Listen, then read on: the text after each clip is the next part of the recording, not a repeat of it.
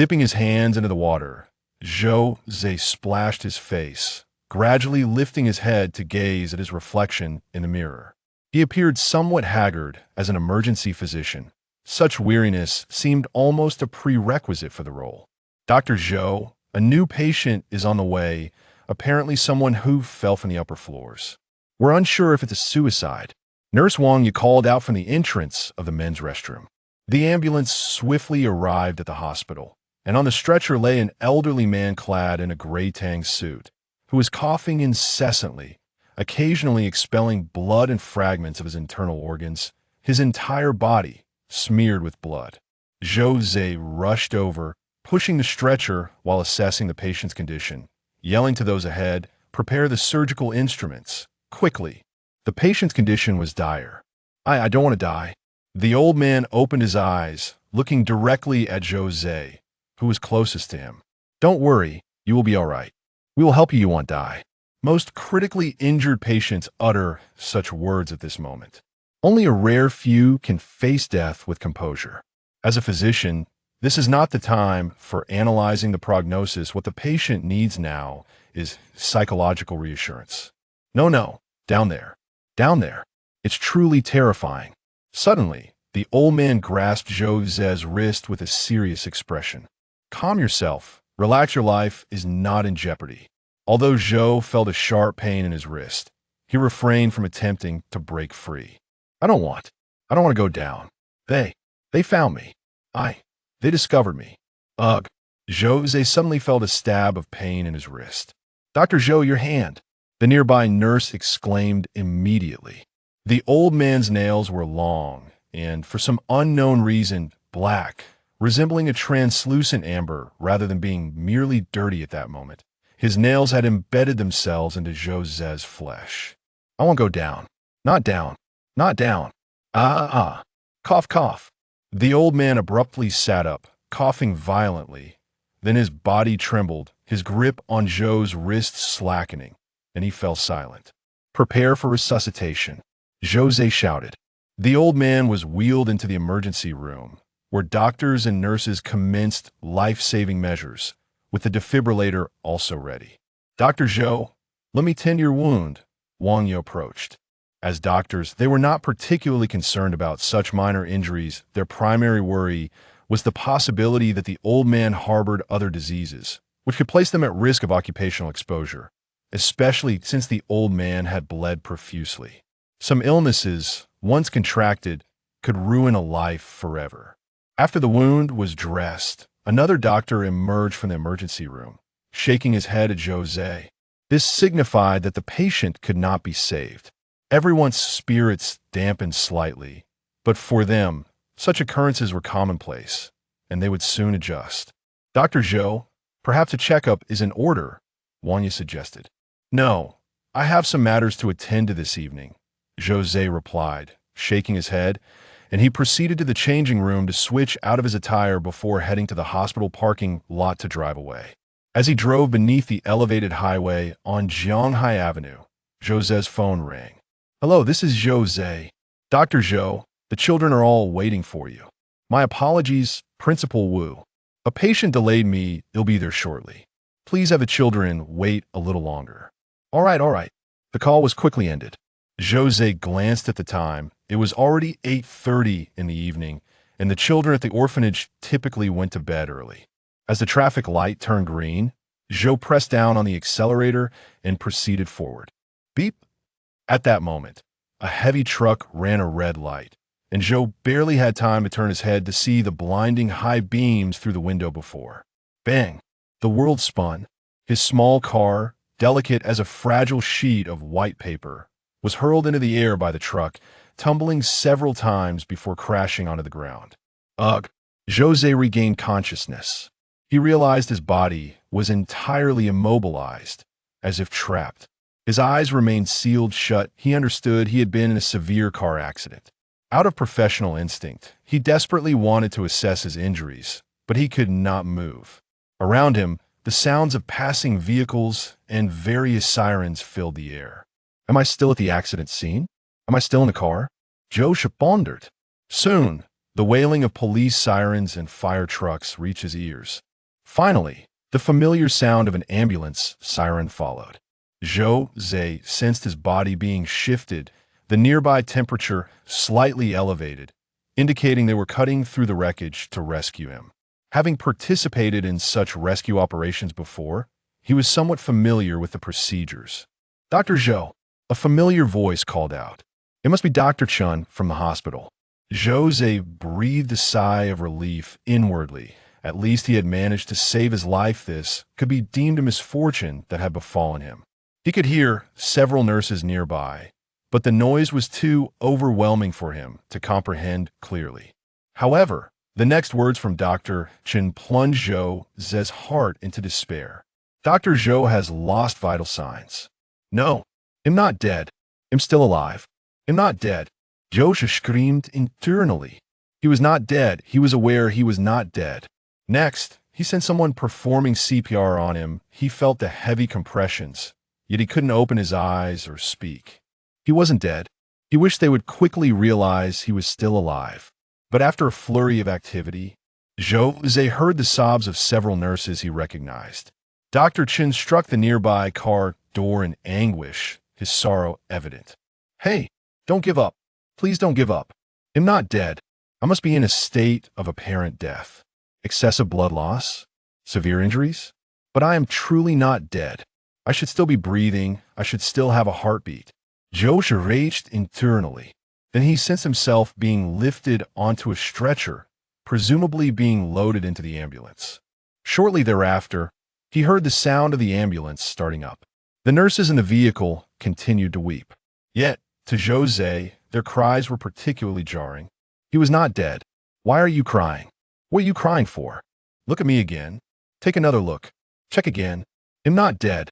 The ambulance came to a halt. Then Zhou Ze heard the voices of the hospital administrators. "Is Xiao Zhou really gone? The accident was severe. Dr. Zhou suffered excessive injuries and blood loss. Death has been confirmed." "Really? Just like that, he's gone?" Another vice president seemed incredulous. "Xiao Zhou has departed." This was the voice of a department head. I just checked again. "I'm not dead. You incompetent doctors. I'm not dead. You bastards. Bastards." Zhou Ze cursed incessantly in his mind. At that moment, the people around him were no longer his colleagues, friends, or superiors. They had the audacity to declare him dead. But can the dead still hear and feel? "I'm not dead. You bastards. Animals. I'm not dead. Save me. Save me." The stretcher began to move, the surroundings growing eerily quiet, and the temperature gradually dropping. "Xiaoya, don't be too heartbroken," the director said. "There will be a memorial service for Dr. Zhou tomorrow."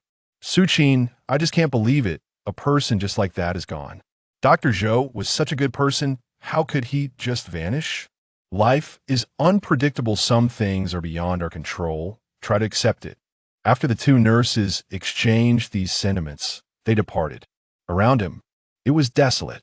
The chilling stillness was strikingly clear. Zhou Ze struggled desperately, yearning to awaken, craving to voice his presence. Yet, he felt as though he was caught in a state of paralysis. No matter how hard he tried, his body remained unresponsive. Ultimately, he despaired and gave up. He was exhausted and weary. He understood where he was. In the hospital, in the morgue. When Zhou Ze awoke once more, he sensed a faint coolness on his face. The sensation of pain was also acutely clear. "Is the makeup done?" someone asked nearby. "Don't rush. Look at him. He's been smashed to this state. Makeup can't be done so quickly. The hospital has been urging us. They are about to send him to the memorial service. Why not come yourself?" The mortician seemed somewhat agitated, applying makeup with greater force. Naturally, the clients they attended to were deceased, who could not express pain, nor could they worry about complaints. Their sole obligation was to ensure the living beheld the results. Zhou Ze had exhausted all strength to resist, and so he lay quietly, enduring the sharp sensation of the makeup brush pressing incessantly against his face. At long last, the makeup was complete. "All right, some of them in our work here is done." Zhou Ze felt himself being dressed, and soon after, he was pushed out, the hospital attendants lifting him into a soft yet confined space. "This must be the coffin," Then, the cacophony around him was abruptly silenced, presumably as the lid was lowered. Shaking, jostling, bumping. Time became an indistinct blur until Zhou Ze finally heard a sound the coffin lid had been opened. What reached his ears was the mournful melody. The director held a microphone, delivering a speech, extolling his own virtues while lamenting over himself, followed by the vice president and the heads of various departments. Around him, the sound of footsteps occasionally passed, some merely walking by to cast one last glance, others attempting to call out to him in a weeping tone. This was a vigil of his remains. A vigil of my remains. I am not dead. I am truly not dead. I have not died. I am alive. Joshua wailed internally, and he began to strive once more. Yet still found himself able only to hear and feel, but unable to speak, unable to open his eyes. Everyone had concluded he was dead, yet he knew well he was not dead. The children from the orphanage had also arrived, weeping beside him. Little Zhou, go in peace this time. It counts as an occupational hazard. You have no family, but the hospital will provide compensation to the orphanage, so do not worry, the vice president said beside Zhou Ze. Then, Zhou Ze sensed himself being isolated once more, the coffin lid closing again. Once more came the jostling, until it finally came to a halt. The coffin lid was lifted anew, and the surroundings were somewhat hushed, with occasional voices heard, yet not loud. Two individuals, one grasping his shoulder and the other his legs, lifted him and placed him upon another cold surface, seemingly a metal slab. These two were remarkably proficient, exceptionally skilled. Faint cries could be discerned in the vicinity. At first, Zhou Ze could not discern where he had been taken. But in that moment, he suddenly understood. You bastards! They had brought him to the crematorium. They were going to burn him. I'm not dead, you bastards! Curse your ancestors! I'm not dead. Not dead yet. Do not cremate me. Do not cremate me. I am truly still alive. You beasts! Mongrels! You wretched scum! This time, Zhou Ze's madness reached its peak. For he knew, once he was cremated, there would be no room for retreat. He would face death directly, an utterly definitive end. Mommy, I just saw this uncle's hand move, a timid voice from a little girl nearby spoke. Smack! A tiny palm struck out. Zhou Ze felt despair. For no matter how he struggled, how he roared within, the outside world remained oblivious. He was placed upon the conveyor. Chapter 2 Hell. Cold, so cold. Zhou Ze could not fathom why this place was so frigid. He wandered along a narrow path, flanked by an abundance of blooming flowers, yet devoid of any romantic allure. The blossoms, resplendent in their hues, seemed to mock him, akin to spectators observing his plight. The flowers flourished on one side, while the living traversed towards the afterlife. Zhou Ze's last recollection was of fire, an inferno, a terrifying blaze that consumed him entirely, the heart-stopping heat reducing him to ash. Yet, in the blink of an eye, he found himself here. On this path, there were many others, the elderly, children, youths, and middle-aged individuals, a mingling of genders, each clad in diverse attire. Some donned simple garments, while others flaunted vibrant reds and purples, their faces adorned with excessive rouge. They all walked on tiptoe, silence enveloping them. No words were spoken, no sounds uttered, save for the occasional soft scuff of shoes against the ground. He was dead. This was hell.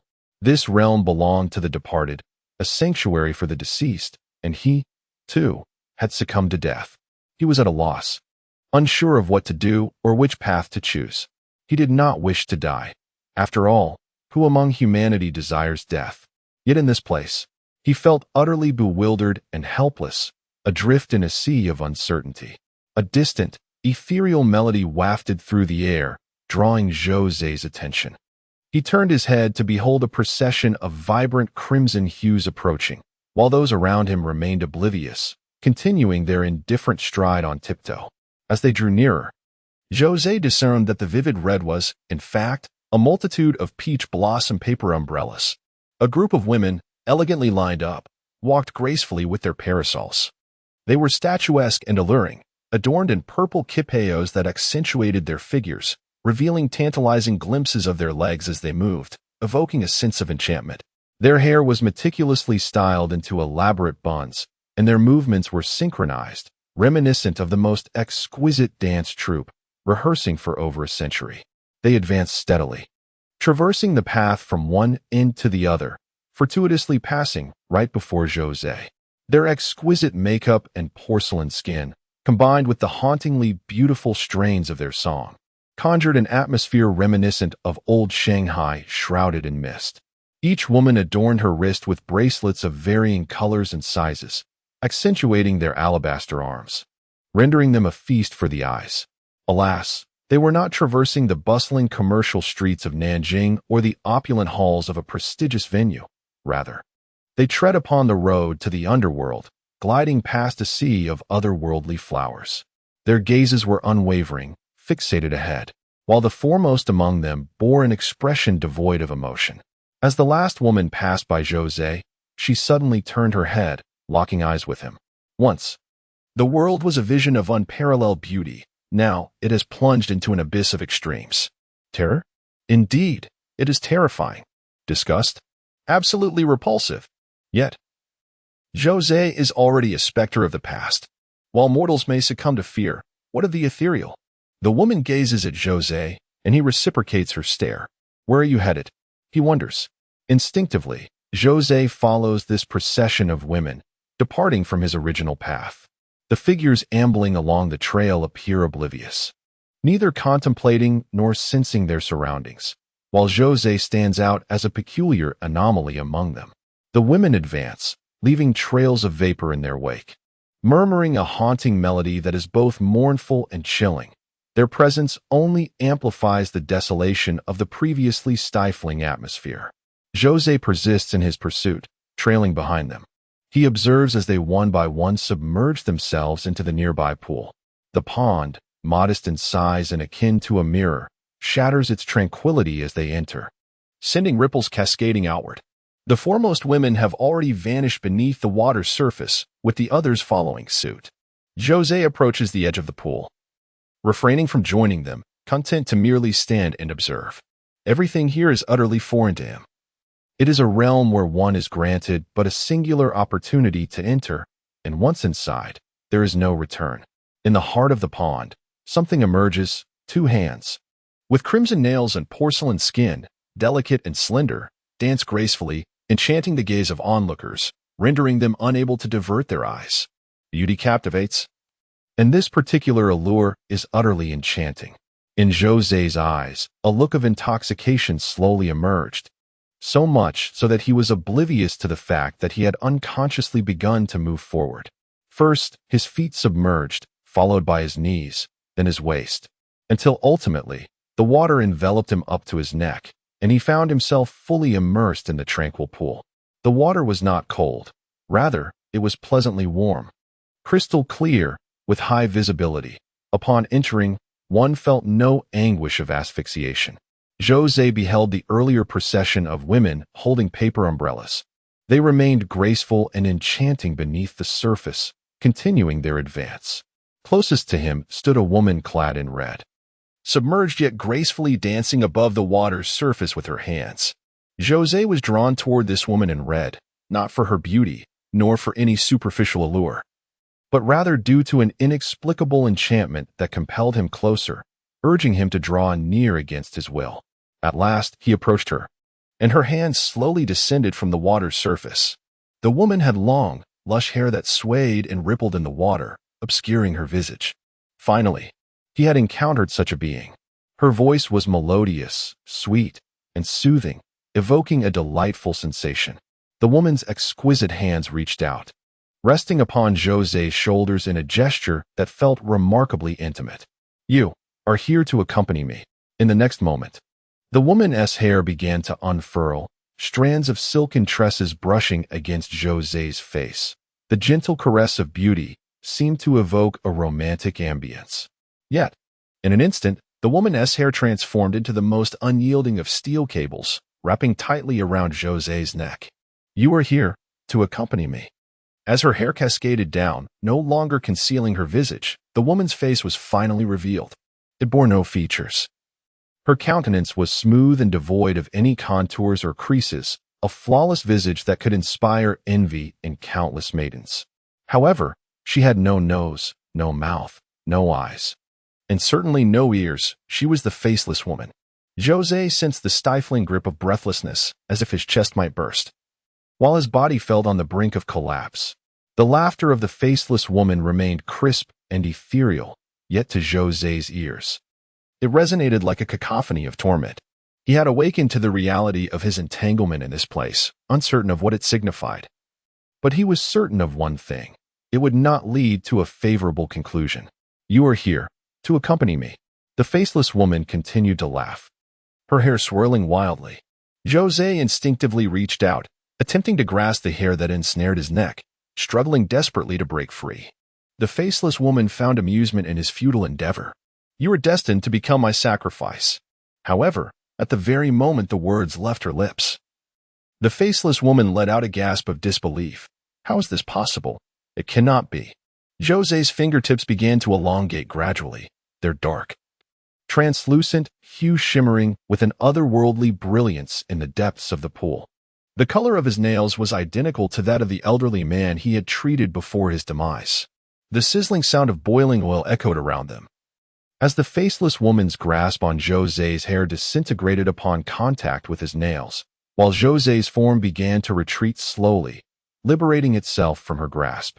It cannot be. It cannot be. This is impossible. Why? Why can you leave? Why can you escape while I cannot? Why? Why? This is unjust. This is so unfair. The faceless woman attempted to obstruct Zhou Ze, but as he sought to free himself, the moment his nails grazed her flawless hand, it was seared through, leaving a gaping hole. Oh! She screamed in agony, her figure recoiling as she lost her control over Zhou Ze. His body began to ascend, nearing the surface. Here, indeed, is the resting place of the departed. The faceless woman below shrieked in a frenzy, consumed by jealousy, envy, and madness. As the ever-rising Zhou Ze gradually lost his consciousness, the ethereal path of the underworld, the dazzling blooms of the ghostly flower, the howls of the faceless woman, and the elegance of the cheap-clad lady all seemed to be receding into the distance. Chapter 3. The Son-in-Law on the Midnight Streets. The lamplight cast a yellow hue, and the air was filled with trepidation. The night was cold, accompanied by a wind that sliced like a knife. Zhou Ze shivered in the chill, uncertain of his whereabouts yet acutely aware of one truth. He was in the realm of mortals. He found himself at a loss, mechanically trudging forward without the capacity to ponder other matters, such as the place he had just ascended from, the elderly man he had attempted to save before the accident, the faceless woman draped in red by the pond, or even his own fingernails. He felt ostracized and alienated by this world. Those who have never experienced confinement cannot fathom the profound anguish of complete isolation. For Zhou Ze, the entire world had become his prison, shrouded in a veil of darkness. No one could see him, nor could anyone communicate with him. He was unable to grasp anything tangible, and even the wind could effortlessly pass through him. He felt so fragile. The phrase weak as a reed perfectly encapsulated his state of being. Moreover, what astonished and horrified Zhou Ze the most was the sight of faint luminescent particles continuously dispersing from his body. In other words, he was gradually fading away. Perhaps in merely a quarter of an hour, he would completely vanish, erasing the last trace of his insignificant existence. He was oblivious to how all this transpired. Yet he understood that his time was truly running out. In the Eight Immortals, Tai Guili entered the body of a man who had perished from hunger in the form of a soul, thus becoming the figure celebrated in later generations. Zhou Ze had also heard tales of spirits borrowing bodies to return to life, and he yearned to do the same. He felt cold and anxious, desperately needing a corporeal form to cling to.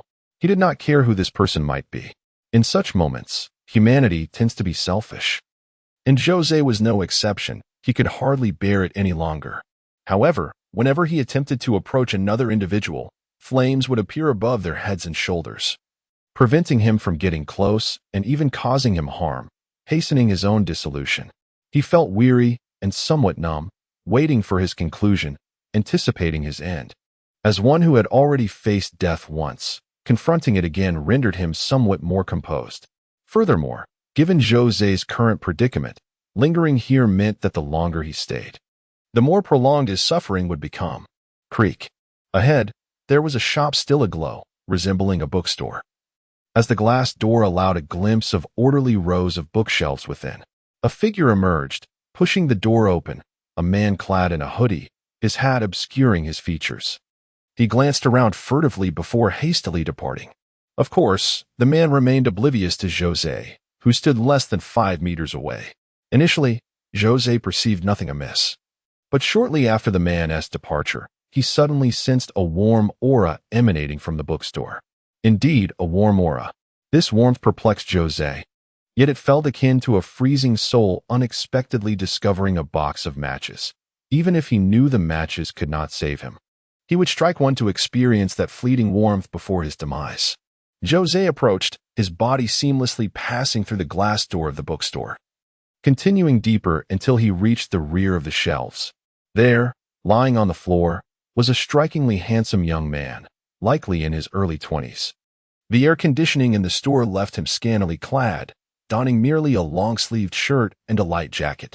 As Zhou Ze observed him, he felt a profound warmth radiating from the young man, akin to a destitute wanderer discovering a bag of gold coins on a darkened street.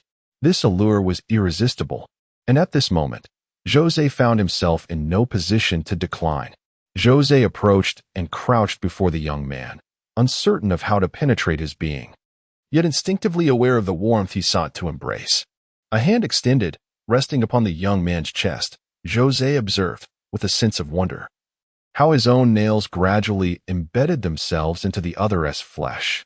This peculiar sensation was unlike the gentle caress of the breeze he had felt while walking.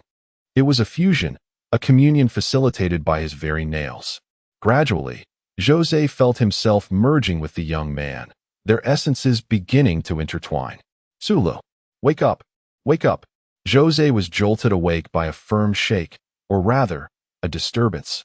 As he opened his eyes, he found himself seated behind the counter of a bookstore, his hands resting upon it. Hey, wake up. The woman's voice pierced through the air, sharp and commanding, laced with an air of authority. Lifting his gaze, Zhou Ze beheld the woman before him, though more accurately, a girl, likely of high school age. Despite her stature as a young woman, a hint of youthful innocence still lingered in her demeanor. Who gave you the audacity? Sulu? Who is that? Zhou Ze replied, bewildered, as he spread his hands, noticing their smoothness. Unlike his former hands, which bore calluses from years of surgical practice, these were unblemished. Hey, I'm talking to you. The girl slammed her palm against the counter, her demeanor fierce and demanding. Zhou Ze furrowed his brow slightly. Rising to his feet and approaching the glass mirror by the shop door, he beheld his own reflection, a visage that seemed foreign to him. No. He had indeed seen this face before. It was the one he had encountered last night. Is this body truly mine? He pondered. Hey, what do you mean by that? My parents are furious, and my mother is throwing a fit at home. Let me tell you, everything you're eating and using right now belongs to my family. What right do you, as a son-in-law, have to act so arrogantly in my household? Who are you trying to impress?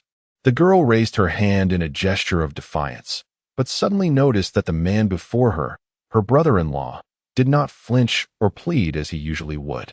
Instead, the depth of emotion in his eyes filled her with a sense of trepidation. At that moment, she glanced at the time and realized it was already 7:30. I'm off to school now. We'll settle this later. The girl stormed out in a huff. Even now, Zhou Ze found it difficult to adapt to this abrupt shift in identity.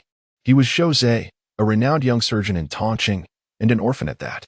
Yet, here he was, embodying this new persona. What had that girl just said? I am a son-in-law, with a wife and in-laws. Moreover, judging by the attitude and tone of his sister-in-law when addressing him, it appeared this role of a son-in-law indeed conformed to some archaic tradition. The son-in-law, colloquially known as a reverse marriage, is not only looked down upon by his wife's family, but was also scorned by society in ancient times, often regarded as having a status akin to that of a criminal. During the Han and Tang dynasties, among those coerced into border patrols, there were frequently such sons-in-law. As he picked up his phone, he noticed it was devoid of a password. Whether this was due to the owner's laziness or fear remained a mystery. At this moment, it allowed Zhou Ze to effortlessly access his WeChat and QQ. His QQ contacts were scant, comprising merely a few middle school, high school, and university acquaintances, alongside a solitary entry labeled wife in the family list. Upon opening the chat history with her, he found it empty. Well, he thought, it would suffice to respond with, okay. Zhou Ze cast the phone aside, pondering the complexity of his social connections. He glanced at his palm. His nails appeared no different from those of an ordinary person. Yet, reflecting on the elderly man he had rescued prior to his accident, his escape from the clutches of a faceless woman, and his subsequent inhabitation of this stranger's body, he remembered that his nails had played a crucial role in those events. In a moment of contemplation, Zhou Ze noticed his nails beginning to elongate gradually, transforming into a deep, translucent black, with wisps of dark mist swirling around them. Taking a deep breath, he closed his eyes, and upon reopening them, his nails had returned to their normal state. From morning until noon, Zhou Ze sat there, endeavoring to acclimate to his newfound identity while attempting to quell the discomfort stemming from this transformation. He neglected to eat lunch, uncertain whether he had simply forgotten or if hunger had eluded him entirely. This place remained Tongqing. Zhou Ze's former residence was in Chongchuan district, while his current abode lay in Gangxia district, a mere stone's throw away.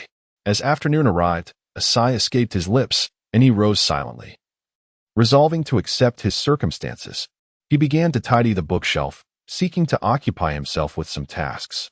The old man who had once grasped him in life had spoken of being discovered, and the faceless woman in hell had warned him that capture was inevitable, instilling a sense of urgency within Zhou Ze.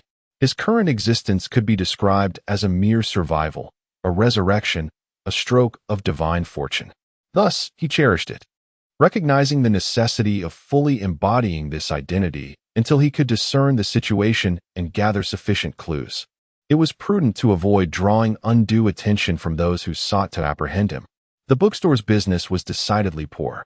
The malaise plaguing the traditional book market was no recent phenomenon, and this establishment was not situated on the bustling main street near the school. One could only question the wisdom of Su Li's decision to open a bookstore in such a location, with the prospect of breaking even appearing dubious at best. It was not until 3 o'clock in the afternoon that the first customer of the day entered.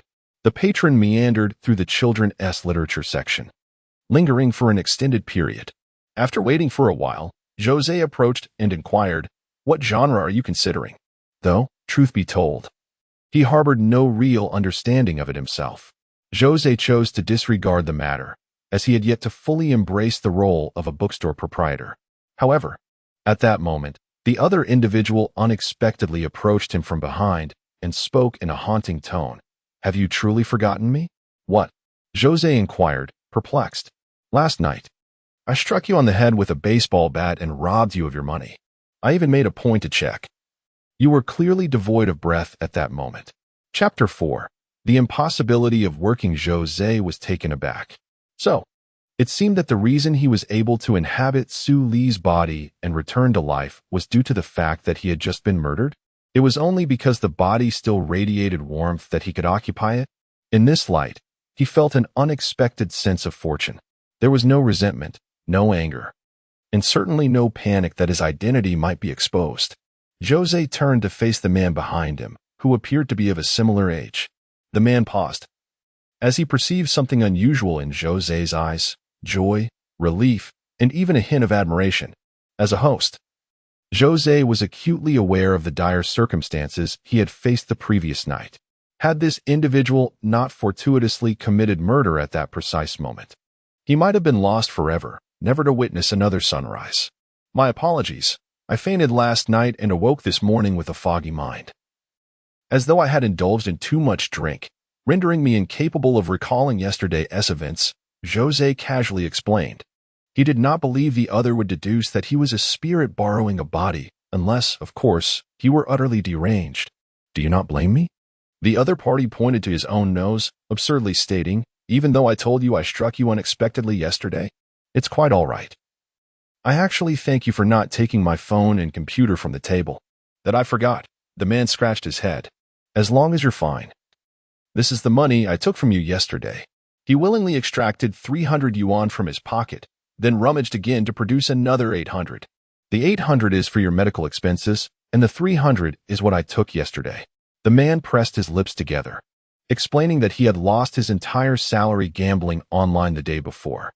Passing by this bookstore, he suddenly felt the urge to acquire some money. And after knocking you down, he was alarmed to discover you were not breathing.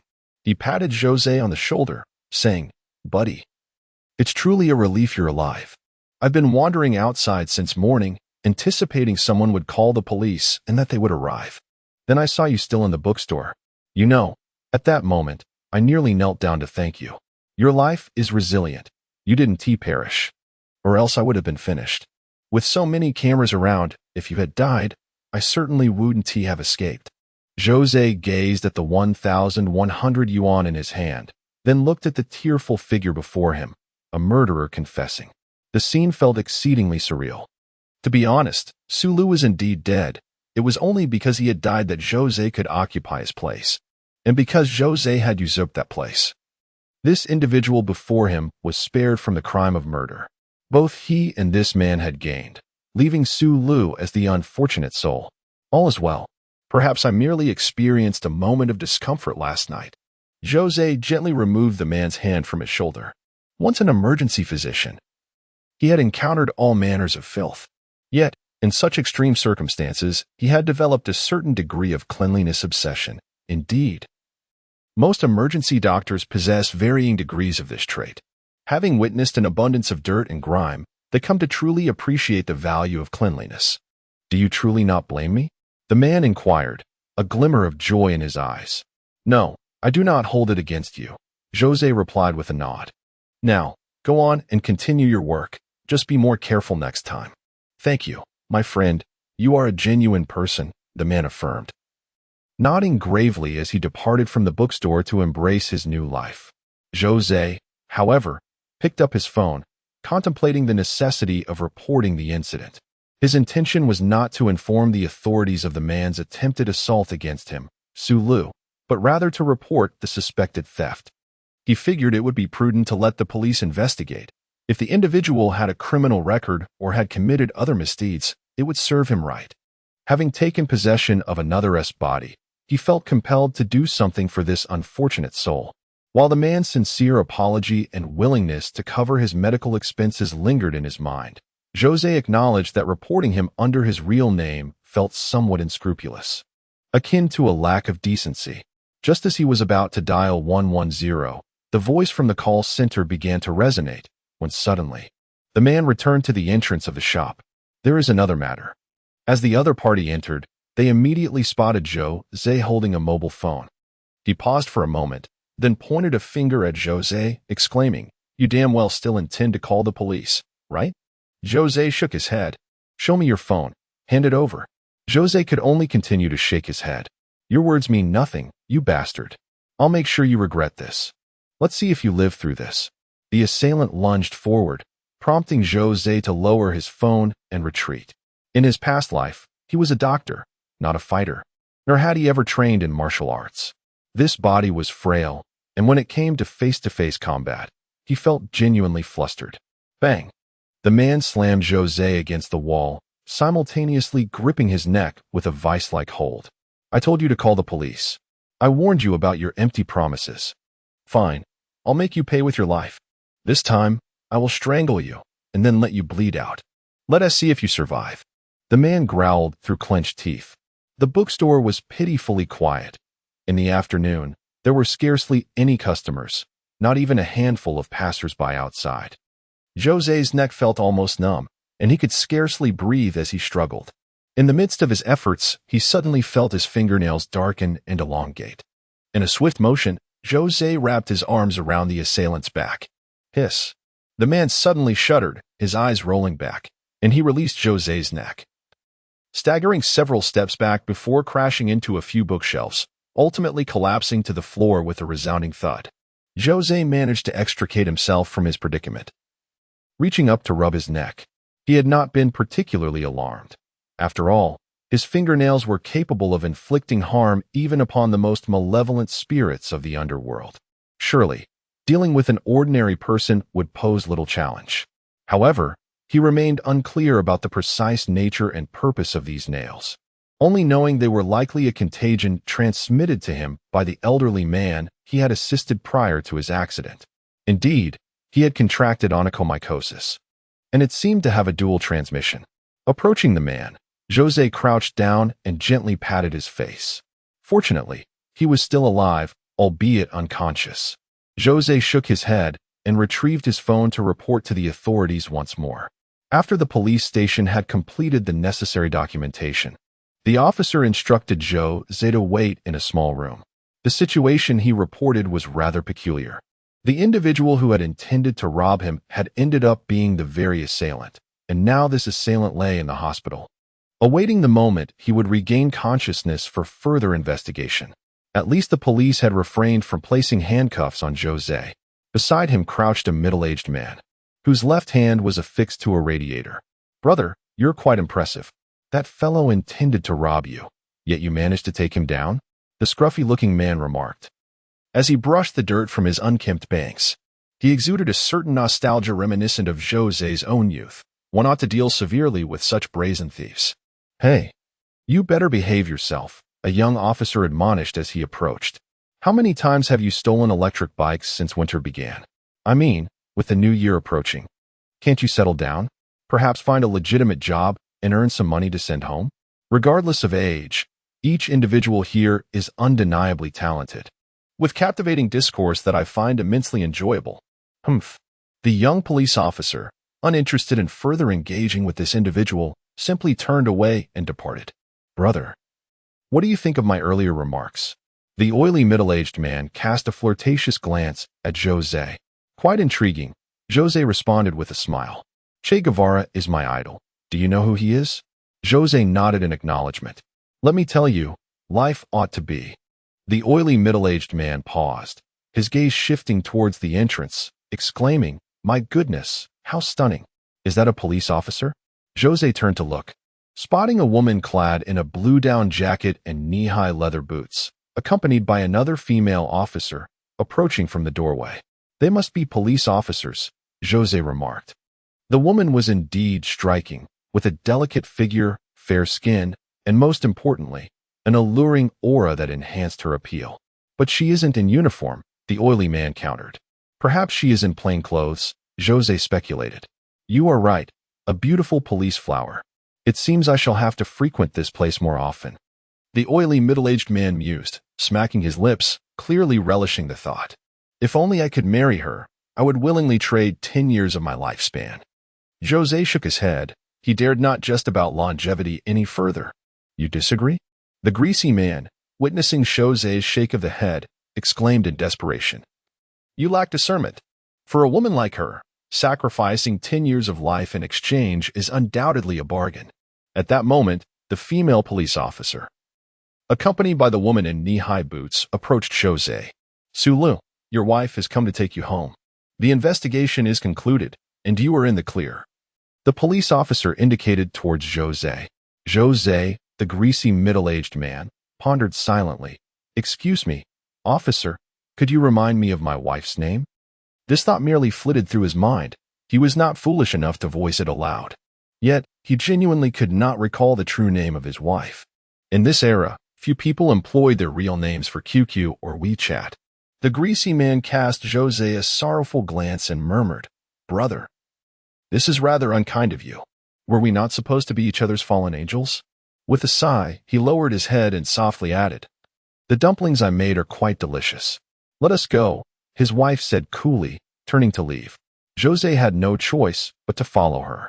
She drove a Qinglang and slid into the driver's seat. Zhou Ze opened the door and settled into the passenger seat. To be honest, the situation felt somewhat awkward. Had that unfortunate fellow Su Li's marital and familial life been a tad more harmonious, he might not have found himself in such an awkward predicament. Faced with the concern of his beloved wife, he could conjure up excuses to elucidate his discomfort, perhaps claiming a slight dizziness or a foggy memory. Yet, the woman before him exuded an air reminiscent of a frosty goddess, seemingly disinterested in engaging with him. Even upon his release from the police station, her demeanor suggested it was merely a procedural obligation.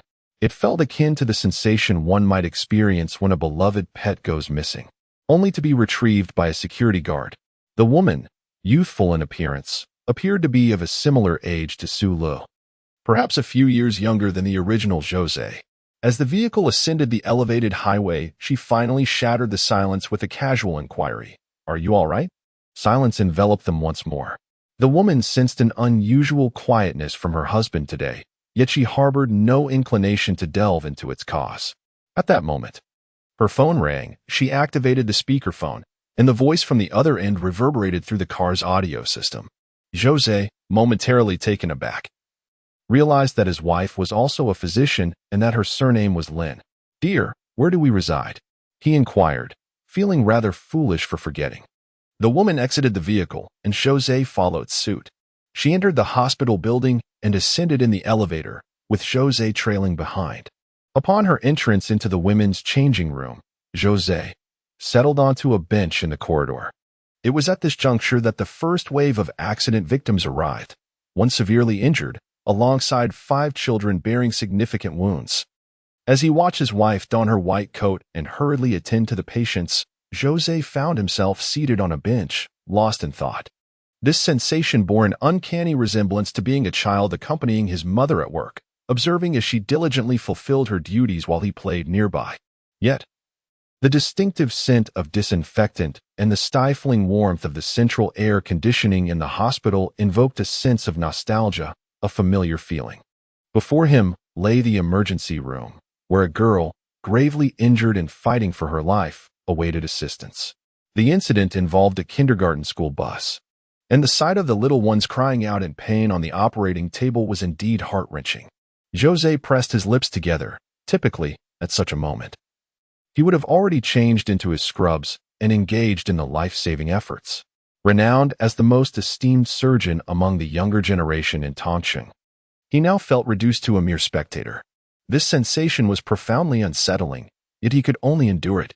Moreover, this public hospital was recognized as the finest in Tongcheng.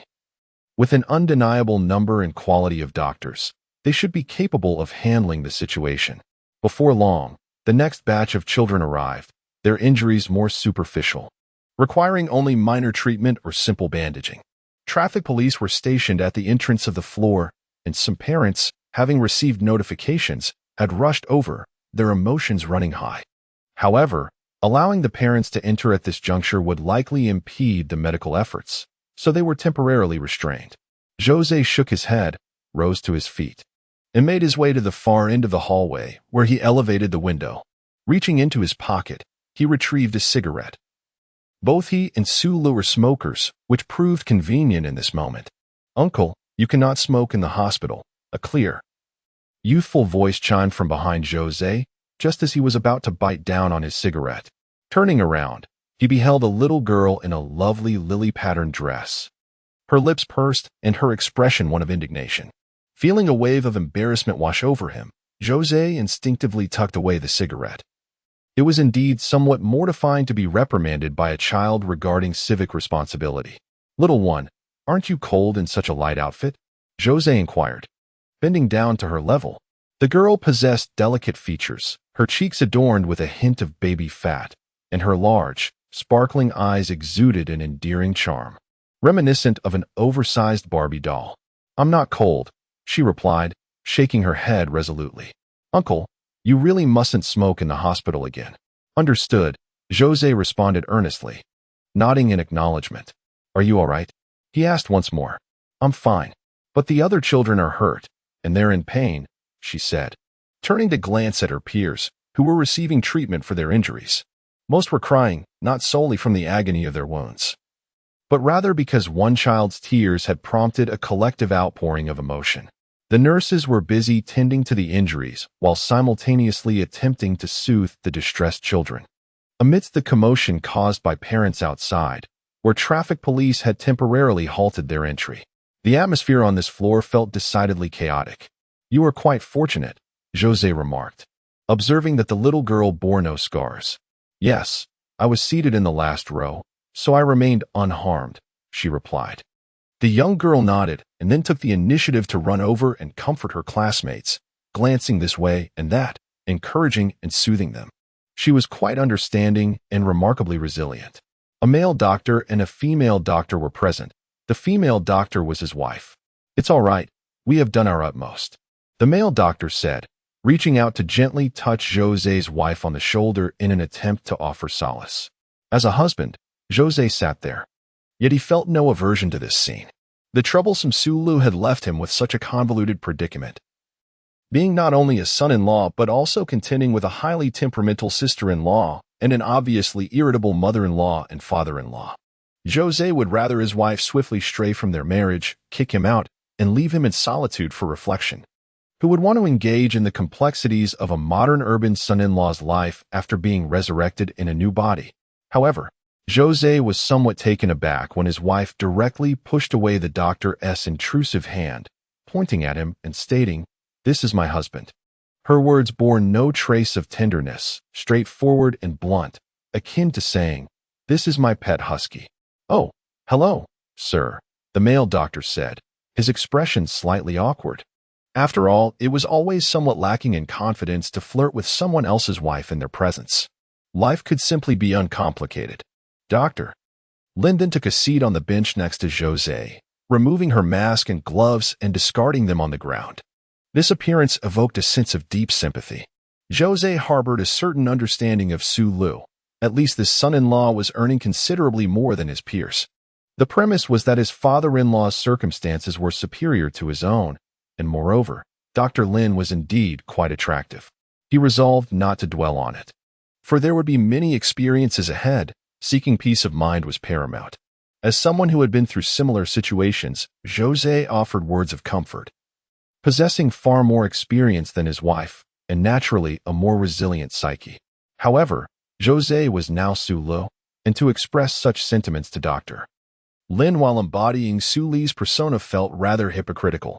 He shrugged, inwardly scoffing at Su Li's timidity. "Look at you. Your wife dares to tell you to be silent in public." At that moment, two nurses drew back the curtains of the emergency room, revealing a bed within, upon which lay a small form covered with a white sheet. Zhou Ze cast a fleeting glance. He had encountered death many times, having saved numerous lives throughout his medical career, yet he had also witnessed many patients succumb before him, helpless to intervene. "Dr. Lin, is this your husband?" A young nurse inquired teasingly, well aware that Dr. Lin was married, yet noting that her husband was unlike the boyfriends of other female doctors and nurses, as he had never graced the hospital with his presence. One cannot blame them for finding humor in the face of death. It is akin to asking someone who has visited Tibet once to claim their spirit has been profoundly transformed, while someone who has resided there for a decade would likely find such sentiments unrealistic. Indeed, Dr. Lin nodded in acknowledgement, her emotions having calmed somewhat at that moment. The exclamation startled the two young nurses, leaving them somewhat flustered, while Dr. Lin herself was momentarily taken aback by the abruptness of it all. Zhou Ze, however, offered no explanation. He merely reached out to unveil the white cloth shrouding the girl's head. It was indeed her. No wonder she bore no visible injuries. She was, in fact, the one who had suffered the most among the children. The doctors had been fervently attempting to save her. Her spirit had already begun to drift away. Yet she remained oblivious, reminding herself not to smoke in public, and even offering comfort to her classmates who had sustained minor injuries. In truth, those children could not see her. Within the entire hospital, only Zhou Ze possessed the ability to perceive her presence. Had she truly departed from this world? Zhou Ze pondered, his gaze sweeping around the room. Su Lu? Dr. Lin observed her husband, choosing to disregard his recent expletive, as she sensed something was amiss with his demeanor. "She is not gone yet. Continue the rescue efforts."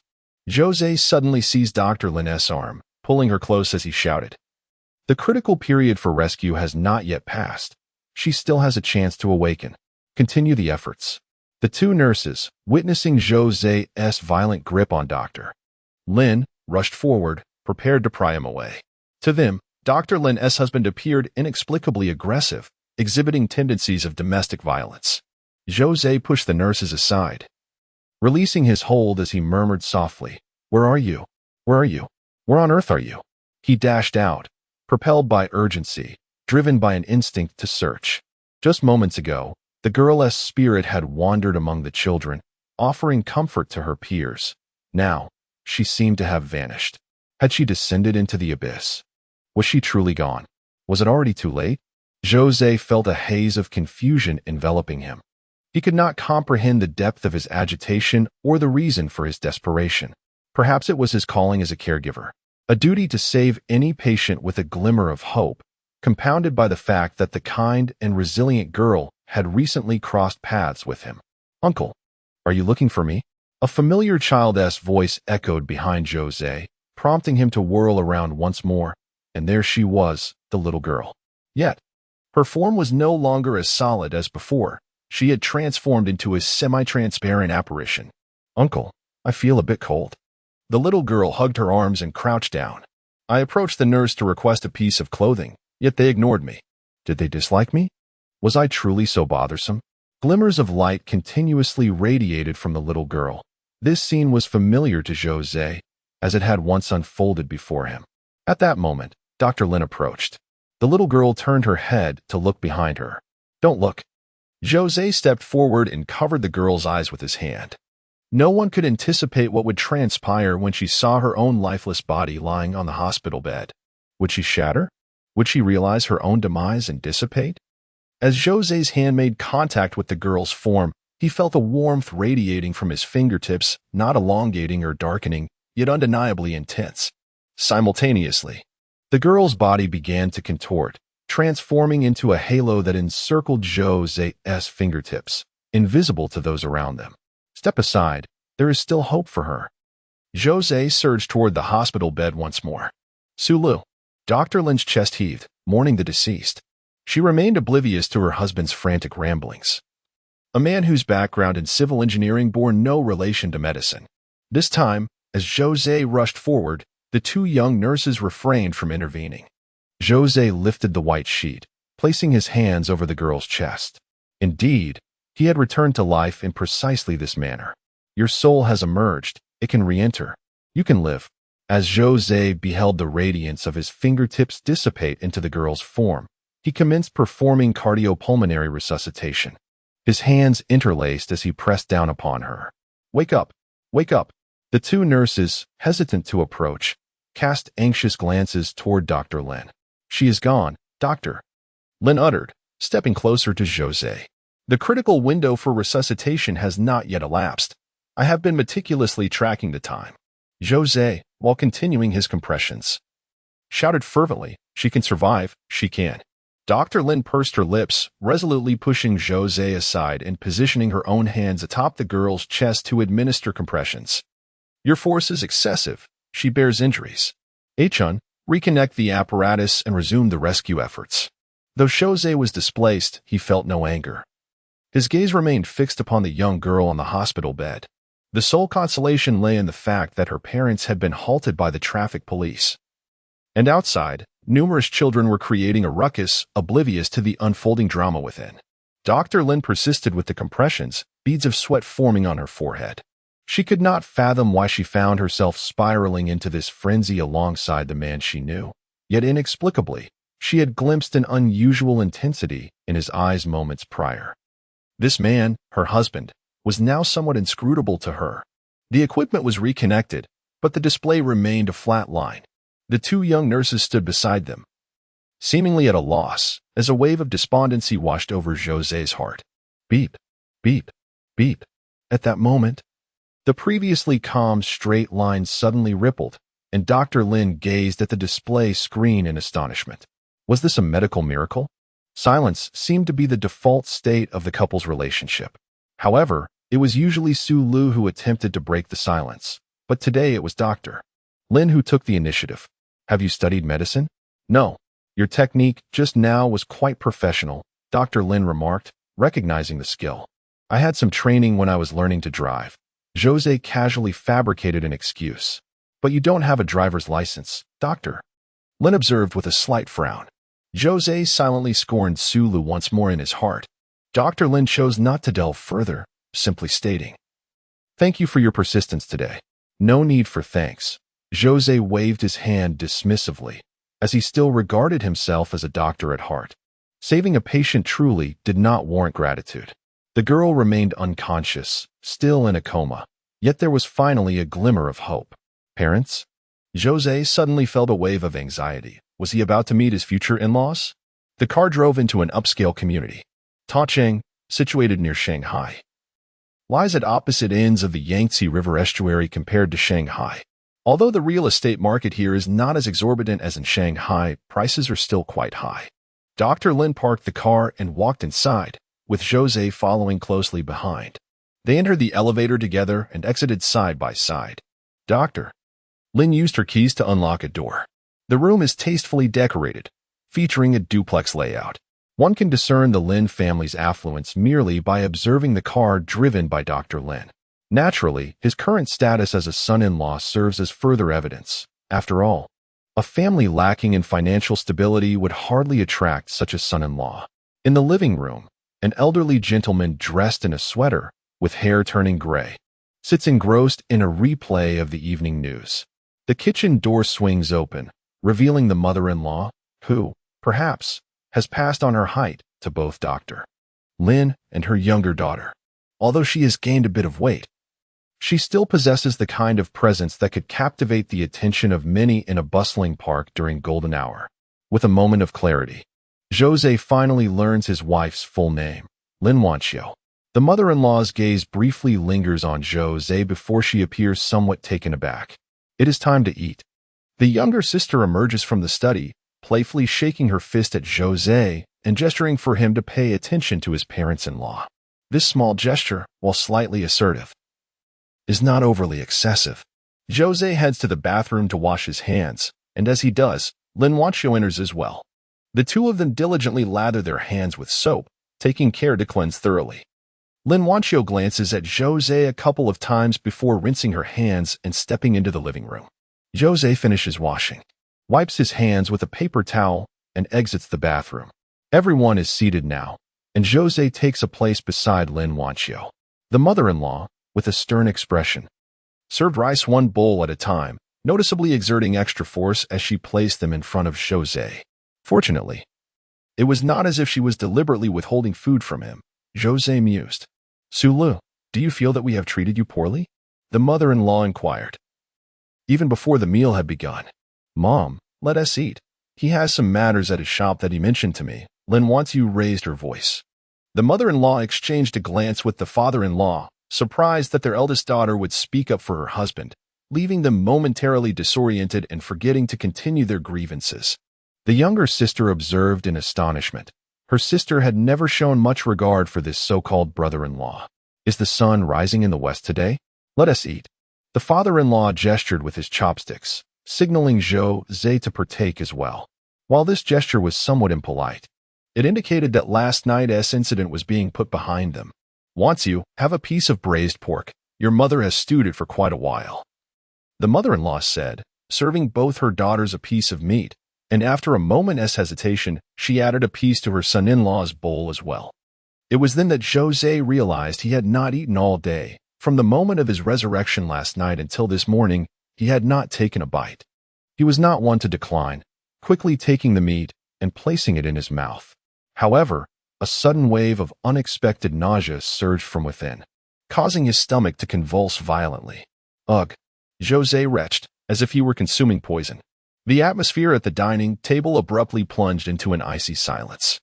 In the process of writing horror broadcast, the author had not solicited votes for over a year, preferring to immerse himself quietly in his craft. It was only on the afternoon of the day He Came From Hell was released that he discovered he had unexpectedly ascended to the ranks of the monthly vote leaderboard. Aiming for a discreet and tranquil writing journey, the author believed that a well-crafted story would resonate with readers, ensuring his sustenance through their appreciation. However, not everyone shares this philosophy. Recently, he has received comfort from numerous friends, yet he has also endured mockery and derision, with some reveling in his misfortune. spitting disdainfully upon the remnants of his struggles. To them, it is a spectacle to behold, watching his rise and subsequent fall with gleeful anticipation. The sound of his collapse is, to their ears, a melodious echo, akin to neighbors gathering around a home in distress, munching on seeds and discussing the unfolding drama with delight. Having spent 5 years in the literary realm, the author believes he has not wronged anyone nor engaged in quarrels. Yet, reality often mirrors fiction, with certain individuals emerging at opportune moments to revel in his plight, sprinkling salt on his wounds. They assume that once he has fallen, he will remain downcast. This sentiment is intolerable to him. In his previous work, he inadvertently transgressed unwritten rules and faced the consequences, which he accepted with grace and understanding, learning from the experience. In this book, let us adhere to the established rules, avoiding any potential pitfalls. The dragon seeks to prove itself, dancing within the confines of the regulations, showcasing a grace that surpasses that of most others. Should a successful book vanish, I shall simply compose another, one that is destined for triumph as well. The dragon aims to demonstrate that what appears insurmountable to some is mere triviality to it. Henceforth, every book penned by the dragon shall achieve success. The urgency of releasing the new book came before the signing of the contract was finalized. Thus, I was unable to modify the contract status and accept rewards. Now, the status has been rectified, and rewards can be accepted. The dragon does not lack for funds, as previous works continue to generate residual royalties, ensuring a stable livelihood without any issues. Today, the dragon seeks rewards solely to flaunt its popularity. It aims to showcase its loyal supporters, proving that although the previous edifice may have collapsed, many stand with the dragon to erect an even grander structure. Chapter 7. Terrifying. My apologies. Zhou Ze raised his hand, indicating that it was unintentional, for the situation was indeed a slap in the face, particularly given the puzzling lack of warmth from Su Li's in-laws towards this son-in-law. Feeling unwell, Dr. Lin set down his chopsticks and inquired. It's nothing at all. Zhou Ze once again grasped his chopsticks and began to shovel rice into his mouth. Yet, just as he was about to swallow, a sharp spasm seized his stomach, and an overwhelming wave of nausea surged within him, as though he were on the brink of consuming not mere rice, but the very essence of filth.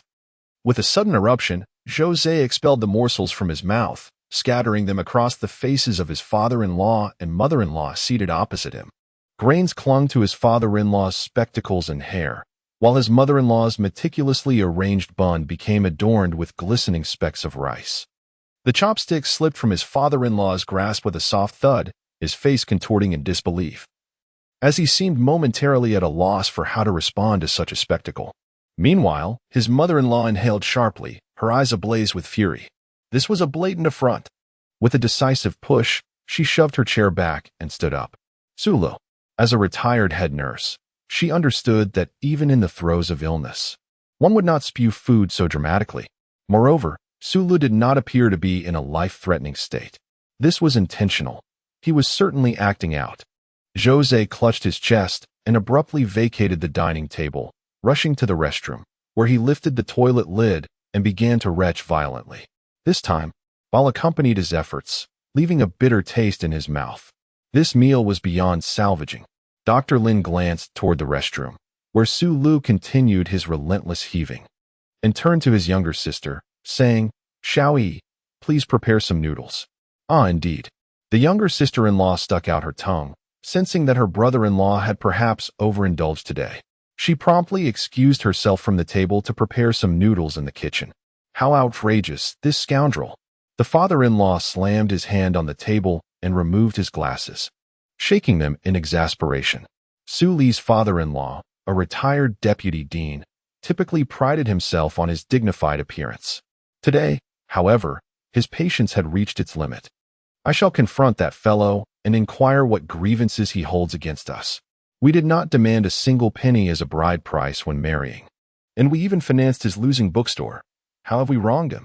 The mother-in-law prepared to head to the restroom. "Mother, please tidy up here. He is unwell," said Lin. The doctor, as she began to clear the untouched dishes from the table. "Even in such circumstances, you still defend him?" The mother-in-law, filled with ire, pointed an accusatory finger at her daughter. Otherwise, who was it that coerced me into marriage in the first place? Lin, the doctor, gazed steadily at her mother, her delicate features now radiating a remarkable resolve. The mother-in-law was momentarily at a loss for words. Indeed, it was they who had pressured their daughter into matrimony. Driven by an eagerness to hold the grandchild, they had gone to great lengths to secure Su Lu as a son-in-law. Their reasoning had been straightforward. With only 2 daughters and no male heirs, they had no choice but to welcome a son-in-law into their household, ensuring that the grandchild would bear their surname. Furthermore, Su Lu, being an orphan and a university graduate, met their criteria. I cannot eat anymore. Sighing, the mother-in-law exclaimed, "Oh dear, you have a stomach ailment. Mother, please bring a bowl of noodles to father shortly." Dr. Lin tidied up the desk before making her way to the restroom. Her mother-in-law observed her daughter's silhouette, ultimately choosing silence. Pushing open the glass door of the restroom, Dr. Lin discovered Zhou Ze kneeling beside the toilet, one hand gripping the edge while the other pressed against his chest. "Are you feeling unwell? I asked Shai to prepare some noodles. You can eat them later." A wave of nausea surged within Zhou Ze at the mere thought of noodles, prompting him to retch once more. Lin Wanqiu furrowed her brow. "Should we go to the hospital?" "No need. I'm fine. I won't eat." Zhou Ze waved his hand dismissively, forcing himself to stand. He approached the sink to rinse his mouth and wash his face. This evening's dinner was destined to conclude on a sour note.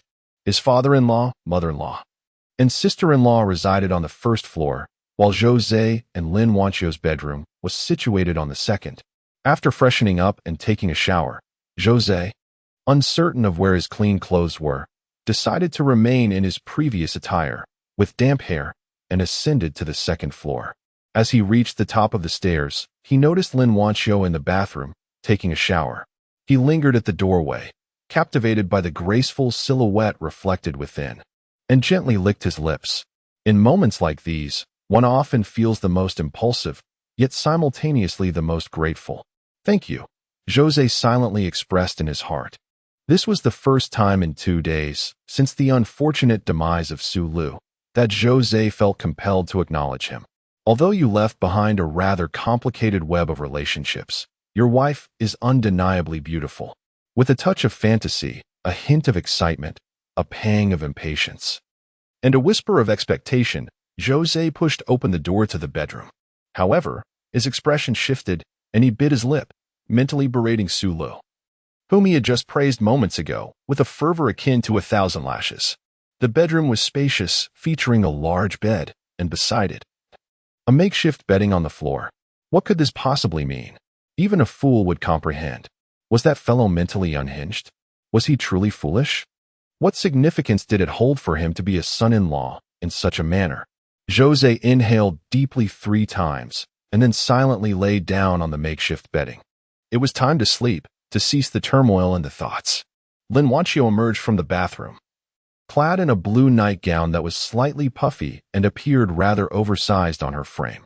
Zhou Ze, lying on the floor, instinctively swallowed. "Get up," Lin Wanqiu said. "Huh.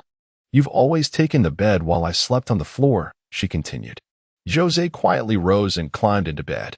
Lin Wanqiu turned off the light and settled onto the makeshift bedding. Perhaps this was her way of compensating for her reluctance to share a bed with Su Lu. She would sleep on the floor. Zhou Ze sighed, preparing himself for sleep. Half an hour later, he remained awake, tossing and turning. An hour passed, and still, he could not find rest. 3 hours later, as the early morning hours crept in, he found himself still awake. His eyelids felt heavy, yet sleep eluded him. Meanwhile, Lin Wanqiu on the makeshift bedding breathed steadily, indicating she had succumbed to slumber. Zhou Ze swore that it was certainly not the presence of a beautiful woman beside him that caused his restlessness and sleeplessness. He felt utterly fatigued, especially after the myriad events of the day. Yet, he simply could not find solace in slumber. Lying in bed, Zhou Ze chose to open his eyes and gaze at his own hands. Was this a unique ability acquired from his journey through hell? Or perhaps something left behind when that old man grasped his wrist before passing? Nevertheless, it felt rather extraordinary.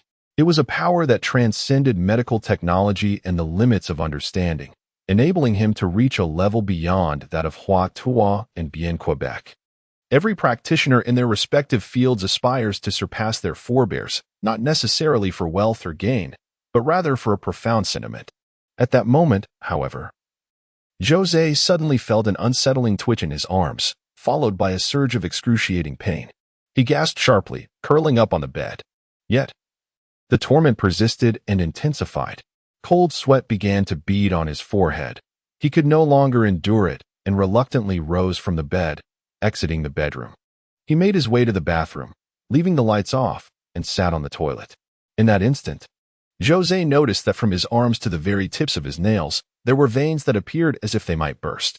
The pain emanated from them, as though something were relentlessly hammering at his marrow. Damnable!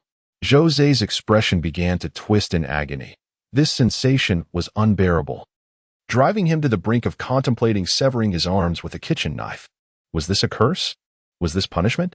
Why am I being punished? What have I done wrong? Is it because I am not a living being that heaven has condemned me? Or perhaps it is due to my act of saving someone today? Yes, that must be the reason. Zhou Ze took a deep breath, contemplating that his use of such power to save a life had disrupted some unseen rule, resulting in this backlash. But then, if I were to eliminate that girl once more, would the pain cease? A faint darkness began to coalesce in Zhou Ze's eyes, yet he remained blissfully unaware. Uncle. Smoking is prohibited in the hospital. The voice of the young girl echoed in his mind. Zhou Ze abruptly shook his head, resolute. No, I saved her, and I will not regret it. I will not regret it. Mom, you are still not well. I just arrived. You should go to the restroom on the second floor. All right then. His sister-in-law ascended to the second floor, her discomfort becoming increasingly unbearable. The restroom on the second floor was unlit, and she pushed the door open and stepped inside. At that moment, Zhou Ze lifted his gaze towards her, and she returned his stare. In Zhou Ze's eyes, a swirling darkness lingered, emanating an aura of immense intimidation, resembling the gaze of a demon that had clawed its way from the depths of hell. Filled with curses and madness, Adu! His sister-in-law screamed in terror, collapsing onto the floor. She looked at Zhou Ze, and he gazed back at her. Suddenly, Zhou Ze noticed that beneath her nightgown, a dampness had formed, and an unpleasant liquid appeared on the tiles. Had she frightened herself to the point of losing control? Chapter 8.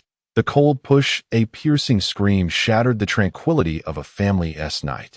It is no wonder, for in the darkened restroom, upon hastily opening the door while desperately needing to relieve oneself, encountering an unexpected presence within is sufficiently terrifying.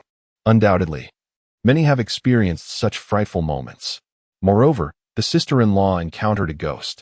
Lin Wanxiu emerged from her bedroom, reaching out to grasp her sister's hand. What happened? What happened? The in-laws also ascended from the first floor, witnessing their youngest daughter weeping in her sister's embrace, and then casting a glance at Zhou Ze, who remained seated upon the toilet. Su Lu, you wretched fool, your heart has been clouded by greed, and now you have set your sights on my youngest daughter. The mother-in-law brandished a broom from the entrance of the restroom, preparing to strike Su Lu. The father-in-law, equally enraged, was poised to enter and reprimand his wayward son-in-law. It is understandable, upon witnessing such a scene, one would naturally leap to conclusions.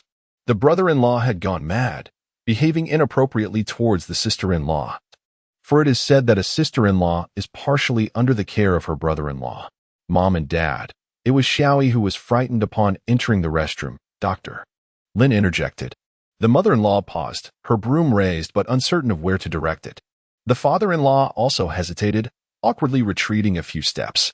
Zhou Ze, momentarily distracted by the commotion, suddenly realized that the veins in his arms had faded, and the excruciating pain had dissipated. He felt an overwhelming sense of fatigue and drowsiness. A profound longing for slumber enveloped him. He rose to his feet, preparing to exit the restroom. As for his in-laws, Zhou Ze found no inclination to engage in any disputes. He had no interest in cleaning up the mess left by that coward Su Lu. However, upon standing, his sister-in-law was immediately startled into a series of tremors, instinctively seeking refuge in her sister's embrace. Ah, don't come near me. Don't come near me.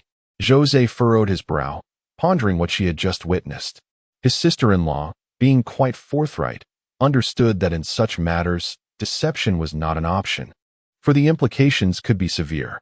No, I just went to the restroom, and when I opened the door, I saw him sitting inside. It was terrifying, summoning her courage. She uttered these words before burying her head once more in her sister's arms. Well, it was ultimately a misunderstanding.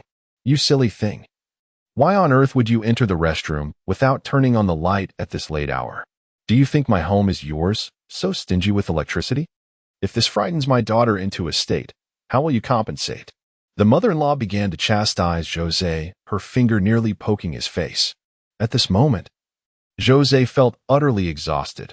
When one is deprived of sleep, irritability often ensues. Coupled with his growing impatience towards the troublesome web of relationships Sulu had woven for him, Zhou Ze might have restrained himself had they not been sleeping in separate beds. Now, with even their sleeping arrangements divided, he was in no mood to endure the grievances of this superficial mother-in-law. With a swift motion, Zhou Ze brushed aside the finger she pointed at him. Leave me be. The mother-in-law's eyes widened in disbelief, clearly unable to fathom that her typically timid son-in-law dared to speak to her in such a manner. How can you speak to your mother like that? Is there no sense of propriety left? At that moment, the father-in-law interjected with a reprimand. If you wish for your daughter to become a divorcee, then by all means, continue with your so-called sense of propriety. With a resounding bang, he forcefully shut the door. How outrageous! How outrageous! The father-in-law seethed, his chest heaving with anger. The mother-in-law hurried to his side, soothing his chest.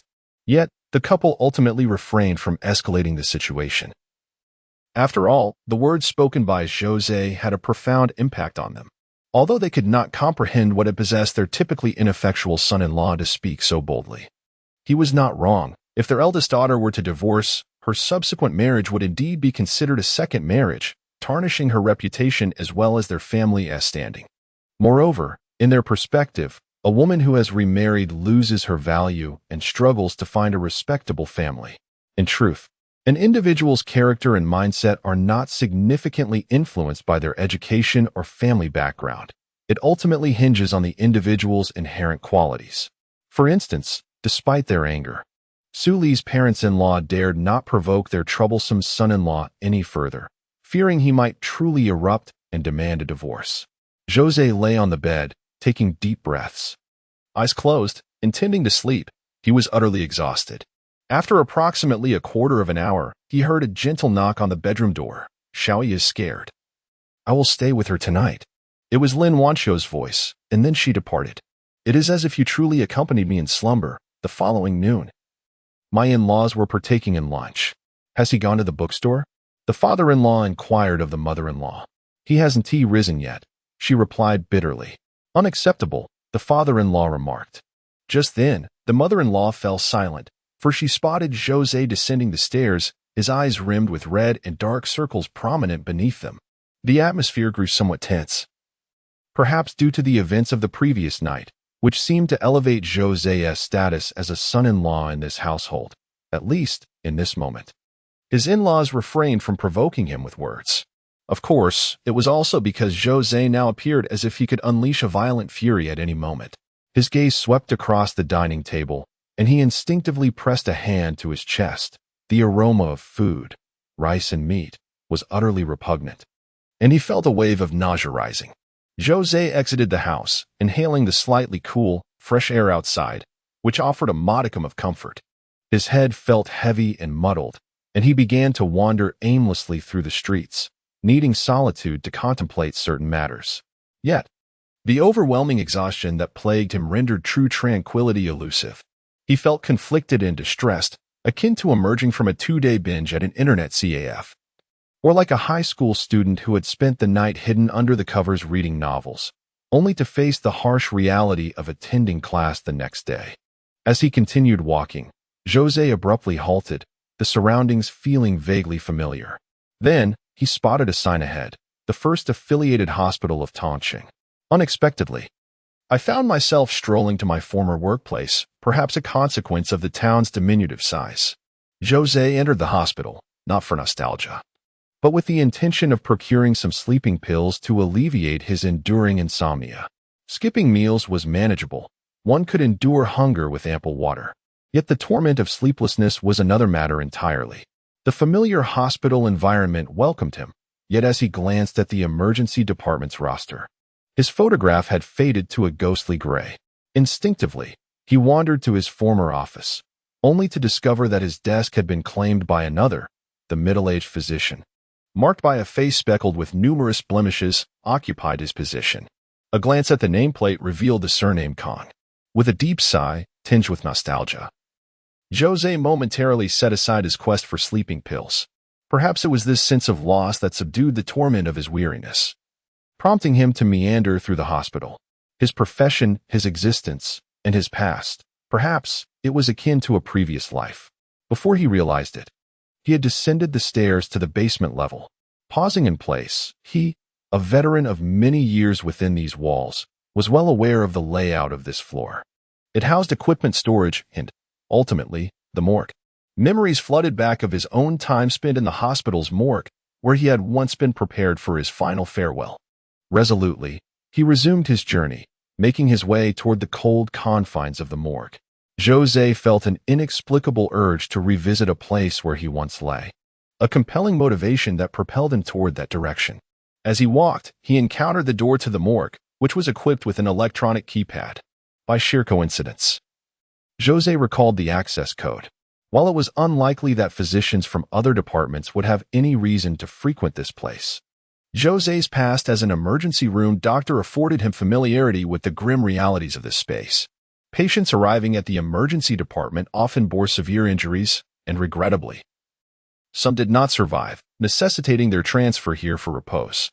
This hospital also served as a temporary holding facility for bodies under the jurisdiction of the local police, particularly those of unidentified individuals or those requiring further investigation.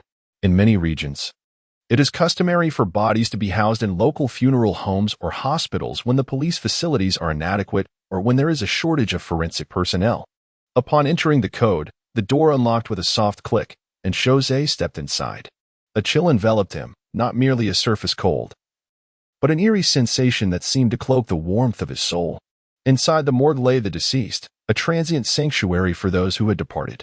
Ordinarily, one would expect an attendant to be present, yet for reasons unknown, Zhou Ze found the space devoid of any personnel upon his arrival, perhaps due to their momentary absence.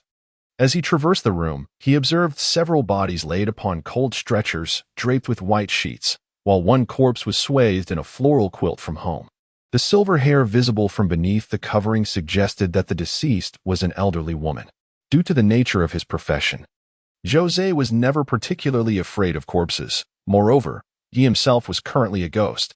Approaching the freezer, which was of the type that allowed for drawers to be extracted layer by layer, Zhou noticed that each freezer containing a body bore labels documenting the deceased's name, gender, and other information. He opened an empty compartment, extended his hand inside, closed his eyes, and slowly began to attune himself to the surroundings, gradually succumbing to a feeling of intoxication, as if only here could he attain tranquility. After a moment's hesitation, Zhou Ze lay down. With a creaking sound, the freezer was gently pushed in until it finally closed. Silence enveloped him, the chill seeping into his very bones, and Zhou slowly closed his eyelids. Drowsiness washed over him, and he finally felt the sensation of sleep approaching, yet he could not succumb to slumber just yet, for he remained unaware of who had just stood outside, assisting him in pushing the freezer closed. Chapter 9. How could you be like this, Su Lo? Zhou Ze began to kick his feet against the interior, attempting to free himself, but outside, he heard the ominous clicking sound of a lock being engaged. He was trapped, unable to escape. However, this time, Zhou Ze did not succumb to agitation or fury. Instead, he merely tapped the metal panel at the position of his head and inquired, "Is there something amiss?" Zhou Ze did not believe that someone had come to help him push the freezer in and then lock it, unless that person was a madman. And Zhou did not consider himself unfortunate enough to encounter such a fate. Upon entering the morgue, he had shut the door behind him. Could a lunatic, familiar with the morgue's access code, truly exist? Such thoughts seemed implausible. Thus, Zhou Ze could only surmise that some unseen force had aided him profoundly. Yet, after this inquiry, the outside remained eerily silent. Deciding to disregard it, Zhou Ze closed his eyes once more, preparing to indulge in a restful slumber. He fell asleep with remarkable speed, having not rested for 2 days and burdened by an overwhelming accumulation of fatigue. Even if a deluge were to ensue posthumously, nothing could deter him from his much-needed repose. Uncertain of how long he had slept, Zhou Ze awakened feeling remarkably rejuvenated, a long-lost vigor returning to him. Albeit his body had grown stiff, the rigidity he experienced was somewhat alarming. Struggling to move within the confines of the narrow space, he emitted a series of satisfying cracks, instinctively vocalizing his relief. At that moment, his fingernails naturally elongated and darkened, glimmering with an otherworldly sheen. The stiffness in his body, along with an unbearable chill that would be intolerable to an ordinary person, gradually concentrated towards the tips of his fingers. This transformation was brief, yet it alleviated his sense of cold and discomfort. Instinctively, he kicked once more, and the ice coffin slid open effortlessly. Had the lock been unfastened, his attire felt rigid, akin to cardboard clinging uncomfortably to his form, while Zhou Ze's gaze began to wander, scanning his surroundings. The morgue of the affiliated hospital is not particularly spacious. Compared to the grand hospitals in larger cities, it appears somewhat modest. Nevertheless, it holds a considerable number of bodies. Zhou Ze is uncertain who had previously assisted him in being placed inside, and now, attempting to recall that individual proves to be somewhat challenging. He strides towards the entrance of the morgue, intending to depart, yet halts as he passes several gurneys draped with white sheets. The bodies beneath the coverings exhibit no discernible abnormalities, including that of the elderly woman swathed in a floral quilt from her home, who also seems unchanged. However, Zhou Ze pauses, for he recalls that the positions of her head and feet have been reversed. It is implausible that during his slumber, the morgue attendant would have entered solely to alter the orientation of the old woman. Zhou Ze stands beside her and remarks, "If it is you, and you do not emerge now, I shall take my leave." The elderly woman had previously locked him inside, perhaps with ill intent. Yet her silent act of unlocking the door implies she did not wish to harm him. It is conceivable that someone might soon arrive and discover an unlocked compartment, thus revealing his presence. After all, the state of the locks on these compartments is quite evident from the outside. After waiting for half a minute without any sign of disturbance, Zhou Ze decides not to linger any longer.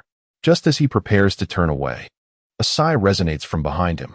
He feels a strong aversion to this sensation, hesitant, coy, and seemingly inviting. Despite the fact that she had passed in her elderly form, she now adopts a demeanor reminiscent of a young girl. Indeed, age discrimination is unequivocally unjust. However, it is a natural human inclination to exhibit a certain degree of tolerance towards an alluring female ghost. Were Nie Shaoqian to possess a visage riddled with wrinkles and teeth as yellowed as corn, one might wonder if Ning Kaichen would still entertain a romance between the living and the spectral. Zhou Ze turned around, casting his gaze behind him. There, an elderly woman with a mane of silver hair crouched, clutching a faded handkerchief and weeping. Yet, a ghost possesses no tears, rendering the old woman's lamentation to Zhou Ze's eyes more akin to a silent wail. "Continue your weeping. I shall not intrude," Zhou Ze murmured, preparing to depart. He recognized that he was but an ordinary mortal, and even in the presence of a ghost, he found himself somewhat swayed by superficiality. "Help me. I am in need of funds," the old woman suddenly implored. "Ah," Zhou Ze replied, as he was indeed short of money. In his previous life, his abode and savings had likely been donated to an orphanage, leaving him utterly alone. "My money lies within the hidden compartment of my yellowed old cabinet. There are 30,000 yuan, along with my dowry, jade hairpins and bracelets. I am uncertain of their worth." I departed hastily, without the chance to inform my sons, fearing they might remain unaware. Zhou Ze nodded. "I shall take a portion." The old woman's face contorted with conflict, yet she ultimately acquiesced. That is only right. She understood that without Zhou Ze, this anomaly to convey her message, her sons might never uncover the legacy she had left behind. Upon exiting the hospital, Zhou Ze hailed a taxi to the vicinity of Qingdong town in Tonggo district, a location not too distant, as the airport of Tongqing is situated in this town. During his time at the hospital, Zhou Ze had inquired at the registration desk and learned that the elderly woman had succumbed to her ailments after being admitted. and her family had callously abandoned her body at the hospital, leaving behind an unsettled medical bill. Approximately half an hour later, Zhou Ze arrived in the town and, following the elderly woman's account, located the village. It was a modest two-story house, constructed by its owner, accompanied by a small brick structure reminiscent of a rural lavatory. Upon his arrival, Zhou Ze observed several workers dismantling the brick building. Approaching them, he offered a cigarette to one of the foremen and inquired, with the new year approaching, "Are you still busy?" The foreman, displaying a nonchalant demeanor, replied that he was eager to earn some extra money before the festivities, especially since they were all from the same village. The foreman, whose mother had recently passed away, explained that the house had been her sole residence. He intended to demolish it and construct a new kitchen in its place. Leaning closer, he requested Zhou Ze to light his cigarette, offering a shy smile as he continued. "You see, the man who just walked by in front of the house is their eldest son." Zhou Ze glanced over and noticed that the middle-aged man, whose hair had begun to turn gray, bore several bruises on his face. The 5 brothers had quarreled over the modest inheritance left by their mother, resulting in a brawl. Once the bricks were removed, the other 4 would come to claim their share. What, then, would become of the possessions within the elderly woman's home? Zhou Ze is preoccupied with the matter at hand. From the old woman's narrative, it becomes evident that the 30,000 yuan within the cabinet represents her lifelong savings. However, the true treasures lie in the jade bracelets and hairpins, which could easily fetch hundreds of thousands if sold. As for the scrap dealer, he has already cleared out the valuables, having disposed of them shortly after the old woman was hospitalized. The master took a deep drag from his cigarette, declaring his intention to resume work. Zhou Ze, bemused, licked his lips. This endeavor had turned out to be in vain. The possessions left by the old woman not only failed to yield him any profit, but also deprived her son of any benefit, as they were destined to be sold cheaply to a trader of discarded furniture. A sense of frustration welled up within Zhou Ze. The absence of funds had become a significant dilemma. He was unwilling to exploit his abilities for monetary gain, despite the apparent ease and thrill it might present. The previous night, he had nearly suffered grievously while rescuing a girl, and he shuddered to contemplate the potential consequences of continuing down a reckless path. Whether deities dwell 3 feet above him was uncertain, but Zhou Ze was painfully aware of the hell that lay beneath, for he had traversed it. He recognized that he was not among the living, and this realm was indeed the human world. Moreover, the haunting memory of the patient who perished before him, crying out in terror just before death, lingered vividly in his mind. Yet, the pressing matter remained: money. Zhou Ze contemplated his circumstances. But who would provide him with the means? At present, he required funds, not only to escape the stigma of being a burdensome son-in-law, but at the very least, to procure a freezer or refrigerator for himself. Otherwise, would he be forced to frequent the hospital morgue merely to seek a reprieve from the heat? Feeling somewhat disheartened, Zhou Ze lit a cigarette and took a deep drag, overwhelmed by a sense of frustration. At that moment, his phone buzzed in his pocket. He picked it up to find an unfamiliar number. "Hello?" he answered. "Zhou Ze, my brother, the goods have arrived safely. When will you come to inspect them? The authorities have been cracking down lately, and it wasn't easy to get this shipment in," the voice on the other end said cautiously, lowering their tone. Zhou Ze slowly parted his lips, but no sound emerged. Meanwhile, the image of Su Lu surged vividly in his mind. Chapter 10, The Big Shot. A mix of anxiety, restlessness, and a hint of secret delight and confusion filled him as he traveled in a taxi towards the outskirts of Tongqing. He was in dire need of money, desperately so, but not for anything extravagant. The urgency for substantial funds seemed futile at the moment. Having come back to life, the entanglements of his past and the troubles of this life demanded a sum to resolve them. Thereafter, he would strategize, avoiding reckless indulgence. Thus, parting ways did not weigh heavily on his conscience. However, leaving that home required preparation.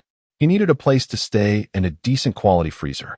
Zhou Ze dared not scour the second-hand market for discarded freezers, fearing that if something went awry, he might end up perishing within it. Money, even in death. Money was essential. However, the sensation of the recent phone call to Sula left Zhou Ze feeling rather unsettled.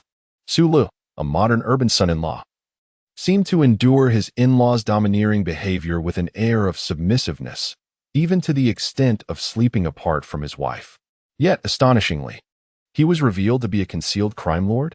Such a juxtaposition is indeed thrilling and aligns perfectly with the aesthetic of American television dramas, where remarkable individuals often possess seemingly mundane identities. For instance, Spider-Man is merely a high school student, while Superman is a journalist for a newspaper. How, then, should Zhou Ze navigate this predicament? How should he deal with those individuals? He was reluctant to tarnish his own identity, as it would inevitably invite endless troubles. In reality, the police's pursuit of him was not something Su Lu could easily manage, especially considering the ominous figure of the elder and the faceless woman who once proclaimed that someone would discover and apprehend him. Feeling somewhat apprehensive and out of sorts, Zhou Ze nonetheless proceeded to the abandoned fertilizer factory. At the entrance, two individuals were loitering, one clad in a somewhat tattered military coat, the other in a cheap, inferior suit. Both were hunched over, smoking, and exhaling clouds of smoke. Zhou Ze paid the fare, disembarked, and the man in the military coat immediately stood up and approached him. "Our boss is waiting for you," he stated in a deep voice. Zhou Ze nodded and followed the man in the military coat inside, while the man in the suit remained crouched, continuing to smoke, as if on lookout.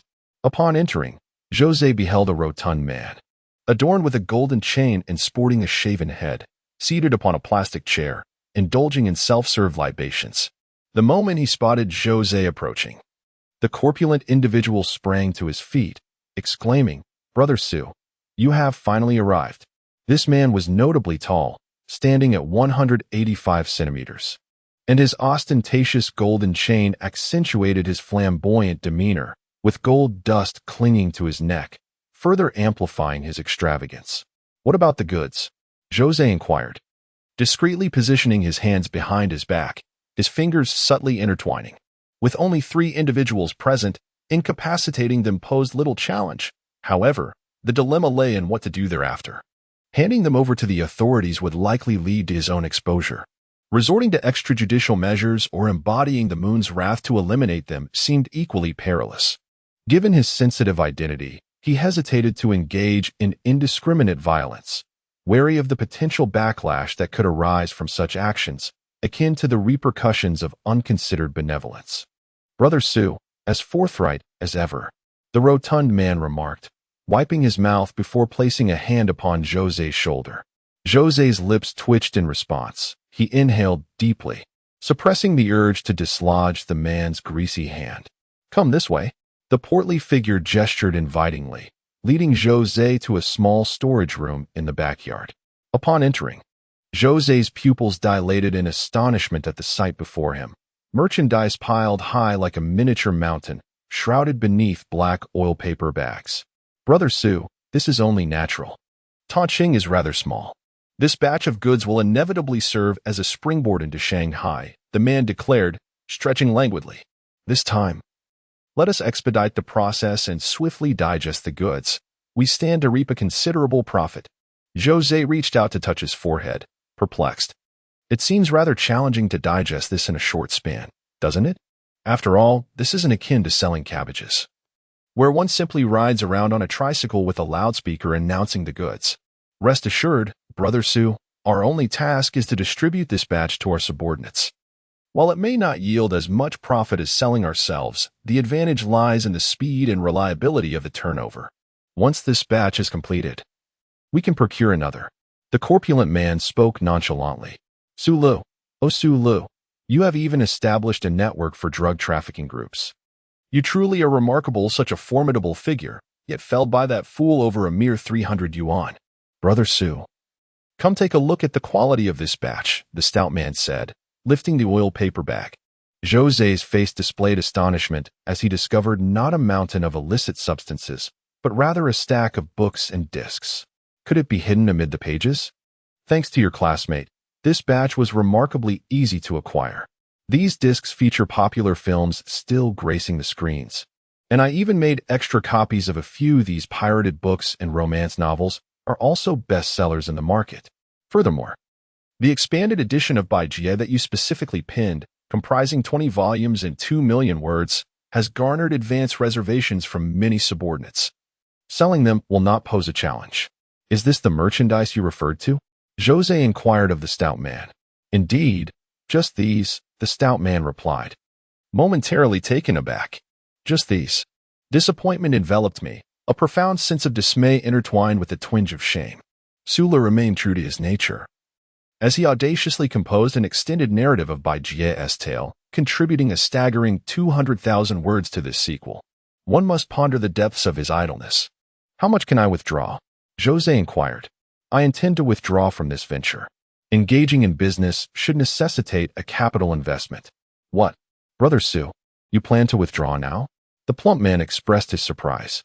We are on the brink of profit, and you choose this moment to step back? Indeed. This matter contradicts my core values. I no longer wish to partake, Zhou Ze asserted solemnly. He was unwilling to embrace even the slightest risk, particularly before he had stabilized his current existence, preferring to avoid any potential whirlpool of complications. Plump. Military overcoat. Brother Su, your resolve is admirable. The plump man acknowledged. Initially, you invested. He held up 4 fingers, stating, 20,000.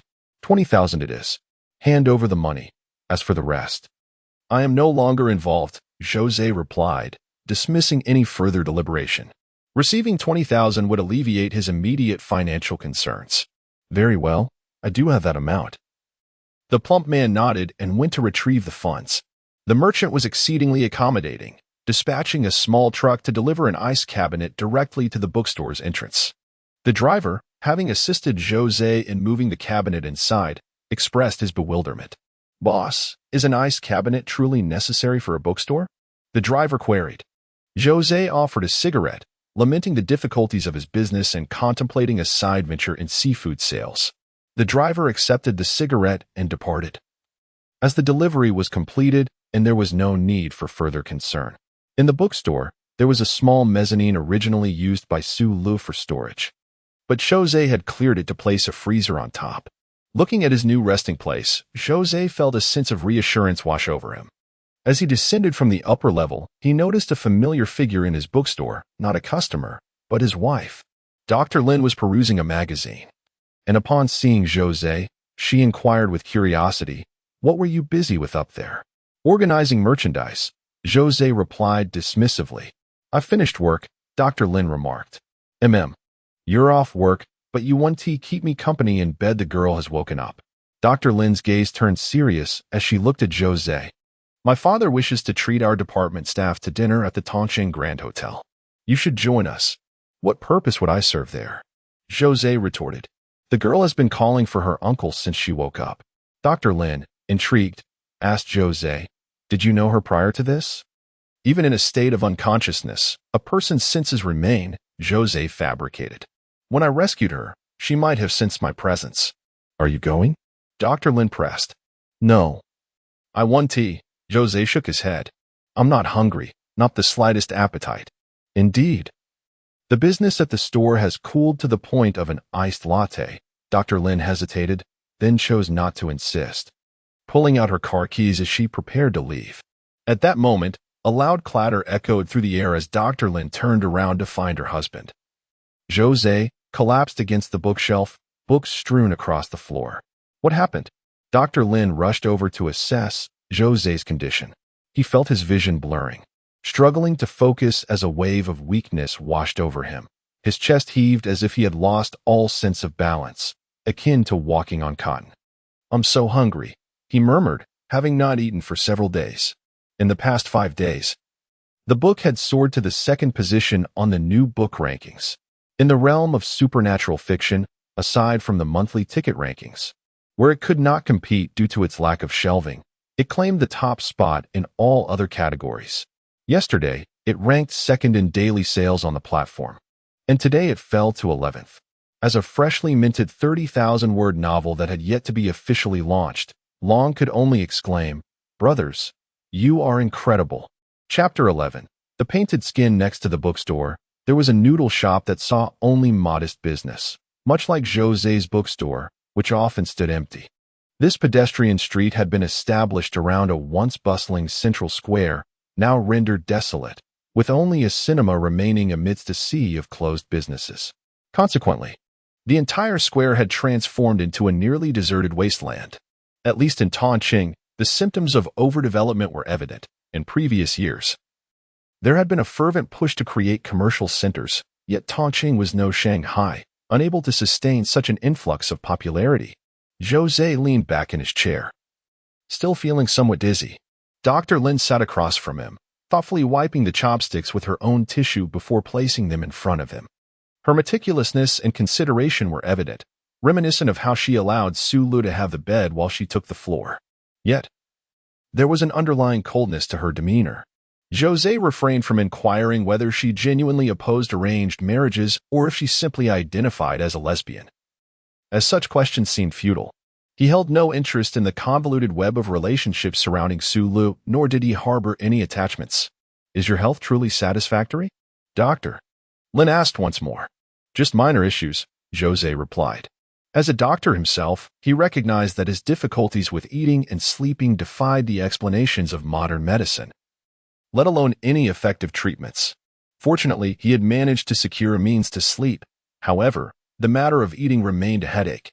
He had fainted from lack of food. Yet the thought of eating itself induced nausea. "I suppose I should start with a bowl of sour plum juice," he mused.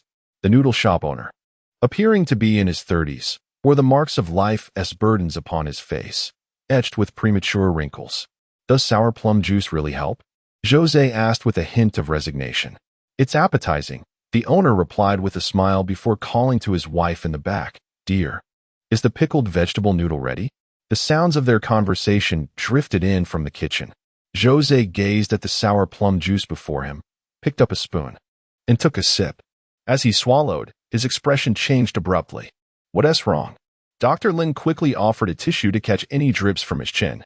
Zhou Ze contorted his face, pressing his hand against his stomach, and then inhaled deeply, exclaiming, "It's truly sour." Indeed, the acidity was so intense that it nearly induced spasms, overshadowing the feeling of nausea. "Here it comes, the noodles." The proprietress approached, gracefully setting down the bowl before Zhou Ze while remarking, "You mustn't consume my sour plum juice so recklessly." Dr. Lin glanced at the noodles and frowned slightly, commenting, "These noodles are overcooked." This implied that the prolonged boiling had rendered them devoid of their elasticity, severely compromising their texture. "Well, that is how my noodles are prepared," the proprietress admitted, her expression tinged with embarrassment. "No worries, no worries." Zhou Ze waved his hand dismissively. Whether the noodles were mushy or not held little significance for him at that moment. All he needed was sustenance. If he could not consume this, he would have to resort to a hospital for a glucose injection. With a solemn elevation of his head, Zhou Ze felt as though he were a martyr, embodying a grave dignity, before suddenly bowing his head again and gulping down the bowl of incredulously sour plum juice in one swift motion. The sensation was akin to pouring sulfuric acid into his gastrointestinal tract. Nevertheless, he swiftly picked up his chopsticks and ravenously devoured the noodles, consuming them with great fervor. Within a few bites, the entire bowl was emptied into his stomach, and he followed it by draining the broth completely. Exhaling with relief, Zhou Ze placed the empty bowl down, feeling a sense of accomplishment. He had managed to eat. In the next moment, Zhou Ze reached out and pressed his hand against his chest, feeling a wave of nausea wash over him once more, despite the sour plum soup suppressing it temporarily. Having already consumed the dish, he nearly choked himself in a desperate attempt to keep it down. Not throwing up was, in itself, a triumph. The food had finally been ingested. Beads of sweat began to bead on Zhou Ze's forehead as he took a napkin from the table to wipe his brow. At that moment, both Dr. Lin and the proprietress stood in a state of astonishment, utterly taken aback by Zhou Ze's rather alarming eating display. "Huh, it seems you were truly famished. Would you care for another bowl?" the proprietress inquired. No, that's quite enough," Zhou Ze declined. "All right then," she replied, clearing away the dishes in front of him, and called out to the back room, "Hey, father, prepare the noodles for this afternoon. We should be receiving a takeout order shortly." As the proprietress walked inside, Her figure, while not particularly graceful, possessed an ordinary beauty, enhanced by her generous bosom and well-defined lower body, which added an intriguing allure. "Do you fancy this type?" Dr. Lin asked, noticing Zhou Ze's lingering gaze on the proprietress as she retreated. "No," Zhou Ze shook his head. "I actually prefer someone like you. But you won't let me sleep with you." Zhou Ze felt a slight shock. The thought of not being able to sleep with her had lingered in his mind for quite some time, almost becoming an obsession. He had to admit that Dr. Lin was indeed strikingly beautiful and quite youthful, despite her being Su Li's wife and Zhou Ze himself having never been married in his previous life. He could not deny that he desired her. It was precisely because he could not attain this desire that he found himself entangled in such thoughts, often preoccupied by them. "I shall take my leave now." Dr. Lin stood up. "If you need anything, just call me." After all, he was her nominal husband, even if their relationship lacked the essence of a true marriage. "All right," Zhou Ze nodded. "Had I known you were so accommodating and considerate, I should have borrowed some money from you when I was broke." Dr. Lin departed, driving away in her Porsche Cayenne. Yet, Zhou Ze remained seated in the noodle shop. His bookstore was just next door. Even though he had finished his meal, it was pleasant to linger here and engage in conversation, as they were neighbors after all. The owner emerged from the back room and offered Zhou Ze a cigarette. "How much is it?" Zhou Ze inquired. "Don't be polite. I can afford a bowl of noodles for you."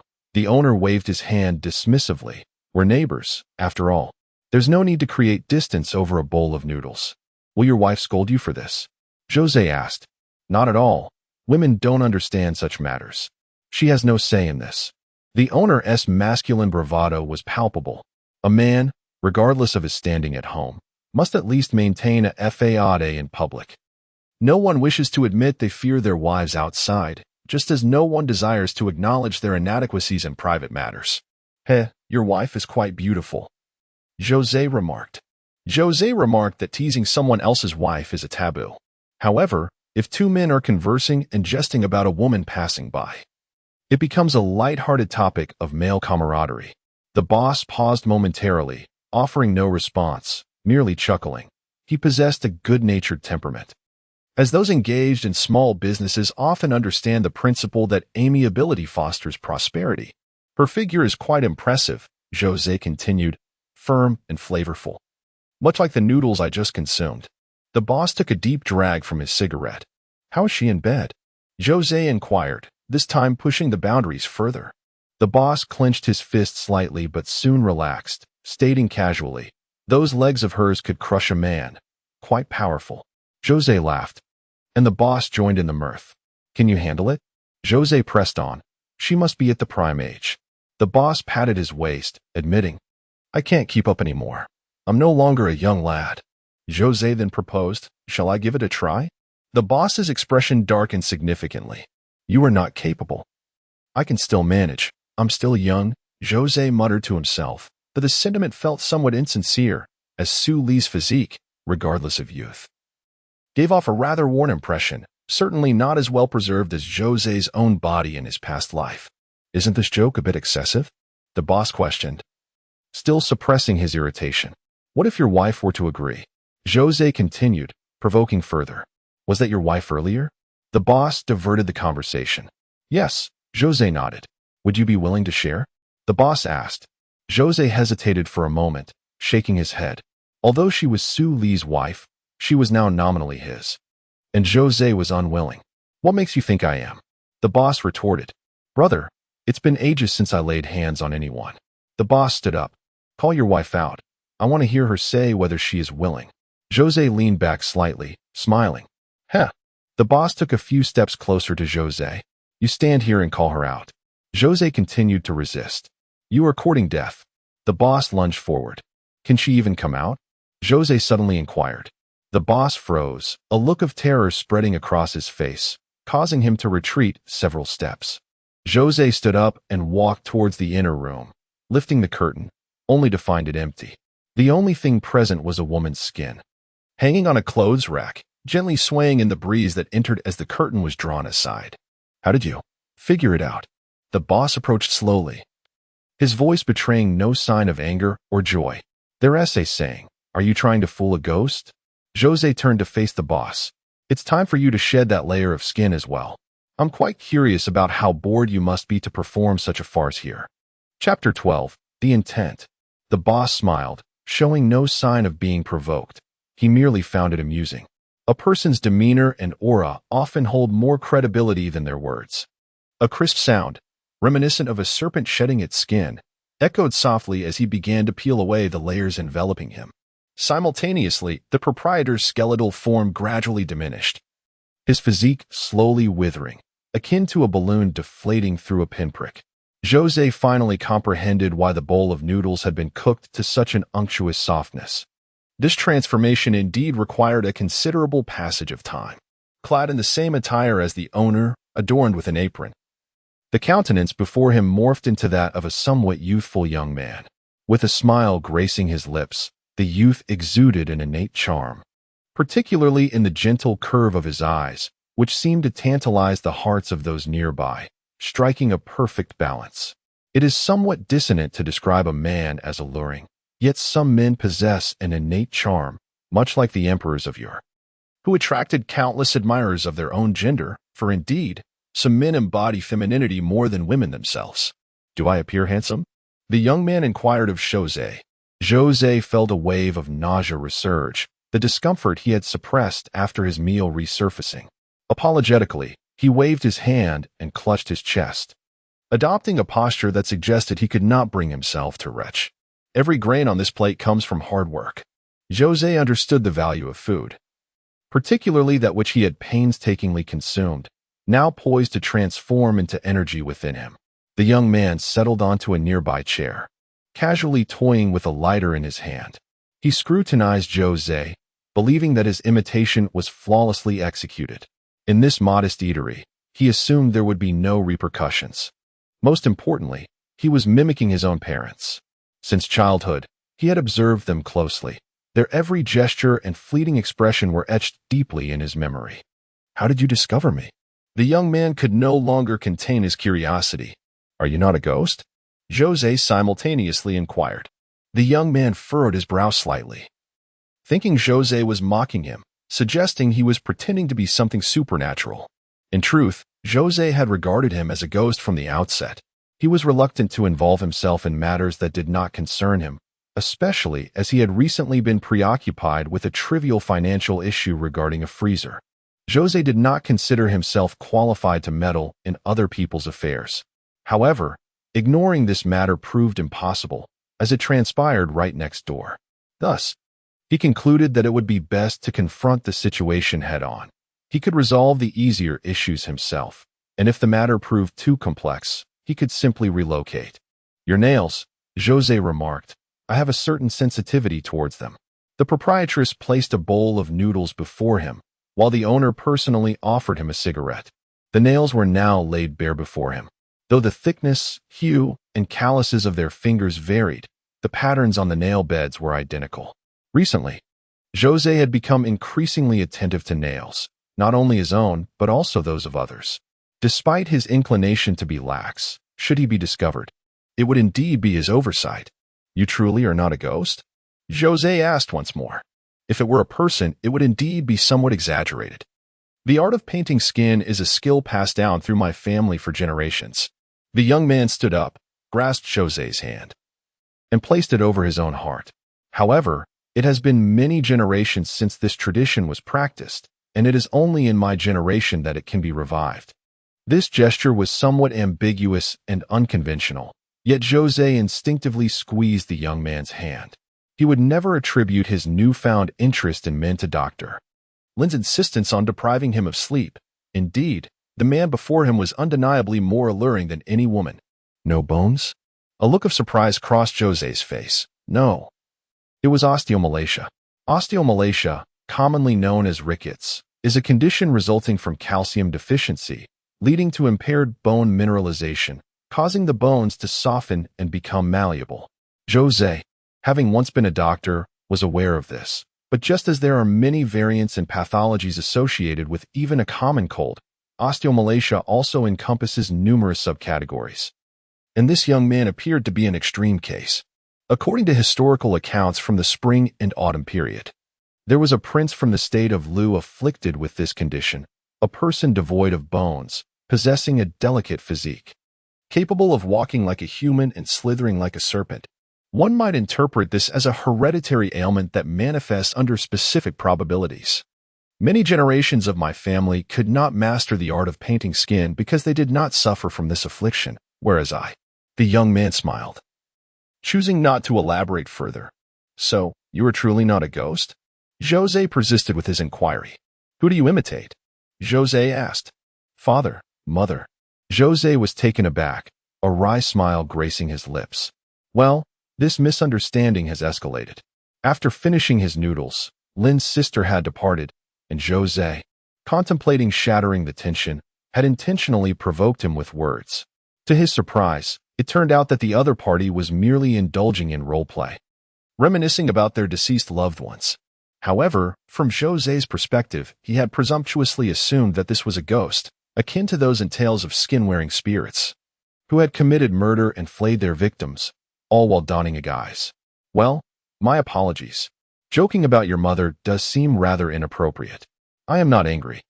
Qinglang remarked, yet I am quite curious. What do you mean by always perceiving me as a ghost? It carries no particular significance. Have you ever encountered a ghost? Qinglang inquired. I am a ghost, Zhou Ze replied earnestly, his expression grave and demeanor solemn, baring his heart. Qinglang paused, then could not contain a burst of laughter, regarding Zhou Ze as if he were a simpleton.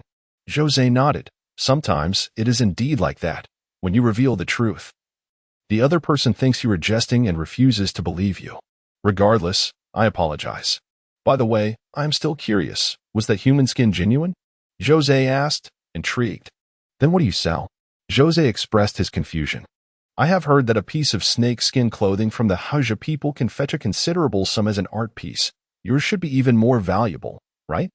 It is an heirloom. I cannot profit from it. Then you must be quite wealthy, Zhou Ze stated. Zhou Ze inhaled deeply. Thus, the world is inherently unjust. In his previous life, he toiled in a hospital yet barely earned a pittance, while others nonchalantly possess over 20 properties. Though Tongqing may not rival Shanghai, property prices are approaching 10,000 per square meter. The offspring of demolition magnates. How enviable. Zhou Ze shook his head.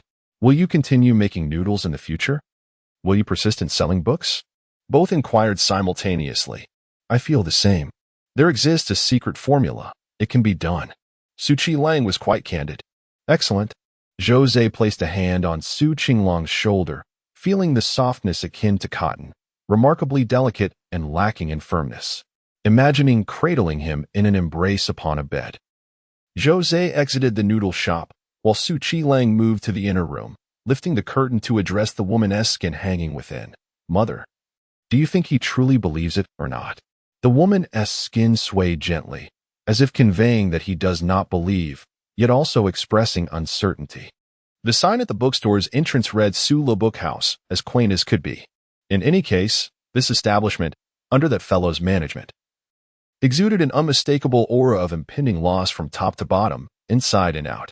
Zhou Ze seated himself before the computer, attempting several times to log into his original QQ account, but was met with failure. Identity verification was utterly impossible, and appeals were futile. Subsequently, Zhou Ze could only venture out to hail a taxi, contemplating the idea of changing the sign or perhaps crafting a new plaque with couplets to display here. He is acquainted with an elderly gentleman who owns a shop specializing in wooden plaques. The shopkeeper, a kind-hearted old man, frequently donates to the local orphanage. Years ago, when Zhou Ze was also a resident of that very orphanage, the old man was already contributing. After Zhou Ze entered the workforce, he joined the old man in his charitable endeavors. The plaque shop is not far away, nestled at the foot of Wolf Mountain, surrounded by vendors selling incense. Yet it uniquely offers plaques. However, upon entering, Zhou Ze discovered that the shop was undergoing a thorough cleaning, with even the plaques being taken down. A middle-aged man was directing the workers busily. Who are you? The man inquired as Zhou Ze approached. I am looking for Mr. Zhao, Zhou Ze replied, expressing his deep respect for the elder. Gone. Zhou Ze felt a tinge of surprise and sadness. Although he was not intimately acquainted with Mr. Zhao, they were familiar with each other's existence. It was understandable that he had not been informed of the elder's funeral.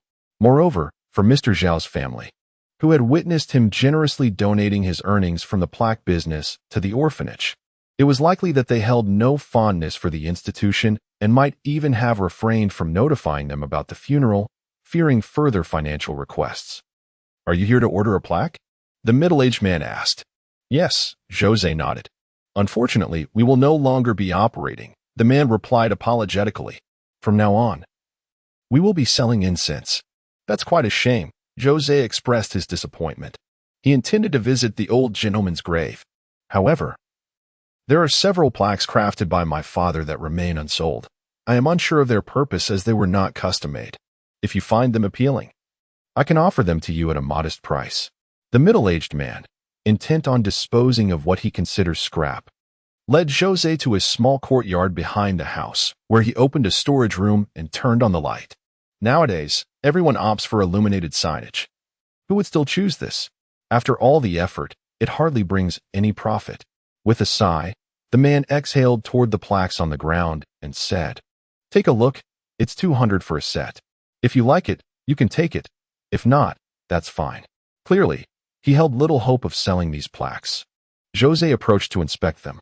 The first plaque read, "Life and death are fated. Wealth and nobility are in heaven's hands."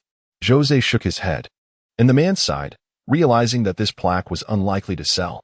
The next plaque stated, "Humans fear ghosts, yet ghosts understand the malice of men."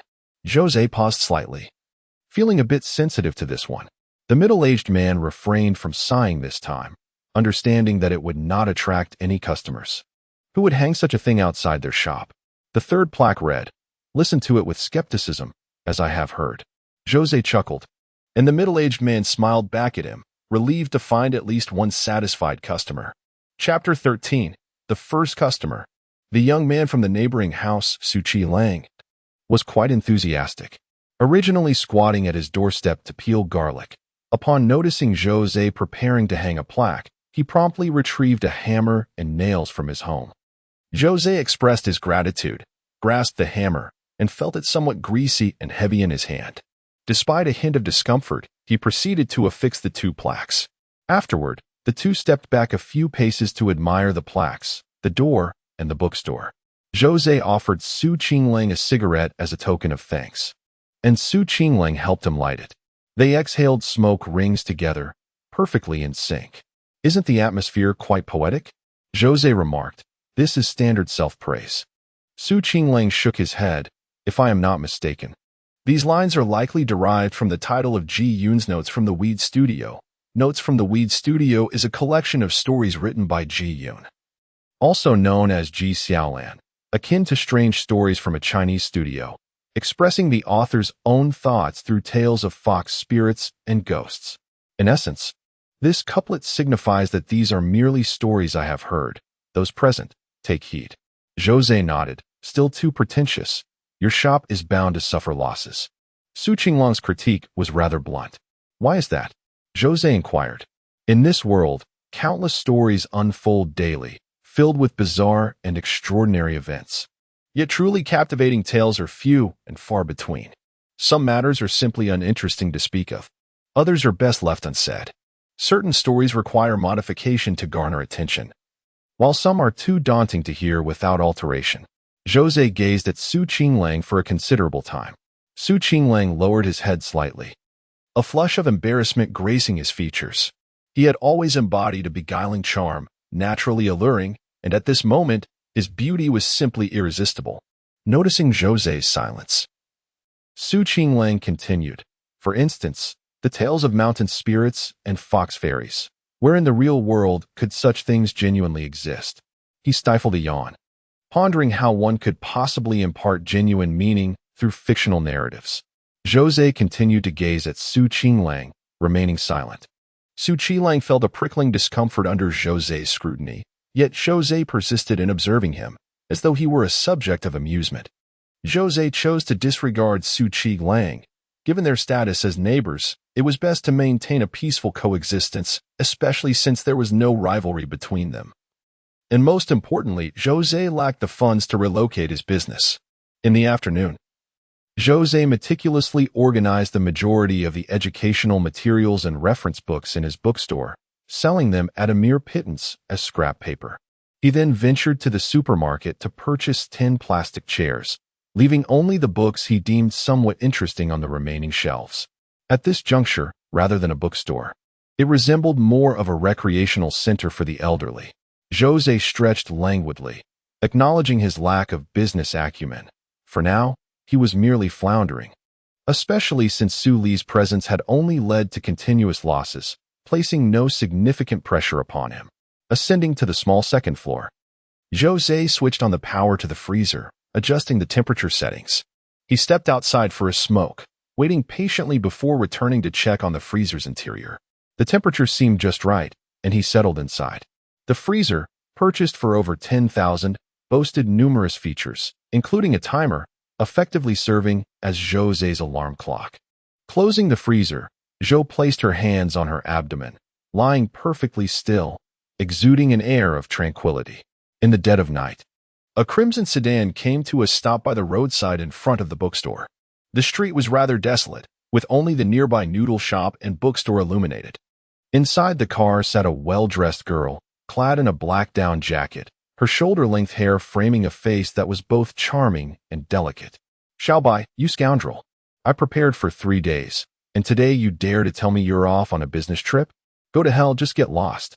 The girl ended the call, fuming in the driver's seat. The corgi in the passenger seat leapt onto her lap, its coat glossy and well-groomed, clearly a breed of distinction and nurtured with care. "At least I still have you for company," she murmured.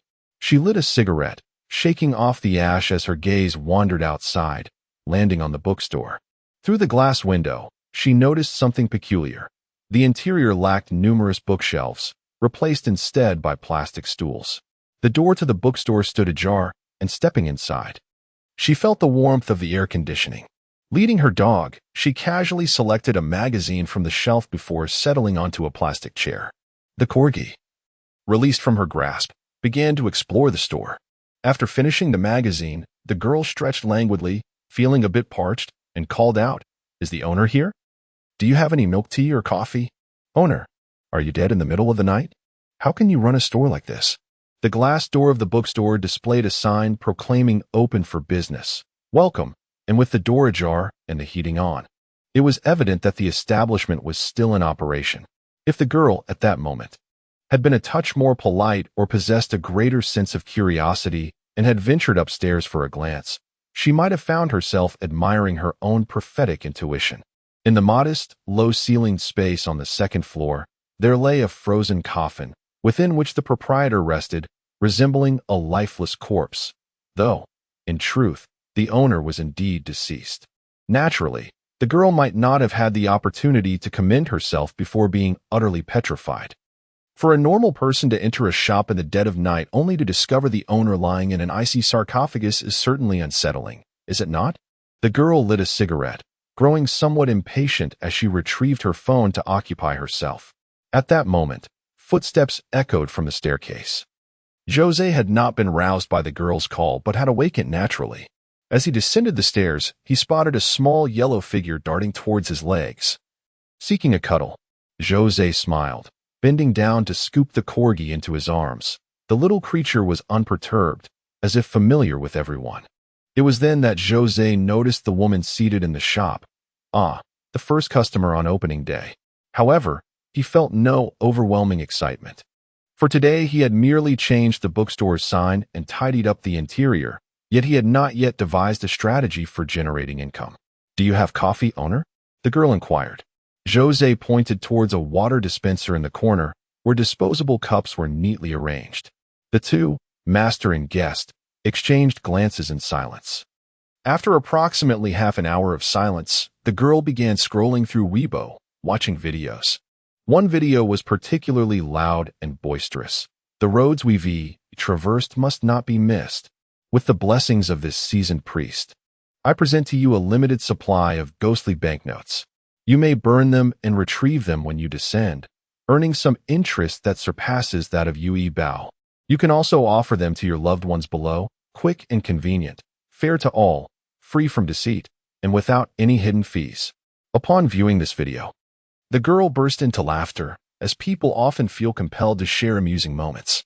She lifted her gaze to the proprietor seated behind the counter and inquired, "Boss, have you seen this video? This priest live stream is quite famous. He has nearly become a social media sensation." "Oh, a live stream?" Zhou Ze replied, somewhat puzzled. He retrieved his phone, discovering a plethora of live streaming apps on Su Li's device, indicating that he indeed led a rather monotonous existence, either watching streams or composing sequels to Bai Yingying's story. You should search for his ID. It's quite humorous. I believe he opened a ghost shop in Rongqing, but he hasn't streamed in a long while. Zhou Ze opened the app and began searching for the priest's ID as the girl suggested. The search yielded a live stream room that was currently unoccupied. In the video, the priest had stabilized his phone, capturing a solitary figure practicing boxing, demonstrating commendable skill. Evidently a martial artist. In the frame, a young boy sat with a smirk, squinting as if he were watching a monkey show. Zhou Ze half-heartedly advanced the progress, and on the screen appeared a man seated behind a counter, spoon in hand, seemingly consuming kanji. The old priest spoke eloquently in the main part of the video, incessantly promoting himself and the ghost money he sold on Taobao. Yet, Zhou Ze's gaze instinctively drifted to the man in the corner of the video. He frowned, tormented, in anguish, and full of repulsion. Each spoonful of kanji was a struggle for him, as if he were enduring a punishment. Zhou Ze watched intently, taking a deep breath, seemingly affected by the man's plight. Eating, indeed, is not a simple endeavor. He did not know the identity of the man in the video, yet he felt a spark of curiosity. Could he be suffering from anorexia? Or perhaps a gastrointestinal ailment? After the video concluded, Zhou Ze opened the page and, in a moment of inspiration, sent a private message to the old priest using Su Li's logged-in account. "Who is the man in the back drinking kanji? Please let me know," Zhou Ze remarked. The other party merely glanced at a book for a while, then poured himself a glass of pure water. The girl cast a sidelong glance at Zhou Ze and remarked, "Boss, your approach is quite clever, reminiscent of those masters in temples interpreting divinations." A sign on the cushion read "Free Divination," and once tourists cast their lots for interpretation, he would present them with a red donation book, inscribed with a long list of names and offerings, the minimum being 100. Zhou Ze smiled, neither agreeing nor disagreeing.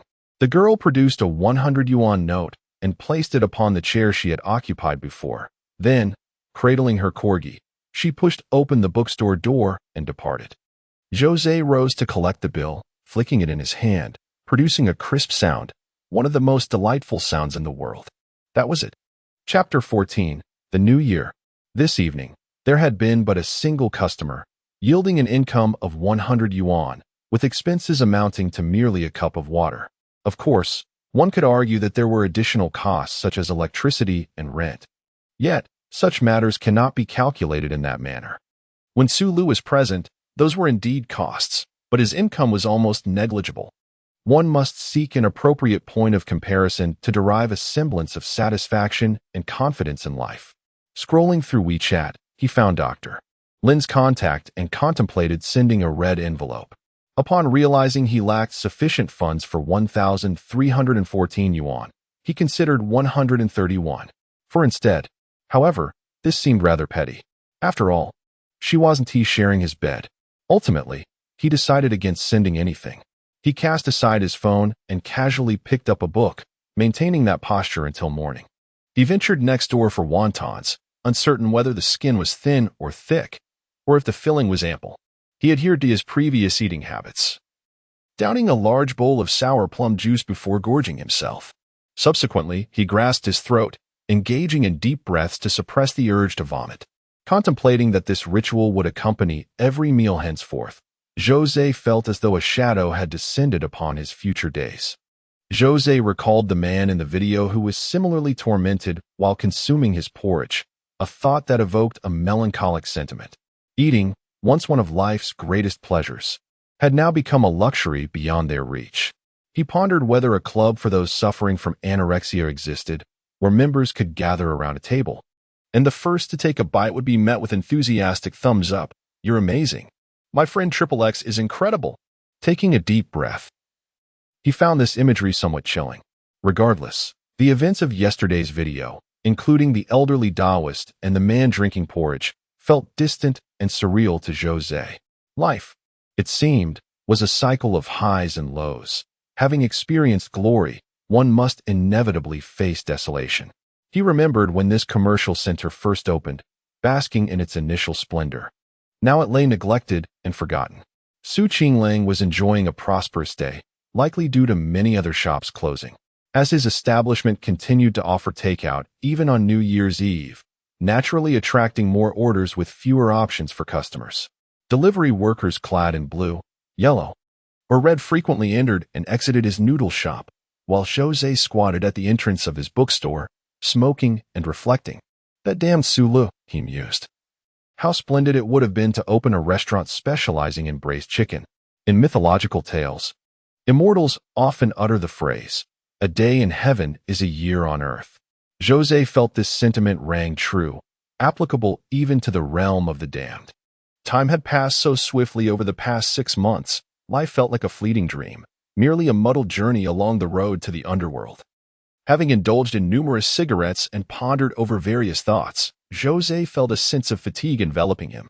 He retrieved his mobile phone, eager to discover the latest cinematic offerings, conveniently located at the nearby cinema, a perfect place to pass the time. Do you have any newspapers over there? Qinglang inquired as he emerged after bidding farewell to the last of the delivery boys. What for? Zhou Ze replied.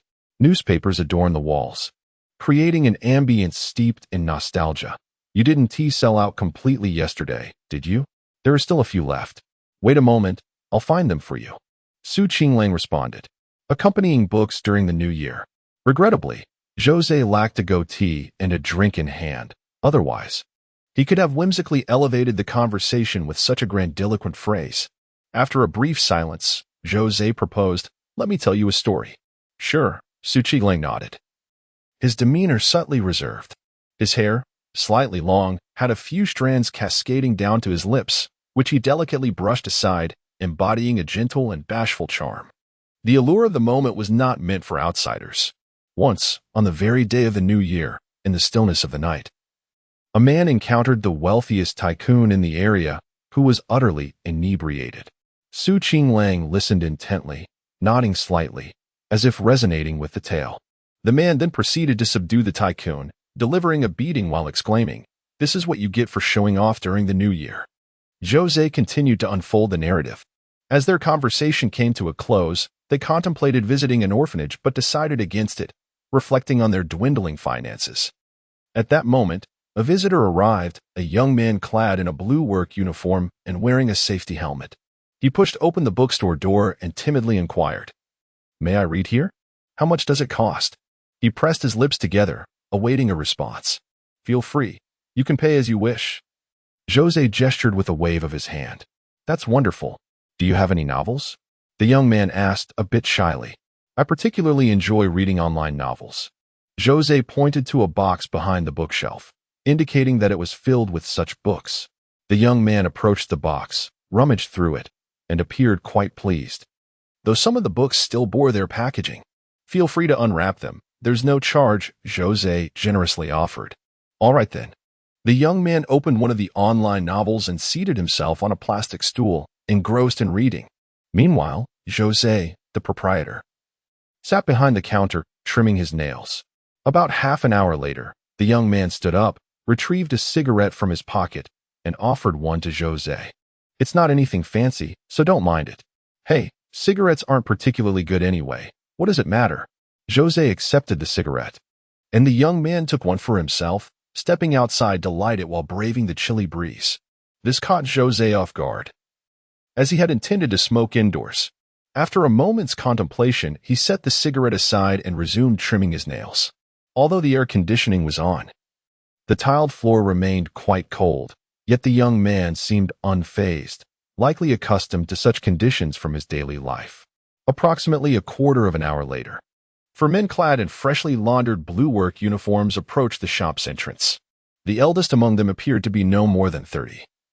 while the youngest looked to be around 17. Upon their arrival, the young man leaning against the wall waved at them, presumably summoning them over. The newcomers greeted Zhou Ze, who offered a perfunctory response before returning to the meticulous task of grooming his nails. He had resolved to purchase a professional nail care kit, believing it befitting for his well-kept nails. Unfortunately, with the cessation of courier services and most physical stores shuttered, his plans had to be temporarily shelved. Lifting his gaze, Zhou Ze observed that the 5 workers had settled on the floor, each engrossed in a novel. A glance at the covers revealed they were uniformly online fiction, predominantly in the fantasy genre, though one individual held a horror novel, biting his nails in delight as he read. Zhou Ze found this nail-biting behavior somewhat disconcerting. One must cherish their nails to truly appreciate life. Occasionally, laughter erupted from the group, a genuine reflection of their enjoyment of the unfolding narratives. The bookstore was bustling yet serene, with a gentle hum of activity that did not disturb the atmosphere. As evening approached, Qinglang entered, bearing a bowl of dumplings, and remarked with a jovial tone, "Well, it seems quite lively in here." Zhou Ze responded with a smile and a nod. "Gentlemen, what shall we eat?" Qinglang inquired of his companions. They exchanged glances, uncertain of how to respond. "Well then, thank you, boss. May your business flourish," they eventually replied. The eldest worker rose to express his gratitude to Qinglang. "It is only right," he replied. Zhou Ze took a sip of soup, then forced down a couple of dumplings. The detestable Qinglang had forgotten to bring along the sour plum juice, leaving him unable to eat. He retrieved a pack of cigarettes from the table and stepped out from behind the counter. "From what I can see, I have everything you need here. After all, this shop is merely a losing venture for me. Please, do not hesitate," he said. Zhou Ze handed out cigarettes one by one, and the workers were taken aback as they received them. Subsequently, they all rose and gathered outside the shop, crouching in a row of smoke. Unwilling to sully the shop's environment, Zhou Ze pondered for a moment, then joined them outside. The wind was a bit chilly, and he squatted down beside them to partake in the smoking. The workers engaged in conversation. Those who were married spoke of their wives and children. The unmarried discussed their romantic interests from Tongqing or their hometowns, playfully bantering and teasing each other. Despite their close familiarity, there was still much to discuss. The accents of this group revealed their diverse origins from all corners of the country, rather than a single village.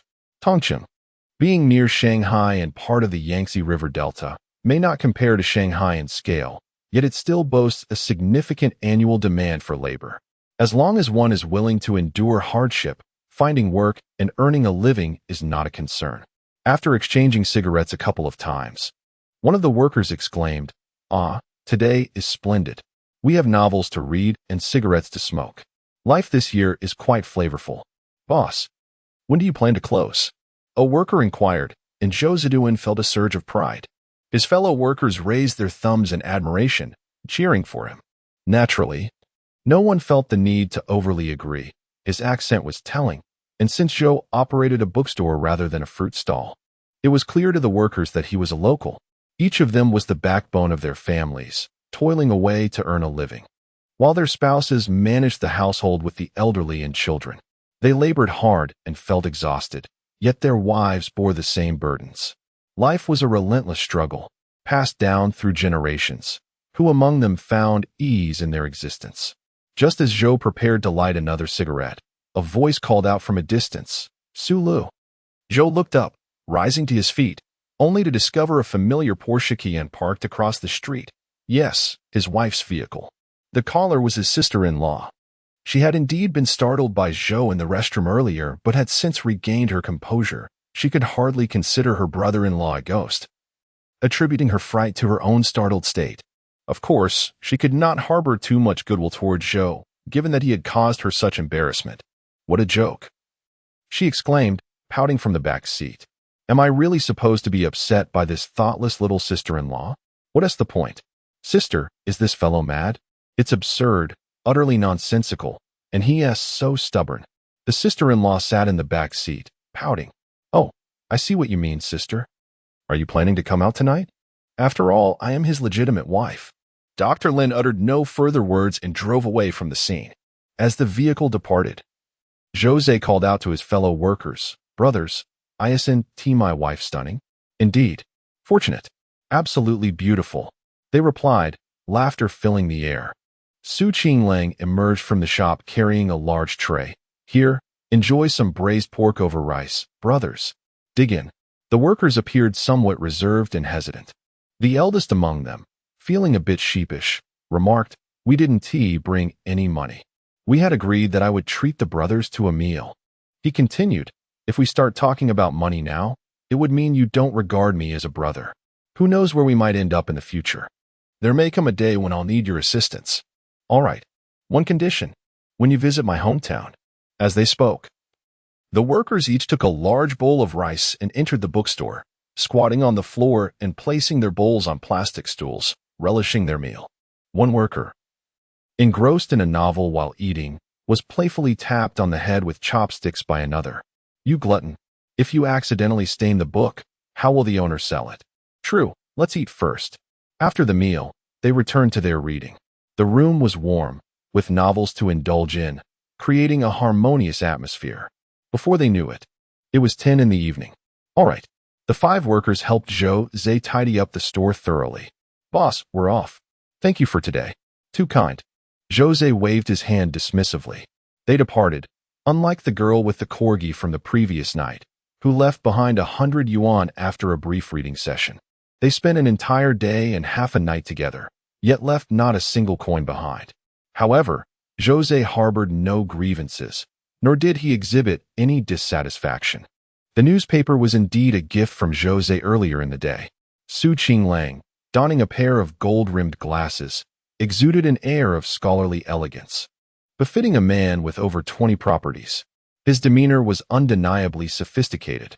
Please tidy up the dishes over there, Zhou Ze remarked. Certainly, I shall attend to it at once. Qinglang lowered his glasses, rubbed his eyes, and rose to gather the dishes from the adjacent room. Atop a large stack of newspapers lay the Yangtze Evening News. Dated 7 days prior, the front page bore a bold headline, Devastating Fire in Residential Building, Heroic Acts Touch Hearts. Last week, a fire broke out in a densely populated residential community in Tongqing, with severe consequences. 5 young construction workers from a nearby site braved the peril to rescue individuals, ultimately saving more than 20 elderly, women, and children. However, they did not emerge after their final venture into the flames to save others. The cover of the Yangtze Evening News featured a prominent photograph of these 5 individuals, standing shoulder to shoulder, making the classic peace sign. It seemed to have been taken shortly after their arrival at the site, with a hint of youthful exuberance mingled with traces of weariness etched on their faces. In the photograph, they wore somewhat bashful yet radiant smiles. Qinglang entered the bookstore and gazed at the 5 bowls of rice dishes placed upon the plastic stools before him, untouched and already devoid of warmth. Each bowl sported a pair of chopsticks standing upright, as if awaiting their diners. Brothers, eat well, drink well, Qinglang murmured. Outside, the sound of firecrackers erupted. The city had not prohibited fireworks, and the sky was filled with vibrant colors, creating a lively and festive atmosphere. Zhou Ze lifted his gaze towards the outside, softly remarking, It's New Year's, Chapter 15. To live well, the crackling of firecrackers heralded the departure of the old year. After midnight, sounds of fireworks and explosions resonated from all directions, creating a cacophony that transformed the previously sparse noises into a grand spectacle. Many people, during their lives, have harbored the thought of how they would return if granted a second chance. Passionate words and ambitions soar high, as dreams often appear bountiful. Yet, reality is not starkly dismal, but an individual's fervor is invariably limited. Sometimes, merely being able to breathe, to hear sounds, to sit here and engage in idle pursuits. Perhaps that is the true essence of tranquil times. Tonight, Qinglang once again slumbered within the store, while Zhou Ze heard the sound of him closing the door. He claimed to possess over 20 properties, yet Zhou Ze understood that his parents were right there in the store. A family should always remain united. This year, celebrating the new year held particular significance. Outside, the rain began to fall, and the dampness slowly seeped in, evoking a sense of oppression. Zhou Ze's phone rang. It was a call from his mother-in-law. "Hello," Zhou Ze answered. "Are you asleep?" Dr. Lin inquired. Zhou Ze found the question rather foolish. "If I were asleep, who would answer your call? Is it a corpse? Oh no, a dead ghost? No, that doesn't seem right." Zhou Ze leaned back slightly in his chair, recalling how Dr. Lin had gently poked her finger at her chest, calling herself a dead ghost. For the first time, he felt the allure of honesty, questioning why it could be so dazzling. Perhaps it was sheer boredom, or merely idleness. Zhou Ze realized his thoughts were somewhat scattered, contemplating too much. Creak. Dr. Lin pushed the shop door open and stepped inside, holding a red umbrella. She wore leather pants and a white sweater, her hair cascading over her shoulders. Zhou Ze momentarily forgot to hang up the phone. This woman was undeniably beautiful, particularly her demeanor, which always evoked a sense of if life could only be as it was upon first meeting, instantly piercing a man's heart.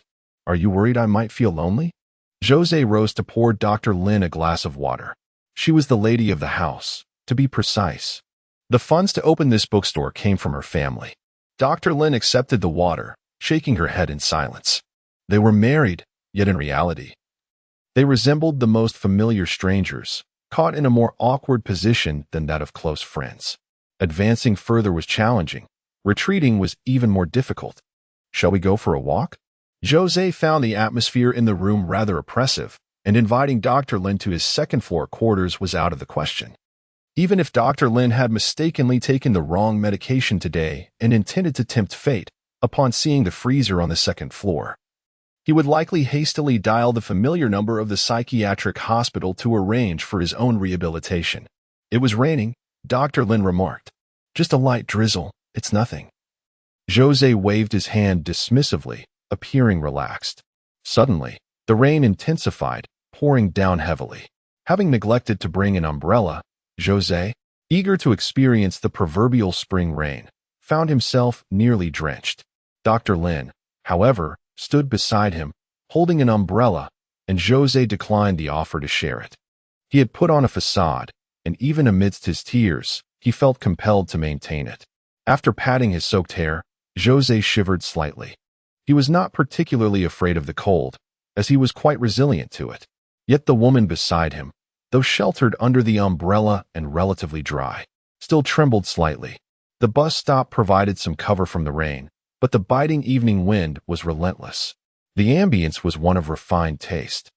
With a man and a woman together on a rainy night, bodies dampened, and the beauty beside him evoking admiration, this should have been a splendid opportunity for the two to cultivate their feelings for one another, a perfect moment even ripe for a passionate encounter. However, they remained in silence, exchanging no words. Zhou Ze lit a cigarette while Dr. Lin stood nearby. One sought to escape, while the other inherently resisted. And thus they were unable to align. A forcibly twisted fruit yields nothing but discomfort for both the fruit and the vine. Zhou Ze harbored a tinge of resentment towards Sula. Had that coward taken the initiative to consummate their union after marriage, they would not be entangled in the current predicament. Even if Dr. Lin were to believe herself a married woman or with child, she would undoubtedly remain strikingly beautiful, perhaps even garnering additional favor. As for Zhou Ze, he could have effortlessly navigated the situation, avoiding the current impasse. Of course, such grievances are rather unjust to Sula. Had Zhou Ze himself taken the lead that fateful night, would Dr. Lin have vehemently resisted, decrying his advances? Would she have summoned the authorities to have him detained for an alleged crime? The rain continued to fall as Zhou Ze discarded his cigarette, but onto the ground. "Did you drive here?" he inquired. There was no need to ruminate on the seemingly foolish and naive circumstances that had led to this rainy New Year's Eve encounter.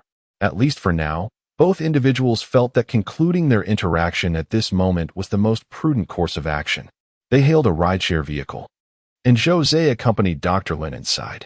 A quarter of an hour later, they arrived.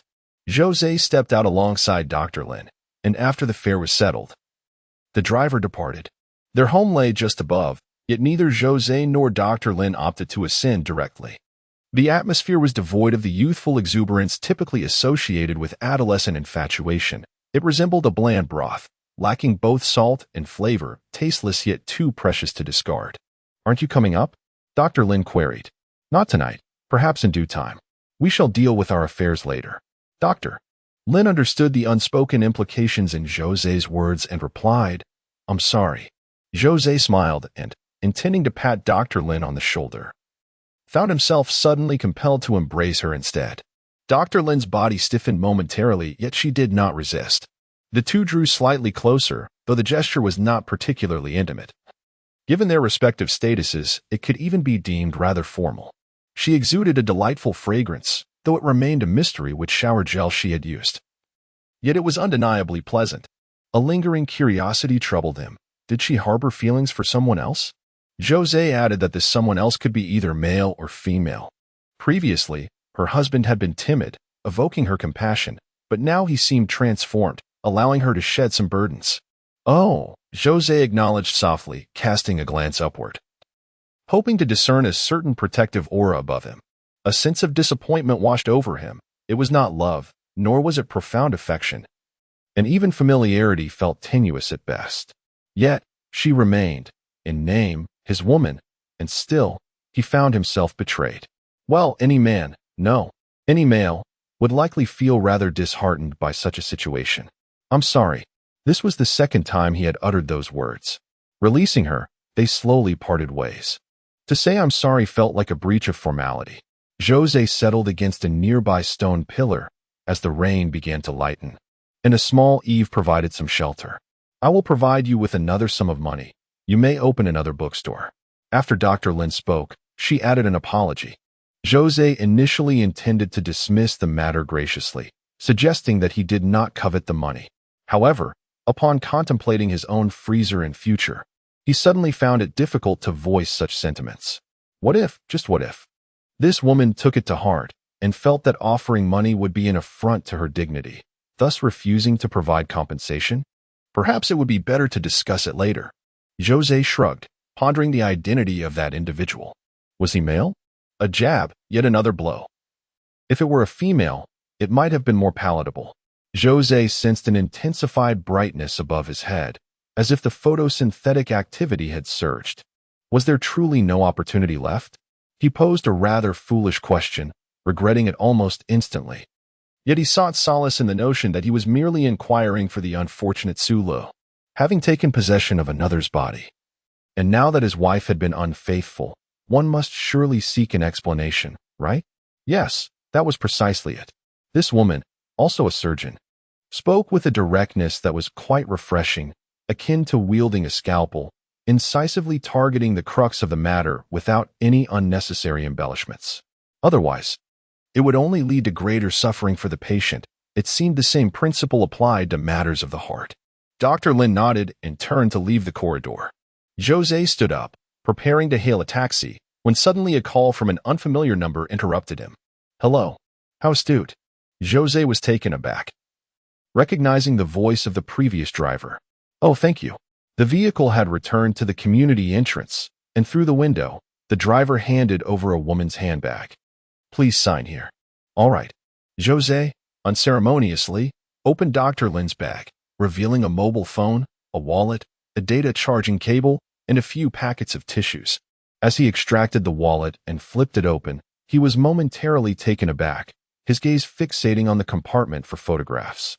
There, nestled within, was an image of a woman who appeared remarkably youthful, even somewhat innocent, clad in an ill-fitting white coat. To the right of the girl stood a man who evoked a faint sense of familiarity within Zhou Ze. After a prolonged moment of contemplation, realization dawned upon him. Was that not himself? This photograph had evidently been cropped from a larger one, isolating the two figures. Is anything missing? The driver prompted. Nothing at all. Thank you, sir. You may leave now. The driver drove away. Zhou Ze continued to gaze at the wallet, not even considering that he ought to call Dr. Lin to inform her of his retrieval of the bag. Memories, not entirely buried but rather neglected, began to resurface. He vaguely recalled that about 5 or 6 years prior, he had escorted a group of students assigned to intern at the hospital, one of whom bore the surname Lin. Strikingly, she bore a resemblance to the girl in the photograph. Women transform remarkably as they mature, Zhou Ze mused, a smile creeping onto his lips. Doctor Lin had once possessed an adorably naive charm. Who could have predicted that 5 or 6 years later, she would blossom into such a stunning individual? He truly had overlooked this girl as potential for growth. Moreover, during that time, he had approached his responsibility of mentoring interns with a sense of indifference, regarding these students merely as tools in the practice of medicine. Zhou Ze shook the wallet in his hand and muttered, "Damn it. No wonder you were still single approaching 30. Surprisingly, he was not scolding Su Lu, but rather berating himself, realizing how blind he truly was. Zhou Ze stretched lazily, acknowledging that the one who had donned the green hat was none other than himself. In the early hours of the first day of the Lunar New Year, he gazed up at the sky with a smirk. With a solemn gesture, he patted his chest and paused for a moment before seriously declaring, "Su Lu, you are truly my good brother. I shall take care of your wife. Worry not."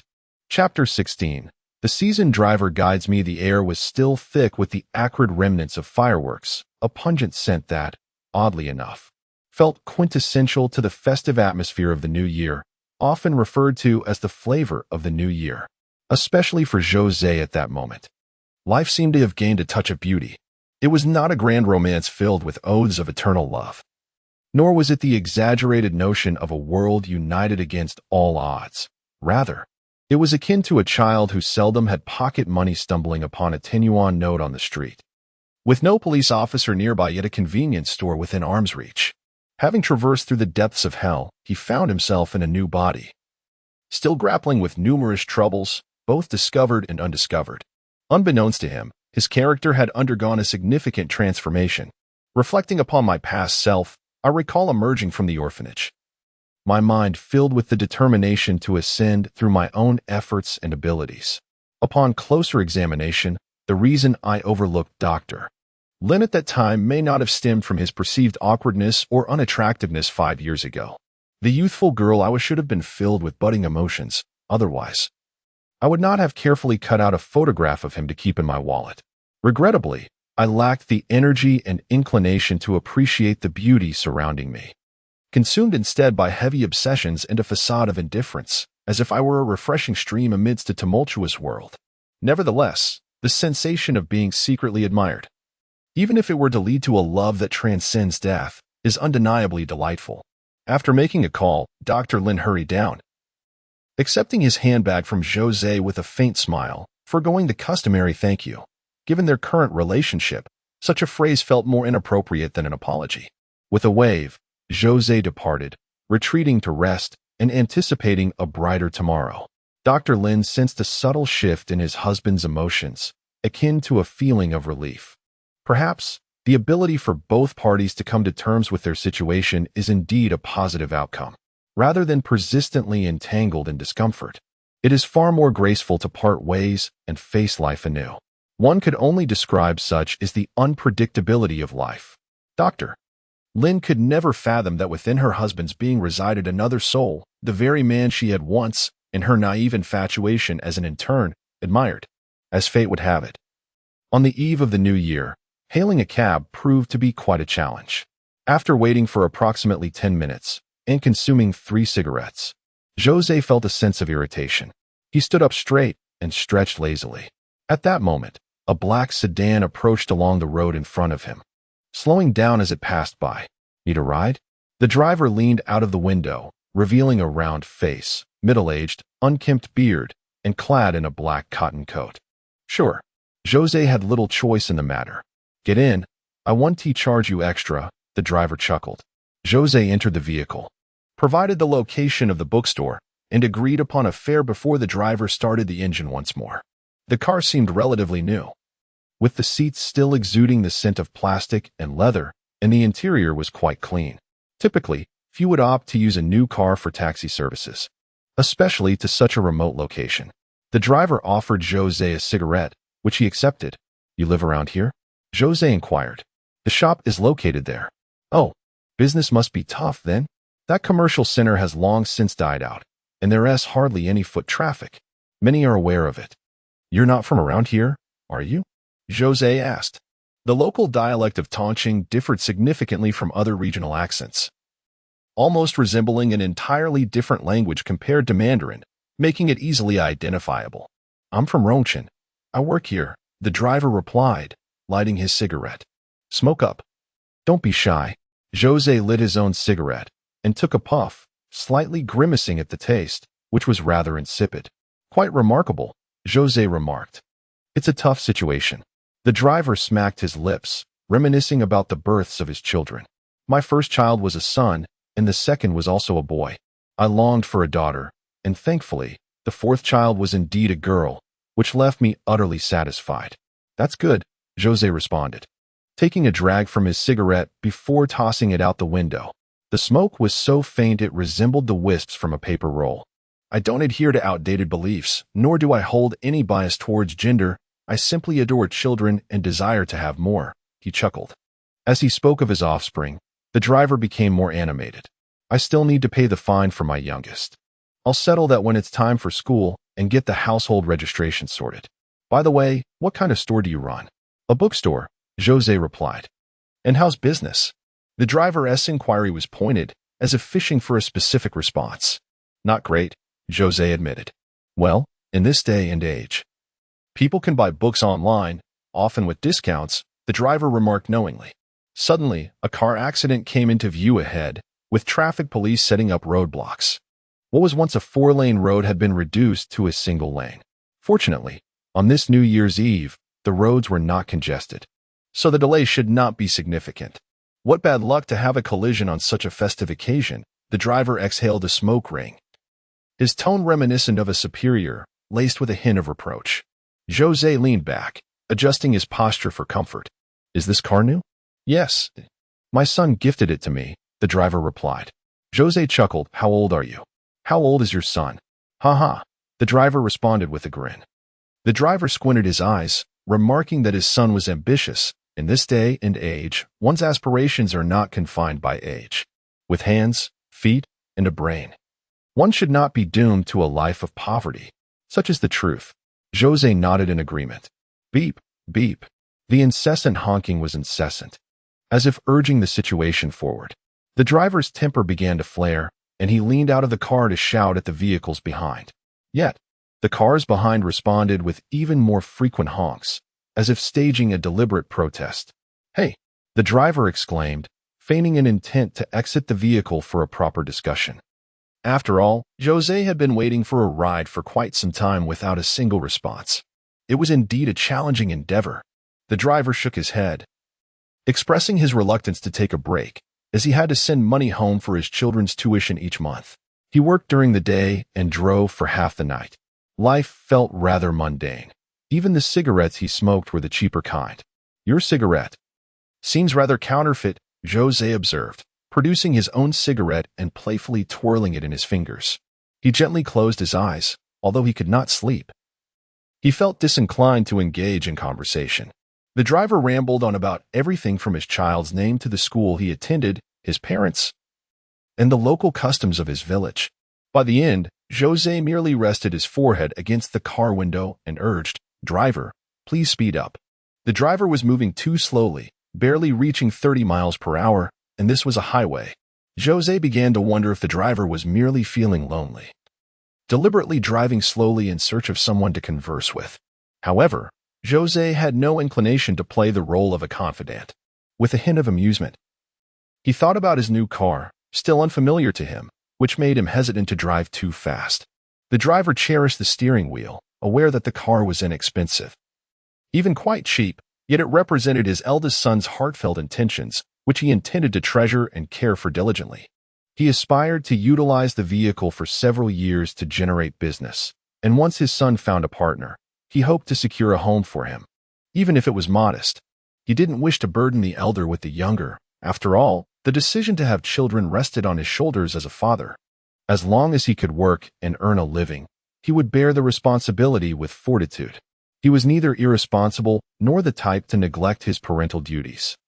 Zhou Ze furrowed his brow slightly, feeling a twinge of annoyance. Lighting a cigarette, he took a puff and thought to himself, "No need to rush, my young friend. It's the new year, after all. We are bound by fate, and there is no need for haste. I understand. I'm an experienced driver." He flicked the ash from his cigarette, but accidentally failed to direct it out of the window, causing a small cluster of ash to fall onto the inner side of the car door. Almost immediately, a hole the size of a thumb was burned into the door due to the ash, allowing the chilly outside air to rush in through the small opening. Chapter 17. What exactly was rescued? For those unfamiliar with automobiles, purchasing a car can be a daunting endeavor, often necessitating consultation with knowledgeable friends or relatives. After all, certain vehicles undeniably possess their own shortcomings and may harbor various issues, whether related to quality or performance. Yet, at the core of the matter, it becomes untenable to obfuscate the reality when a car door can be punctured by a mere cigarette, but such a condition speaks volumes about the vehicle's integrity. Ultimately, this situation reveals a singular truth. It is a mere paper car. The driver, now in the midst of middle age, has a son who appears to be no more than an elementary school student. Thus, when the driver claims that this car was sent to him by his son, the term sent could just as aptly be interpreted as burned. The father has passed away, and the son has burned a paper car in his memory. Zhou Ze shook his head. To be honest, he had not perceived the anomaly until he found himself in the vehicle, where the unsettling truth dawned upon him. Nevertheless, he feigned ignorance. As a stowaway himself, he harbored no aspirations of becoming a master exorcist. Ultimately, he too is a spirit. Should he take up the banner of combating evil, he would be no different from a traitor, a ghostly traitor at that. He pressed his palm against the small hole, attempting to obscure it, while adopting a semblance of drowsiness, his eyes half closed, as if nothing had transpired. Zhou Ze recalled a particular teacher from his time at the orphanage, a man who led physical education classes and also took on the role of the gatekeeper. Given his surname, Qin, the children affectionately referred to him as Uncle Qin, the gatekeeper. Old Mr. Qin was an extraordinary storyteller, often captivating his audience with ghost tales. He seemed to derive immense satisfaction from witnessing the fearful expressions of the children listening to his narratives. Despite the director's attempts to counsel him several times, he remained undeterred. Tragically, before Zhou Ze departed from the orphanage to pursue his studies, Mr. Qin succumbed to a myocardial infarction. Zhou Ze vividly recalls a particular ghost story recounted by Mr. Qin, titled The Ghostly Palanquin Bearers. In this tale, some spirits linger, perhaps aware of their demise, or perhaps blissfully ignorant, yet regardless, they continue engaging in the activities they performed in life. For instance, the bearers of the palanquin. They appear in desolate places or during the stillness of night, inquiring if one wishes to be carried.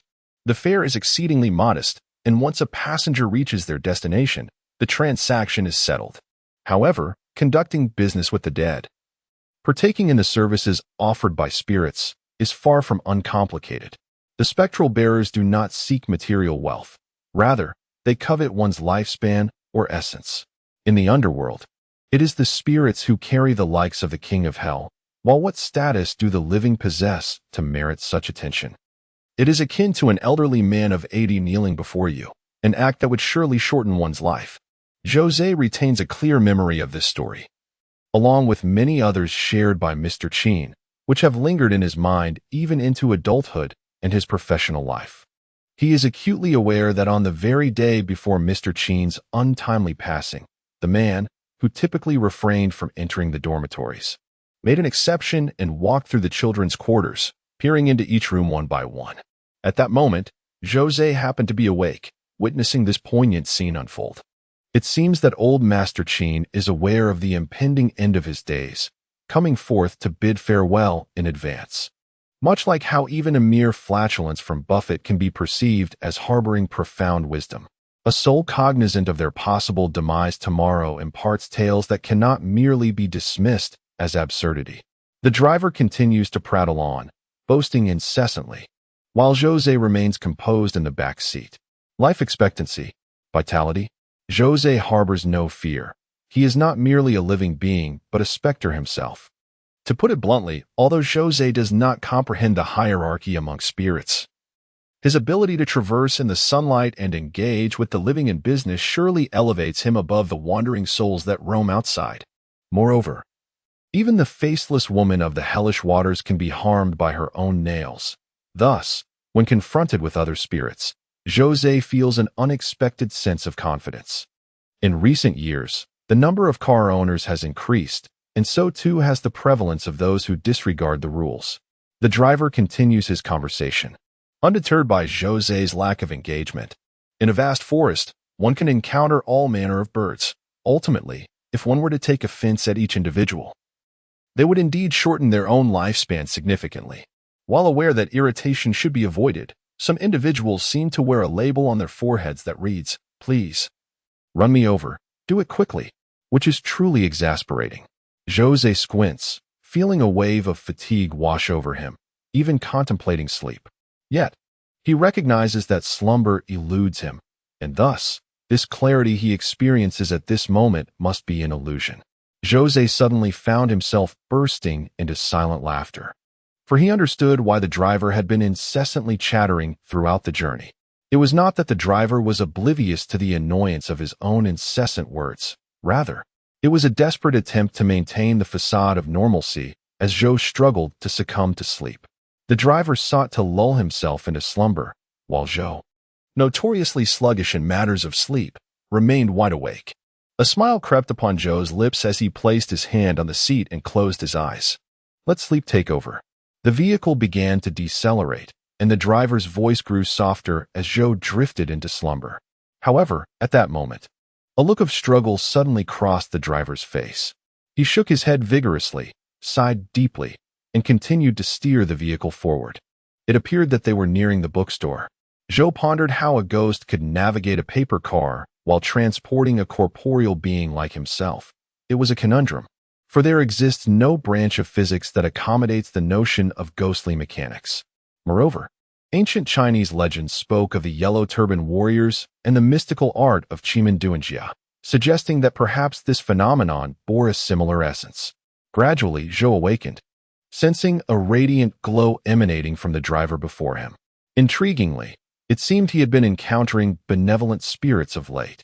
This driver, who was supposed to collect a fare from him, appeared to be grappling with compassion, perhaps a novice in this peculiar vocation, unable to carry out the transaction. In his internal conflict, he discovered a sense of liberation and redemption. He began to dissipate. It became evident that the driver's earlier ramblings were not entirely fabricated. He had 4 children and cherished the role of a father. He toiled diligently to provide for his family, striving to create a nurturing environment for his offspring. He was a decent father, possessing commendable character traits.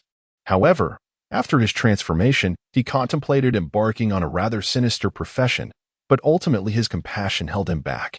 Zhou Ze gradually lifted his head and opened his eyes, unaware that the driver was still engrossed in his driving.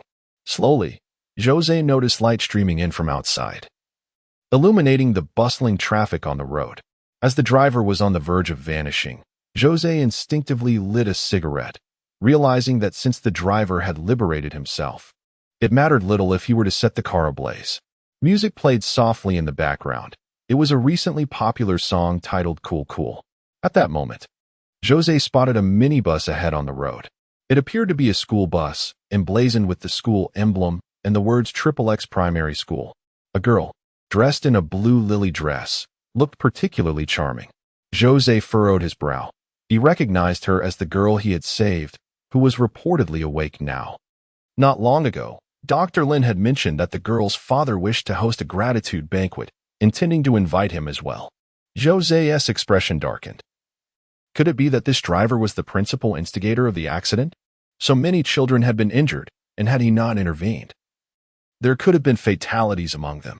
Such a lovely girl, reminiscent of his youngest at home. The driver muttered to himself, unaware that a passenger sat behind him. This was the last memory he would ever recall. Zhou Ze surveyed his surroundings, not perceiving any signs of intoxication or other ailments afflicting the driver. What then could have caused the collision with the school bus? Was it a chain reaction triggered by nearby vehicles? At that moment, a girl adorned in a lily-patterned dress, who had been positioned at the rear of the school bus, suddenly opened her mouth and extended her tongue. Indeed, she let it out, resembling a newcomer traversing a red carpet, long, so long, that it sent chills down one's spine. Simultaneously, a mocking smile graced her face. Her gaze fixed intently on the driver ahead. Good heavens, a ghost. The driver, in a state of panic, pressed the accelerator, propelling the vehicle straight into the school bus. Boom. Sparks erupted as Zhou Ze stood at the entrance of a bookstore, surrounded by remnants of charred paper and ash, swirling and cascading with the wind, transforming into faint twinkling stars. Remarkably, Zhou Ze emerged unscathed, not a scratch upon him. Moreover, the driver had fulfilled his promise, delivering him to his destination, cigarette in hand. Slowly smoldering. Taking a deep breath, Zhou Ze licked his lips, pondering what exactly it was that he had saved. Chapter 18. Turmoil resurfaces. The following morning. After his morning routine, Zhou Ze made his way, as was his custom, to the noodle shop next door. This had gradually become a part of his daily existence. When the act of eating ceases to be a source of enjoyment, it transforms into a mere task, one that calls for simplicity and efficiency. And there was no place more convenient than Qinglang's establishment. Bitter melon juice, Qinglang announced, placing a large glass in front of Zhou Ze, followed by a serving of fried rice. Zhou Ze took a tentative sip the moment the liquid slid down his throat. He was met with an unbearable bitterness that lingered on his lips and teeth. As he swallowed, a tightening sensation gripped his stomach and intestines. After a brief pause of about 10 seconds, he finally regained his composure and exhaled deeply. It's truly bitter. Haha, quite potent, isn't it? Qinglang remarked, his expression urging praise. As he settled down opposite Zhou Ze, he added, You really have a peculiar palate? Can you not eat without these concoctions? Zhou Ze took a moment to steady himself before downing the full glass of bitter melon juice in one go. He then swiftly picked up his chopsticks and began to devour the fried rice voraciously. A minute later, he set down his plate and closed his eyes. Your eating style resembles that of a malevolent spirit clawing its way up from the depths of hell, Qinglang teased.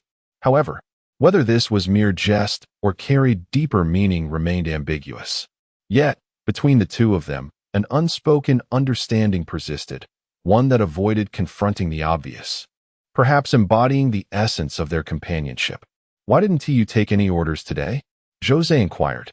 A few days ago, even on the eve of the new year, Qinglang's phone was incessantly buzzing with delivery orders.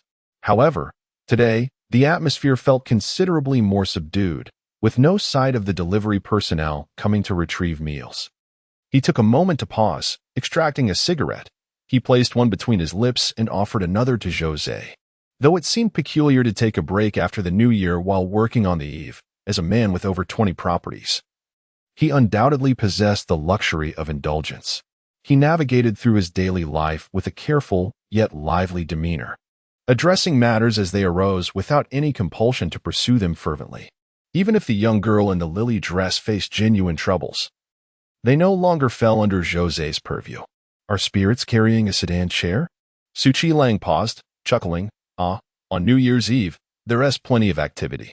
It is said that during the celebrations, people burn scriptures and paper money, and those spirits must also have some spare change, making them willing to hail a cab.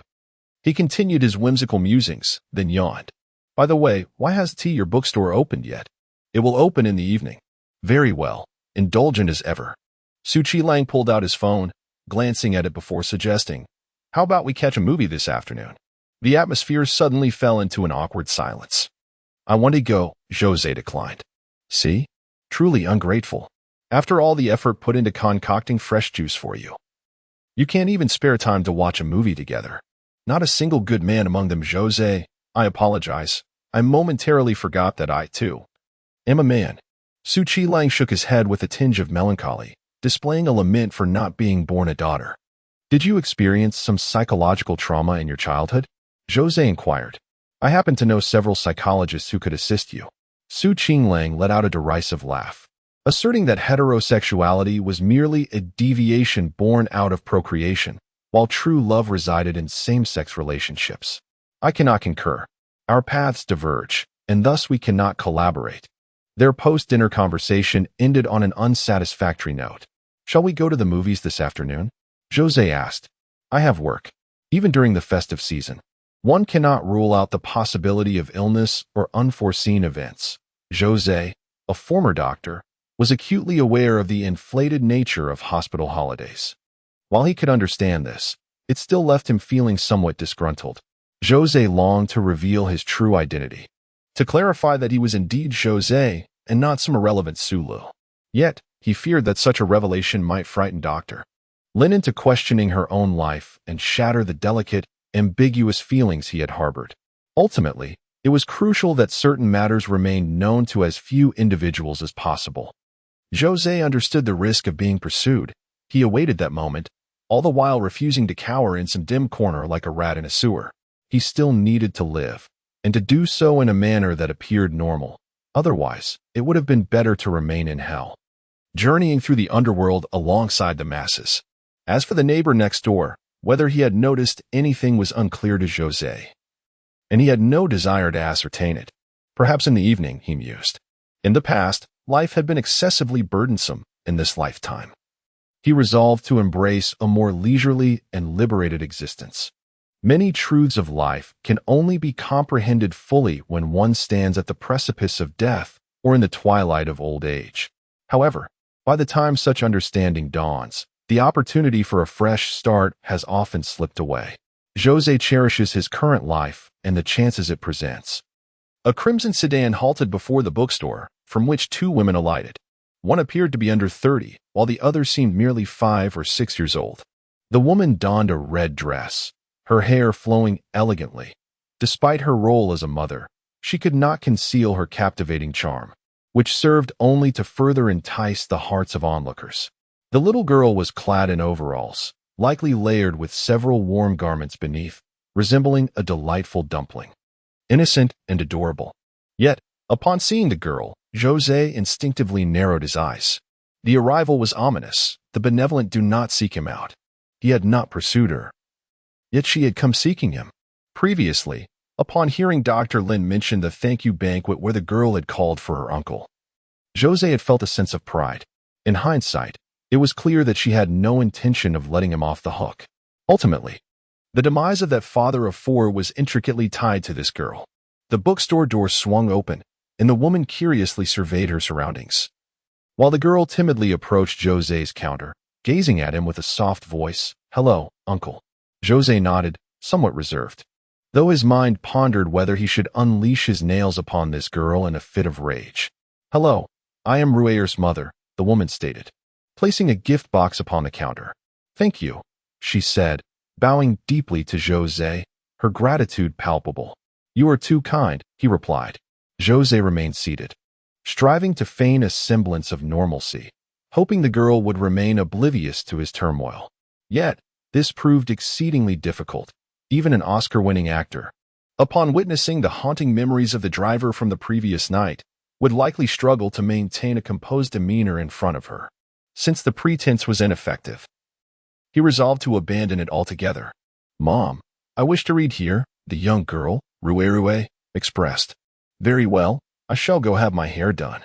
You can stay here with your uncle and read," her mother replied with a smile directed at Zhou Ze.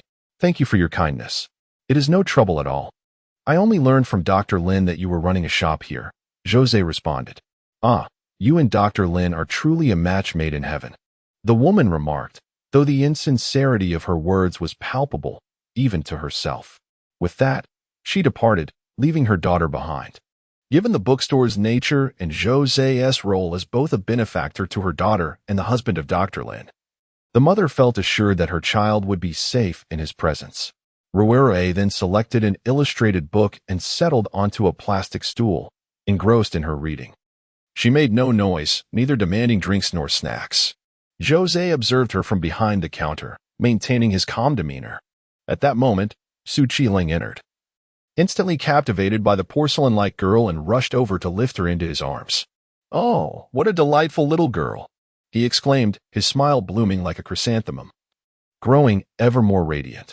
Rue's flattery evidently struck a chord with Qinglang, while Zhou Ze remained stoically seated, his expression unchanged. "Come out. I have something to discuss with you." Qinglang set the child down and gestured towards Zhou Ze. They both stepped outside. A group of people approached from the square, inquiring whether we wished to terminate the contract, offering to refund our previously paid rent. "Let's not," Zhou Ze replied, reluctant to stir things up further. especially since he lacked sufficient capital. Even if he retrieved the prepaid rent, it would not be enough to open another store. I share the same sentiment, Qinglang nodded, indicating his understanding. Shall I represent you in the negotiations? All right. Agreed then. The two of them lingered outside for a moment, sharing a cigarette before parting ways.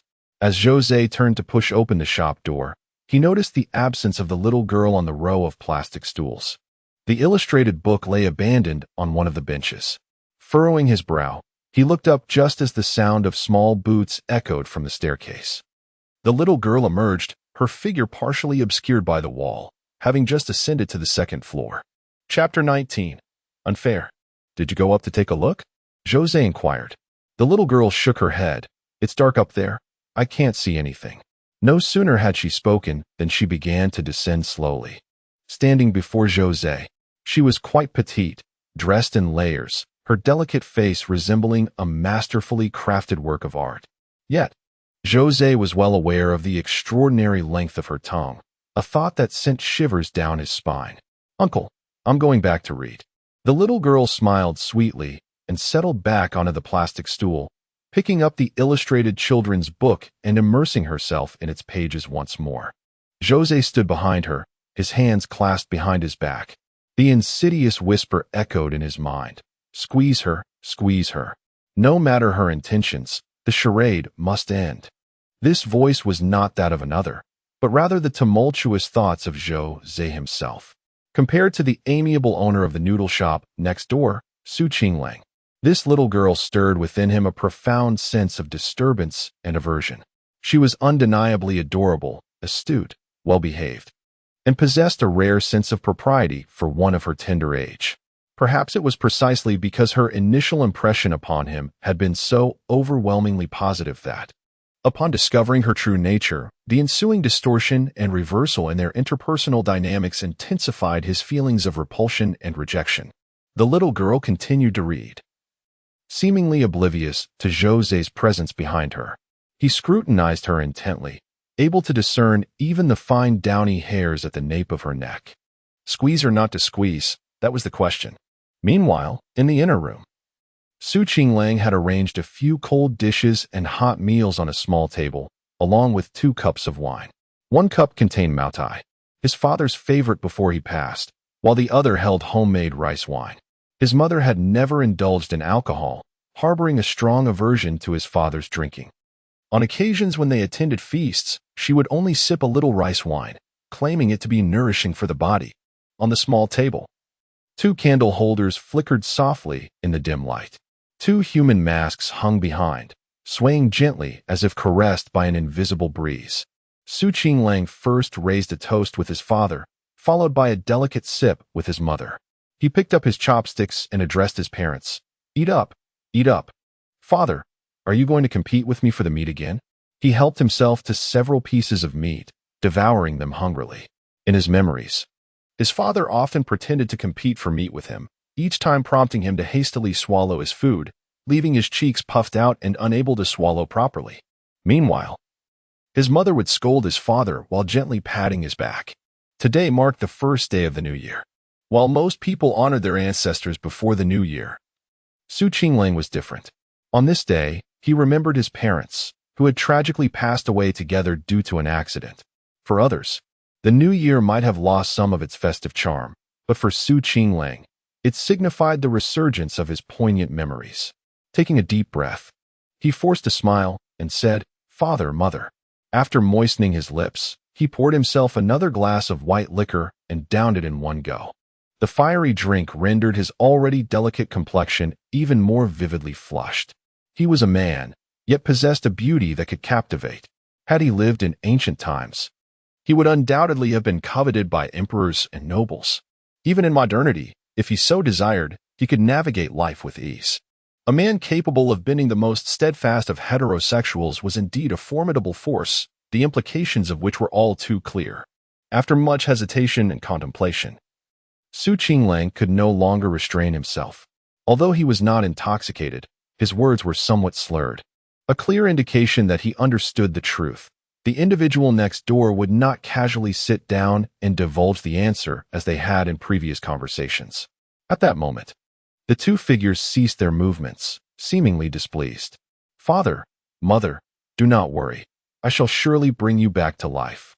With a clatter, two pairs of chopsticks fell to the ground. Qinglang, holding his own chopsticks, paused for a moment, yet he resolutely shook his head. "No, this time I cannot heed your wishes. Even if you oppose me, I shall pry open his mouth." Zhou Ze continued to grapple with the dilemma of whether to act or refrain. He found himself perplexed by this indecision, unable to pinpoint the source of his conflict. He was no longer the doctor of his former life. He was now a ghost, perilous and ensnared in a precarious situation. Thus, he knew he must extinguish all threats before they could take root. This little girl posed a danger to him. She had come seeking him. Just as her spirit had approached him to converse that fateful day, she must have been watching him for quite some time. The tale of the farmer and the serpent is well known even to children, and Zhou Ze did not believe that having saved her once would suffice to ensure his safety. Indeed, most enmities in this world are born from past kindnesses. Zhou Ze's fingernails had gradually lengthened, while strands of dark mist swirled around his fingertips. Simultaneously, a glimmer of darkness flickered deep within his eyes. "I must extinguish her, eliminate her," Zhou Ze repeatedly admonished himself in his mind. After all, he had painstakingly obtained this second chance at life. He still had his existence, his aspirations. He yearned for leisure, for nostalgia, for contemplation. Unwilling to traverse the path of the underworld like the aged and young, vacantly shuffling forward step by step, Zhou Ze raised his hands, slowly inching closer to the little girl. She was engrossed in her book, a charming smile gracing her lips, exuding an irresistible cuteness. Suddenly, she sensed two fingers resting on either side of her temples. Confused, she asked, "Uncle, is this a massage to protect my eyes?" "Yes," the little girl replied, returning her focus to her book. The gentle pressure at her temples was just right, bringing her a sense of comfort. Then, she noticed her uncle quietly moving to sit in a chair behind the counter. "Uncle, what's wrong?" "It's nothing." Zhou Ze waved his hand dismissively. The little girl resumed her reading, but then a sharp sound echoed through the air. She lifted her head once more to glance at the counter, discovering her uncle's face flushed crimson. "Uncle?" "Just swatting a mosquito." Zhou Ze exhaled deeply, leaning back against the chair's support. A sigh escaping his lips as he thought to himself, "Damn it, why can't I bring myself to do it? Why am I so useless?" The little girl, clearly unaware of the absurdity of mosquitoes in the frigid winter, stood up and glanced around, as if assisting Zhou Ze in his futile search for the insects. How ridiculous! She continues to feign innocence, her performance strikingly convincing. "Extend your tongue, let us engage in a duel. Would it not be better for one of us to perish, while you hide behind that cherubic facade, believing I cannot strike? Indeed, I find myself unable to do so. Damn it!" Zhou Ze, feeling somewhat helpless, turned and made his way to the restroom, where he turned on the tap and splashed cold water vigorously onto his face. Once a doctor, healing the sick was instinctual.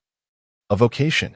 Yet, here he was, transformed into a mere specter of his former self, still clinging to the vestiges of kindness. Useless wretch. Zhou Ze began to berate his reflection in the mirror. He soon realized that his self-reproaches had escalated beyond the frequency with which he criticized Su Lu. Meanwhile, the little girl, who had been absorbed in her book at the bookstore, put it down and cast a contemplative glance towards the restroom door. Yet, instead of approaching it, she exited the bookstore and ventured next door. "Father, mother, your entreaties are in vain.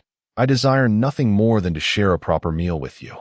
If he can achieve such a transformation, so too can I.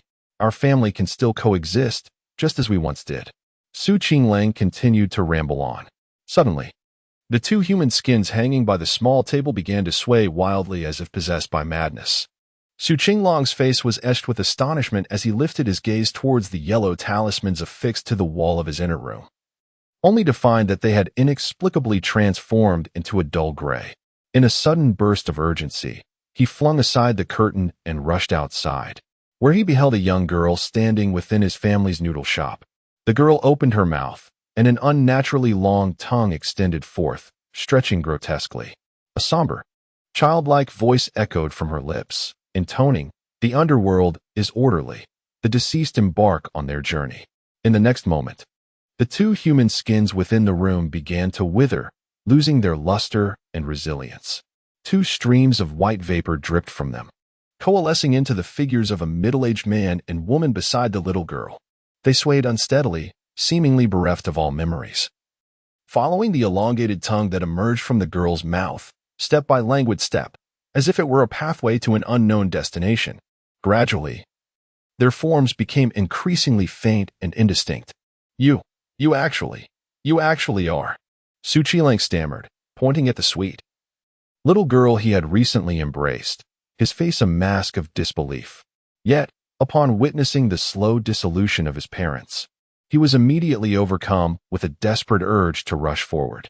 However, his feet felt as though they were shackled, preventing him from moving, and he stumbled violently to the ground instead. He extended his hand, pointing at his parents, and began to plead, "Do not take them away, do not take them away. I have harmed no one. I have never harmed anyone. I only wish for my family to be together. They have not harmed anyone either. Please, I beg you. I implore you." Yet, confronted with Qinglang's tearful entreaties, Qinglang felt as if two pieces of his heart had been brutally wrenched away. His parents were irrevocably gone from him. Qinglang's eyes were bloodshot. He pounded the tiled floor with great force, striking it fiercely. Suddenly, as if struck by a realization, he pointed next door and shouted, "He is not human either. He is not human. Why do you not take him away? Why do you not take him away? This is unjust. Your actions are unjust. He is not human. Why have you only taken my parents? It is unfair. It is unfair." Chapter 20. Not suffering from scarcity but from inequality, even with a pair of in-laws who looked down upon him, even with a sister-in-law who commanded him imperiously, even with a wife who would not share his bed. This was life. There was no talk of dignity, nor could there be any mention of comfort. Yet he accepted it with relish. He was cowardly, he was timid, and he lacked ambition. Because he is Su Lu, and not a historical figure of great renown, people regard him with indifference. However, if he were to assume the identity of an ancient character, they might perceive his existence as a manifestation of profound wisdom cloaked in simplicity, thus adding an abundance of flavor to his life. Zhou Ze, having grown up in an orphanage, cannot fathom the essence of Su Lu's experience. Though he conceals his feelings of inferiority, they persist within him, rendering him sensitive and relentless in his pursuits, be it in study, work, or personal life, striving for excellence at every turn. Yet, as he gazes at his damp visage in the mirror, a flicker of compassion arises within him. He feels pity for Su Lu, and simultaneously for himself. Each individual inhabits their own cage. The styles and sizes may differ, yet a cage exists for all. Zhou Ze harbors no aspirations to become a specter of power, nor does he wish to command the winds of the mortal realm through his unique abilities. On one hand, he is acutely aware that excessive visibility could invite misfortune. On the other, he seeks respite from the burdens of his previous existence, yearning for a different way of life in this one. Regardless, his desire is to persist, to endure in this corporeal form. He opens his palm, revealing nails long since faded, devoid of any peculiarities. Zhou Ze manages a smile, resigning himself to the notion that perhaps he deserves this fate. After wiping his face and hands with a towel, he exits the bathroom, and as he reemerges, the turmoil etched on his face has vanished, replaced by a sense of nonchalance. The little girl remains seated on the plastic stool, engrossed in her illustrated book. "Uncle, I'm thirsty," the little girl called out to Zhou Ze, resembling a pet seeking affection from its owner. Zhou Ze nodded, poured a cup of water, temperate and balanced, and offered it to the little girl. She accepted the cup, took a sip, and a crescent smile blossomed at the corners of her mouth.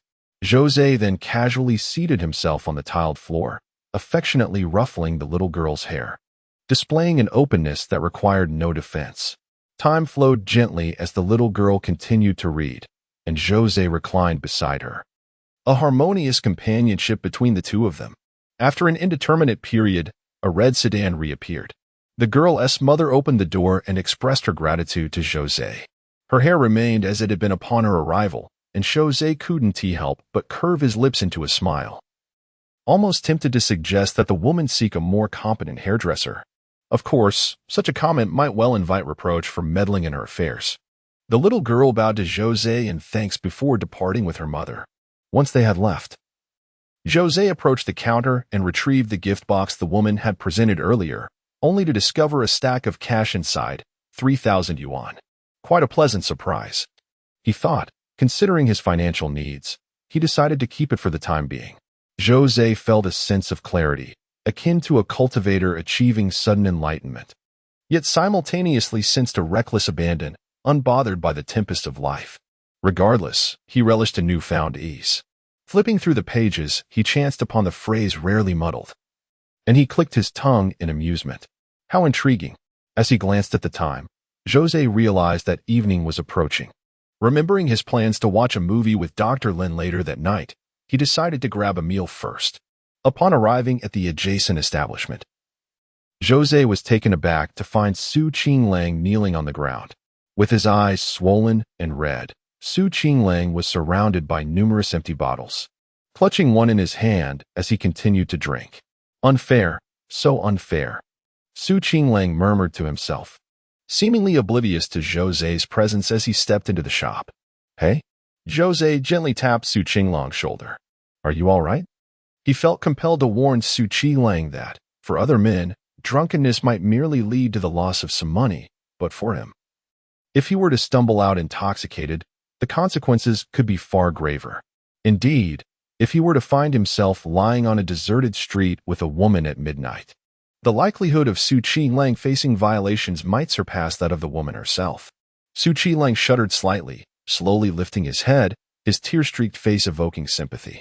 Clutching a flower in his hand, he pointed weakly at Zhou Ze and lamented, "Today marks the memorial day for my parents."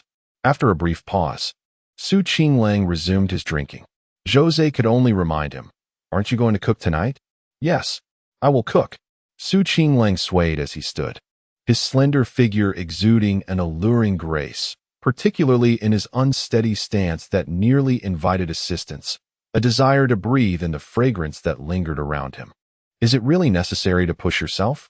Zhou Ze remarked, yet he settled into a chair, preparing to dine.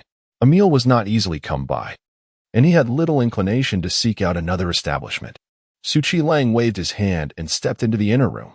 Soon, the sound of the stove igniting echoed from within as Su Qinglang busied himself with cooking. Zhou Ze took out his phone and noticed a message from Dr. Lin, informing him that she would be arriving shortly to pick him up. He pondered whether such a casual response was sufficiently formal, then deemed it overly frivolous, further reflecting that the simple phrase he lacked warmth and friendliness, leaving him in a state of turmoil. At the dining table, Zhou Ze was caught in his own conflict, mirroring the internal struggle of the chef who was stirring the dishes. "Why is it that she does not apprehend you, but targets my parents instead?" Su Qinglang muttered to himself as he cooked. An ancient proverb states, "It is not scarcity that troubles, but inequality," a phrase that encapsulates countless truths and reveals the darkest corners of human nature. "This is unjust, truly unjust," Su Qinglang continued his soliloquy. "How can you act with such bias? How can you allow such partiality?" His gaze turned vacant, yet his hands maintained a rhythmic proficiency in cooking. He was indeed a skilled chef, as cooking had become almost instinctual for him. "My parents have been taken away. Why have you not been apprehended? Could it be that you saved her life? What a farce. Do you wish to eat? Very well, I shall prepare your meal." Su Qinglang inhaled deeply, striving for calm. "Is it ready yet?" Zhou Ze called from outside. "Almost," Su Qinglang replied, momentarily stunned, his eyes betraying a flicker of anxiety and hesitation. Nevertheless, he covered the pot, realizing that he had yet to place his rice in the microwave, and thus had to reheat it once more. Zhou Ze was staring at his phone screen, feeling conflicted. He watched Su Qinglang approach, looking somewhat dispirited, and set down the meal with a hint of concern. "You haven't forgotten to add salt, have you?" he inquired. Su Qinglang shook his head. Zhou Ze picked up his chopsticks, ready to eat. Just then, Su Qinglang's hand trembled slightly, and her lips parted as if to speak. But Zhou Ze placed his chopsticks down. "What about the sour plum juice or the bitter melon juice?" he asked. "Oh, right," she replied. Zhou Ze first lifted the sour plum juice, inhaling its aroma, and as he prepared to take a sip, his phone vibrated with a message. "I've arrived, come out." After a moment's hesitation, he set the sour plum juice back down. He pondered, perhaps it was best to let it go, considering the circumstances. This was his first time inviting a girl to watch a movie, so he felt it prudent to maintain a degree of decorum. Originally, he had viewed Dr. Lin's scenario as a novice-level quest, but now, with Su Lu's guise, it had escalated to a formidable boss-level challenge. He was uncertain whether to feel amused or beleaguered. His current endeavor was to overcome himself before he could hope to win the heart of the fair maiden. "Money will be accounted for at the end of the month. I'm leaving now," Zhou Ze announced as he rose and opened the door. Dr. Lin's car was parked by the roadside, the window rolled down, waiting for him. Cupping his head in his hands, he broke down in tears on the ground, his sobs growing louder until they culminated in a dry, agonized wail. Chapter 21. The dog speaks. Dr. Lin alighted from the vehicle just as Zhou Ze approached. The two shared an unspoken understanding, choosing silence as they made their way to the far entrance of the shopping mall. This once vibrant establishment had fallen into desolation. Aside from Zhou Ze's and Su Qinglang's small shop, the only remaining businesses were a cinema and a self-service restaurant. However, due to the prevailing circumstances, the cinema was likely operating at a loss, with scant patrons even on regular days where securing a ticket would easily grant one the entire auditorium. Yet, during the festive season, with families on holiday, it became commonplace to witness groups enjoying films together, thus injecting a semblance of life into this otherwise desolate venue. The edifice was crumbling, a testament to the notion that beneath a collapsing roof, no egg remains unscathed. Zhou Ze procured tickets and a couple's meal deal, glancing at the time before entering the cinema alongside Dr. Lin. Arriving a tad late, they found the better seats already taken, forcing them to settle for those in the front row. While waiting was an option, there was little else to peruse in the mall. And given that Neon Street Detective 2 was a 2D film, the front row seating would not significantly detract from the experience. Dr. Lin spoke little throughout their journey, and now sat in profound silence beside Zhou Ze, gracefully extending her long legs and gazing up at the screen. Zhou Ze offered her some popcorn, but she gently declined with a shake of her hand, signaling her disinterest. Zhou Ze let out a sigh. For someone who had been a lifelong bachelor in his previous life, the art of courting a woman was indeed an unfamiliar territory. The film offered a fair share of humor, and Zhou Ze found himself laughing at times. While Dr. Lin often smiled, her laughter soft and understated, yet exceptionally charming. However, the atmosphere of the movie did not align with his expectations. It felt somewhat bland, lacking the zest he had anticipated. As the credits rolled, Zhou Ze and Dr. Lin walked side by side out of the theater. It was only 7 in the evening, not late by any means. Yet the rest of the mall was shrouded in darkness. Dr. Lin remained silent, merely accompanying him on their walk. Zhou Ze pondered initiating a conversation but hesitated, unsure of how to proceed. After all, he was the one who had suggested ending things yesterday. If he were to appear overly enthusiastic today, would she consider him eccentric? "Shall we go to my bookstore? Or perhaps your bookstore for a visit?" They both seemed to be contemplating ways to dissolve the awkwardness, which led them to the same destination.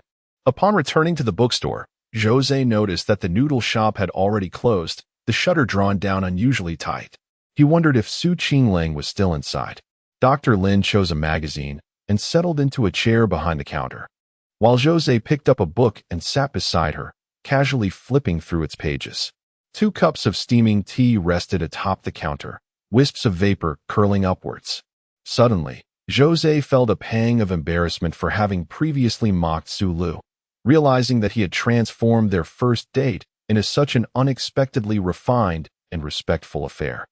It was a rarity he almost wanted to reward himself for with a self-inflicted slap. Now, would they not close the door? Dr. Lin inquired, her underlying implication suggesting a desire to leave, especially since evening had fallen. As soon as Zhou Ze closed the door, she could take her leave seamlessly. "Oh, I typically open the door for business in the evening," Zhou Ze remarked, oblivious to the subtext of her words. He spoke the truth. Dr. Lin was momentarily silenced, offering only a smile as she gently tucked a strand of hair behind her ear, returning her attention to the book in her hands. Creak. The door to the bookstore swung open, and in walked two men and a woman. They appeared to be in their early 20s. And it was evident that the two men had been drinking, one of them noticeably intoxicated, his face flushed. "Boss, do you have any water?" the woman asked. Zhou Ze gestured towards the water dispenser on the wall. The woman poured several cups of hot water for her companions before approaching the counter, inquiring, "How much is it?" As she spoke, she took out her phone, seemingly preparing to make a payment via QR code. "You, as the owner, shouldn't he take advantage of customers during the new year? Charging 30 for 3 cups of plain water is a bit excessive," she playfully chided, yet proceeded to make the payment. Turning to her male companions, she added, "Let us take a break here and read some books." It appeared they regarded this bookstore as a temporary refuge. Zhou Ze's charge of 30 yuan felt akin to the minimum consumption at a tea house, which was understandable. "Read? What are we reading?" one of the inebriated men exclaimed, his voice rising. "I want to read ghost stories and horror novels." "Do you have any?" He laughed heartily, seemingly lost in his own amusement.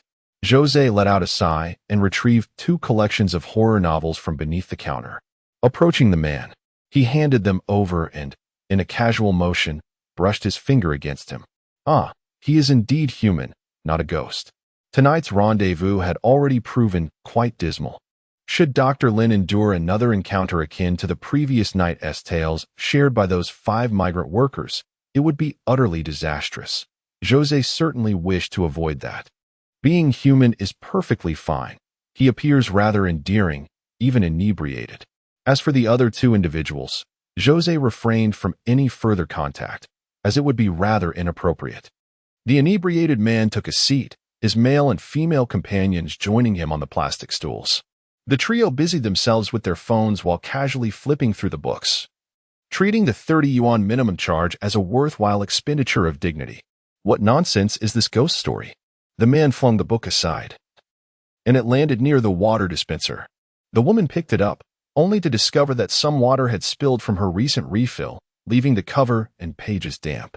"How much is it, boss?" she inquired. The price was marked down by 20%. Zhou Ze couldn't help but chuckle. These 3 young people exhibited a commendable level of decorum. Indeed, he hoped the drunken man would toss every book on a shelf, ensuring they all became equally soiled, perfect for clearing out his inventory. The woman, with a hint of resignation, scanned the code to make the payment and then approached the inebriated man. "Let us go. Don't make a scene. This is no ghost story." The author must have never encountered a ghost, the drunken man insisted stubbornly. Zhou Ze gently responded, "Ah, you must have seen one. It stands right before you. At the very least, one would not encounter a ghost." At this moment, Dr. Lin put down her book and gazed at the inebriated man, clearly finding the situation rather amusing. "Oh, Lou, do you have a ghost at your place?" teased a companion who had entered alongside the drunken man. The woman shot him a glance, signifying him to refrain from his nonsensical chatter. "Get lost. Your family is the one with the ghost." The drunken man stood up, exclaiming, "Damn it, that ghost only seeks to torment me during the new year, ignoring everyone else. My 3 brothers, 1 sister, my parents, and my grandparents, none of them are bothered. Only I am. A female ghost?" The companion inquired again. "If only it were a female ghost. It's a damn dog." The drunken man's 2 companions instinctively burst into laughter, and even Zhou Ze and Dr. Lin stifled their chuckles, for it was indeed quite humorous. Especially the drunken man's look of grievance when he said it was not a female ghost but a dog. "My heart aches. I'm tipsy and wish to express my woes. Every year, during those few days, it comes to find me. As soon as I fall asleep, it arrives, damn it." Despite his drunken state, the man maintained a semblance of control, not coming across as frightening but rather entertaining. "For the past 7 years, without fail. It has appeared during the new year, more punctual than the red envelopes my parents give me." With his head in his hands, he squatted down and began to weep, lamenting, "I can't endure this life any longer. That was a dog we once had at home. It chewed up the money my father had placed under the bed, which ultimately led us brothers to slaughter it for meat. I cannot fathom why I am the only one being blamed. During the act of killing the dog, it was I, along with my brothers, my father, and my grandfather. When we feasted on the dog meat, it was a family affair. Merely another dish for our New Year celebration. That dog cost us 5,000 yuan. It deserved to be eaten. Yet, why am I the sole target of contempt? The inebriated man nearly wept, lamenting, I inquired, and my brothers, including my father and grandfather, faced no consequences. Why do they single me out? As the passerby exited the bookstore, the previously lively atmosphere turned suddenly somber. Why is that? Dr. Lin glanced at Zhou Ze, indifferent to the veracity of the tale, merely engaging in casual conversation after hearing the story. Why did that dog torment him alone? Was there something uniquely different about him? Are you intrigued by this? Zhou Ze inquired, somewhat taken aback. Indeed, Dr. Lin nodded. Zhou Ze chuckled. It's quite simple. To understand a dog's reasoning, one must first immerse oneself in the dog's perspective. How so? Dr. Lin smiled, finding it difficult to relate. Indeed, how can a person truly embody a dog's thought process? Why did it not seek vengeance against the others in the household? Perhaps it was the money. The dog was mischievous, chewing through a portion. Yet it's also possible that a younger version of this individual pilfered some. The dog felt a profound sense of injustice. It had shredded the money and was punished. Even killed and consumed, believing it was justified in its actions. Yet, why was it that the human, who had also stolen money and rendered a portion of it worthless, faced no repercussions? This disparity bred resentment within the dog, which chose not to seek revenge on its family, but rather to target him specifically. Dr. Lin shook his head in mild surprise, stating that what began as a drunken man's rambling tale now seemed eerily plausible under your analysis. Zhou Ze approached the spot where that group had just been seated and discovered a wallet on the ground. He picked it up and walked towards the store entrance. At that moment, a female companion jogged over. Excuse me, she began. Zhou Ze handed her the wallet. No problem, he replied, waving his hand dismissively. She reciprocated with a wave before turning to catch up with her companions. In the moonlight, as the woman ran, it appeared that a fluffy yellow tail was gently swaying beneath her coat. Chapter 22. The thunder strikes, igniting the earth. Zhou Ze believed he must have been imagining things. After listening to a drunken man's ghostly tale about a dog, combined with the dimness of the streetlights, it was entirely plausible that he was simply seeing things. Yes, that must be it. Zhou Ze was not a master of the Dragon and Tiger Mountain. He recognized that he still had a touch of the overly kind-hearted within him. He could not change who he was. Otherwise, he would have long ago extended his claws to pinch that little girl during the day. As for the ultimate outcome, whether he would be pinched to death by the little girl or remain unscathed, was a mystery yet to be revealed. Since I cannot alter my own nature, I shall endeavor to minimize the impact of trivial matters upon myself. When confronted with the absurdities of life, I shall avoid them whenever possible, shielding my eyes from the spectacle. After all, that dog has tormented the man for 7 long years. It is high time for a change. If the creature truly intended harm, it would have acted long ago. As for its subsequent antics, they hold little significance for me. The woman entered my establishment, purchased water and compensated for a book with remarkable ease. This constitutes a fortuitous connection, and that suffices. However, for the first time, I discern that this world is replete with the inexplicable. Perhaps it is because I once walked as a man and now exist as a specter. The differing circles we inhabit naturally alter our perspectives. What is it? At that moment, Dr. Lin approached the entrance. I smiled, feeling fortunate that I am unlike Spider-Man, devoid of any inexplicable relatives, emerging to impart the adage, with great power comes great responsibility. Are you not sitting down? She inquired. Knowing I might have duties to attend to the following day, Dr. Lin fastened her scarf. It can be adjusted, I replied. Is it inconvenient? Do you refuse? A slight furrow appeared on her brow. This was the first instance I sensed an intensity emanating from her, leaving her somewhat disoriented. You are my wife, I stated earnestly, gazing into Dr. Lin's eyes. She took a small step back. Yesterday you said. Just yesterday, I had spoken of endings, a mutual liberation. But yesterday is but a memory. Zhou Ze took a step forward, asserting, until I signed the divorce agreement, I remain your husband. and you are still my wife. Therefore, I implore you to stay and keep me company." His voice grew increasingly fervent. Dr. Lin remained silent, rooted in place. A sudden surge of unbridled anger welled up within Zhou Ze. He reached out, grasping Dr. Lin's chin with a feigned levity, lifting her face slightly. She gazed at him, her eyes clear and tranquil, particularly those striking crimson lips that left one entranced. She was undeniably beautiful, possessing a delicate visage that harmonized exquisitely with her refined demeanor, evoking a sense of comfort. Zhou Ze leaned down and pressed his lips against hers fervently, almost violently, revealing a primal ferocity that lay dormant within him. The woman before him was the object of his desire. Dr. Lin raised her hand, seemingly poised to strike him, yet midway through, her hand slowly descended. A glistening tear escaped from the corner of her eye. "Why are you crying?" Zhou Ze pulled away, looking into Lin Wanchio's eyes. "Do you believe your tears will evoke guilt in me? Do you think they will compel me to cease? Let me assure you, your tears are futile today. You are my wife, and I am your husband. Look at your parents. What are they? Observe your sister. How does she regard me? And then look at yourself. You are noble. You are ethereal, a goddess untouched by the mundane. Yet in our bedroom, you still choose to sleep apart from me. Married now, you have become a wife. Yet you still feign concern for your chastity, oblivious to whether you are deserving of such pretenses. I am aware that in the eyes of your entire family, I am merely a fool, a pitiful wretch." Zhou Ze grasped Dr. Lin's neck with one hand, pushing her against the counter, then proceeded to remove her coat. "Today, I shall teach you what a wife ought to do." Su Lu. Dr. Lin did not resist. She merely gazed at Zhou Ze with cold disdain. "You scoundrel." "Heh." Zhou Ze chuckled dismissively, shrugging off his own coat and forcefully pinning Dr. Lin against the counter. He was brutal, he was domineering at that moment. The kindling was already laid, awaiting just a spark to ignite a raging fire. Zhou Ze was that spark.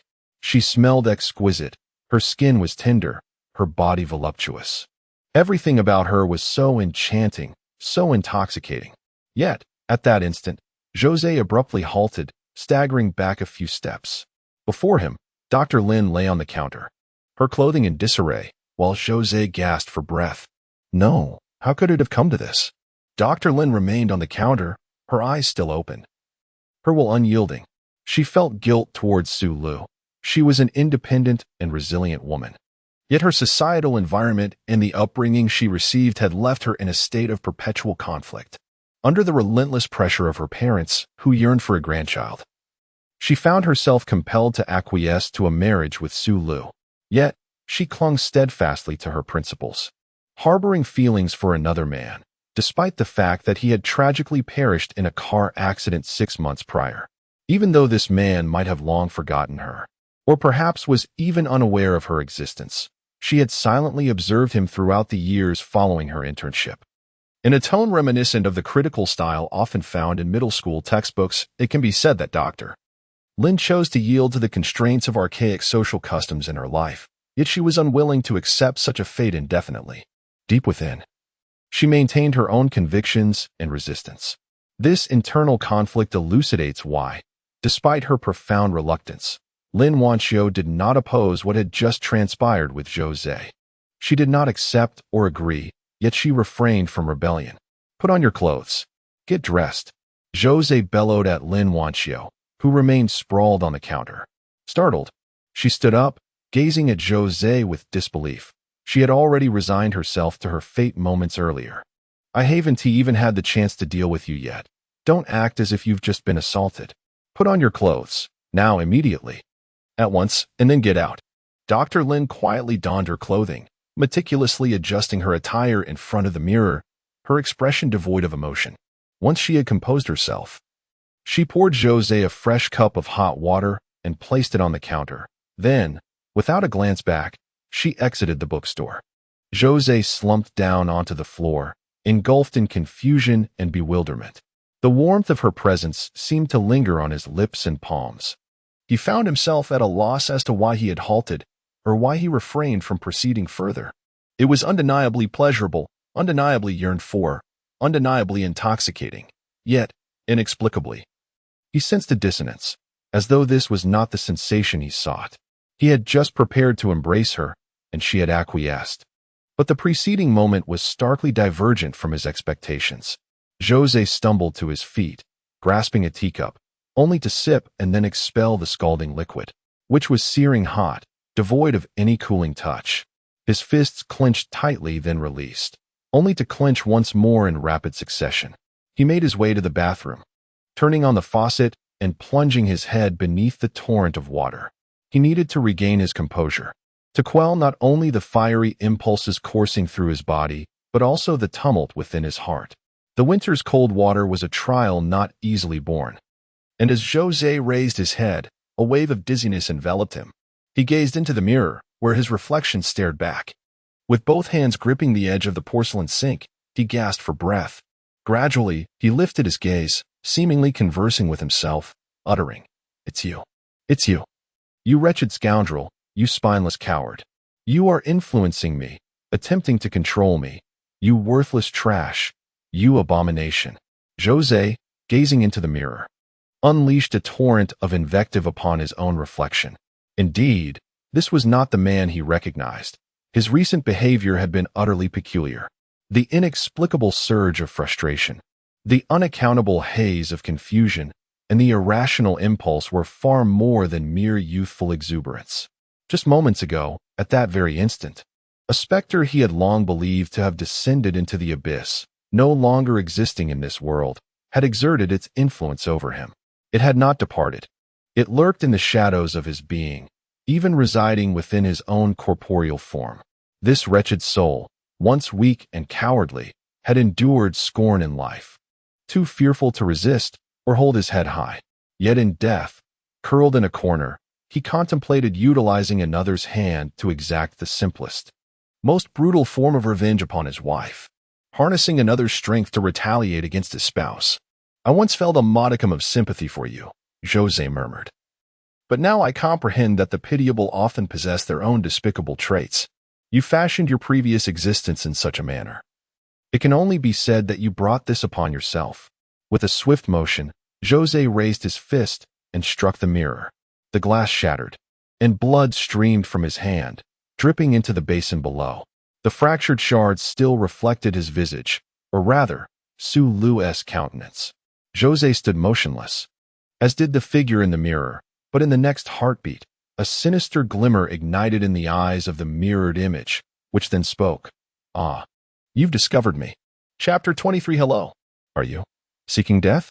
A dark gleam surged within Zhou Ze's eyes, and at that moment, he was consumed by fury. Yes, he was an unscrupulous usurper, but so what?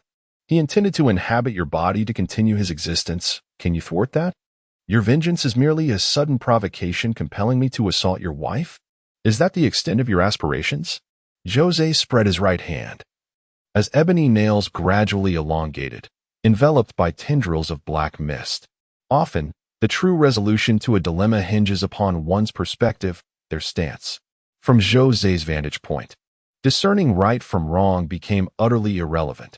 His survival rendered all actions predicated upon that premise as justifiable. Otherwise, everything would lose its significance. If meaning dissipates, does the distinction between right and wrong even warrant existence? No matter where you conceal yourself, I shall unearth you, even if you are ensconced within this body. Zhou Ze's visage began to contort, his nails digging into his own chest. A sharp pain coursed through him, accompanied by uncontrollable convulsions, causing Zhou Ze to tremble. Collapsing to the ground, he opened his mouth, appearing somewhat bewildered, gone, utterly absent. Why? He had just risked the shattering of his own soul to validate that within this body resided solely his own essence. Zhou Ze, Su Lu was, in fact, non-existent. Zhou Ze, with great effort, rose once more, gazing into the shattered mirror, only to be met with his own reflection, unchanged despite the passage of time. Su Lu had long ceased to exist. Thus, was everything he had done to Dr. Lin merely the manifestation of his inherent nature? No, this cannot be. It is impossible. For the first time, Zhou Ze felt a profound estrangement from the figure in the mirror, not due to a transformation of flesh or visage, but because his inner self, his very soul, seemed to diverge entirely from his previous self-perception. Which is the true essence of oneself, body or soul? Throughout history, many great poets and philosophers, both Eastern and Western, have offered a similar conclusion. The physical form may change and decay, yet the soul can endure eternally. It can be noble, it can be cherished, and it can continue to shine brilliantly throughout the annals of history. Zhou Ze, too, believed he remained Zhou Ze, the essence of his being unchanged. It was merely his body that had altered. Yet, a creeping dread began to envelop him, for if Su Li's soul had long vanished, this could only signify that the one who had transformed was himself. You should rest now, my dear. Yes, I shall take our daughter to rest. Do finish your work and rest early as well. All right, I will revise this treatment plan. Wonka gently twisted his neck and stifled a yawn. He was indeed quite fatigued. However, the task at hand demanded his attention, despite being just in his early 30s. He had already begun to notice numerous strands of white hair adorning his head. Such is the awkward predicament of a man at this age, too early to consider retirement yet feeling the toll of relentless effort on his body. Ding, ding, ding. Ding, ding, ding. A frown creased Wonka's brow. Who could possibly be visiting at this late hour? He approached the entrance and glanced at the video feed, where a man clad in a black coat stood outside. May I ask who you are? He inquired. I'm here to see Wonku. A friend referred me, the man replied. I'm afraid if you have business, you'll need to schedule an appointment with my assistant. I typically. Zhou Ze sent me, the man outside interjected. At the mention of this name, Wonka paused momentarily before opening the door. The visitor appeared somewhat youthful, likely around 25. Please, come in. Wonka gestured for him to enter and personally prepared a cup of tea. Placing it on the coffee table, Zhou Ze settled onto the sofa, observing his erstwhile friend. Wonka had not changed much. He continued to strive in his profession. Having grown up together in an orphanage, their bond had always been strong. The old director had regarded them as the most promising among the children who had recently left the orphanage. Zhou Ze, despite his youth, had ascended to the position of deputy director at the hospital, while Wonka had established his own psychological therapy clinic, not in a cramped corner, but situated in the heart of the city, alongside South Street, a bustling area known to all. This villa is certainly not something an ordinary person could afford. Do you know Zhou Ze? Wonka inquired. You sought me out. Is there something you need? Medical attention. Medical attention? Wonka cleared his throat. You may schedule an appointment. It's urgent. Zhou Ze gazed intently into Wonka's eyes, conveying his pressing need. Wonka fell silent for a moment, then smiled, nodded, and stood up, saying, Please follow me to the study.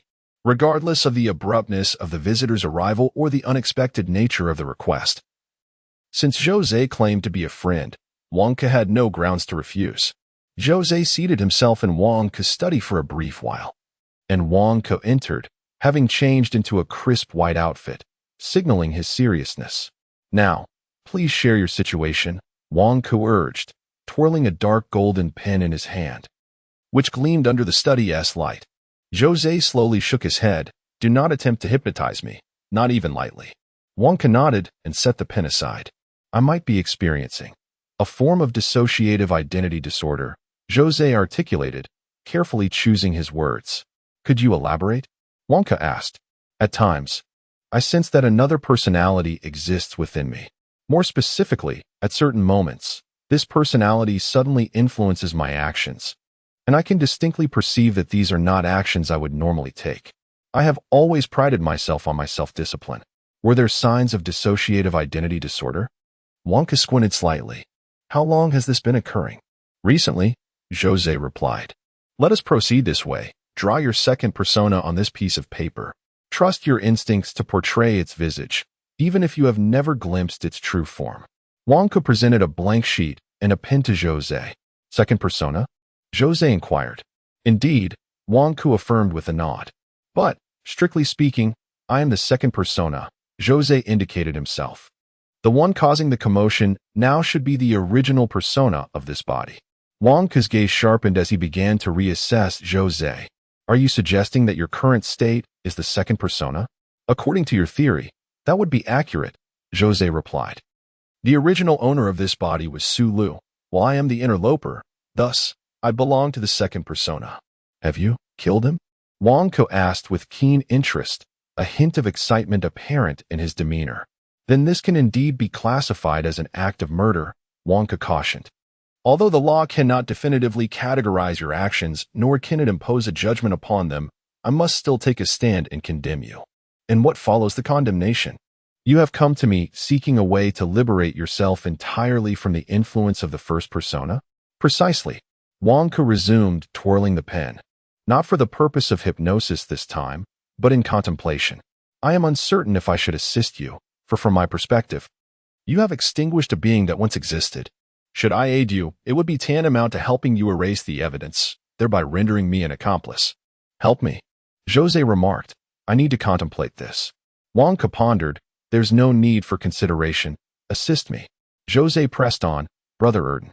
At the utterance of this name, Wang Ke's countenance changed abruptly, his surprise evident as he asked, Zhou Ze, did you share this with him?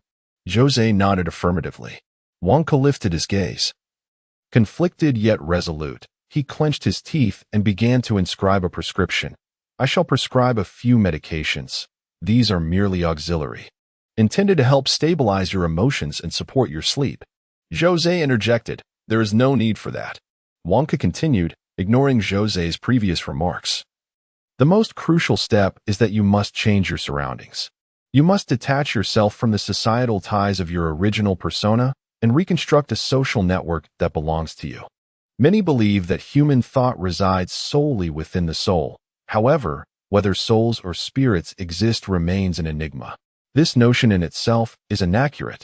In truth, our bodies, our muscles, our eyes, and numerous other organs can indeed harbor a person's soul. This soul differs from the broader concept of the soul. It refers to something akin to the muscle memory developed through countless repetitions and training by athletes, as well as psychological suggestion. You may perceive it as a form of inertia. You are the second persona, having extinguished the first.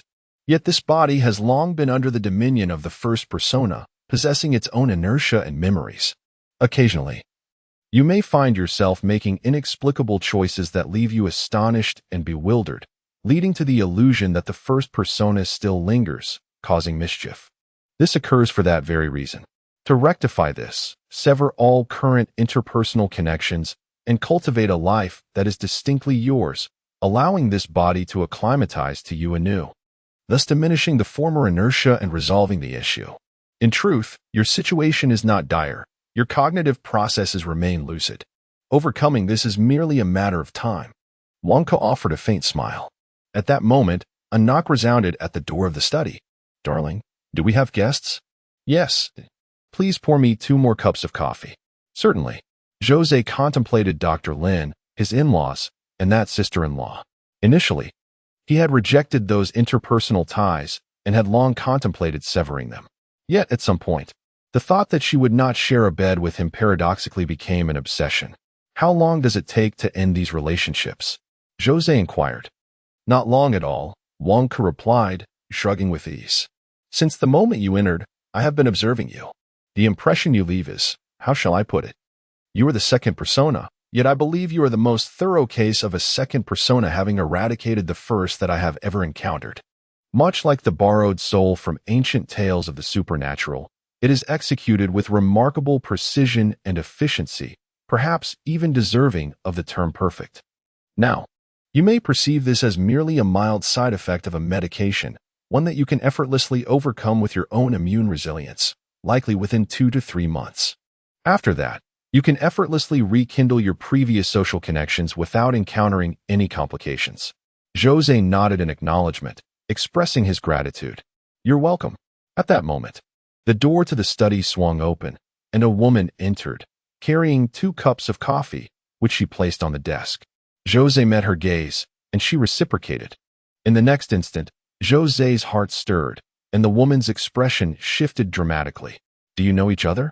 Wang Ke inquired. Wang Ke, taken aback, rose to extend his hand to Zhou Ze in gratitude.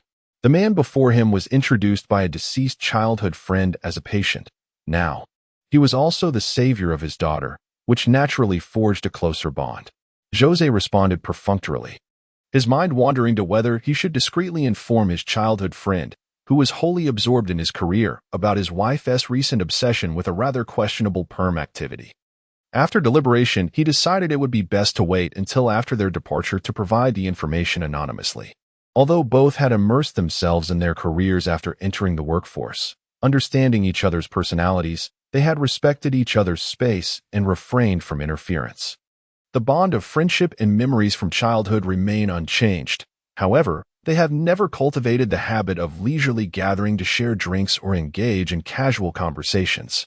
In truth, had it not been for the rather challenging issue at hand, Zhou Ze would not have sought out Wang Ke. He is married, a fact unknown to Zhou Ze.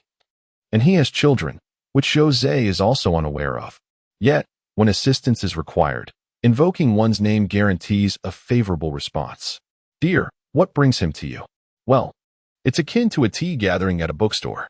Very well, I shall make a point to visit as well. Just as Zhou Ze stepped beyond the confines of the villa, an inexplicable sensation compelled him to pause, turning back to gaze at the residence. On the balcony, a little girl stood, clutching her white teddy bear, dressed in a red nightgown, swaying gently in the breeze. Her hair danced in the wind, her skirt billowed. Yet she remained utterly still, seemingly oblivious to her surroundings, except for the gaze of her eyes, which remained fixed upon him. Initially, Zhou Ze's expression was grave, and his body tensed. However, gradually, the feeling of anxiety began to dissipate, and the weight of Su Li's matters lightened due to their recent conversation. Zhou Ze felt a sense of relaxation. Yet, he found himself troubled by the realization that he not only needed to remind his childhood friend about his wife's concerns, but it appeared his daughter might also be facing issues. Silently, Zhou Ze felt a pang of compassion for his childhood friend, pondering what sins he must have committed in a past life to be blessed with such a harmonious and fulfilling family. Contemplating this, a bittersweet smile crept across Zhou Ze's lips. In the next moment, as he faced the gaze of the little girl on the distant balcony, Zhou Ze raised his hand and waved in that direction, uttering a simple greeting. Hi. Chapter 24. The Old Taoist Exiting the Villa District. Zhou Ze did not rush to hail a cab. Instead, he resolved to stroll alone along the night-laden streets. Wang Ke had assured him that there were no significant issues on his end, merely the need to sever Su Li's previous connections, which had, in fact, already been largely accomplished. The sole complication remained his bookstore, for the funds to establish it had come from his father-in-law. Ahead, there stood a pedestrian bridge, and Zhou Ze ascended it, settling on a step to take a moment's respite. He retrieved his phone and aimlessly scrolled through it.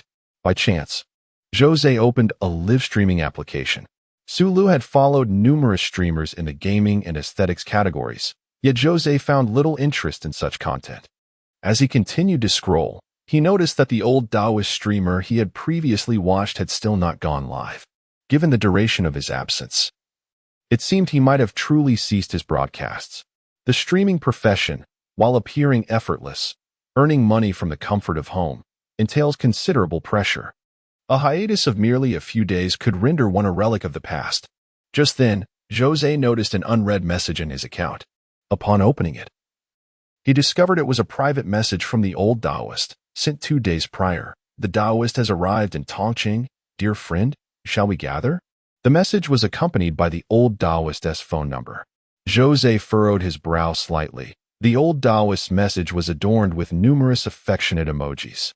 He then perused the information associated with Su Li's account, an account belonging to a female, with an address located in Tongqing. Su Lu had likely attempted to host a live stream in the past, which is why he still possesses his own streaming room, albeit one that is rather devoid of popularity.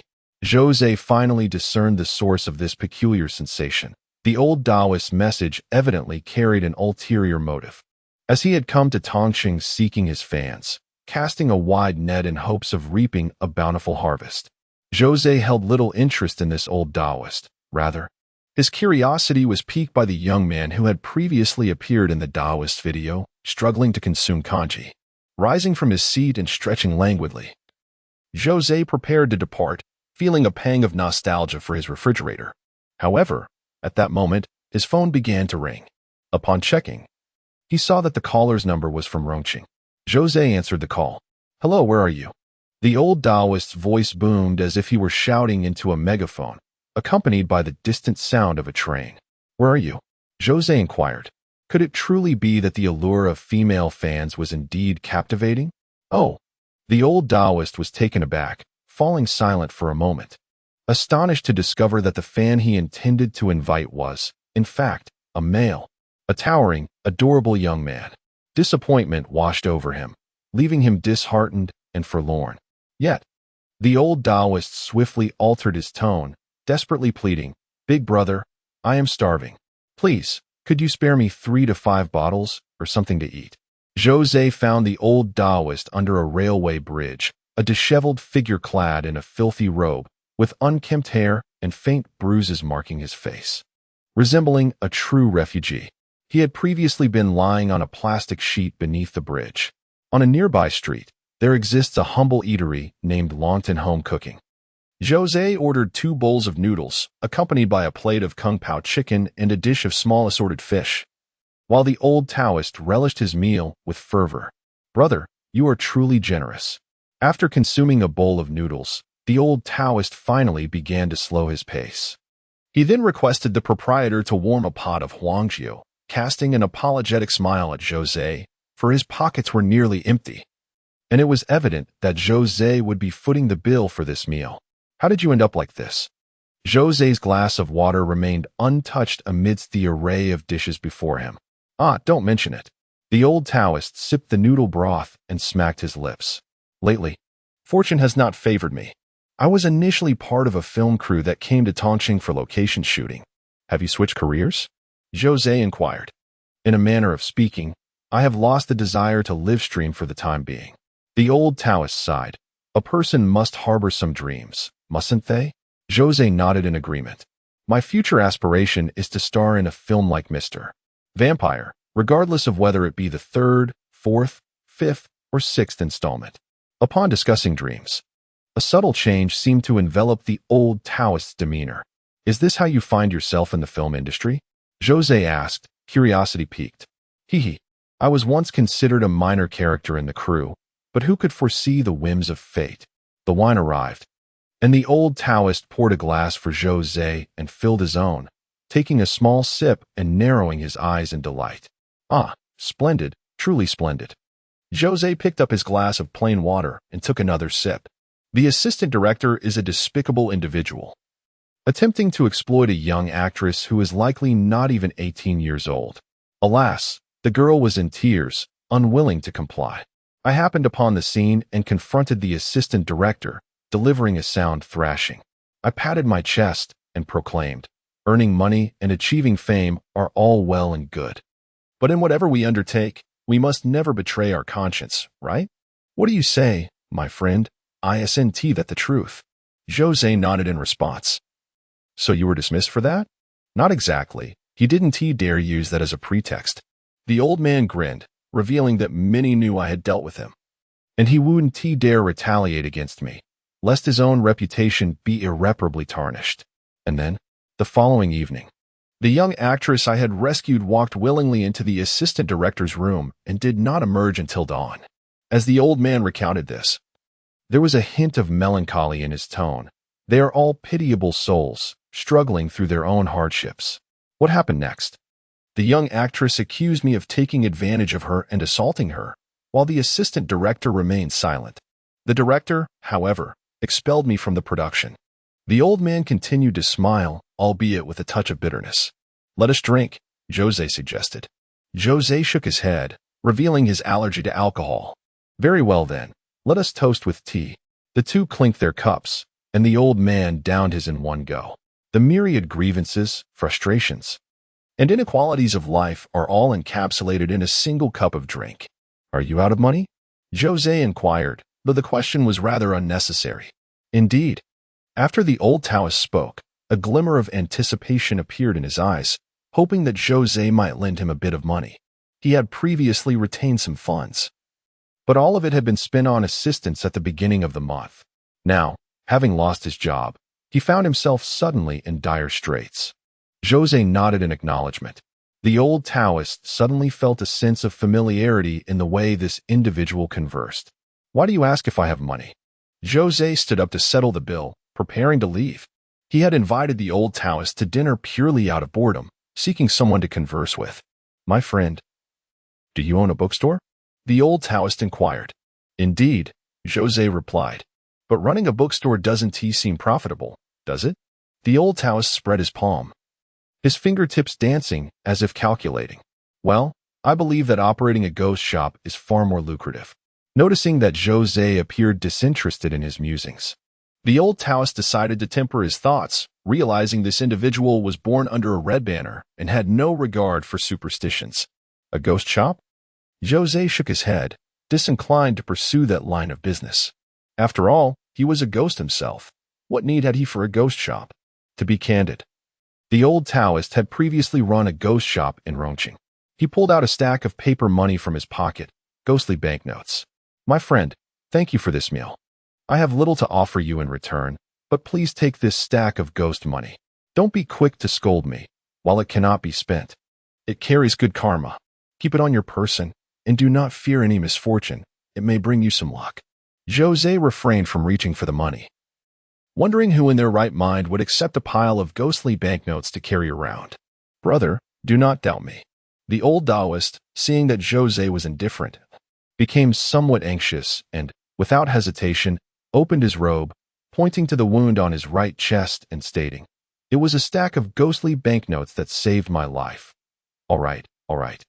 "I shall accept it," Zhou Ze replied, too disinterested to observe a grown man bearing his chest before him. And he reached out to receive the ghostly banknotes. "I remember watching your video. There was another person in the ghost shop, someone who struggled to eat porridge," Zhou Ze inquired. "Oh, him? He is an employee I hired, utterly lazy, spending his days basking in the sun, doing nothing at all. I scold him daily, telling him that such laziness is unacceptable at his young age." "Ah, does he suffer from anorexia?" Zhou Ze asked. "In a way, yes," as the topic of that person arose.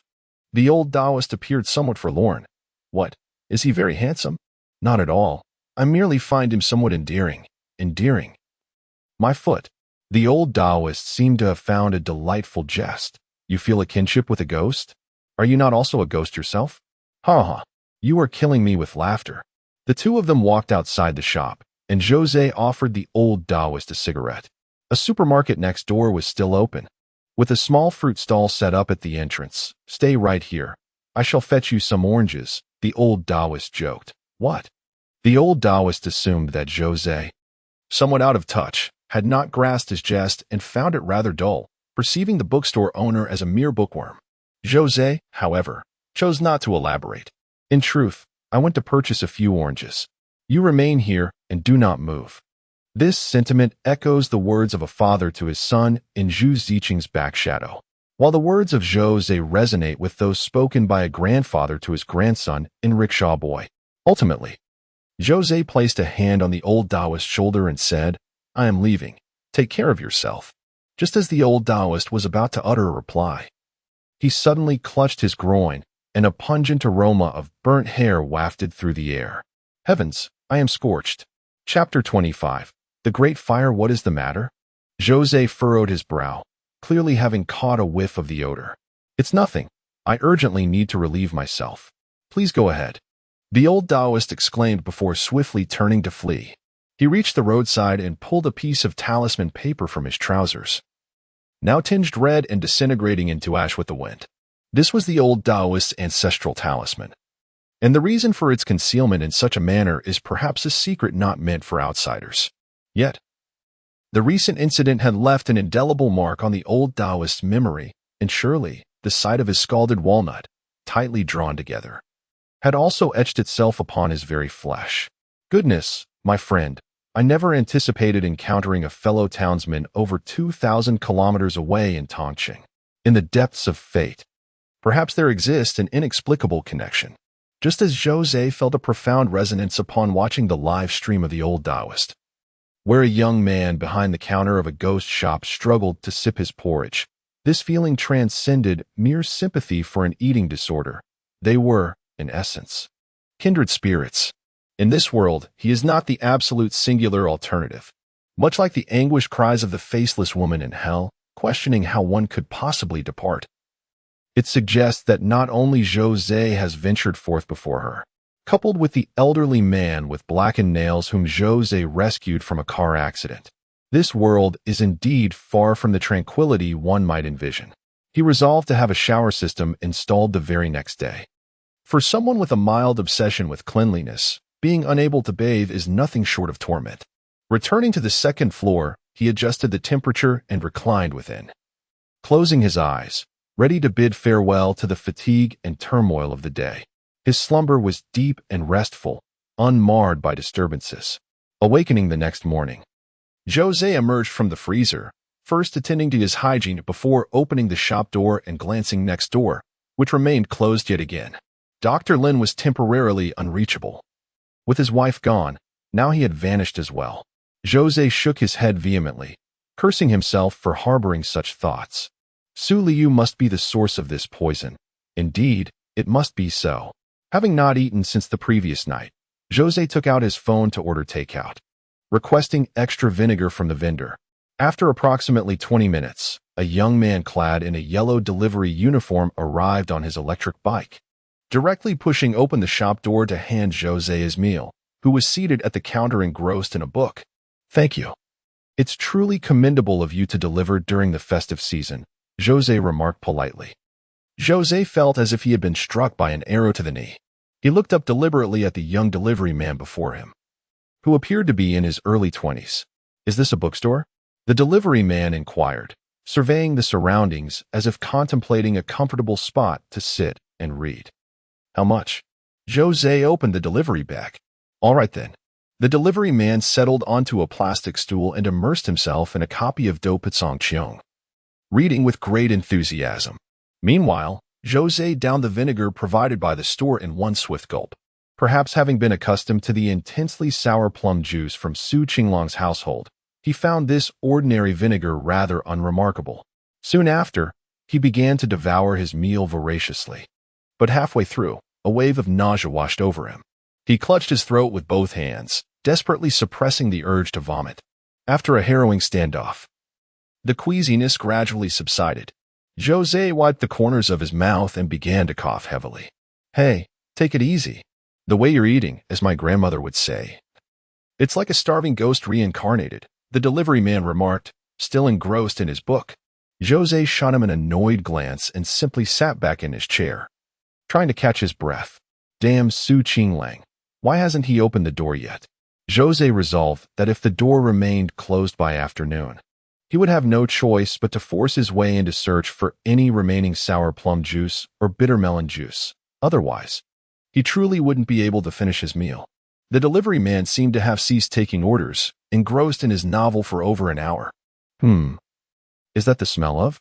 The delivery man suddenly sniffed the air and stepped out of the bookstore. This bookstore seemed to thrive on chance.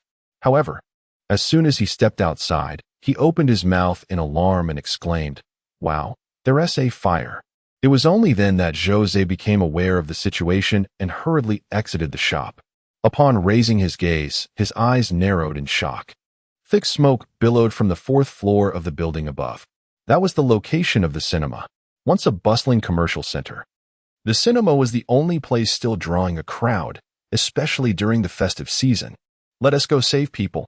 The delivery man dashed towards the scene. Zhou Ze hesitated for a brief 10 seconds. The fire was undoubtedly significant, but it would certainly not reach his bookstore.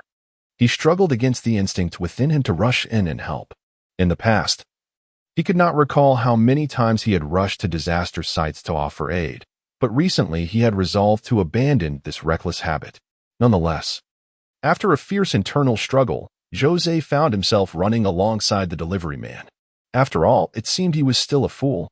As he ascended the stairs from the first to the third floor, throngs of people rushed downward, while Zhou Ze pressed upward. Although this commercial center was doomed, being situated in the city center meant that the fire trucks would arrive shortly. In the morning, the number of moviegoers was significantly less than in the afternoon. Yet it was still quite substantial. As Zhou Ze ascended the stairs to the fourth floor, he observed that the smoke within had thickened considerably, and the flames danced in a peculiar manner. Even in the case of an external fire, such an exaggerated blaze seemed improbable. However, This was not the time for analysis. Amidst the swirling smoke, Zhou Ze spotted a delivery man, his face blackened by soot, carrying an elderly woman as he emerged from the chaos. The elderly lady cast a glance at Zhou Ze, smiled, revealing a set of white teeth, and then turned to rush back towards the screening area to continue rescuing others. The fire had not fully spread, but in the viewing area, the flames were undeniably fierce. Zhou Ze hesitated no longer, having arrived at the scene. He felt compelled to act. Without a moment's delay, he plunged into the smoke. Coughing. It was foolish to enter without any protective gear. Such reckless action could easily lead to him being unable to save anyone and jeopardizing his own safety. Thus, Zhou Ze understood that his time was limited. If he encountered anyone in need of assistance, he would bring them out. Beyond that, there was little he could do but await the arrival of professional firefighters. As Zhou Ze opened the door to Screening Room 2, flames unexpectedly surged forth, forcing him to retreat momentarily. Inside, cries for help echoed amidst the chaos. Gritting his teeth, he charged into the inferno. The screening room was engulfed in flames, with fire licking the floor, ceiling, and walls, and the confined space exacerbated the accumulation of smoke, rendering it a perilous environment. In the grim reality of a fire scene, the number of victims succumbing to smoke far surpasses those perishing in flames. It is only in such dire moments that one truly appreciates the significance of those tiresome fire safety announcements preceding every film. As Zhou Ze rushed in, he beheld two individuals lying in a confined corridor. One was an adult male clad in a black suit, coughing heavily on the ground, clearly unable to rise. The other was a young boy, approximately 10 years of age, sprawled unconscious, leaving it uncertain whether he had merely fainted or succumbed to asphyxiation. "Help me. Help me." The suited man feebly raised his head, gazing at Zhou Ze. Ignoring him, Zhou Ze swiftly hoisted the boy onto his back. Determined to escape at any cost, he felt a wave of dizziness wash over him. Without a gas mask or proper equipment, he knew his endurance was waning. However, just as he prepared to flee, he felt a sudden tug at his feet, causing him to tumble to the ground, the boy rolling off his back. "Help! Help! First, save me. I will give you money. First, save me." The man in the suit exerted his last ounce of strength, gripping Zhou Ze's ankle desperately. He was acutely aware that time was not on his side. He struggled to breathe, his lungs ablaze with discomfort. As Zhou Ze lay fallen, a dizzy spell threatened to engulf him, and in an instinctive act, he bit down on his tongue, forcing himself to remain alert. Bang! Bang! Zhou Ze employed his other foot to kick at the hand of the man who had grasped him, as well as at the man's head. After delivering several relentless kicks, the assailant finally relinquished his grip. Zhou Ze, swaying unsteadily, managed to rise once more, hoisting the boy onto his back, and dashed out of Cinema Hall Number 2. As he burst through the billowing smoke into a safe zone, his knees buckled, and he collapsed onto the ground, causing the boy to tumble as well. Fortunately, Zhou Ze instinctively cushioned the fall, mitigating the impact. Firefighters had already arrived, diligently combating the flames, while others, clad in protective gear, plunged into the inferno. There were still individuals trapped within Cinema Hall Number 2. Zhou Ze grasped the uniform of a passing firefighter, urgently inquiring. The firefighter nodded in acknowledgement and rushed back into the blaze. Gasping for breath, Zhou Ze lay sprawled on the tiled floor. Opposite him, a delivery man clad in a once yellow uniform, now charred to a deep black, leaned against the wall, both men exchanging weary glances before sharing a faint, breathless laugh. Paramedics had also arrived, a cadre of angels in white coats and doctors. Zhou Ze, lacking the strength to ascertain if Dr. Lin was among the rescuers, gritted his teeth and rose once more. He glanced at the boy receiving urgent medical attention, noting the rise and fall of his chest, indicating that he was likely out of danger. Simultaneously, Zhou Ze noticed several individuals being carried out by firefighters. Some were beyond saving, while others had been rescued. Among them lay a man in a black suit on a stretcher, utterly motionless, presumably lifeless. Zhou Ze felt no guilt. He had no reason to. He considered himself a good person, a savior of lives. Ultimately, the decision of whom to rescue rested with him.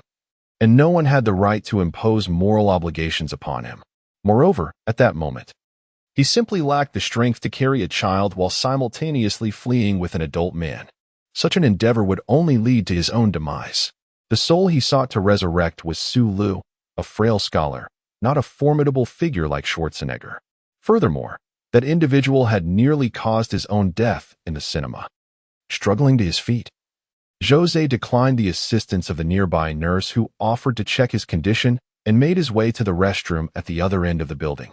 He turned on the faucet, cupping his hands under the cold water and vigorously splashing it onto his face. At last, he managed to catch his breath. Raising his gaze, Zhou Ze looked into the mirror and was suddenly struck by the sight behind him, a faint silhouette emerging slowly. The figure, dressed in a black suit, glared at him with a visage of malice. Its mouth moved incessantly, as if demanding answers from him, its demeanor frantic and unhinged. It is said that after death, under certain circumstances, one may transform into a vengeful spirit, yet this entity was not fully a ghost.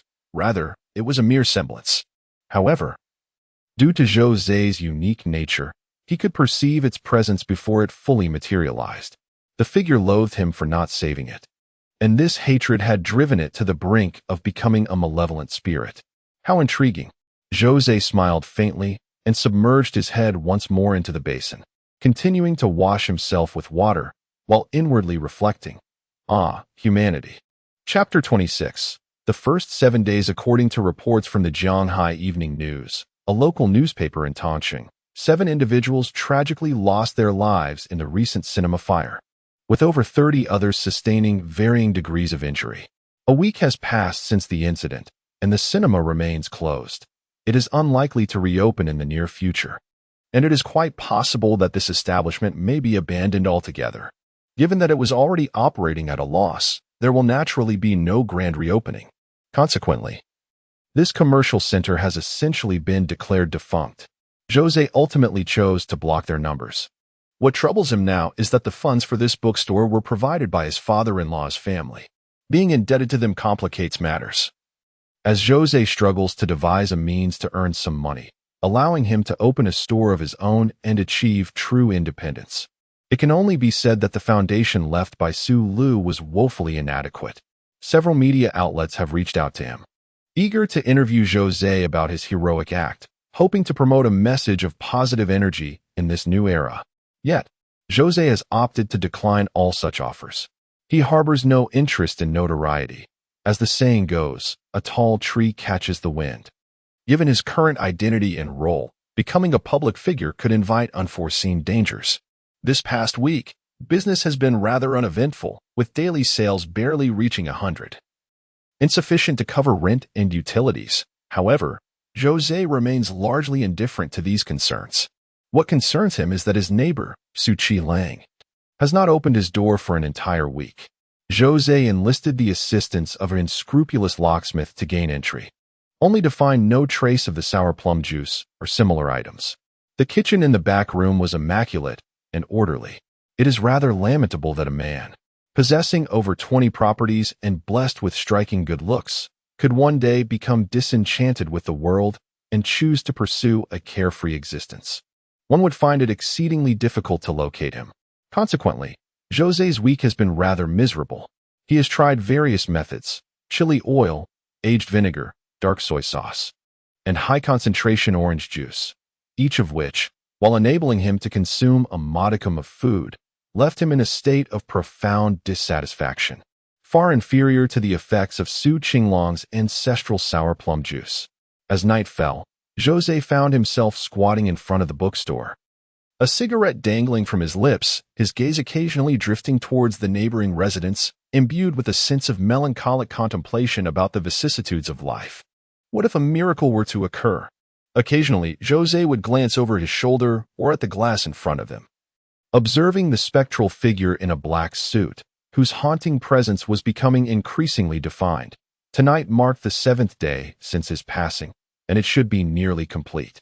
The notion of malevolent spirits rampaging and wreaking havoc as depicted in films is utterly implausible in reality. Otherwise, this realm would have devolved into chaos long ago.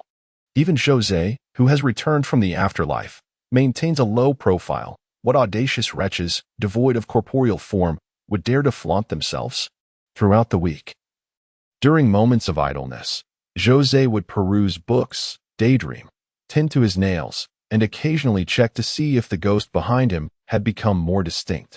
There exists a profound sense of nurturing, evoking the sentiment of paternal love, steadfast and unwavering as a mountain. A father's affection is palpable, patiently awaiting the maturation of his child. Zhou Ze keenly perceives the emotions emanating from the individual behind him. His deepest resentment is not directed at the cause of the fire, but rather at himself. He feels bitterness, anger, anticipation, and an eagerness that perhaps tonight, on the seventh day of mourning, marks the moment for his vengeance. In the wake of the incident involving Su's sighting, Zhou Ze flicks the ash from his cigarette, waiting for clarity to emerge, intending to enlighten him on the reason behind the vibrant bloom of flowers. Zhou Ze does not perceive any wrongdoing in his attempt to save another. He holds no guilt regarding the animosity directed at him by the man in the suit. Previously, Zhou Ze encountered a similar situation where a drowning individual was saved, only for the rescuer to be clutched tightly by the desperate victim, resulting in both succumbing to the depths. Generally, when attempting a rescue, one must approach from behind to ensure safety. Approaching from the front often leads to being grasped as the last thread of hope by the drowning person. While he comprehends this notion, understanding does not absolve Zhou Ze of the disdain he harbors for the man in the suit, who brazenly occupies his bookstore at midnight. Earlier in the day, Zhou Ze ordered takeout and engaged in brief conversation with the new delivery driver, learning that the previous rescuer has recently risen to prominence. Attending various award ceremonies and receiving commendations from his company, now known as the most handsome delivery boy, he continues to deliver food while simultaneously live streaming, amassing considerable popularity. As Zhou Ze savors his meal, indulging in aged vinegar, he casually scrolls through Weibo, only to discover that the delivery boy has made it to the trending topics. A week has elapsed since the occurrence of events, transitioning from initial handling and summarization to the current promotion and dissemination of positive energy. This moment is marked by heightened discourse and fervor surrounding the topic, its influence resonating not only within Tongcheng, but also spreading nationwide. At 11 o'clock in the evening, Zhou Ze observed as the man in the suit gradually became more substantial while he watched a film titled The Sorcerer and the White Snake, a recent work by the renowned director Lin Chuan, featuring actors Daniel Wu and Zhang Jiahui. The door to the bookstore swung open, and a delivery man clad in a delivery uniform entered, holding a selfie stick aloft. This bookstore is a familiar haunt of mine, where I often retreat after a day of bustling deliveries, not out of a pursuit for knowledge, but simply for the love of reading. After speaking, the delivery man retrieved a copy of Wen Tiejuan's 8 Crises from the shelf. This tome delves into the various economic crises that have beset modern China. He settled onto a plastic stool, engrossed in its pages. Zhou Ze recalled that during his last visit, the delivery man had read 2 volumes of Battle Through the Heavens. Well, that concludes today's live stream. I wish to indulge in some quiet reading now, and I encourage everyone to rest early. Thank you all for your companionship throughout the day, he announced. The delivery man bowed towards the phone screen, where a flurry of cards, planes, and rockets appeared, indicating a remarkable level of popularity. After turning off his phone, the delivery man closed 8 Crises, stretched lazily, glanced at Zhou Ze, and suggested, "Boss, let us go out for a late-night snack. It's on me." Zhou Ze shook his head, gesturing towards the computer screen. "What are you watching?" The delivery man approached, glancing at the screen before smiling and saying, "I've seen this movie before. It's Magic Police, right?" "Indeed," Zhou Ze nodded. Simultaneously checking the time in the lower right corner of the screen, it was nearly midnight. The baby behind him was already growing a bit impatient. "Didn't any reporters interview you?" the delivery man inquired. Zhou Ze shook his head. "Actually, you should have accepted an interview. It would greatly benefit your bookstore." "I prefer tranquility," Zhou Ze replied, feigning indifference. "Money is important, but life is even more so. Perhaps I shall watch this film later." The delivery man seemed to resonate with Zhou Ze, after all. They were comrades who had once rushed into a burning building to save lives. There was a sense of mutual appreciation. Did you know? Magic Police is adapted from a true story. The original protagonist was apparently named Su Bugao, Zhou Ze remarked. Oh, I wasn't aware of that. The delivery man replied with a shy smile. It's just a movie. Who pays attention to such details? That's a fair point. Zhou Ze conceded as he closed his laptop and stretched. It's quite late. What would you like to eat? Anything will do. Then I shall order takeout. No. Let us dine out. It's on me. There is nothing worthwhile in takeout. Let me tell you, some kitchens in certain restaurants are downright unwatchable. And there are some vendors without even a physical store, merely renting a shabby place to operate. TSK, I wouldn't dare to eat from them. So you're saying I should know better? The delivery man fell silent for a moment, then shifted the topic, saying, Boss, are you going to have a late-night snack or not? I do not wish to go. Have you not seen how many towering incense sticks are outside my shop? They have permeated the air all day, obliterating any appetite I might have had. The towering incense is a type of thick candle, higher than the average person, layered like a pagoda, robust, and capable of burning for an extended period. There is no scent whatsoever in your establishment. The delivery man pointed to the central air conditioning unit above Zhou Ze's bookstore. This should be an air purifier, right? Yes, it is installed alongside the air conditioning. And I am accustomed to spraying a pleasant fragrance in the bookstore. After all, we must cultivate an atmosphere conducive to reading, and without coffee or pastries.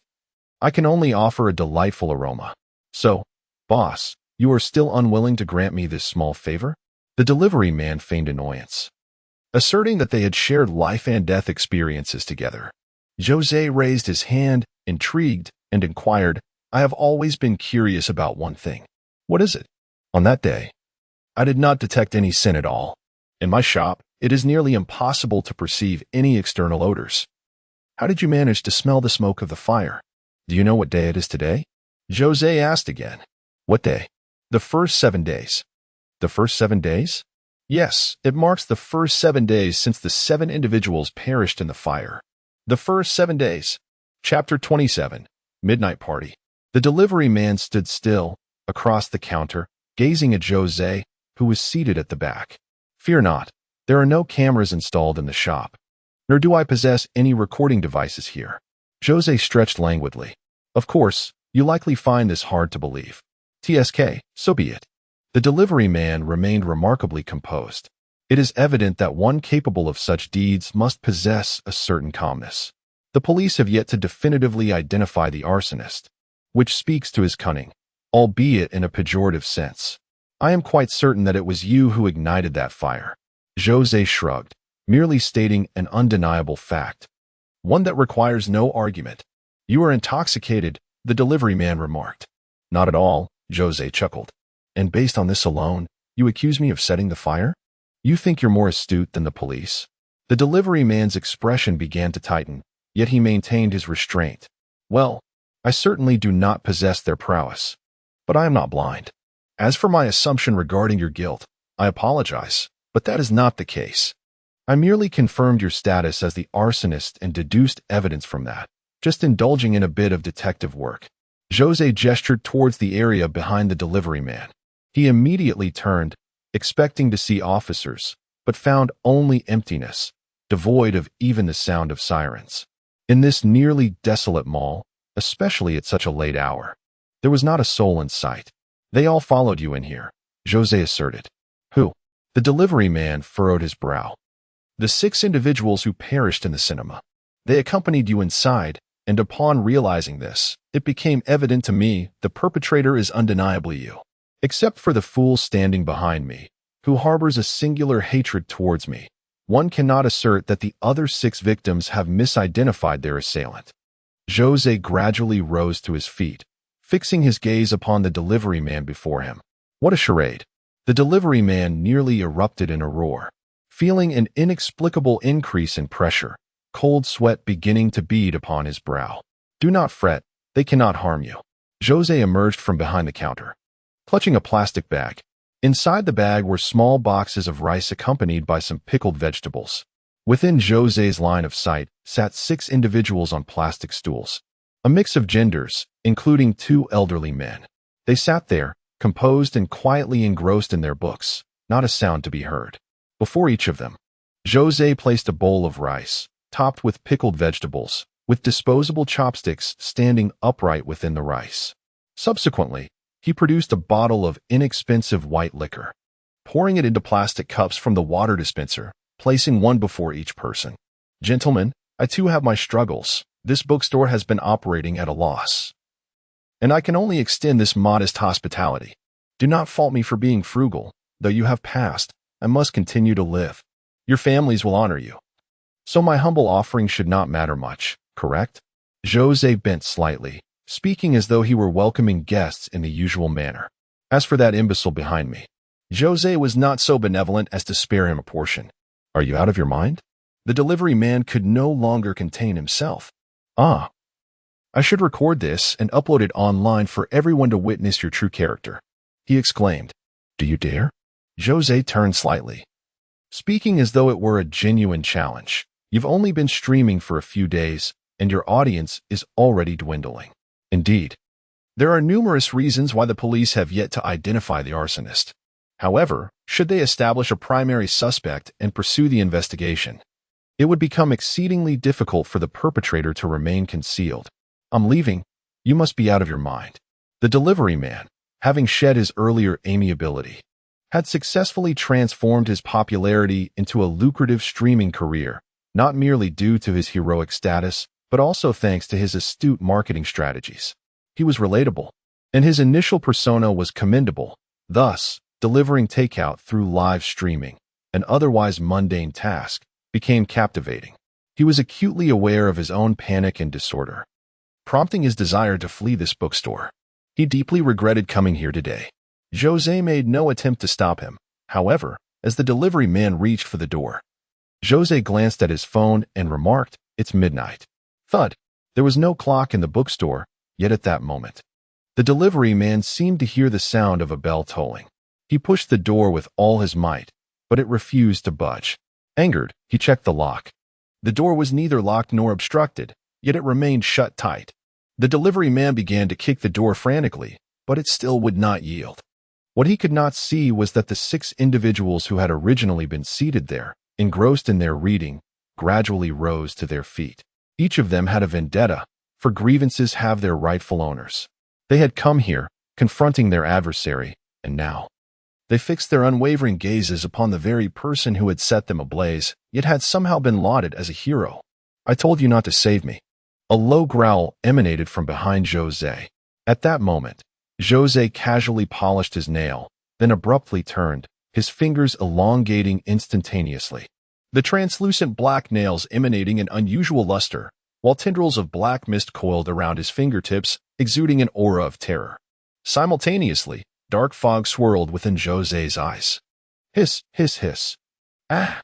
The man in the black suit, who had just transformed into a vengeful spirit, found himself seized by Zhou Ze's grip on his shoulder, causing his entire being to tremble. The black mist at Zhou Ze's fingertips pierced through the man's body like a multitude of razor-sharp blades. Wisps of blue smoke rising from the crown of the black-suited man's head.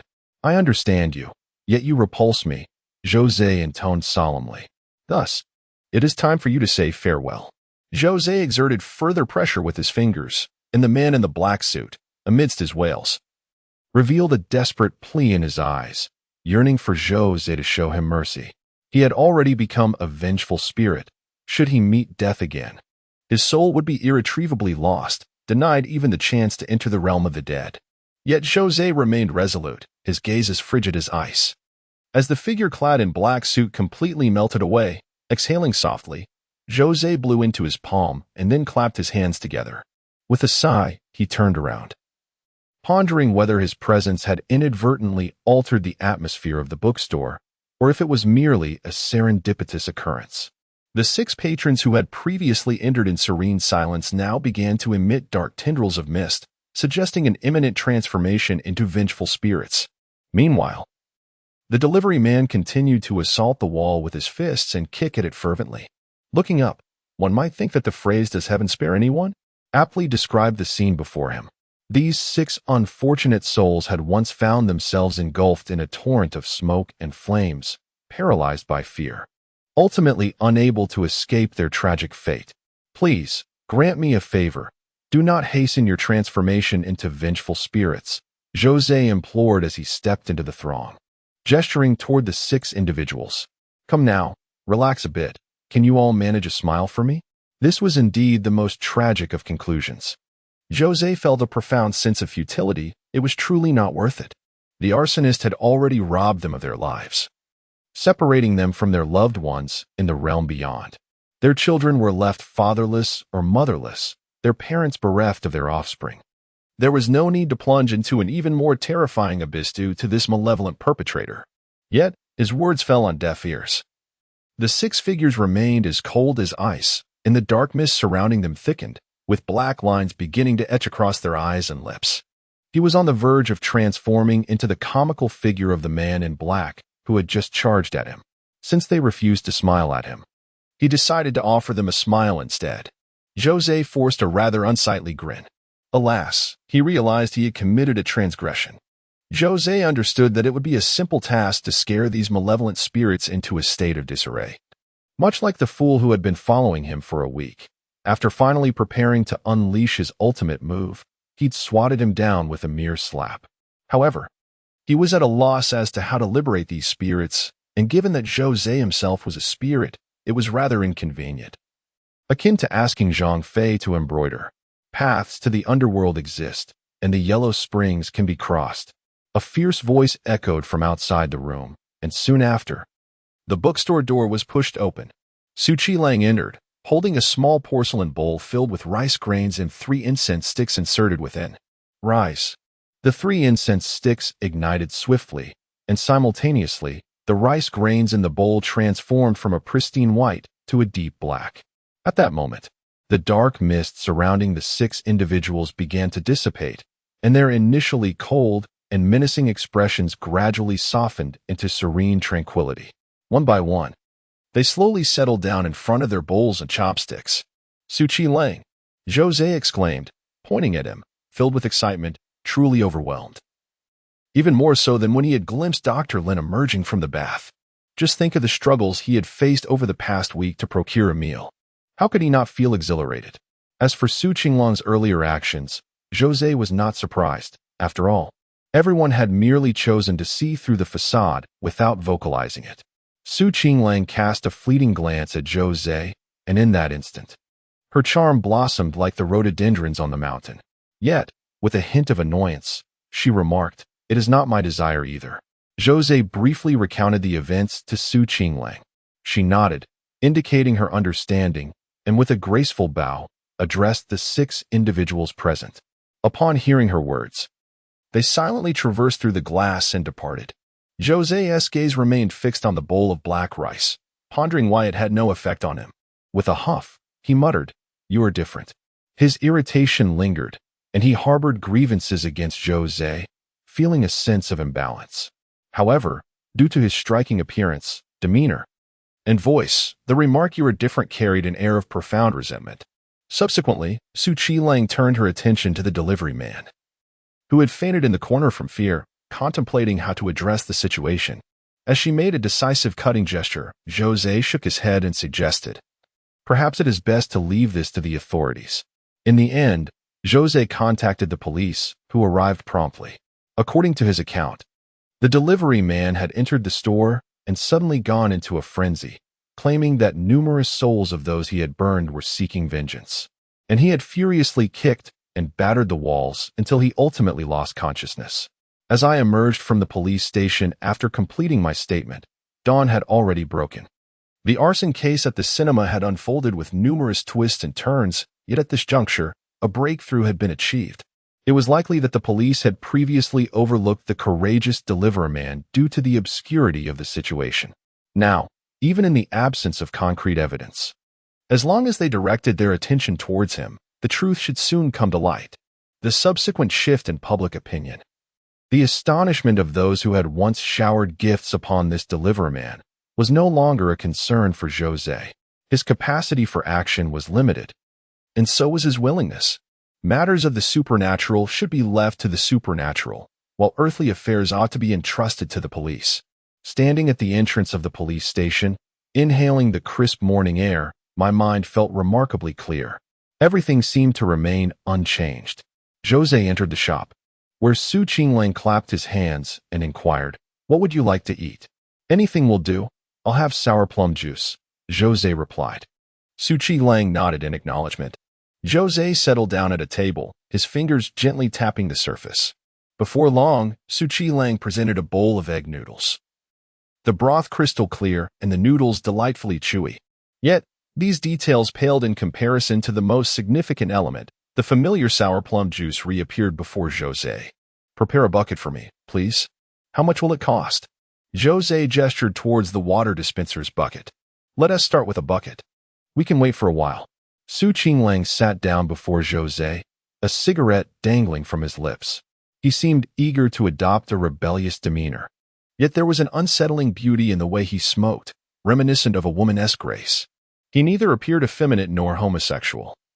One could only lament the capriciousness of fate in bestowing such an appearance upon him.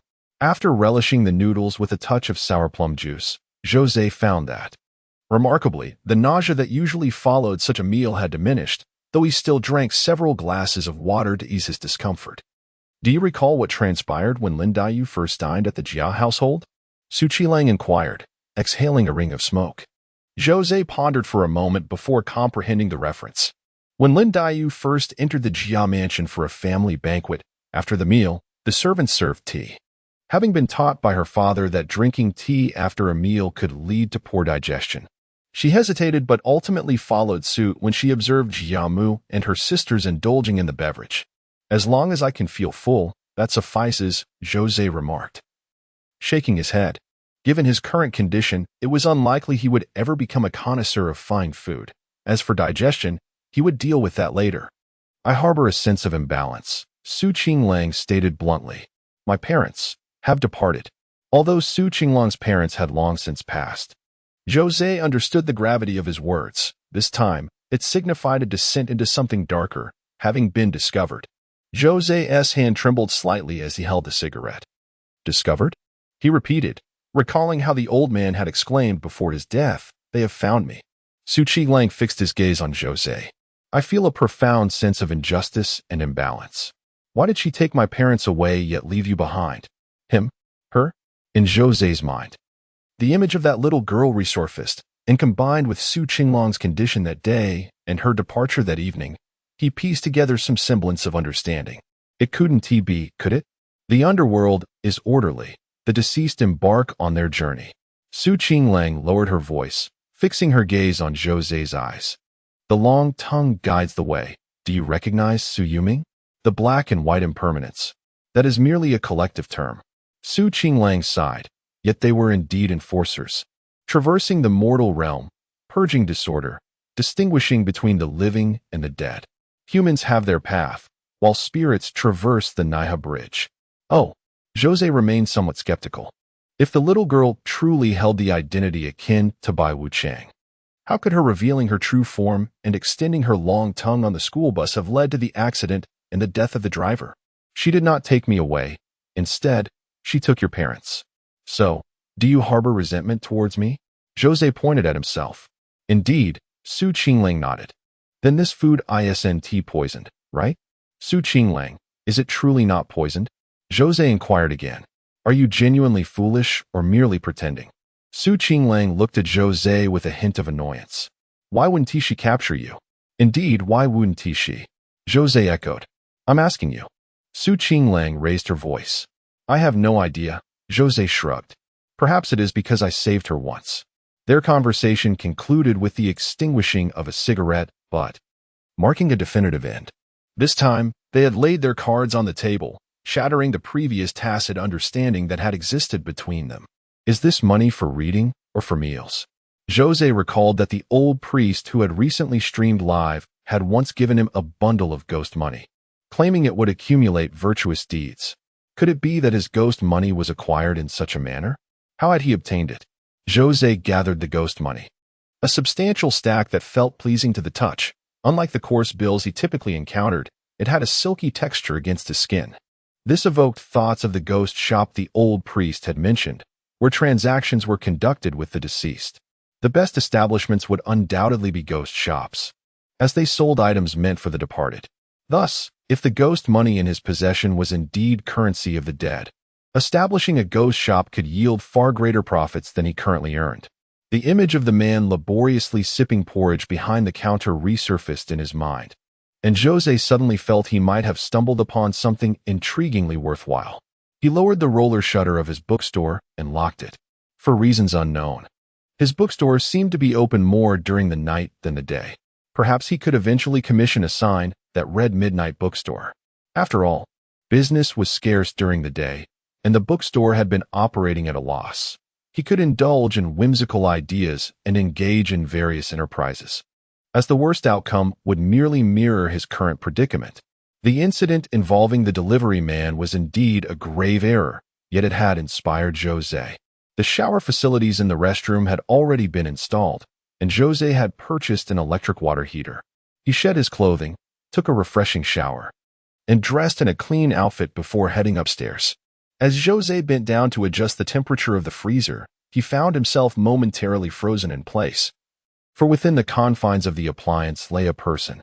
The figure, eyes closed, appeared to be in a deep slumber, breathing steadily, with hands crossed over her chest. Exuding a peculiar charm reminiscent of a miniature adult, she emanated a serene and endearing presence, assuming the condition that her tongue did not extend to an unusual length. The little girl, it seemed, had unwittingly usurped her cozy abode. Zhou Ze felt an overwhelming urge to call out for his neighbor, Qinglang, to exact vengeance on his behalf. Yet, after a moment's reflection, he reconsidered. It wasn't merely that he feared summoning Qinglang would bring him trouble, but rather that he doubted Qinglang possessed the audacity to come for retribution. It was entirely plausible that, upon arrival, Qinglang would greet her with a warm inquiry. "Oh, you are awake? Would you like something to eat? I shall prepare it for you." The little girl opened her eyes, revealing depths that contrasted sharply with the clarity and innocence he had previously encountered. She extended her hand, prompting Zhou Ze to assist in lifting the freezer lid. As the girl sat up from within, Zhou Ze noted that she had not merely adjusted the temperature, but had opted for ventilation instead.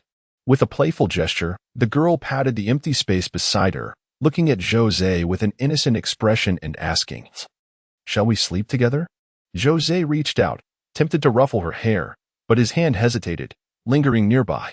She was an entity akin to the black and white impermanence, a celestial enforcer of the underworld's laws in the realm of mortals. Zhou Ze observed as the little girl finally managed to stand from the freezer, though her short legs made the endeavor somewhat challenging. Zhou Ze lifted her from the freezer, pondering how she had managed to lie there in the first place. "You. Very well." The little girl pointed at Zhou Ze and repeated, "I am leaving." She turned her back to him, arms crossed behind her, and Zhou Ze recognized her intention to exude an air of lofty dignity. Yet, like Qinglang, her appearance was a misalignment of fate. Regardless of her demeanor, she appeared utterly adorable. "Hold it in. Do not laugh," Zhou Ze continuously reminded himself. This was the Lord of Black and White. Laughter was forbidden. However, he found it impossible to restrain himself, bursting into laughter uncontrollably, tears streaming down his face. The little girl paid no heed to Zhou Ze's mirth, nor did she accuse him of disrespect. Instead, she simply inquired, "Do you wish to take my place?" Chapter 29. Is it excessive? Zhou Ze was momentarily taken aback by this question. What did it mean? Was she suggesting that he, a fugitive hiding from the authorities, suddenly aspired to become a local civil servant? The surprise was too abrupt for Zhou Ze to comprehend. While it was true that fortunes could fall from the heavens, most who encountered such serendipity ultimately met with disaster. Most crucially, Zhou Ze did not believe that having saved her life warranted such treatment from her. He was well aware that the incident with the driver remained unresolved. This little girl, though endearing, was merely a facade. Qinglang once recounted an encounter in his shop, where she expressionlessly extended her tongue, claiming the souls of his departed parents. Despite his fervent pleas and lamentations, she remained impervious to his sorrow. One cannot expect gratitude or loyalty from such a being. One should merely be grateful if she refrains from turning against you. As a ghostly envoy of the underworld, she has witnessed countless tales of joy and sorrow, the depths of human malevolence, and the vengeful bitterness of spirits. She is not a naive young girl. Nor could she ever be.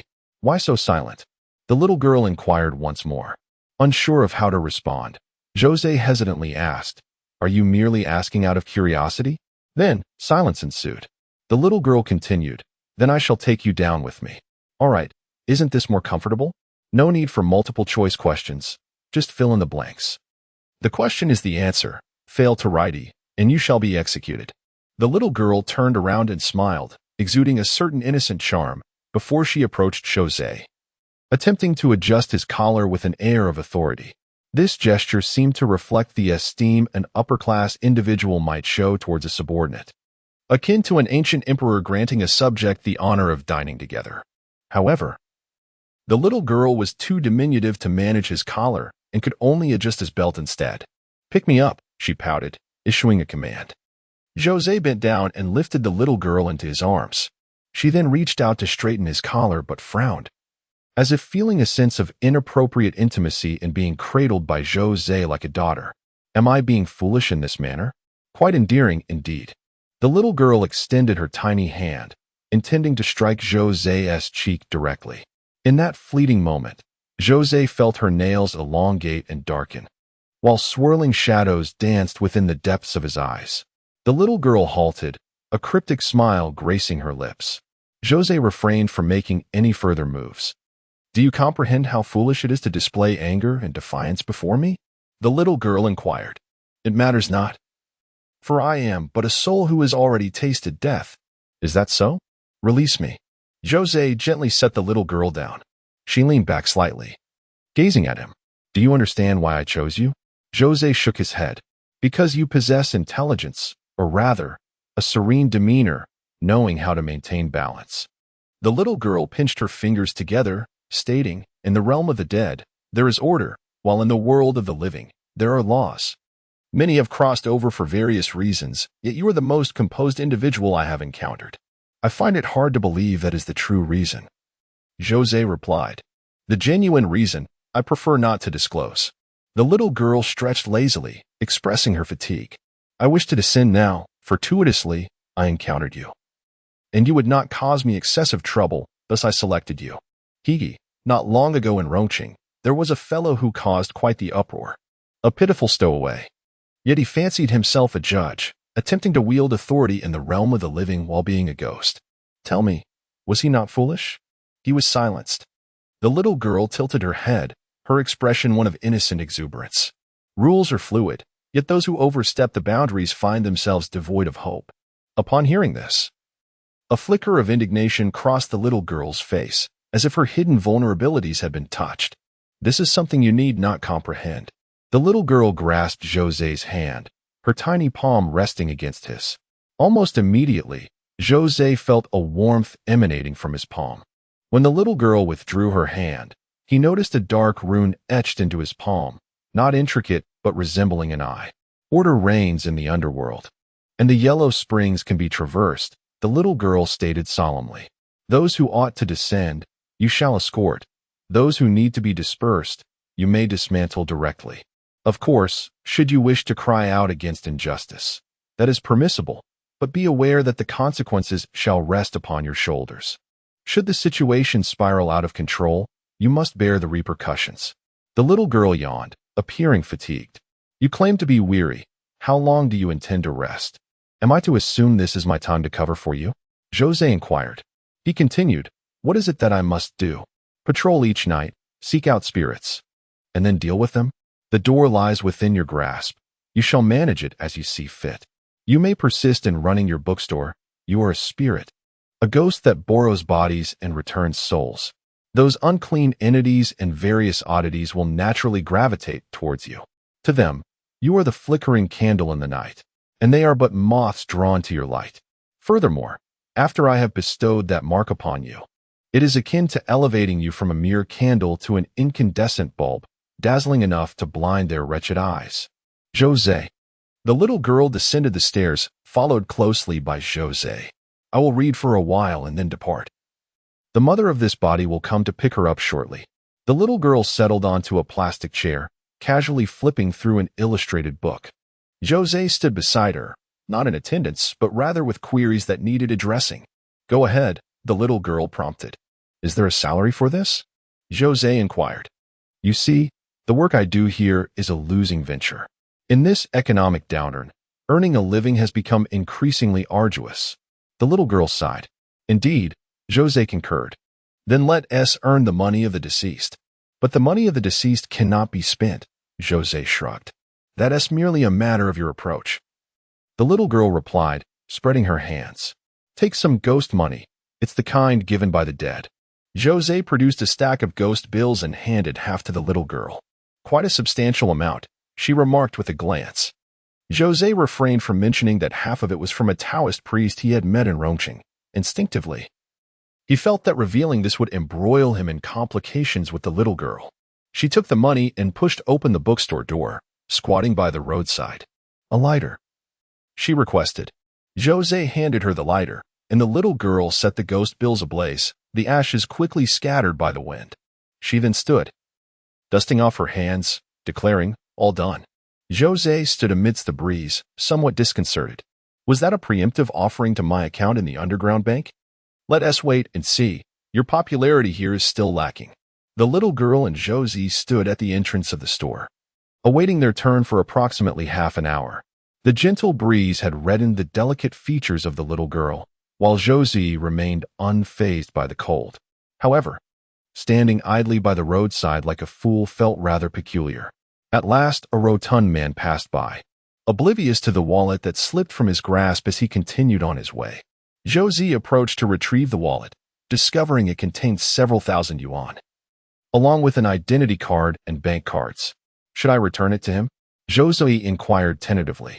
The little girl erupted into laughter, remarking that the man must have engaged in some wrongdoing, and this loss was merely a means of averting disaster. This money rightfully belonged to him. She pushed open the door and entered the bookstore, rubbing her hands together to warm herself, as the 30 minutes spent outside had left her quite chilly. The bookstore was indeed a refuge of warmth. Zhou Ze followed her inside, still in disbelief. What if he reports it? He pondered. This money is yours. It is not at all burdensome. The little girl expressed her impatience. Fine, then I shall simply burn ghost money at the door when I am short on cash.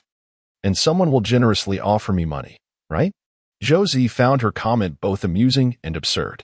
At that moment, Qinglang approached, carrying a large bottle of sour plum juice. Hey, this is all the material we have in the store, so this is what I managed to make. As for the rest, just wait. Just as Qinglang pushed the door open and stepped inside, he caught sight of the little girl seated there, causing him to stumble. The bottle slipped from his hands, shattering on the floor and splattering sour plum juice throughout the bookstore.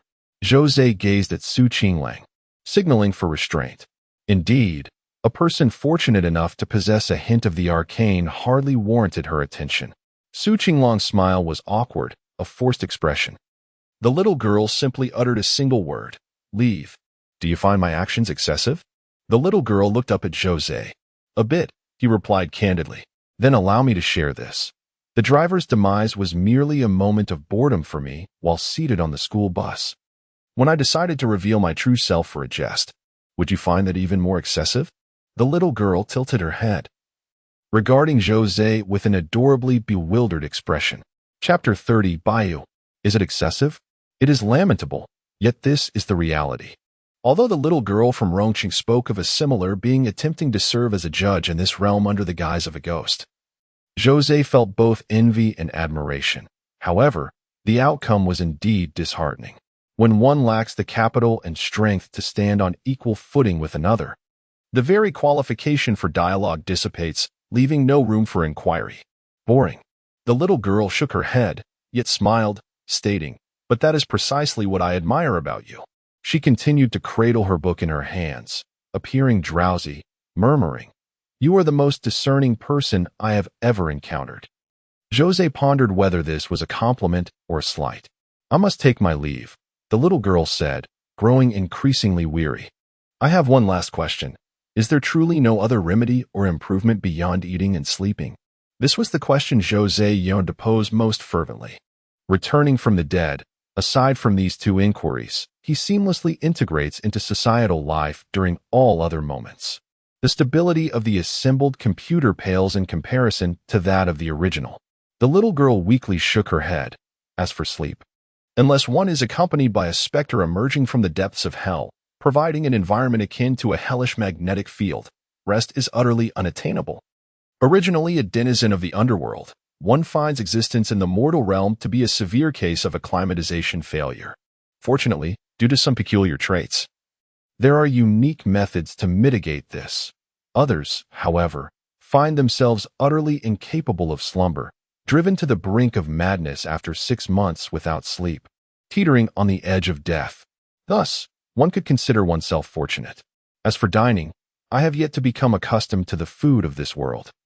Upon concluding her remarks, the little girl tilted her head and succumbed to slumber. Zhou Ze reached out to steady her. Relieved to find her breathing steady and her condition normal, he exhaled in relief. Having once been a physician, he could discern that the girl was not in any serious trouble. This little one was the daughter of Wang Ku, and he could not simply watch her come to harm. However, Zhou Ze felt a tinge of disappointment at how ordinary the scene of her departure was, lacking grandeur and spectacle. Akin to drawing a symbol in the palm of one's hand, there was no sense of ritual, no elegance. Suddenly, the little girl opened her eyes and spoke. "All right." Zhou Ze was taken aback. She was pretending to be asleep. In the next moment, a dense aura of malevolence, potent enough to condense into droplets, surged forth from the petite figure of the young girl. Even within the air-conditioned confines of Zhou Ze's bookstore, the temperature plummeted instantaneously, though the door was closed. An otherworldly chill swept through the interior, accompanied by the rustling sound of turning pages. A formidable shadow enveloped the area, reminiscent of a ferocious beast awakening, exuding a pressure perceptible only to spirits. Zhou Ze's nails, stimulated by this presence, elongated once more, and he felt an invigorating surge of vitality coursing through him, as if the strength within him resonated in response to the entity. Then, with a sudden whoosh, all the dark energy converged into a singular point beneath, dissipating in an instant, allowing sunlight to pour in. In that fleeting moment, it seemed to embody the saying, "What a sight!" As if the birds have finished their feast and returned to the forest, leaving a pristine expanse of white earth behind. Later that evening, Qinglang arrived with dinner. The sour plum juice had run out, replaced by bitter melon juice. "The sour plum juice is gone. Let us make do with bitter melon juice for now," Qinglang said, somewhat sheepishly, recalling how he had been thoroughly startled by the young girl earlier that day. Deep down, he acknowledged his own cowardice and ineptitude. When his parents were taken by the little girl, he had been too afraid to confront her, much less resist. He could only kneel, a figure of weakness, and plead. Moreover, he had unjustly directed his frustration towards Zhou Ze, attempting to poison his meals in a misguided act of vengeance. Now, Qinglang has come to terms with his situation. If he is cowardly, so be it. He is merely a minor practitioner endowed with the ability to see both realms due to his physical condition.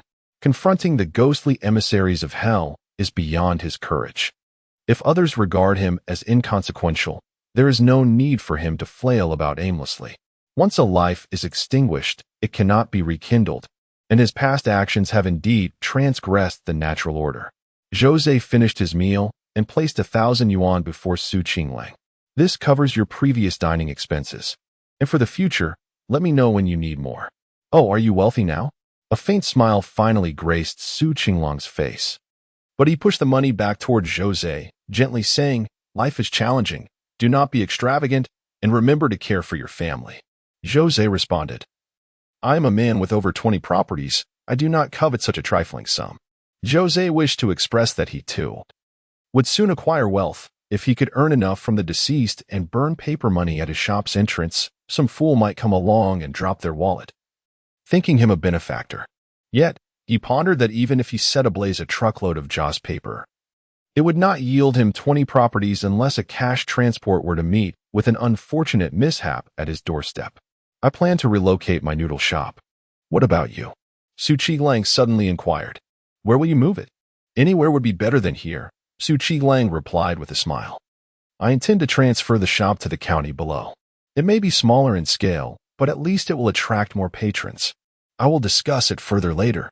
Zhou Ze responded dismissively. All right, I will take my leave. As Qinglang collected the dishes, he stepped out of the ghostly shop. Zhou Ze, while meticulously grooming his nails, gazed at the symbol etched upon his palm. The night had fallen, yet no patrons had graced his establishment. A pang of impatience tugged at him. In the past, he had wandered aimlessly, devoid of hope, but now, with the prospect of earning illuminating his path, his initiative surged forth. What is this? Still no visitors? Wasn't he had agreed that I would shine like a bright incandescent bulb, dazzling their ghostly eyes? Come forth. Have they all been blinded and lost their way? Creak. The bookstore door swung open, admitting two women. One was quite youthful, akin in age to Zhou Ze, Su Lu, while the other appeared to be nearing 50, resembling a mother-daughter duo. The younger woman was familiar to Zhou Ze. She was his very first customer since opening, remembered vividly for entering with a corgi in tow. After a brief respite spent perusing the shelves, she had generously left him with 100 yuan, marking his inaugural earnings. However, this time, she was without her corgi, accompanied instead by her mother. Ah, do sit here, but be cautious. Check above for any dust, the older woman advised her daughter. The girl bent down, retrieving a tissue to wipe the plastic stool, then despondently settled into her seat. Take a look at a book, dear. There are no unsolvable dilemmas in life, nor insurmountable obstacles. Adopt a lighter perspective, the mother comforted. Alas, the girl sighed, her countenance still forlorn, clearly not heeding her mother's words. My dear, do peruse a book. Once you immerse yourself in reading, the passage of time will fade away, the mother continued, squatting beside her daughter, embodying the universal concern of every parent. Meanwhile, Zhou Ze remained absorbed in his nail care, indifferent to the unfolding scene. At that moment, the girl turned to Zhou Ze and softly addressed him, boss. Her voice was gentle, exuding an air of vulnerability as if she had just experienced heartbreak, embodying fragility. Naturally, to the seasoned observer, this was the perfect opportunity to intervene. You are the boss, aren't you? The woman regarded Zhou Ze with a protective demeanor akin to that of a mother hen. What is the matter? Zhou Ze inquired. What are your thoughts? The woman replied, her tone tinged with suspicion. Daughter, don't pay him any mind. The girl fell silent for a moment, but ultimately spoke. Bebe is lost. Bebe was presumably the name of her corgi. Lost? Zhou Ze asked. Yes, lost, the girl responded, her eyes glistening with tears as memories of her beloved pet flooded back. While I was tidying up, it sneaked out of the house, and I didn't notice. If it's lost, it's lost. You can just get another one. Why cry? The woman attempted to console her. Zhou Ze rose and approached. What are you doing? The woman pointed at Zhou Ze. We will find it. Ignoring her, Zhou Ze offered solace to the girl. Yes, she sobbed, reaching out to embrace Zhou Ze's shoulder. You fool, she lost her dog, not a man. What are you meddling for?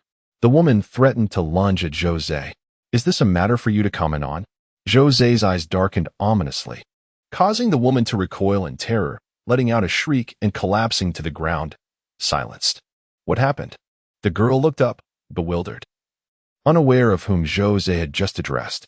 Zhou Zefang released the girl. During moments of profound despondency, when the three flickering lights within him dimmed to their weakest, he became susceptible to malevolent forces. Fortunately, this woman, perhaps weary from prolonged solitude, took pleasure in chatter, and her nature was not entirely malevolent. Boss, have you ever seen it?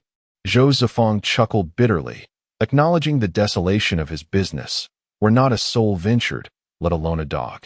Yet, the woman, who had just been paralyzed with fear by Zhou Zefang, suddenly exclaimed, I've seen that dog. I've seen that dog right in my neighborhood. When my husband was busy with that little vixen, I couldn't bear to stay home any longer, so I wandered around the community and saw someone walking that dog. Where? Zhou Zefang inquired. In Xingfa community, there was a man with his daughter holding the leash.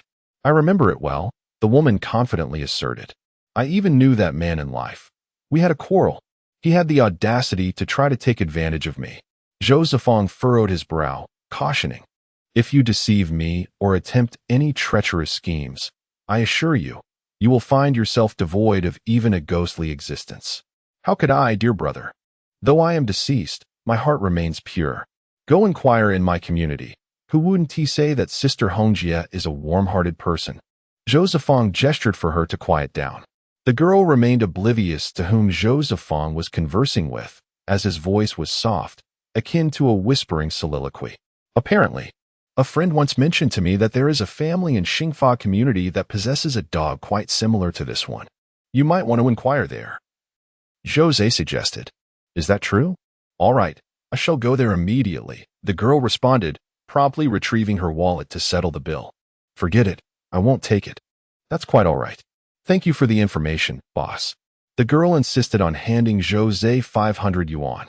"Let's discuss this further once we find it." Zhou Ze still declined to accept the money. "Then, thank you, boss." The girl wiped away her tears and exited the bookstore. "What a wonderful girl," the woman remarked, still seated on the tiled floor of the bookstore. "You can leave now." "Good sir, it's quite rare for me to find someone who listens to me. Can't you spare a moment to chat with your sister?"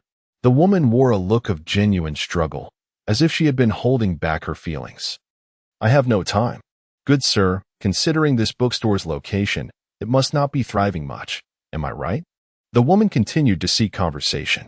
Zhou Ze suddenly recalled something and inquired, "Do you wish to descend?" "Descend?" The woman looked momentarily perplexed, seemingly not grasping the meaning. "To the place you ought to be going now." Zhou Ze remembered that he was still a part-time, ghostly messenger. "Is it even possible not to descend?" The woman appeared troubled. "My son is taking his college entrance examination this year. I wish to accompany him until it concludes." "Ah." The heart of every parent is indeed pitiable. If your son were to discover that his deceased mother was by his side, studying with him at night, he would surely be moved to tears, Zhou Ze teased. While he might not cry from emotion, it is quite possible that he would be so frightened it could lead to a health crisis, causing his examination to end in disaster. "I shall merely observe," the woman remarked, a hint of grievance in her tone. "Do as you wish." Zhou Ze waved his hand dismissively, unwilling to engage further. The little girl had previously mentioned that unless he intentionally overstepped his bounds to act as some sort of judge, he could operate according to his own whims. After all, the little girl had not imposed any performance metrics upon him, demanding a certain quota each month or quarter. "Brother, how did you transform into a human?" the woman inquired with curiosity. Zhou Ze furrowed his brow slightly as the woman trembled involuntarily a few times, quickly silencing herself. After her departure, Zhou Ze deliberately approached and overturned the bench she had just occupied, discovering no offerings of ghost money beneath it. Truly, she was a woman adept at managing her affairs. Zhou Ze couldn't help but sigh, wondering if perhaps he was too lenient.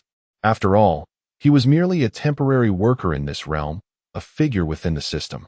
How could she dare to come empty-handed and leave the same way? Pushing open the door, Zhou Ze exited the bookstore and lit a cigarette.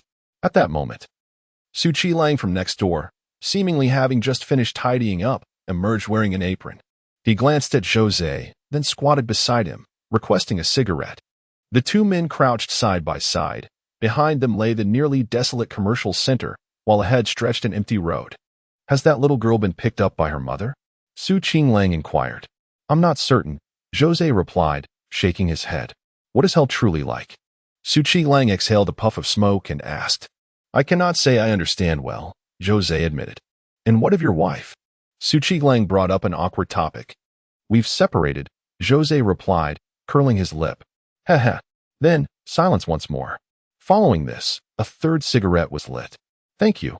You are not a local?" "I am from Menhai, a district under Tongcheng. A relative of mine is getting married.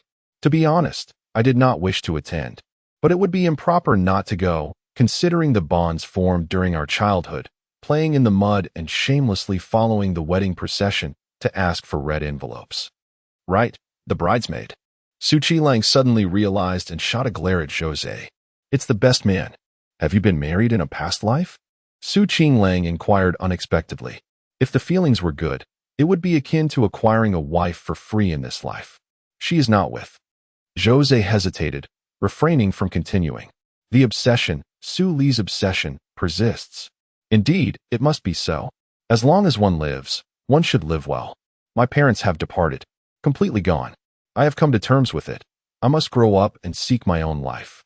Perhaps, in due course, I might find a girlfriend. The chances of a boyfriend are greater. Zhou Ze exhaled a puff of smoke, delivering a playful jab. I have been designing my future wedding in my mind since I was very young, contemplating the style, the design, the grandeur. Isn't that something only girls think about? Zhou Ze questioned. Can a man dream of such things? You better be quiet, or you won't have any juice to drink tomorrow. Zhou Ze nodded. All right, I will keep silent. I plan to hold a traditional wedding, one that is quite vintage. I do not desire luxury cars. I want an 8-bear sedan, just like those depicted in the movies. I shall rent a horse when the time comes, don a traditional robe or hanfu. Immersing myself in that particular ambience. Do you understand? Zhou Ze extended his hand forward, indicating, is it like that? Qinglang paused momentarily, squinting ahead, and inquired, what is it? Can you not see? Zhou Ze asked. Indeed, on the deserted street ahead, a splendid red bridal sedan chair was advancing towards them. The bearers, clad in red sashes and adorned with ceremonial caps, moved in perfect unison, their steps alternating in depth, creating a jubilant spectacle. Yet, in this desolate area, such an unexpected sight could easily terrify any passerby.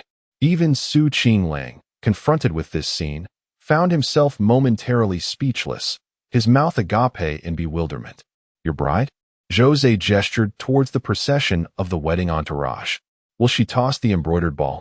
Zhou Ze patted his trousers and slowly rose to his feet. Is it that serious? Zhou Ze expressed surprise. The apparitions he had previously encountered lacked such formidable presence and influence. That woman could easily turn a blind eye, and once her son completed his college entrance examination, she would likely relinquish her obsessions and fade into the netherworld. However, the spectacle before them indicated that this was no ordinary entity. Zhou Ze remained motionless, while Qinglang stood inside the shop, glancing up at the talisman affixed above him.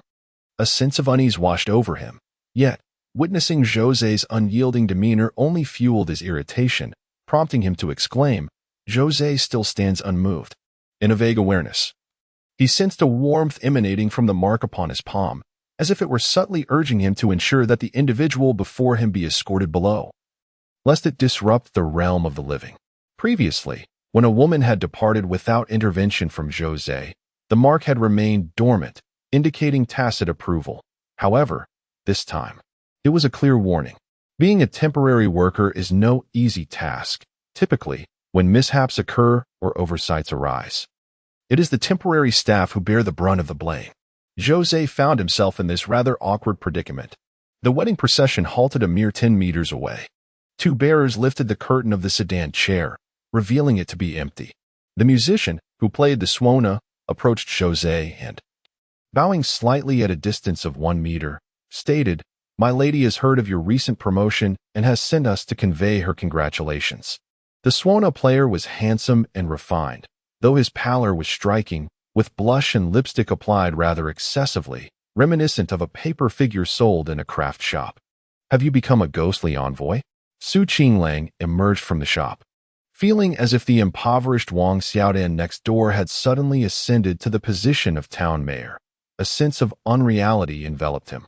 Prosperity and wealth. Do not forget your old friends. How could you conceal this from me? Qinglang approached Zhou Ze, expressing his grievances with a charm that was as crisp and penetrating as a breeze, capable of bending even the mightiest of poplars. I have a matter to discuss with the esteemed envoy, the suona player queried respectfully, bowing once more. Pray tell, what is the matter? There is no cause for concern. It is all entrusted to him. From henceforth, this territory shall be under his auspices. Qinglang assumed a self-satisfied demeanor, exuding an air of unwarranted confidence. It is said that this gentleman possesses over 20 residences, perfectly matching the status of my esteemed wife. May I inquire, do you have any knowledge of his whereabouts? Chapter 32. To eat well, to drink while the moral fabric of society has deteriorated, and the hearts of the people have grown callous. Many lament the present age, as the entire society is besieged by the relentless tide of materialism, leaving no stone unturned in its wake. Even the institution of marriage has been reduced to a mere transaction, weighed and measured on a scale of equivalence.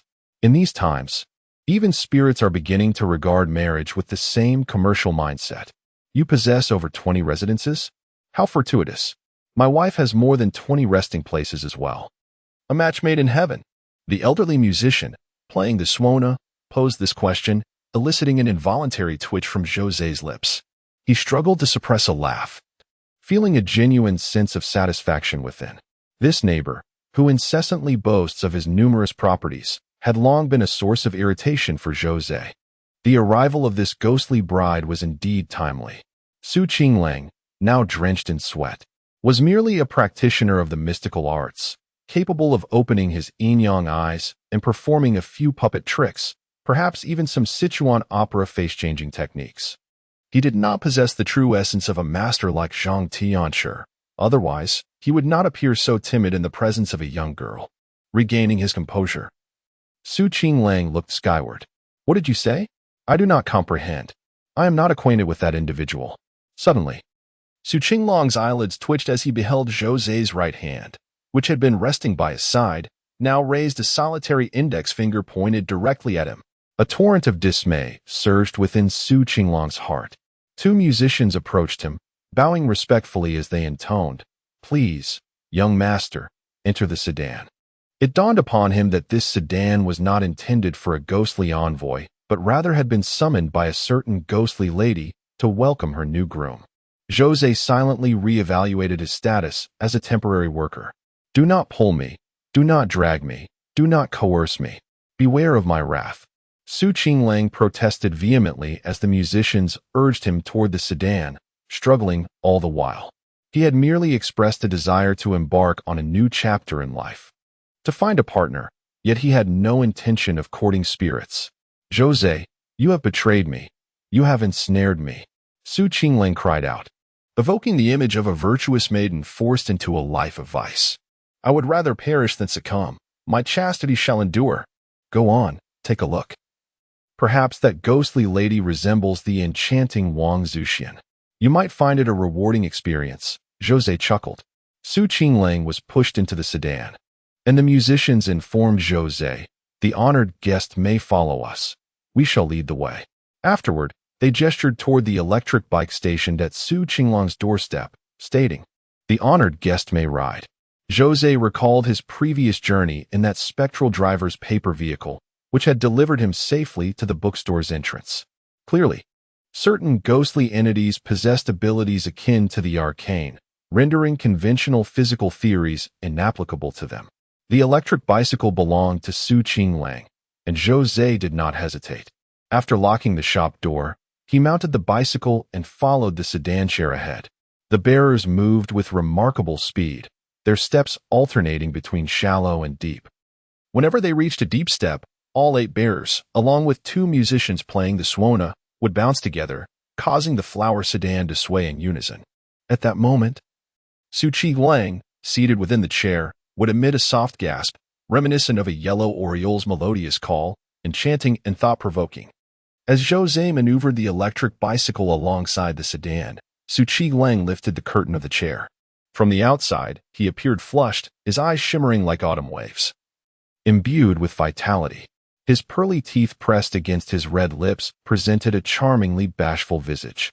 Just then, the bearers executed another deep step, and the sedan jolted unexpectedly, prompting Qinglang to instinctively exclaim, his face betraying a look of indignation as he fixed an intense gaze on Zhou Ze, utterly mortified. With one hand firmly gripping the bicycle's handlebars, Zhou Ze waved the other dismissively, expressing disdain. Shameful. This sedan has an impact on the soul. It can provoke the spirit. Qinglang felt compelled to clarify, genuinely concerned that Zhou Ze might perceive him as reveling in the situation. Explanation, however, often serves as a veil. Zhou Ze, though outwardly critical, was inwardly earnest. With a lingering glance filled with resentment, Qinglang lowered the curtain, that fleeting look akin to one cast upon a heartless scoundrel who, in pursuit of fame and fortune, willingly sacrifices his own integrity. Indeed, Zhou Ze could perceive that the bearers and the players of the Suona acted according to a peculiar rhythm. They were mere puppets, while the true essence lay in the paper figures crafted by the paper shop, reminiscent of Zhuge Liang's wooden oxen and flowing horses from the Three Kingdoms era. The bearers continued their rhythmic procession as Zhou Ze followed closely on his small electric scooter. Unbeknownst to him, the procession had traversed beyond the urban area and had entered the confines of Tongzhou district. A few years prior, Tongzhou was merely a county under Tongqing, having recently been elevated to district status. Zhou Ze had visited this place when he assisted an elderly woman at the morgue in her search for funds. Eventually, the procession of bearers arrived at a desolate area beneath the diagonal stretch of Zhonghai Avenue, surrounded by towering buildings. This site appeared to have been abandoned for construction due to special circumstances. The roads within were not conducive to driving, compelling Zhou Ze to disembark and push his electric cart forward. After advancing several dozen meters, he was suddenly greeted by a breathtaking sight. The once dark and desolate expanse was now illuminated with vibrant decorations. Ahead, over 20 tables were arranged for an outdoor banquet, each adorned with 10 meticulously arranged platters of cold dishes. The crowd was lively, adorned in makeup, filled with laughter and chatter. A spirited individual called out, "The groom has arrived." Meanwhile, Zhou Ze's right hand remained tightly clenched, the mark still radiating warmth. In truth, even without the reminder of the mark, Zhou Ze was acutely aware that this place was where the ghostly emissaries needed to intervene. Here, the spirits had already formed an organized assembly under the summons of that ghostly matron, and such a situation could not be tolerated. Yet Zhou Ze continued to endure, for he had just commenced his role as a temporary worker. There was no need to rush into action, lest he risk incinerating himself in the process. After all, in the realm of the living, it was typically the temporary employees who bore the brunt of any mishap that occurred within a department. Zhou Ze surmised that the underworld was likely no different, as the deceased from the world of the living invariably found their way to the afterlife. Moreover, Zhou Ze understood that if the situation were truly amenable to resolution, the young girl would have taken it upon herself to address it. Her audacity to summon him, a ghostly envoy, for a celebration was indicative of her confidence. As the litter-bearers lowered the palanquin, Qinglang was gently pushed out.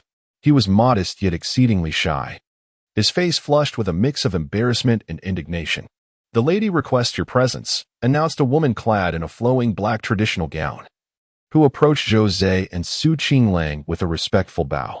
"Let us proceed," Zhou Ze suggested, patting Qinglang on the shoulder. Though Qinglang disdainfully swatted Zhou Ze's hand away, he nonetheless followed him forward. As they traversed the banquet, surrounded by various specters whispering and pointing, Zhou Ze felt a twinge of discomfort. Fortunately, upon reaching a charming two-story red house, the cacophony around them faded into silence. The building was adorned with vibrant decorations and hung with lanterns, showcasing a festive and jubilant atmosphere. Its architectural design bore a striking resemblance to modern houses, with the entrance leading into a living room. The maid in the black dress gestured for Zhou Ze and Qinglang to enter. "Are you not curious?" Zhou Ze inquired suddenly. "What if she possesses the same allure as Wang Zuxian? Do try not to lose your composure. I anticipate that she will appreciate one dragon and two phoenixes." Qinglang declared fiercely, clearly intent on dragging Zhou Ze into his misfortune as well. It was evident that Zhou Ze had relentlessly exacerbated his plight along the way, seemingly relishing the opportunity to witness his humiliation. Was it not a fact that he often boasted about owning over 20 properties? Was he intentionally flaunting his possessions? As they entered the hall, their feet tread upon a resplendent crimson carpet, while the walls were adorned with exquisite cross-stitch embroidery. A woman, elegantly clad in a red wedding gown, sat regally at a small table, which was laden with delicacies and fine wine. "Esteemed guests, please take a seat," she beckoned, rising to invite them. Her visage was obscured by a veil, rendering her features indistinct, yet her voice was undeniably melodious. Zhou Ze settled into his chair and gently urged Qinglang to do the same, who, after some hesitation, complied. Since we are here, we might as well embrace the moment and see what tricks she has in store. The dishes on the table were not only exquisite, but also fragrant. The wine rich and inviting. Esteemed guests, please indulge. The lady gestured for them to dine. Zhou Ze remained still, maintaining his composure, while an aggrieved Qinglang drank heartily from 3 cups, exclaiming, "What splendid wine!" He then proceeded to devour the food voraciously, transforming his sorrow into appetite. Zhou Ze observed him, his chest rising and falling, hand covering his mouth. "What ails you? Eat. It is delightful, far surpassing my own culinary efforts," Qinglang remarked. Being a chef himself, capable of discerning the quality of the dishes, Zhou Ze pondered silently, "Do you never watch horror films?" Yet she said nothing. Instead, picking up her chopsticks to serve Qinglang, advising gently, "Dear, eat more. There is no sour plum juice here. I cannot manage to eat, as you understand." Qinglang grunted a couple of times, trusting her completely, and continued to eat, determined to indulge until he could eat no more. Moreover, it was truly delectable. Qinglang pondered whether he should seize the opportunity to consult the lady ghost about her recipes later. The dishes served here, if presented in the market, would outshine even the finest 5-star chefs. After Qinglang had finished a round, Zhou Ze nodded in satisfaction and inquired of the lady ghost, "Madam, may I ask how these dishes are prepared?" "How polite of you, sir. This wine is crafted from the urine of passers-by. The dishes are meticulously prepared using the freshest essence of snakes, insects, rodents, and ants." Qinglang's expression suddenly shifted, and he pointed at Zhou Ze. But before he could utter a word, he exclaimed, "Ugh." Chapter 33. While hot, Qinglang retched violently, nearly expelling his bile. Zhou Ze shook his head slightly. The lad was still too young, perhaps having watched too few horror films in his childhood. Dining with ghosts in the wilderness was, after all, a classic trope. The exquisite delicacies that had been served were, in reality, maggots, earthworms, cockroaches, and ants, a gag that had been thoroughly exhausted. Even if Zhou Ze did not suffer from any eating disorders, he would not touch a single bite. Did one truly expect the ghosts here to venture out daily to procure groceries and set up a stove to cook? Zhou Ze recalled a case from the past, where an individual visited a friend who mentioned that his wife was away on a trip, leaving him to entertain the guest alone. The visitor stayed at his friend's residence for an entire week, lamenting only the scarcity of vegetarian dishes, as the table was laden with meats. Albeit the meat broth was indeed exquisite. Upon bidding farewell, he encountered a neighbor who revealed that his friend had not ventured outside for nearly a month, isolating himself within his home. Upon hearing this, the visitor was taken aback, nearly retching. Zhou Ze instinctively raised his drink, only to remember it was merely a concoction of urine from passers-by. "Sir, if you are unwell, perhaps you should rest," the ghostly lady suggested, directing her gaze towards the maid in black. The maid nodded and approached to assist Qinglang. However, Qinglang brusquely rejected the maid's offer of support, sitting upright and declaring, "If there is something to be said, please do so swiftly. I have no desire to engage in further roundabout discussions." Indeed, Qinglang was furious, an absolute fury. Zhou Ze exhaled deeply, reflecting on the time spent with Qinglang, recognizing that he still maintained his composure. Yet, he lacked the courage to lift the ghostly lady's red veil.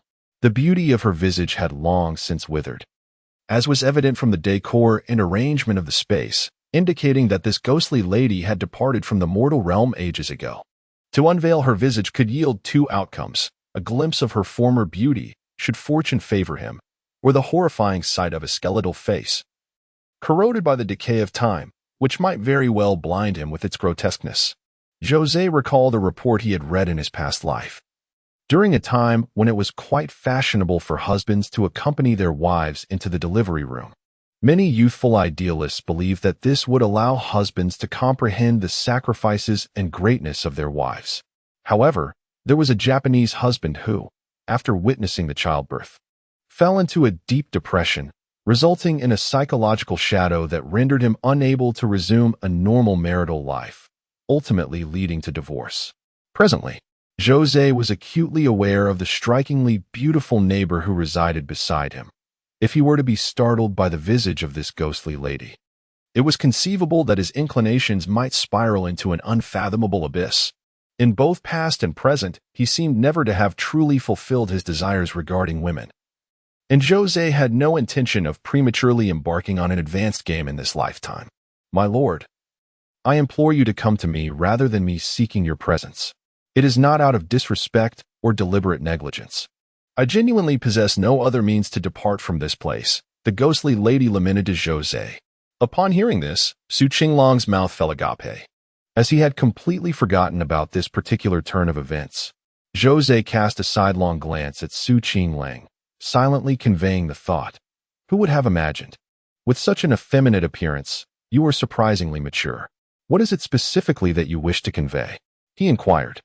The little girl had once claimed that he was the most perceptive person she had ever encountered, and indeed, Zhou Ze was acutely aware of the situation at hand. In the absence of profit, performance, or obligation, he truly saw no necessity to sacrifice himself for the flourishing of hell. My lord, do not worry. I shall be departing today, returning my soul to the nether realm. The lady ghost smiled gently and continued, I am surnamed Bai, the daughter of a scholarly family from the Daowang era. Alas, my fate has been fraught with misfortune. I passed away on the eve of my marriage and was buried here, nearly 2 centuries ago. Although I am a ghost, I have never committed any malevolent acts. I have protected the local villagers, ensuring their peace and prosperity. Mr. Saiyan once inscribed a plaque for my shrine, and from that moment on, I was granted a temple body worthy of offerings. However, in recent decades, the temple has fallen into disrepair and is now lost to time. Few recognize that such a spirit shrine once existed here. Who is Mr. Saiyan? Qinglang inquired, blinking in curiosity. Oh, him, Qinglang realized, understanding now. Zhang Jian was indeed a notable figure from the late Qing dynasty. He had drafted the abdication edict of the Qing emperor, was the top scholar of his time, and a nationalist entrepreneur. The spirit shrine referred to by the lady ghost was not one of disreputable nature, but rather an unauthorized temple, not acknowledged by the court's rituals, dedicated to an unrecognized deity. That is quite impressive, Qinglang remarked, having recovered from his previous state of distress. Upon learning that the lady ghost had invited him solely due to a childhood jest, he felt a wave of relief, realizing he was not being coerced into the role of a husband. After 2 centuries of cultivation and having been honored with a temple and offerings, surely she had transcended the realm of mere spirits? Now, I have attained a state of spiritual completion and am about to descend into the netherworld. However, there is one matter that cannot be overlooked. The ghostly lady offered a slight bow to Zhou Ze, imploring him, my corporeal form, due to the circumstances of my burial, has remained uncorrupted for 2 centuries, appearing as lifelike as ever. Yet, my spirit is soon to descend into the underworld, and my physical body cannot accompany me. Over these 200 years, my body has begun to exhibit signs of malevolence due to the tethering of my soul. I fear that once my spirit departs, this body may awaken and commit unspeakable atrocities. Thus, I beseech your assistance. How may I assist you? Zhou Ze inquired, rubbing his hands together. The ghostly lady's intention to descend to hell seemed to him a fortuitous turn of events.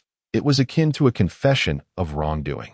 However, it bore more resemblance to a rebellious faction from ancient times, having grown powerful enough to accept amnesty from the court, thus cleansing their identities and obtaining official status.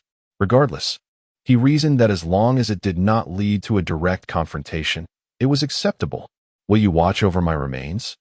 Zhou Ze pondered for a moment before nodding in agreement. Does this mean you are willing to help me? The ghostly lady confirmed, expressing her gratitude. There's no need for such formality, Zhou Ze replied instinctively, raising his cup, only to set it down once more. Then, I take my leave, the ghostly lady announced, her form gradually fading away with a decisive ease. Zhou Ze pressed his lips together. In the next instant, he found that the surrounding scenery had vanished entirely.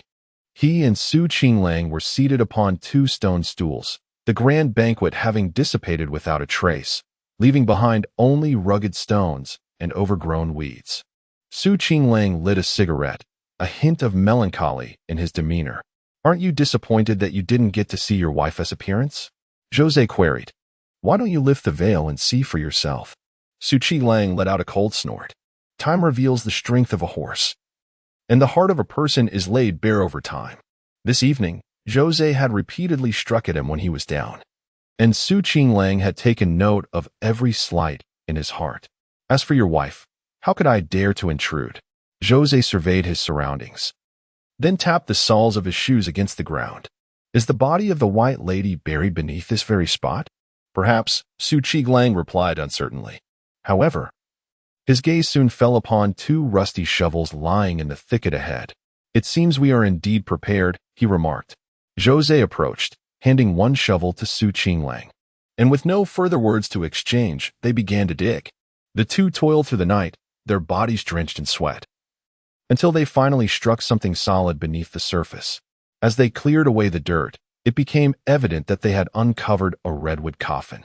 After approximately half an hour of effort, they had fully revealed the coffin. "Let us open it," Zhou Ze suggested, glancing at the horizon where dawn was approaching. "We must finish this quickly, lest we be mistaken for grave robbers and reported." "You take the lead," Qinglang said, wiping the sweat from his brow. "I find it rather repulsive." "Did she not claim her body had not decayed?" Zhou Ze countered, shaking his head. Who can discern the truth? He realized that he had promised to undertake this task, and since Qinglang was merely offering his assistance out of friendship, he felt compelled to proceed alone with what he was reluctant to do. With a firm grip, he pried the coffin nails loose. As he exerted force to lift the coffin lid, Zhou Ze retrieved his phone and activated the flashlight, casting a beam downward. "Ah, it truly is rather exquisite." Qinglang also approached, and indeed, the woman lying in the coffin was clad in a white dress, her long hair cascading gracefully over her shoulders. Her countenance was dignified and beautiful, and her physical form exhibited no signs of decay. She appeared as though she were merely asleep. "She is your wife, ah? Do you wish to take advantage of the moment?" This time, Qinglang was quite eager, leaping down to lift the corpse. However, the moment he raised her off the ground, his expression changed dramatically, and he hastily set the body back down, rubbing his hands anxiously on the side. It was evident that for 2 centuries, driven by a woman's innate desire for beauty, she had deliberately nourished her own corpse. Now, as she prepared to depart, she had left behind this significant dilemma. Zhou Ze descended personally and, upon lifting the corpse, immediately sensed a chilling aura that seemed capable of stirring the very soul. Yet, in the next instant, he noticed his fingernails elongating. That chill, which was the malevolent energy Qinglang had previously mentioned, began to flow into Zhou Ze's nails. In an instant, a tingling sensation surged through him, causing his spirit to tremble entirely. It felt almost like a form of nourishment. "Ha! Hiss." "Whoa." Hearing Zhou Ze's sounds, Qinglang, who was still checking his hands for frostbite, turned in shock, pointing at Zhou Ze. "You beast. You actually took advantage of the situation." Chapter 34. Farmer's Spring. You must control yourself.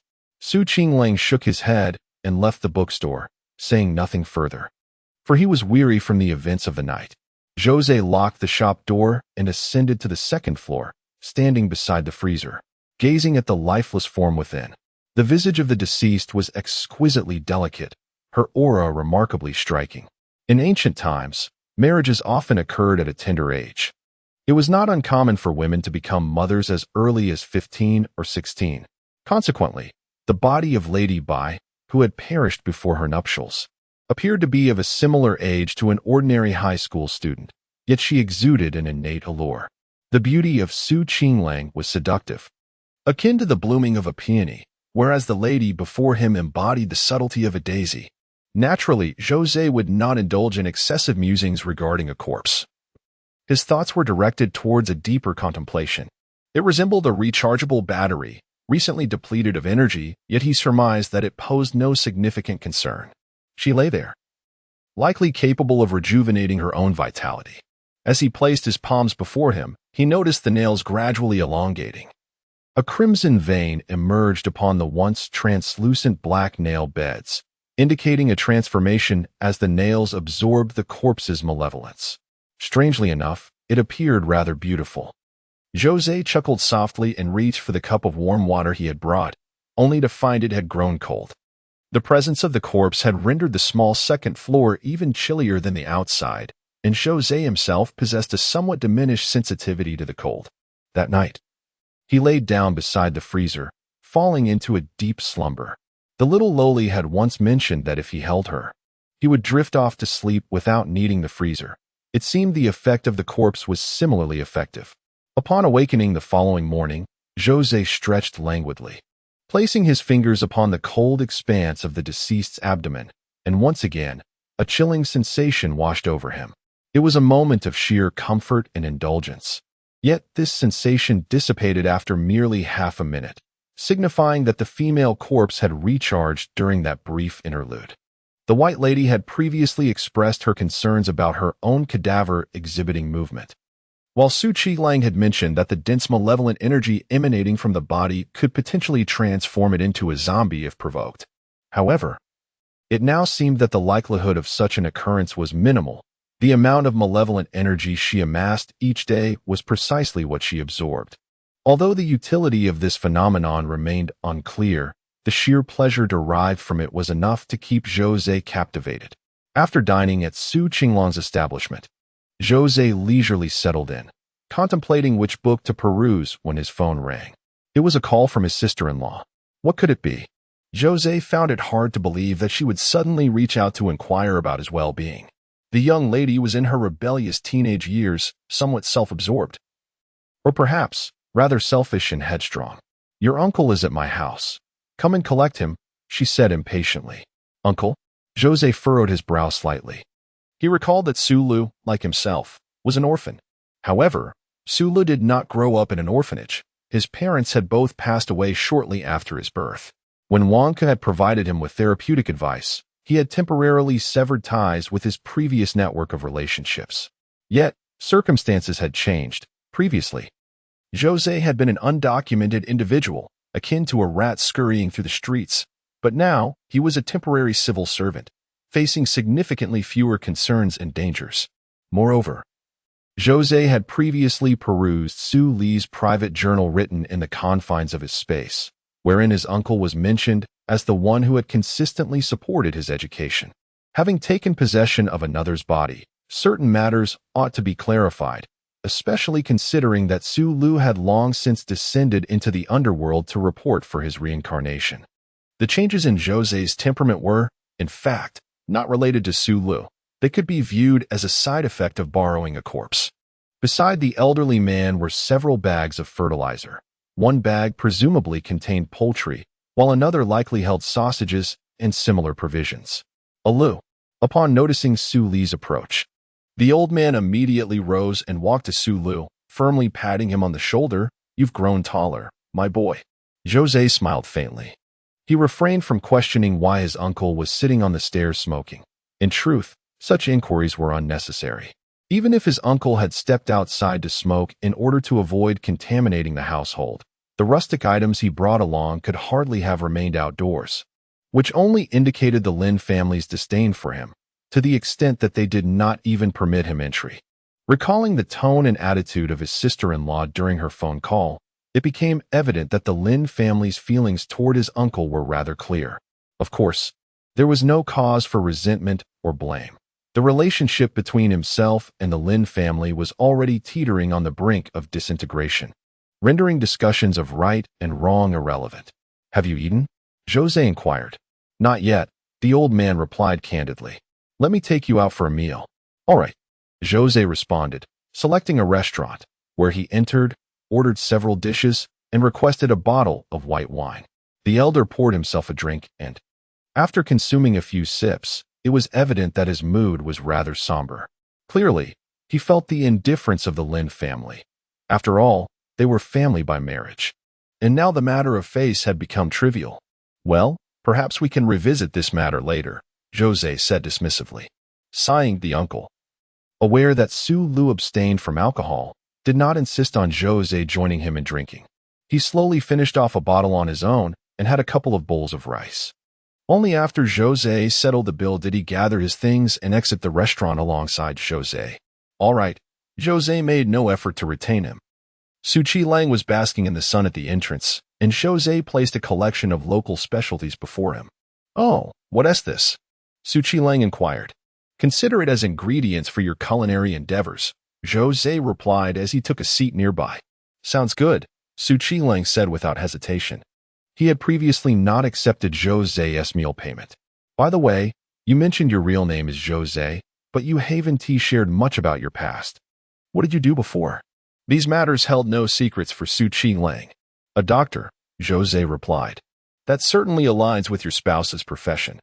Qinglang leisurely exhaled a puff of smoke. "Haven't seen your wife around for quite a few days?" "Not likely," Zhou Ze responded nonchalantly.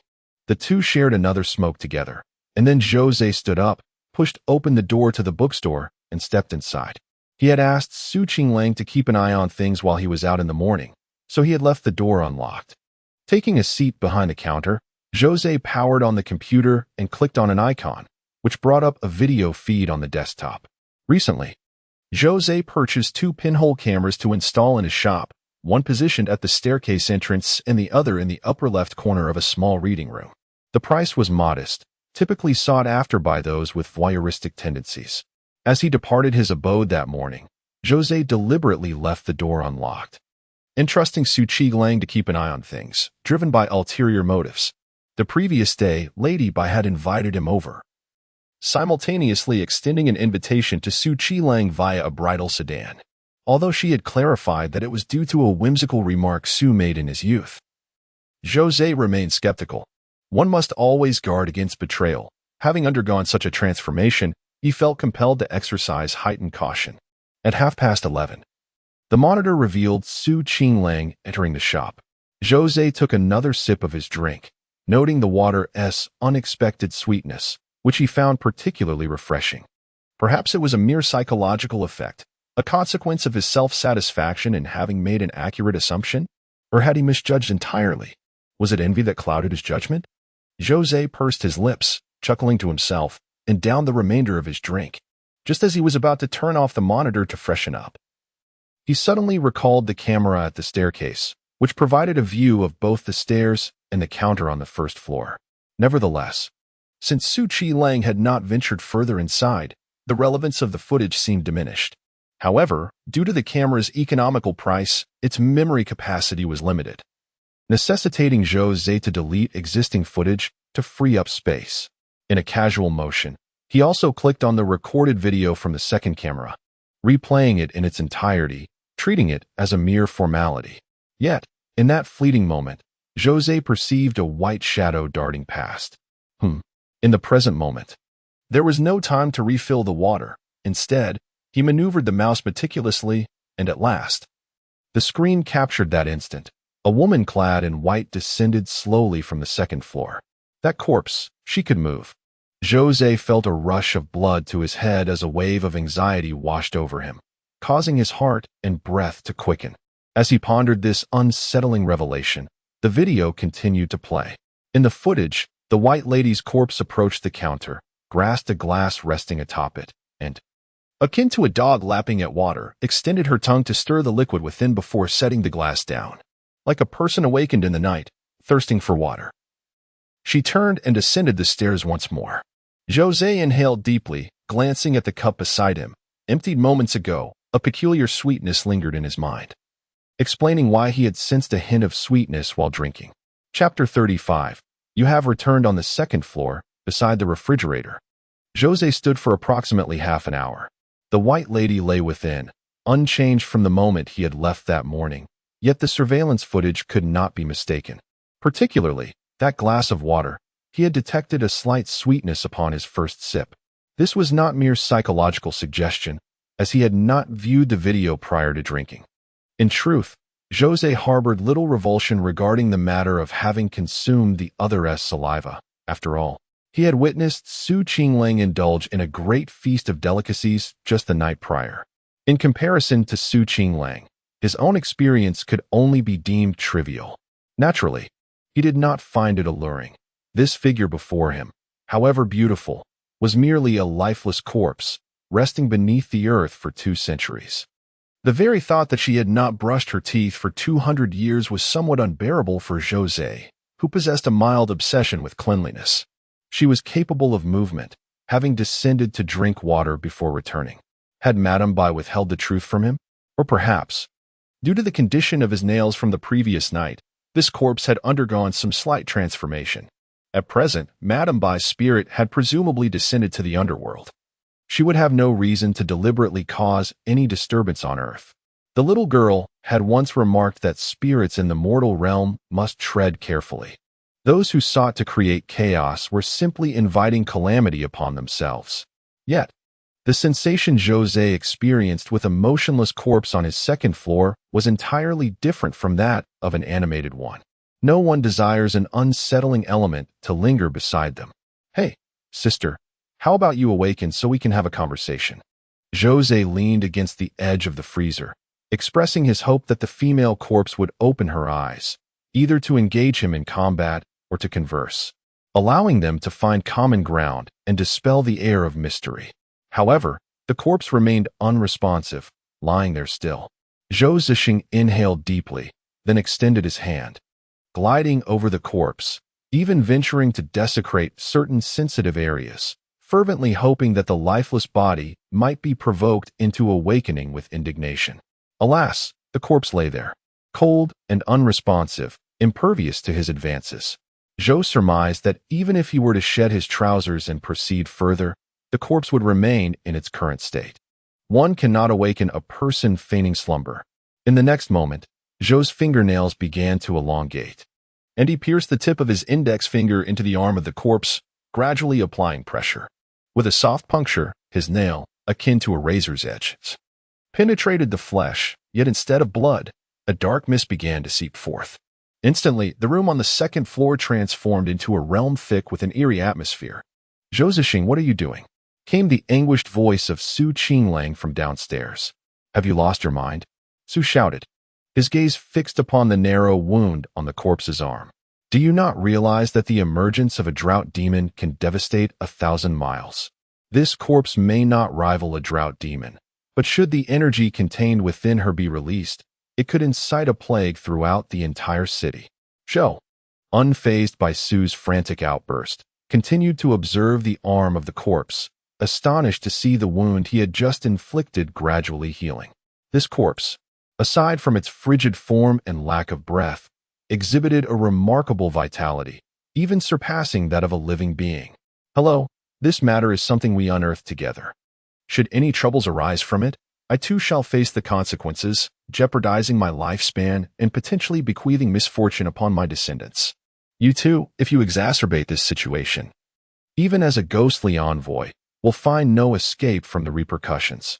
The faint traces of dark energy that had just seeped from the female corpse gradually dissipated. Due to its limited quantity and the presence of only Zhou Ze and Su Qinglang, whose resilience is commendable, it posed no immediate threat. However, this mere leakage was but the tip of the iceberg of what resided within the corpse. Zhou Ze sighed. "Su Qinglang, why not let your wife stay with you? Your parents have just departed. She could keep you company. After all, you are the one who wedded her with great fanfare." "What do you mean by that?" Su Qinglang replied, bewildered. "This entity, it moves on its own," Zhou Ze explained. "Today, it descended the stairs by itself and even drank some water." Su Qinglang's face turned pale, and he took a few steps back, horror etched upon his features. He had warned earlier that should any unforeseen events occur, the corpse would transform into a zombie, not the feeble, mindless creatures depicted in Western films, but a true undead being, capable of primal savagery and possibly possessing supernatural abilities. "Thank you. I am getting accustomed to solitude," he remarked. What a farce. How could Su Qinglang possibly take on this hot potato, this veritable atomic bomb? "Don't you have any talismans? Why not apply one to her?" Zhou Ze inquired. "The talisman papers affixed to my 2 knives only serve to backfire, provoking her instead," Su Qinglang said with a bitter smile. "What should we do then?" Zhou Ze felt a wave of frustration. Should we dispose of them at sea? Even if she were to become a zombie, it it would amount to nothing more than sending her to trouble the Dragon King of the Sea. She cannot leave Tongcheng. She was a resident in life and remains a ghost of Tongcheng in death. If her body were to exit the confines of Tongcheng, it would inevitably lead to complications. Otherwise, why would Lady Bai have waited until her merits were fulfilled before addressing the matter? With a decisive motion, Zhou Ze slammed the lid of the freezer shut, clearly. This conundrum had no resolution. Burning it is not an option, transporting it is fraught with peril, and discarding it elsewhere invites unforeseen consequences. The only choice left is to keep it in his home, risking his own safety. Zhou Ze began to understand why the little girl had so readily descended into hell. Being a bureaucrat in the underworld is no easy task. Even within the system, those in grassroots positions endure the greatest hardships, much like his current predicament. Let us take a step back. I'll help you make some more sour plum juice tonight, Qinglang reassured him. And then? Zhou Ze inquired. Then I'll move. Qinglang replied with a nonchalant demeanor. Didn't I mention my plans to open a shop in the county below? I intend to expedite my preparations. After locking the freezer, Zhou Ze and Qinglang descended the stairs together. Zhou Ze sat behind the counter, idly shaking his water cup in front of him. His phone rang, and upon checking, he noticed an unfamiliar number. Hello, is this Mr. Sulu? A voice inquired. We are from the Chongchuan Traffic Police Brigade. Yes, this is I. What seems to be the matter? Su Dachuan is your relative, right? He has just been in a car accident and is currently being transported to the People's Hospital. All right, I will come right away. Zhou Ze closed his eyes and let out a dissatisfied grunt. It was already troublesome enough, and now another issue had arisen. Su Dachuan was indeed the uncle who had invited him to lunch that very afternoon. Yet, he could not refrain from going.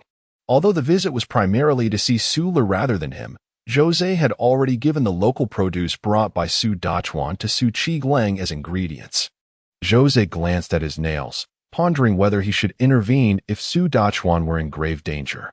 The memory of the repercussions he faced after rescuing the little girl sent a shiver down his spine. Perhaps it was best to hope for the best and that he would be all right. Stepping out of the store, he hailed a taxi. During the ride, Zhou Ze sent a message to Qinglang, indicating that he would be stepping out for a while and that he could watch over things. Upon arriving at the People's Hospital, it was already 8 in the evening. Zhou Ze inquired at the front desk and learned that Su Dachuan was not in critical condition and had been moved to a ward, which eased his mind. As he opened the ward door and entered, he paused for a moment, noticing Dr. Lin standing by Su Dachuan's bedside, engaged in conversation. One of Su Dachuan's legs was elevated, likely fractured, and his face bore several abrasions, yet he appeared to be in good spirits, animatedly chatting with his niece-in-law. Zhou Ze exchanged a brief glance with Dr. Lin as he approached. Thank you. I appreciate your help, Zhou Ze said. It was my duty, Dr. Lin replied. Rising to explain, I was not at home during the day. I apologize. It's quite all right, Zhou Ze reassured him. Zhou Ze waved his hand. Dr. Lin exited the ward, and Zhou Ze exchanged a few more words with his uncle. The long-distance bus had not even left the city limits before it was involved in an accident. It was merely unfortunate for Su Dachuan, who took a tumble and fractured his left leg, while the other passengers suffered only minor scrapes. Su Dachuan seemed rather unconcerned about his injury, repeatedly mentioning that his niece-in-law was doing well. Zhou Ze smiled and advised Su Dachuan to rest properly before leaving the ward. At that moment, Dr. Lin was standing by the front desk, where a female nurse sat, appearing somewhat unwell. Zhou Ze intended to depart, but felt it necessary to greet Dr. Lin, as it had been a while since they last communicated. However, pleasantries had to be observed. As he approached, he suddenly heard the faint sound of a baby crying, delicate and soft, reminiscent of a kitten. Could it be that Dr. Lin was harboring some secret? Zhou Ze scrutinized the scene, deliberately positioning himself behind Dr. Lin to get a better view. It's nothing, Lin Jia. My stomach has been acting up again. I'll take some medicine shortly, and it will be fine. The young nurse expressed her gratitude for Dr. Lin's concern. Just be mindful of your health, Doctor. Lin reassured her. At that moment, Dr. Lin finally noticed Zhou Ze lurking somewhat suspiciously behind her. You, she began. But Zhou Ze raised his hand and listened intently once more, ultimately directing his gaze toward the nurse's abdomen. The sound was not emanating from Dr. Lin, but rather from within the nurse herself. With his background as a former physician, Zhou Ze immediately comprehended the situation. "You are pregnant," Zhou Ze addressed the young nurse, stating that at this moment, he could not afford to consider the issue of face. "What?" The nurse appeared utterly bewildered. "What nonsense are you spouting? Xiaoqin isn't married and has no boyfriend." Dr. Lin shot a glare at her husband. "I don't know with whom you have conceived, but you should have a checkup as soon as possible.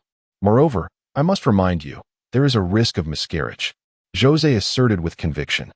The fetus was quite unstable, and the cries echoing from the ether signified the innate sorrow of an unborn child, which was precisely why Zhou Ze disregarded the other party's feelings. A life is at stake. Upon hearing this, Nurse Xiaoqin sprang to her feet, her face etched with anxiety. Clearly, she had been unaware of her pregnancy, but she understood her recent high-risk behaviors. Thus, the likelihood of conception was significant. Dr. Lin noticed her distress and promptly rushed Xiaoqin away. Zhou Ze stretched lazily, lamenting that Su Lu had chosen civil engineering. Had he pursued medicine instead, Zhou Ze would have likely become one of the most renowned doctors not only in Tongqing but throughout the entire province of Su. Descending to the ground floor, he purchased a box of milk and some daily necessities for Su Dachuan. After delivering them to Su Dachuan's hospital room, he stepped out, genuinely intending to leave, as the situation at home was indeed unsettling. Coincidentally, Dr. Lin emerged from the elevator, her expression somewhat grave. "What's wrong? How did you ascertain that Xiaoqin was pregnant?" she inquired. "I have studied a bit of traditional Chinese medicine," Zhou Ze fabricated. "What is the situation over there?" Thus, Zhou Ze exited the hospital in Dr. Lin's Qian. Throughout the journey, words were sparse between them, their marital relationship having reached a frigid standstill due to recent events. Approaching the bookstore, Zhou Ze felt compelled to spark some conversation to alleviate the palpable silence, and inquired, "I noticed you've posted quite a few photos in Hanfu on your social media. Do you have a fondness for it?"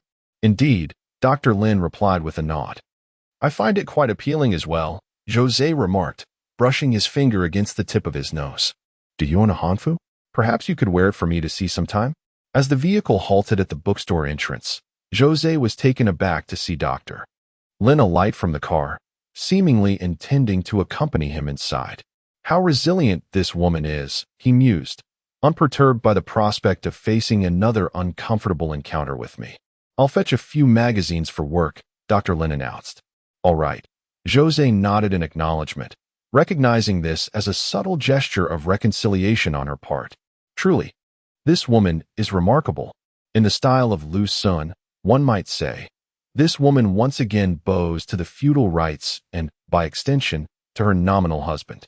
In ancient times, Dr. Lin would embody the archetype of a woman tragically ensnared and tormented by the oppressive feudal system. Upon entering the bookstore, Zhou Ze was unexpectedly greeted by the sight of Su Qinglang seated on a plastic stool, engrossed in a book, albeit upside down. What on earth is he reading? Su Qinglang managed a strained smile at Zhou Ze, one that was more sorrowful than a frown. Dr. Lin cast a lingering glance at this man, whose beauty surpassed that of most women, before striding directly towards the shelves to select magazines.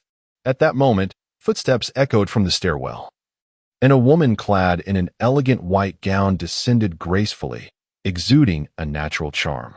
Upon noticing Zhou Ze, she offered a slight bow and respectfully remarked, "The magazine, Dr. Lin was just holding has fallen to the ground." Her tone turned frosty as she added, "It seems there is no need for me to demonstrate it for you." Dr. Lin is indeed a woman of traditional values. However, she is not of the type that fears the whispers of jealousy associated with a husband taking concubines. She possesses her own compromises and steadfast principles. While she can force herself to accept Zhou Ze's previous transgressions, she struggles to embrace the notion of him engaging in an extramarital affair. This is her breaking point. Her anger is profound, so intense that she contemplates walking away without a word. The absence of an explanation seems to imply acquiescence. The sparkle in Dr. Lin's eyes instantly dulled. Was no explanation even warranted? In truth, Dr. Lin has misconstrued Zhou Ze's intentions, as he remains oblivious to her feelings. From Zhou Ze's perspective, An overwhelming sense of dread washed over him. This lifeless body had inexplicably come to life.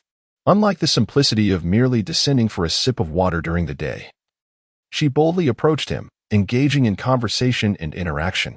Reflecting on the delicate exploration he had conducted upon her form to rouse her from slumber earlier, Zhou Ze was instantly seized by a desire to flee the establishment, to escape as far as possible.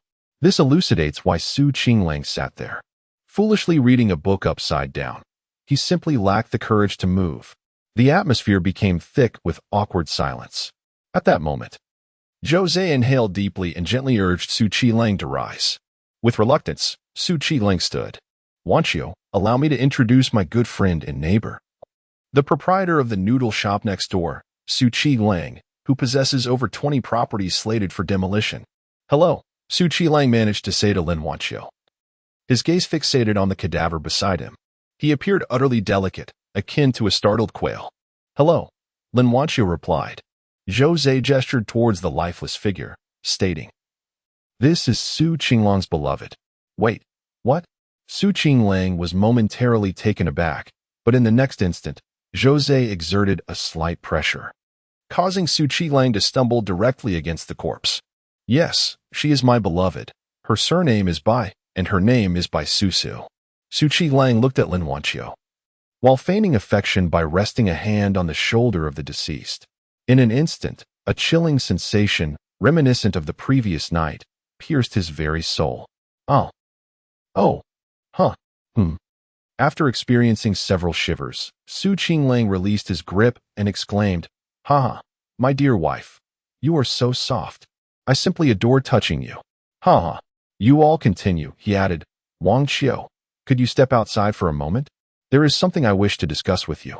With that, Zhou Ze took Lin Wanqiu's hand, unceremoniously pulling her out of the bookstore, regardless of her willingness.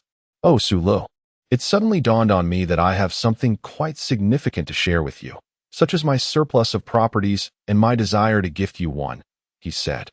As Qinglang waved his hand to follow Zhou Ze, the female specter stood silently by, serene and composed. However, Qinglang felt an ominous chill encircling his neck, as if stepping outside any further would result in instant disintegration. Wisely, he chose to halt his advance, chuckling awkwardly. Zhou Ze led Dr. Lin out of the study and walked towards the roadside where her car was parked. "What is it? Speak," Dr. Lin inquired. "You seem to have gained a bit of weight recently. You ought to refrain from late-night snacks," Zhou Ze remarked, gently nudging her towards the vehicle. "Do not hesitate. Just leave quickly," he urged. Dr. Lin said nothing further, climbed into her car, started the engine, and cast a lingering glance at Zhou Ze before driving away. Zhou Ze let out a long sigh of relief, then squatted by the roadside and lit a cigarette. Zhou Ze did not possess a saintly disposition in truth. He harbored a profound aversion to trouble. Nevertheless, regardless of the circumstances, even dismissing his current role as a temporary Grim Reaper, he felt a twinge of guilt at the thought of the female corpse wreaking havoc in Tongqing, his hometown. As for Qinglang, who remained in the bookstore, how could he have almost forgotten? Still so brazen, even in death. Exhaling a cloud of smoke, he discarded the cigarette but on the ground, crushing it underfoot before striding directly towards the bookstore. Upon pushing open the door, a dark glimmer ignited in Zhou Ze's eyes, and his fingernails began to elongate. The female corpse stood there, poised gracefully, yet the mocking glint in her eyes was even more pronounced than when Dr. Lin had been present. Zhou Ze pointed a finger at the corpse, admonishing her, regardless of whether he could defeat her or not, it was prudent to put on a faade of bravado. "Do you prefer Durex or Jishabang? I have both. I shall fetch them for you," he called out. Qinglang, meanwhile, attempted to rise and move towards the exit. Filled with regret for not having relocated during the day, why had he lingered here? However, the female corpse suddenly reached out, grasping towards him. Qinglang let out a startled cry. Heaven and earth are boundless, the true law of the mysterious heart. A copper mirror materialized in his hand, aimed at the female corpse. Yet, in that fleeting moment, the mirror shattered, and Qinglang was violently flung back, crashing into the bookstore wall. The terror of the female corpse was truly formidable. Zhou Ze charged forward. This was his first genuine confrontation, and uncertainty gnawed at his heart. However, the gaze of the female corpse deliberately fixated on Zhou Ze's hands before she gradually began to retreat, utterly afraid to advance a single step. Cough, cough. Qinglang rose from the ground, one hand propped against his waist. He had initially assumed that Zhou Ze would be swept away just as he had been. But to his astonishment, Zhou Ze relentlessly pushed the female corpse backward. At that moment, he felt a surge of unfairness. How could it be that there was no leniency shown?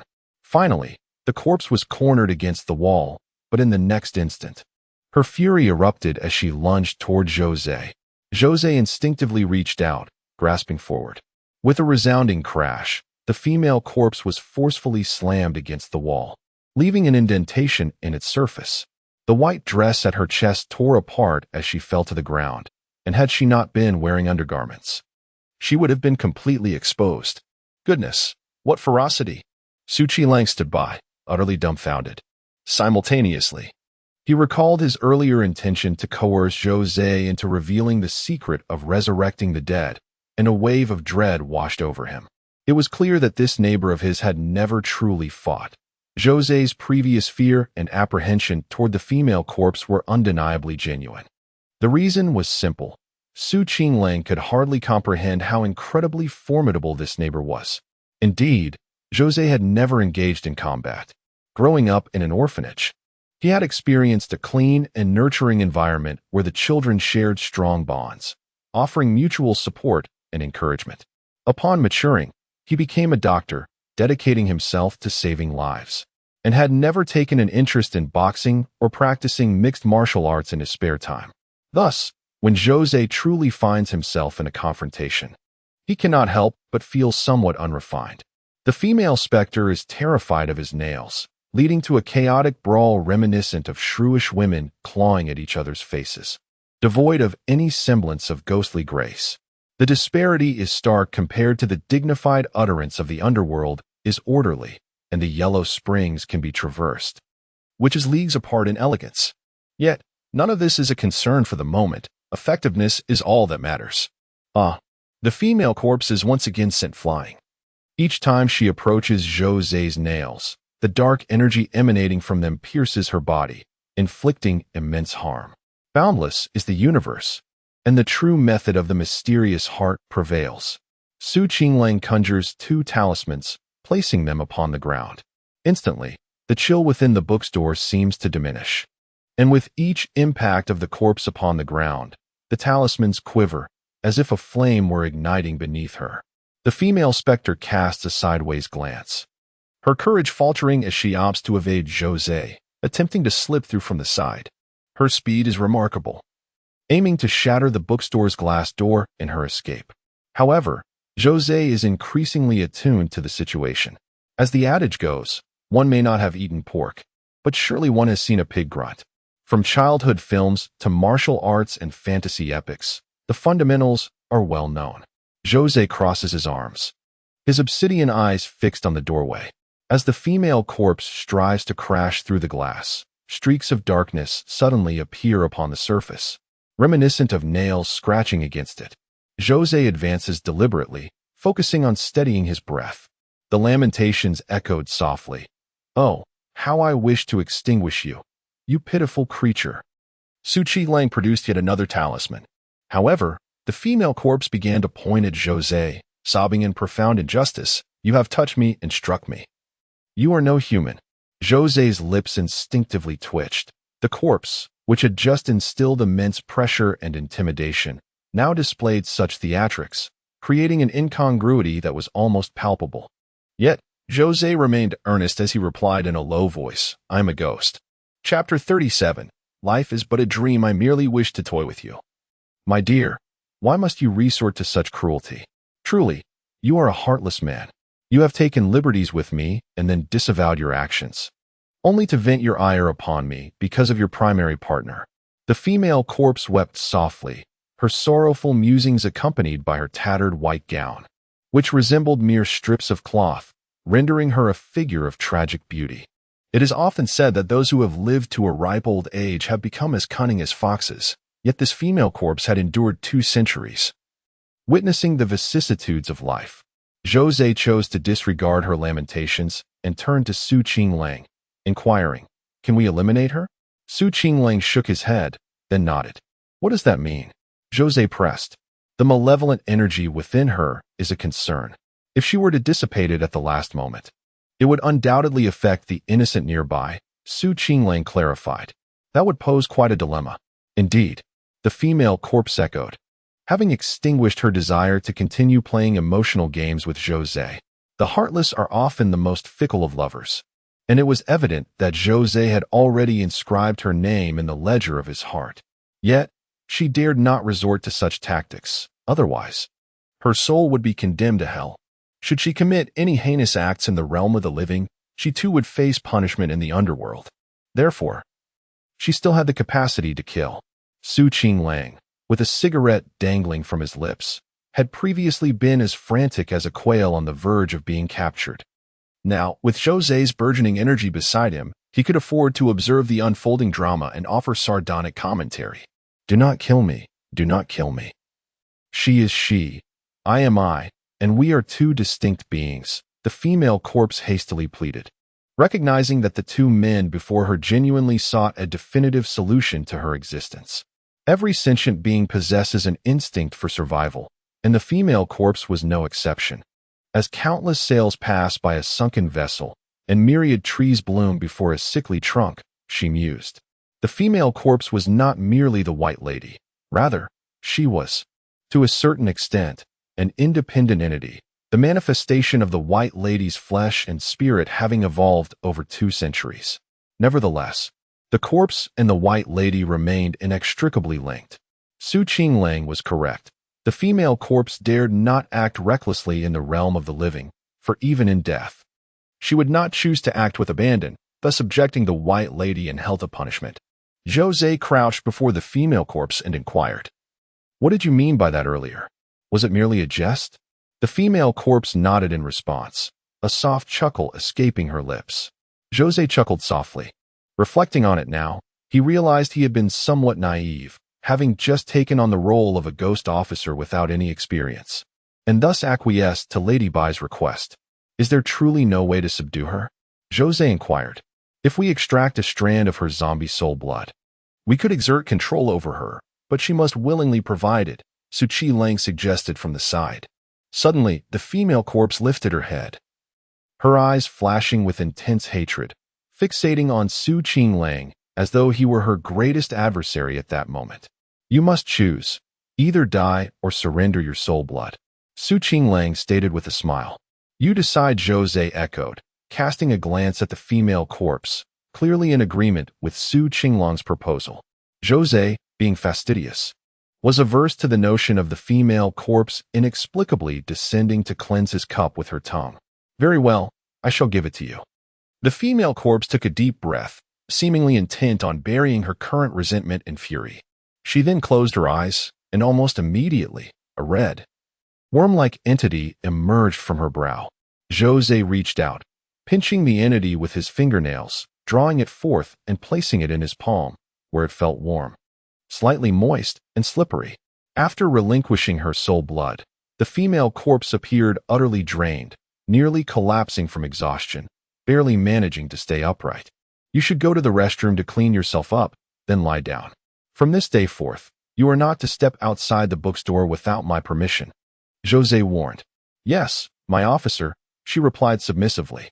The female corpse hung her head low, her posture submissive, her spirit and blood ensnared by the other party, leaving her no choice but to bow her head. With a sharp sound, Zhou Ze tossed the medicinal liquor bottle onto the table. Although he was ostensibly tending to Qinglang's wounds with the alcohol, it sounded as if he were engaged in something rather unsavory. "You apply it yourself," he said. "Do not be so indifferent. While you remain unscathed, I was flung against the wall, my body marred with bruises.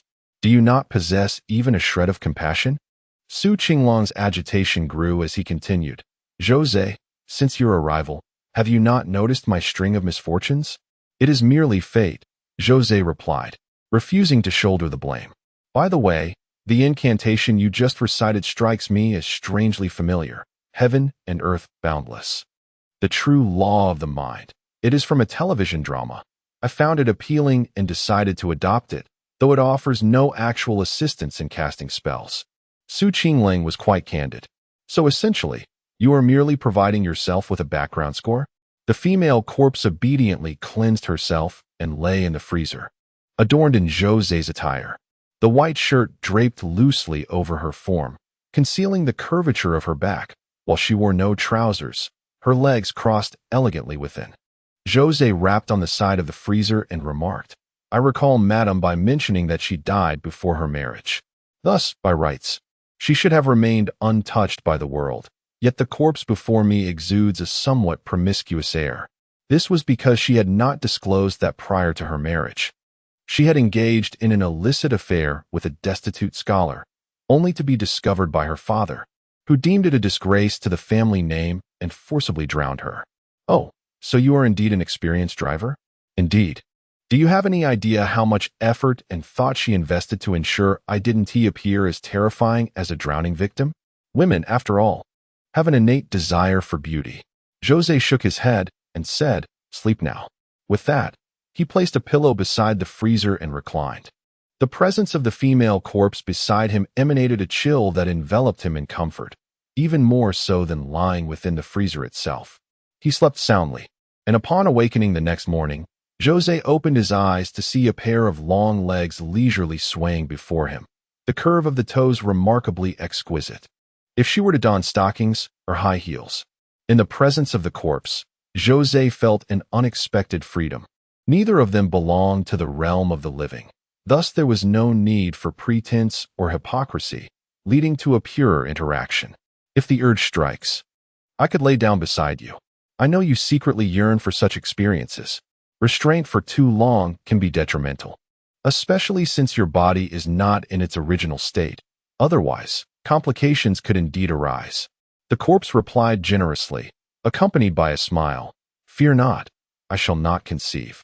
Zhou Ze descended the stairs to freshen up, then proceeded to prepare instant noodles. Once everything was ready, he took out some sour plum juice to accompany his meager breakfast. It must be quite painful to consume human food, remarked the corpse, sitting on the stairway, her head tilted as she observed Zhou Ze. It's none of your concern. How tiresome it must be to persist in living as if one were still human, even after death, she mused. Your words are rather excessive. Zhou Ze remarked with a slight frown.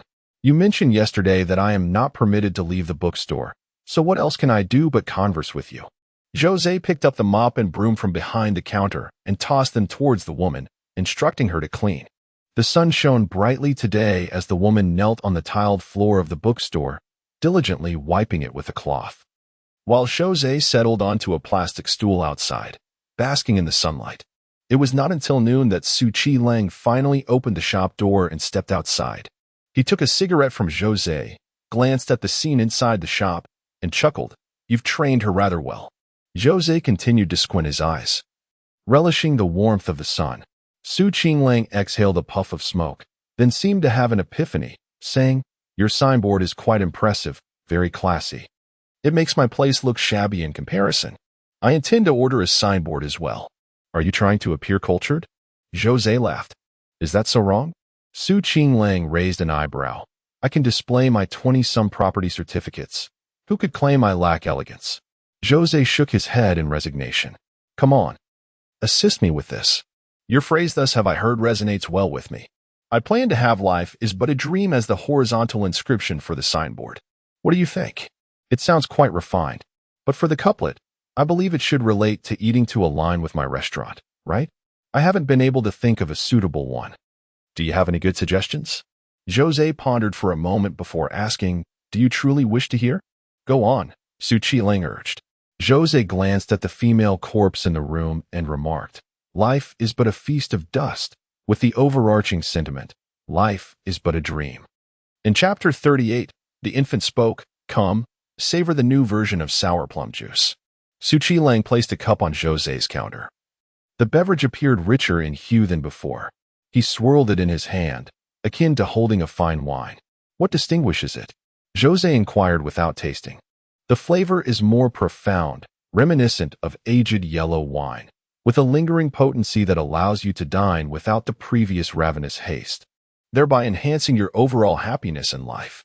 Ah, how scandalous, the female corpse, who was organizing the bookshelf, interjected with a hint of disdain. Yet, it seemed not to evoke the sensation she desired. However, shortly after sampling it, Zhou Ze felt a sharp cramp in his stomach. The tension within him began to manifest as involuntary tremors. How overwhelming! His fingers curled slightly before gradually unfurling. Zhou Ze nodded, evidently pleased. You have put thought into this, Zhou Ze remarked. Too kind, Qinglang replied with a subtle smile. I intend to feature this as a signature dish, though I fear that those who appreciate such a flavor may be few. Indeed, Zhou Ze concurred. Suddenly, the bookstore door creaked open, and a group of students entered, 7 or 8 in number, all appearing to be model students. Boss, what is the Wi-Fi password? A girl inquired. Zhou Ze gestured toward the wall, where the information was inscribed. The students each found a plastic stool to settle down on, and then a girl took out some assignments from her backpack, distributing them for others to copy. With winter break drawing to a close, this scene had become rather commonplace. Zhou Ze, of course, would not stoop to lecturing these children on the significance of learning or the perils of plagiarism. Instead, he gestured at the counter, prompting the female attendant to come over and pour him a glass of warm water. At that moment, the leading girl wandered over to the bookshelf, casually rifling through the volumes before selecting a few and approaching Zhou Ze. How much? Here, keep the change. She generously tossed a 100 yuan note his way. Zhou Ze accepted the payment without further comment. By 5 in the afternoon, the group of students had finished their copying and departed, leaving the bookstore once again enveloped in the solitude it was meant to possess. Qinglang was not present, having gone to order a sign. Naturally, he would not heed Zhou Ze's suggestion, as anyone with a modicum of sense could discern that the sign was ill-suited for a dining establishment, more appropriate for flanking a grave. The female attendant worked with commendable efficiency, thoroughly cleaning both the first and second floors today. Aside from the occasional playful pose to showcase her allure, she exhibited few other shortcomings. She did not disclose her destination, and Zhou Ze did not inquire. He remained uncertain whether Lady Bai was aware of her own corpse having developed sentience, if she did possess such knowledge and still entrusted her fate to him. While simultaneously imparting the method and timing of her cremation, what could one make of that? Last night, the female corpse acknowledged that even if she were to be slain by Zhou Ze, she would not willingly dissipate her malevolent energy, lest it inadvertently harm the innocent and implicate the White Lady in hell. However, it appeared that the White Lady merely wished to resolve this troublesome matter cleanly. From this perspective, the corpse, whom she regarded as a maid, was indeed a pitiable soul. What is your name? Zhou Ze inquired. White what? Bai Yingying. Bai Yingying. Zhou Ze nodded, finding the name rather peculiar. In truth, you need not exert yourself so much for sustenance, the corpse remarked, stretching languidly, her alluring figure becoming evident. Akin to how one might sleep soundly beside me. Your soul is tainted with the essence of hell, yet your body remains that of a living being. You require rest and nourishment to sustain your corporeal form, but your soul does not necessitate such things, which is why it instinctively recoils and resists. Please, continue. In the future, I can provide for you, the corpse said with a shy smile.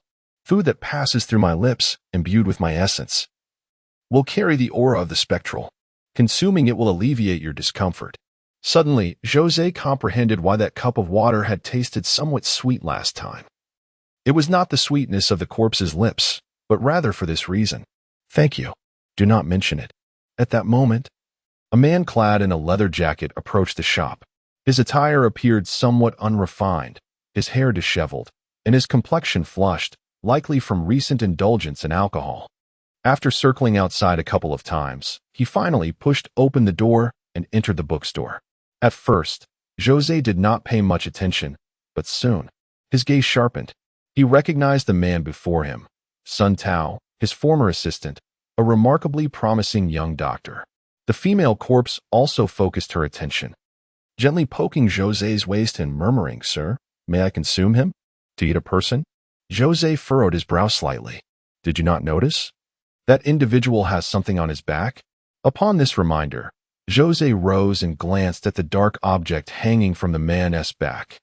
An ordinary person might not discern its nature, as it appeared somewhat abstract, resembling a black worm yet possessing certain anthropomorphic traits. However, due to his previous profession, Zhou Ze recognized it immediately. It was a premature infant. The faint sound of weeping seemed to emanate from the infant, as if it had sensed Zhou Ze's awareness. The sound struck a chord of familiarity in Zhou Ze's mind, prompting him to sift through his memories until he pinpointed the source, Nurse Chun. More precisely, it was the sound that had once come from her womb, a sound only Zhou Ze had been able to hear at the time. Rather than feeling a sense of joy at the prospect of being able to conduct a paternity test, a wave of sorrow engulfed him. The child had not been saved. After all, when the female corpse spoke of consuming him, she was not referring to the man, but rather to the soul of the male infant. Zhou Ze cast her a glance, and the female corpse pouted, daring not to utter another word. Instead, she begrudgingly swallowed and, with a sense of grievance, reached to support her own heavy bosom. I do not consume the flesh of the living, yet each night, I am subjected to your extraction of malevolent energy like a furnace being stoked. If I do not supplement myself soon, I shall wither away. And then you will no longer have the opportunity to spy on me while I toil. Zhou Ze was momentarily taken aback. Had she truly been attentive to his gaze all along? You wretched spirit, the female corpse chided playfully. Boss, do you have any wine? Sun Tao shouted. After all, he was once a subordinate Zhou Ze had taken under his wing. Growing up in an orphanage, while Sun Tao came from a single-parent household, Zhou Ze had overlooked admirers like Dr. Lin in favor of offering care to this younger brother named Sun Tao. The reason was simple. Their personalities were strikingly similar. Their childhood experiences instilled in them a profound understanding of the significance of struggle and perseverance, both yearning to carve out an existence that would validate their identities. Ha ha ha. Sun Tao took a large gulp of water and then burst into laughter. Boss, why do you look at me like that? I have no interest in men. Oh, Zhou Ze replied. With such a stunning man residing next door, I hardly find you captivating. Sun Tao settled onto a plastic stool, biting his lip before shaking his head. Boss, do you have children? We're not prepared for that yet. He thinks I'm too young. The female corpse interjected from the side, desperately seeking to amplify her role in the conversation. Sun Tao looked up at the female corpse. Although her figure was voluptuous and tall, she appeared to be no older than a high school student. He chuckled. You truly are quite young. The corpse turned her face away, visibly annoyed, and swallowed hard. I once had a child, Sun Tao remarked with a hint of nostalgia. Zhou Ze was tempted to respond. Indeed, you did have a child. That child hangs on your back. With the advancement of modern medicine and the evolution of societal attitudes, terms like abortion and termination have lost their once shocking connotations. Yet, few truly comprehend that the resentment of unborn infants is profound. Such stillborns are particularly susceptible to transforming into vengeful spirits, though their capacity for retribution is inherently limited. The corpse expressed a desire to consume him, for these unborn children, akin to unripe seeds, hold significant nutritional value for entities like her. Zhou Ze recalled that Nurse Chun, despite her initial unease and astonishment, had insisted on preserving the child. No, she was willing, but I was not. I faltered and allowed her to terminate the pregnancy. For reasons unknown. Sun Tao felt an urge to converse with the bookstore owner, sensing a familiarity reminiscent of an elder brother, one who had passed away over 6 months ago. Faltered, Zhou Ze inquired. Her parents looked down upon me. Haha, their family is quite well off. Sun Tao raised his head, seemingly struggling to contain his tears. But the rice is already cooked, Zhou Ze remarked. I don't want others to perceive me as a phoenix man. I harbor no desire for their wealth, nor do I covet anything else. It is my wish that, after marriage, I will not be subjected to the disdain of my in-laws or their multitude of relatives. Growing up in a single-parent household has instilled in me a profound understanding that dignity must be earned through one's own efforts, even if she is willing. Her willingness is her own. I, however, seek to live with dignity. In my early days in this profession, an elder once imparted wisdom to me, stating that dignity and the way others perceive us are achieved through our own labor.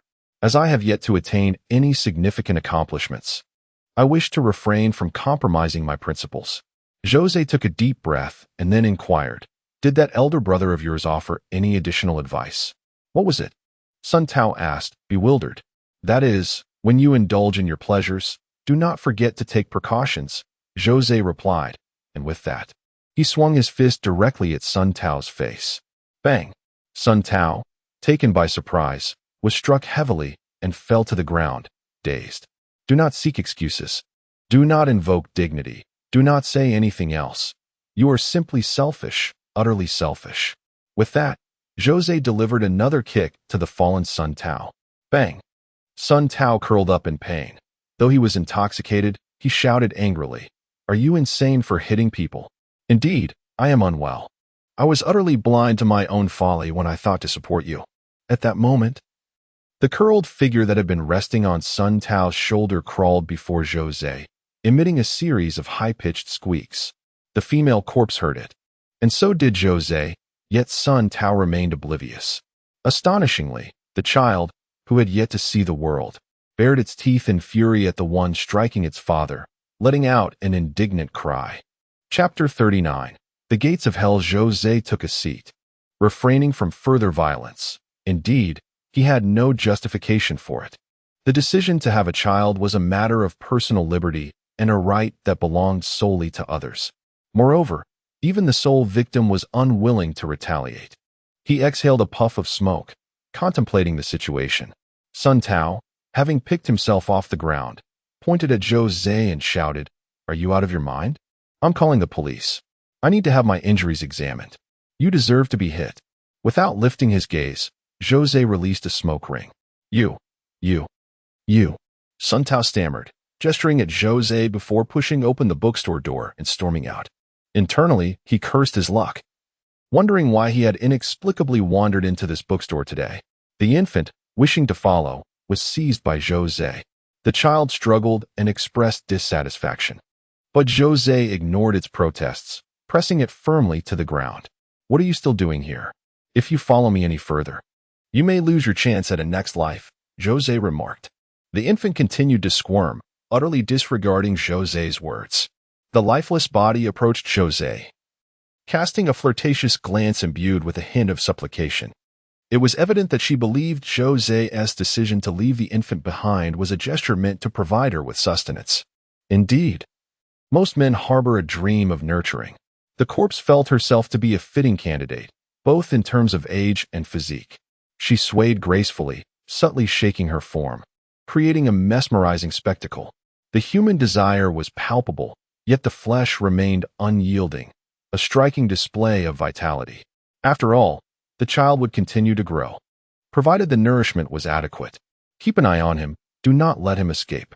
If you indulge, you shall meet the same fate, Zhou Ze stated, his expression unchanging as he rose to his feet.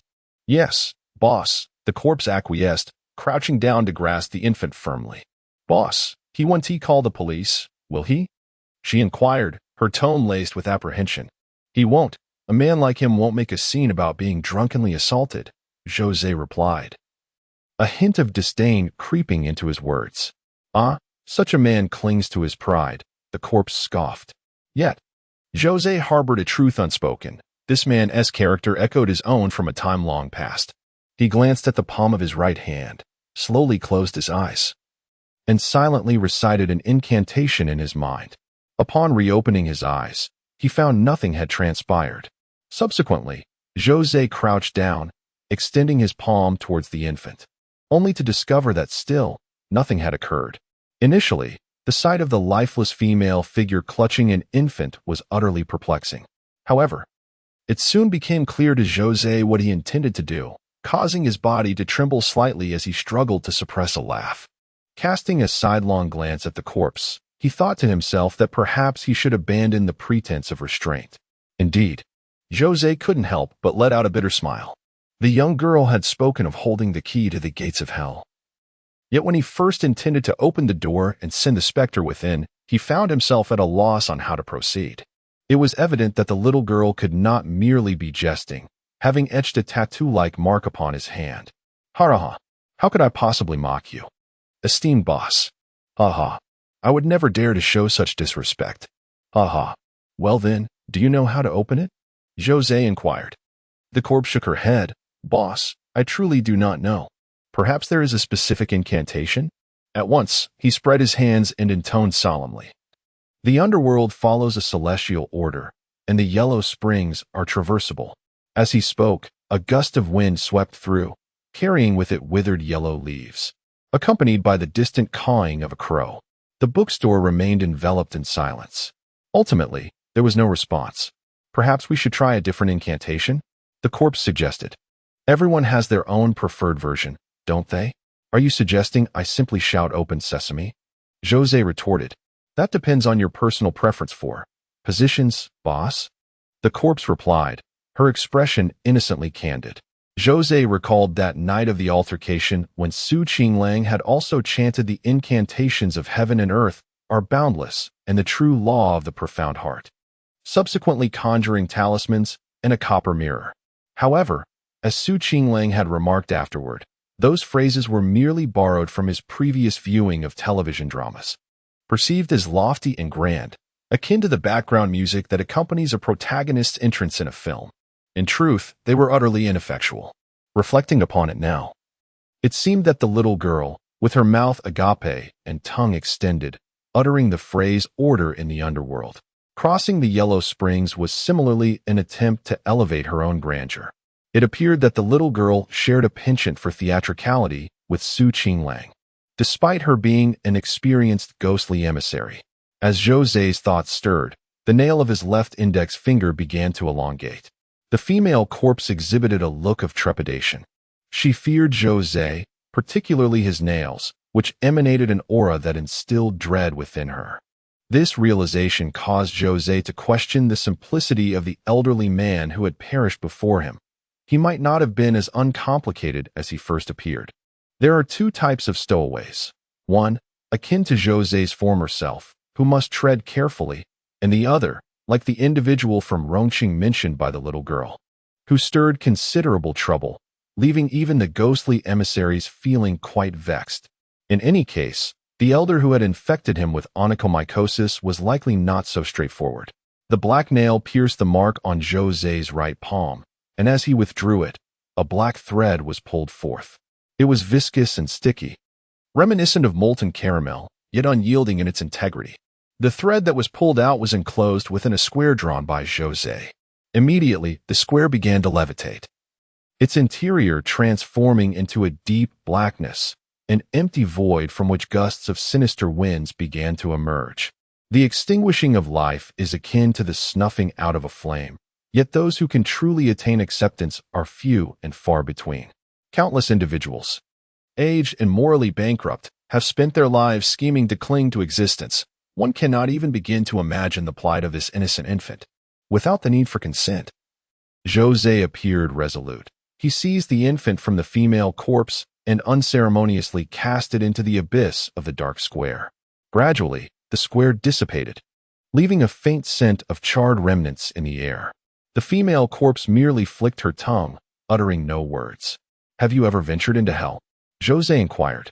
The corpse, devoid of its own soul, might have sounded formidable, yet it was followed by a grim reality. Men despise ghosts, and heaven has forsaken them.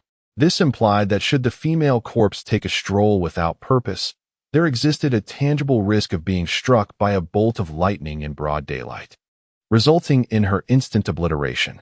This world was undeniably hostile to her. The living dwell in the realm of the living while the spirits reside in hell. Their existence is fundamentally disparate, rendering them heretical. Boss, here is a stack of these, the female corpse remarked, picking up several pieces of joss paper from the tiles and handing them to Zhou Ze. He was taken aback, not anticipating any form of recompense this time. The king of hell is approachable, yet the little demons are troublesome. After uttering these words, the female corpse felt a twinge of regret, yet steeled herself to continue. It is only natural for the ghostly emissaries to guide souls on their journey, extracting tolls along the way. Perhaps, she mused, It was her mother who had previously burned paper money for him. Zhou Ze nodded, accepting the spirit money, which he placed in the drawer behind his counter alongside the leftover notes from before. Even with the addition of these few bills, it still felt somewhat insufficient. Do you have any acquaintances? Perhaps you could introduce some business opportunities. After all, even in the realm of the deceased, one must continually strive for knowledge to progress. The proprietor replied, Alas, I only know a few wandering souls, long devoid of offerings, and they possess no wealth to speak of. Moreover, they dare not approach you. If you were to claim them, it would merely inflate your performance metrics, wouldn't it? Performance metrics? Zhou Ze was taken aback. Was there truly a concept of performance in the afterlife? Is it not so? The female spirit queried, her brow furrowed in confusion. I am uncertain, Zhou Ze shrugged. Genuinely unaware, as the little girl had only left him with a remark about his exceptional potential before vanishing in a puff of smoke, leaving no guide on the conduct of a ghostly messenger or how to excel as an ambitious spirit. Had her temple not been destroyed and the incense still burning, the process would not have taken so long. Do you know any other ghost messengers? Zhou Ze inquired. I am hardly acquainted with so many esteemed spirits, she replied. Oh, Zhou Ze nodded, realizing he would need to seek advice from those more knowledgeable in the future. Goodness, I am utterly exhausted. Qinglang entered the bookstore, tossing Zhou Ze a cigarette. Weren't you supposed to order a plaque? Zhou Ze asked. That has been taken care of. On my way back, I picked up a new shipment. There's a sale at Wanchai Pier, so I stocked up a bit more than usual, and it has completely worn me out. Are your dumplings not freshly made? Haha. Even the cola in fast food restaurants is purchased from the neighboring supermarket before being resold. I hardly have the leisure to make dumplings at home every day. Wanchai Pier seems quite suitable for you. After Qinglang departed, the female corpse suddenly chuckled. Zhou Ze was somewhat taken aback. Did you understand? The female corpse replied, He is indeed quite handsome. Most men who associate with him would likely find themselves swayed. Hence, Wanchai Pier. He Comes from Hell is a book written by Long Chapter 40, The Night Parade of 100 Ghosts. In recent years, Tongcheng has gained a certain notoriety, not due to its economy or its snacks, but because of its college entrance examination. For the majority of third-year high school students across the nation, Tongcheng's mock exams are comparable to the renowned Huanggang papers. Of course, these matters had little impact on Zhou Ze, as his bookstore had long since shed its reliance on the living, successfully completing an upgrade and transformation towards profiting from the deceased. However, the last time, a certain chubby fellow had sought him out again. The intention was clear. The upcoming semester would be the examination period, and the chubby individual planned to make a significant venture into the business of pirated exam papers. There must be numerous intricate twists and an exceedingly complex web of interests involved, of which Zhou Ze was not entirely aware. In fact, he suspected Su Lu would also be in the dark. The chubby fellow's repeated attempts to recruit Su Lu were solely to leverage some of Su Lu's classmates' social connections. Su Lu serves as a mediator, a figure who satisfies both parties involved, albeit somewhat foolishly, yet exuding a sense of reliability. Nevertheless, regardless of the myriad justifications, his actions ultimately transgress the law. The prevailing societal norms have rendered such behaviors almost universally accepted. However, should misfortune strike and scrutiny ensue, it inevitably becomes a troublesome predicament. Zhou Ze declined the invitation from the portly man, who departed in a somewhat sullen mood. As he lingered at the doorway, he lit a cigarette and absent-mindedly touched the gold chain, from which flecks of gold dust had fallen, muttering a curse under his breath. The female corpse, as was her routine, finished tidying the bookstore and took her seat, eyes closed, reclining against the wall, resembling someone lost in thought or perhaps feigning slumber. The lives of these two individuals had taken on an atmosphere reminiscent of an elderly woman's bound feet. Zhou Ze, feeling quite content, reflected on his previous life, where his greatest aspiration was to live in the present manner, idly passing the time, indulging in literature and daydreaming. He found relief in not having to constantly prepare for emergency patients or to relentlessly push himself to climb the social ladder. For the female corpse, having lain in her coffin for 2 centuries, She had long grown accustomed to monotony and silence. Now, it was merely a light drizzle. In stark contrast to the bookstore's placid ambience, Qinglang exuded ambition and drive.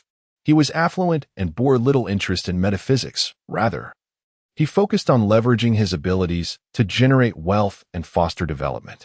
Consequently, Qinglang felt quite irked by the despondency of the duo next door. Look at them, languidly resembling the dead. After a long day, Qinglang typically came over to indulge in a cigarette while simultaneously hurling some jibes at Zhou Ze. I have always been a dead man. Zhou Ze waved his hand, exhaling a puff of smoke. Look at you. A man who has lived 2 lifetimes yet possesses barely a few coins, while I am a man with over 20 properties, still striving diligently. As was customary. After belittling Zhou Ze, he felt the need to extol his own virtues. Zhou Ze cast a sidelong glance at Qinglang and replied with a smile. Are you preparing a dowry for yourself?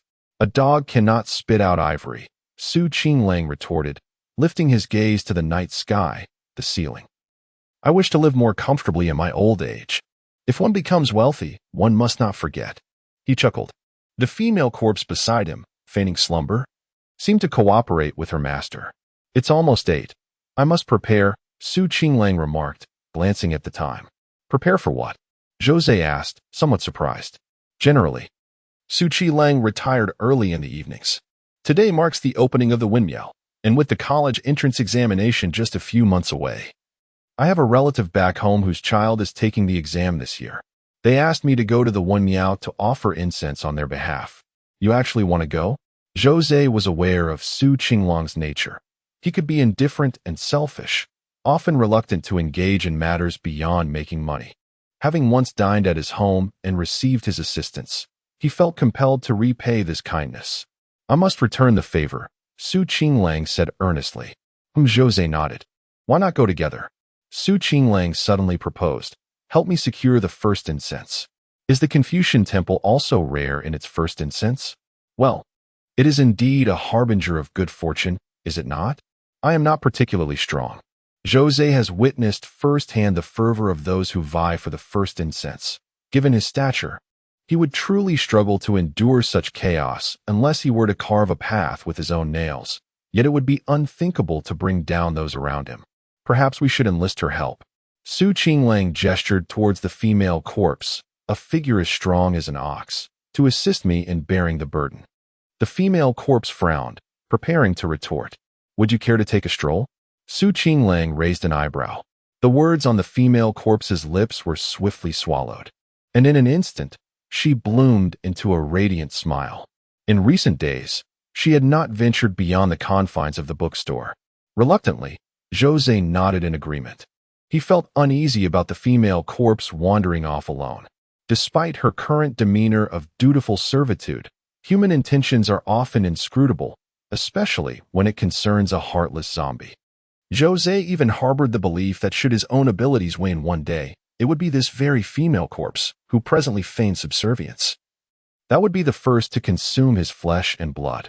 The trio took a taxi to the Confucian temple, where the description of throngs of people outside was somewhat exaggerated, yet it was indeed enveloped by layers of onlookers, a testament to the universal parental affection. Qinglang reunited with the aforementioned relatives at the temple, 2 seemingly earnest and honest middle-aged individuals. Their son, of course, was absent. For everyone was there to seek a stroke of good fortune, yet none were so naive as to genuinely believe that this could guarantee success.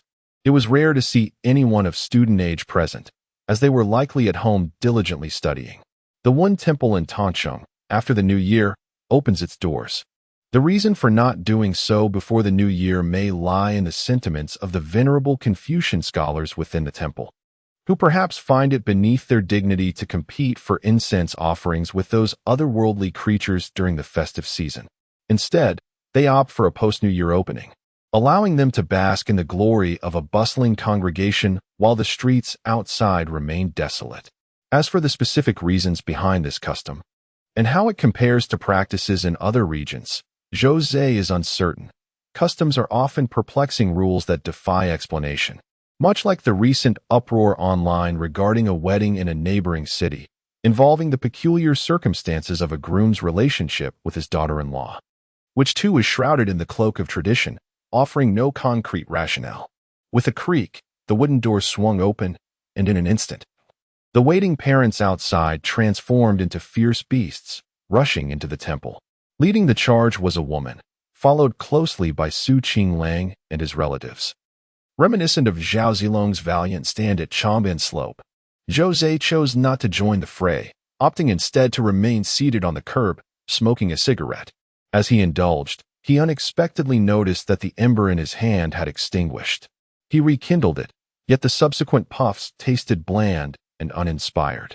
With a chuckle, Zhou Ze discarded the cigarette, but, surveying his surroundings, he realized that his smoke had been offered as a form of incense. Uninterested in the fragrant offerings or the tributes laid before him, he merely sought the fleeting pleasure of a mortal smoke. Oblivious to the nature of the spirits that might have claimed it, Zhou Ze was naturally furious, daring to snatch a cigarette from him. Just a month prior, he was a mere stowaway, and only half a month later had he been promoted to a temporary worker, devoid of any semblance of arrogance or entitlement. Suddenly, a loud clang of a gong shattered the stillness of the night, its sound both jarring and abrupt. Zhou Ze turned towards the source of the noise and beheld a diminutive, gnarled old man emerging from the flower bed behind the Confucius temple. The old man held a bronze gong in one hand and a cigarette between his lips, bouncing along with an air of exuberance. He cast a sidelong glance at Zhou Ze, and with a flick of his mouth, released a plume of smoke, seemingly expressing gratitude for Zhou Ze's cigarette.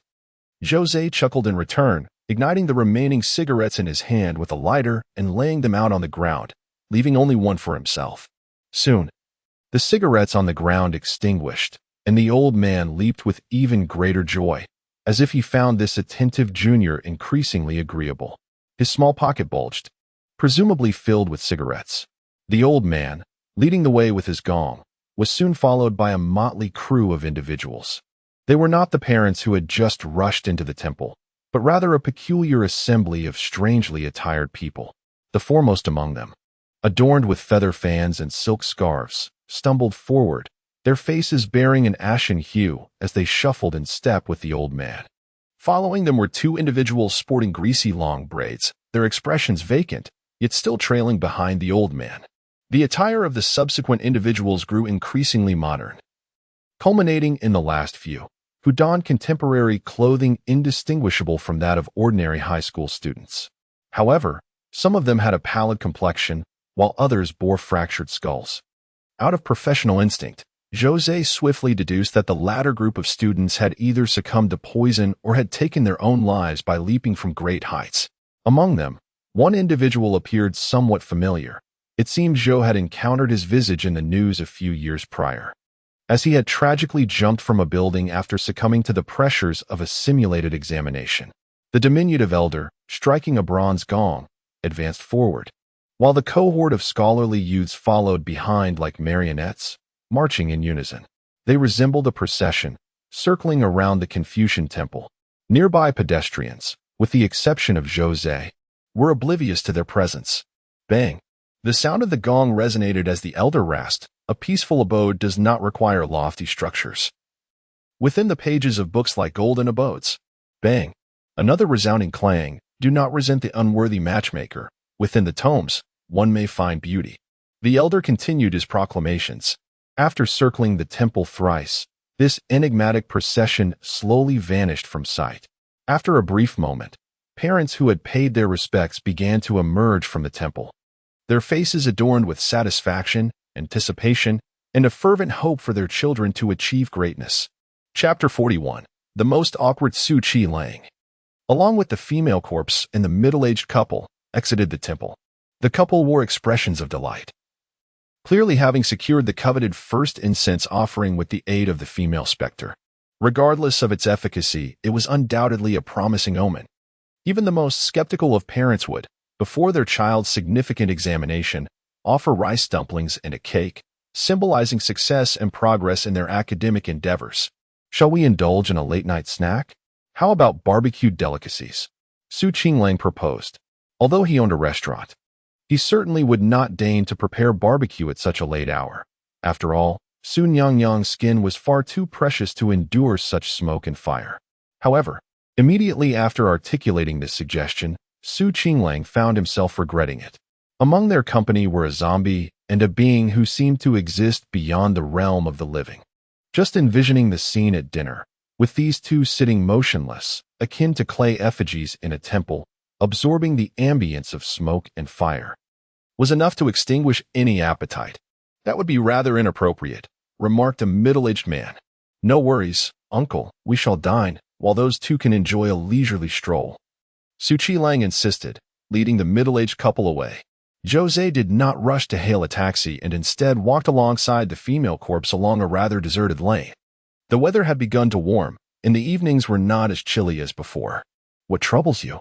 Zhou Ze inquired of the female corpse, who had remained sullen since departing from the Confucian temple. "Still not free from your cycle? It has been 2 centuries.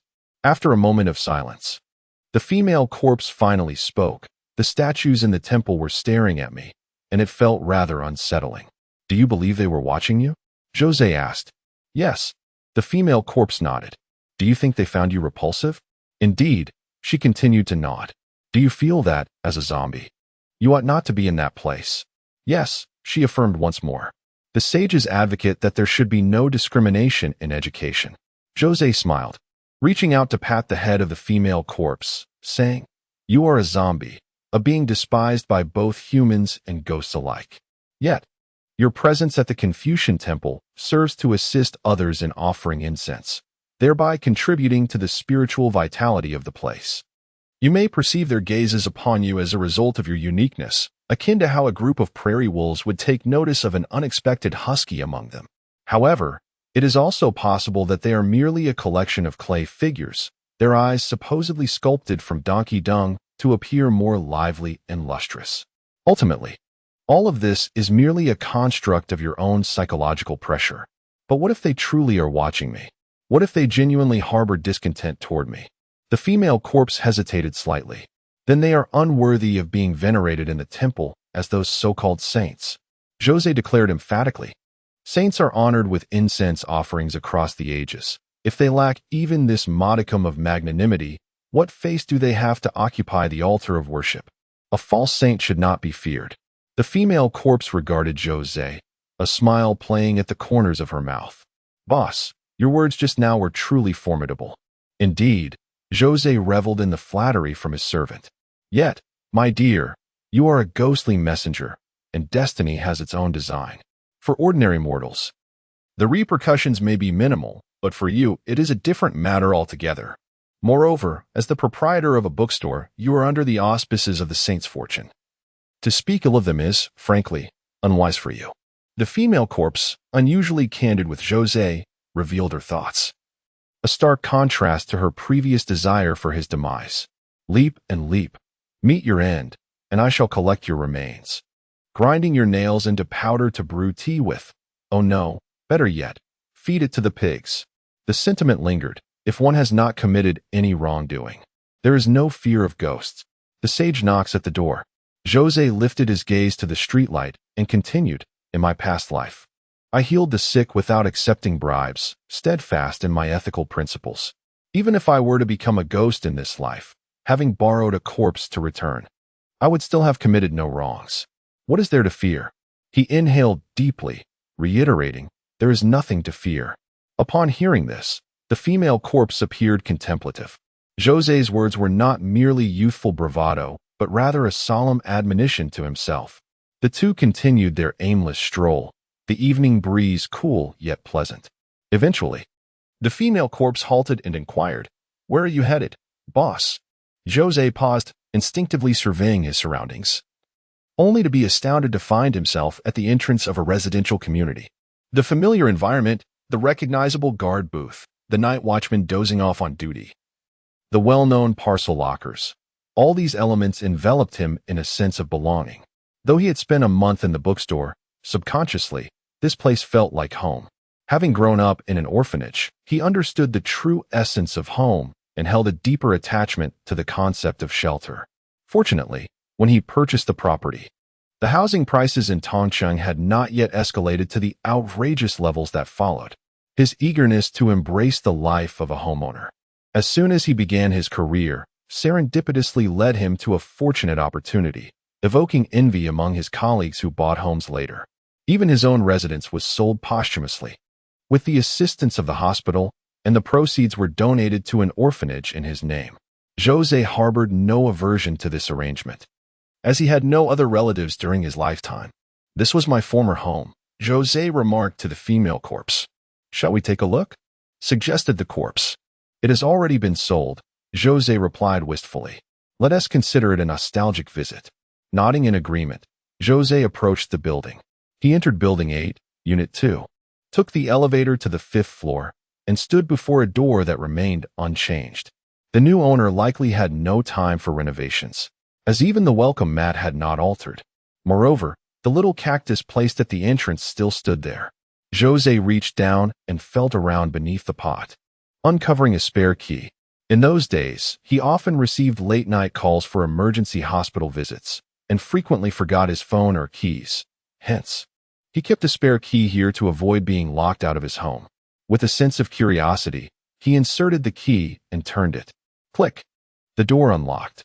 "The door hasn't been replaced, nor the lock?" Zhou Ze pondered in surprise, pushing the door open and switching on the light. The furnishings in the living room remained as they were.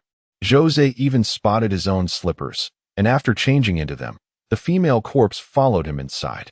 "Boss, does it still look the same?" the corpse inquired. "Indeed, this is the aspect that perplexes me the most. It remains unchanged, yet it defies reason. When an ordinary person purchases a house, shouldn't they dispose of items that have been associated with the deceased? How could one possibly retain everything, preserving it all without a hint of superstition? Perhaps the new owner merely views the property as an investment rather than a true residence?" The female specter brewed tea and poured a cup for Zhou Ze, then remarked, "Boss, you have been dead for over 6 months, haven't you?" 7 months, he replied. "However, this place is remarkably tidy. It hardly resembles a residence that has been unoccupied for such a duration," she pointed out. Zhou Ze nodded in agreement. Indeed, the cleanliness suggested regular upkeep. Yet, he found it difficult to fathom that someone who had purchased their own home could be so negligent as to leave everything untouched, even retaining the original locks. As he pushed open the bedroom door, he discovered that even the bedding and sheets were those he had once used. "Boss, I think I will take a shower. Those old folks in the Confucian temple kept staring at me for so long that I now have goosebumps." "Go ahead. But be sure to turn on the water heater first," Zhou Ze advised. "The bath towel is in the kitchen cabinet by the bathroom door."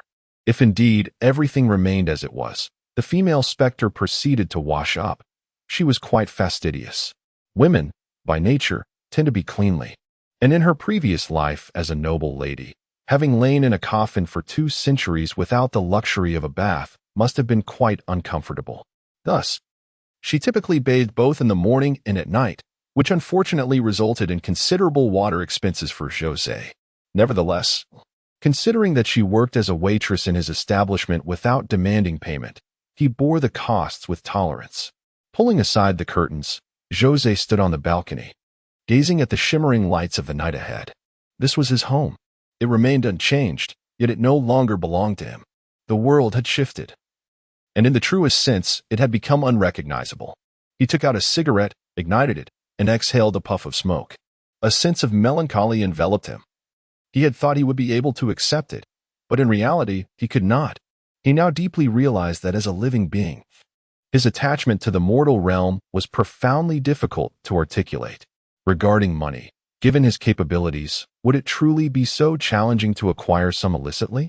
That impulse, which he had managed to suppress with great effort, lingered in his mind. Zhou Ze understood that this was a path of no return, a Pandora's box that, once opened, would be impossible to close. He considered himself a disciplined individual, yet he knew that at any moment, it was wise to refrain from testing the limits of human integrity. Suddenly, a surprising sound of a key turning in the lock echoed from the door. After all was said and done, he was, in essence, a ghostly emissary. If he were caught trespassing, it would be an egregious disservice to himself. Discipline is commendable, yet there is no need for self-torment. This was, after all, his former home. However, when the door swung open, a familiar figure stepped inside. Dr. Lin stood at the threshold, her expression a mixture of shock and alarm as she looked at Zhou Ze in the living room. How are you here? Zhou Ze found himself momentarily at a loss for words. The one who had purchased his house was none other than Dr. Lin. Let me explain. Lin Wanqiu. Please allow me to elucidate. Zhou Ze. The two uttered this phrase simultaneously, leaving Lin Wanqiu in a state of turmoil, for she feared that Zhou Ze had uncovered evidence of her emotional infidelity. Here she was, his wife, having purchased a house once owned by another man, diligently tidying up the space, all the while refusing to share a marital bed due to the presence of that man. Dr. Lin felt a profound sense of guilt. Fortunately, this awkward atmosphere did not linger for long, as an even more embarrassing situation arose.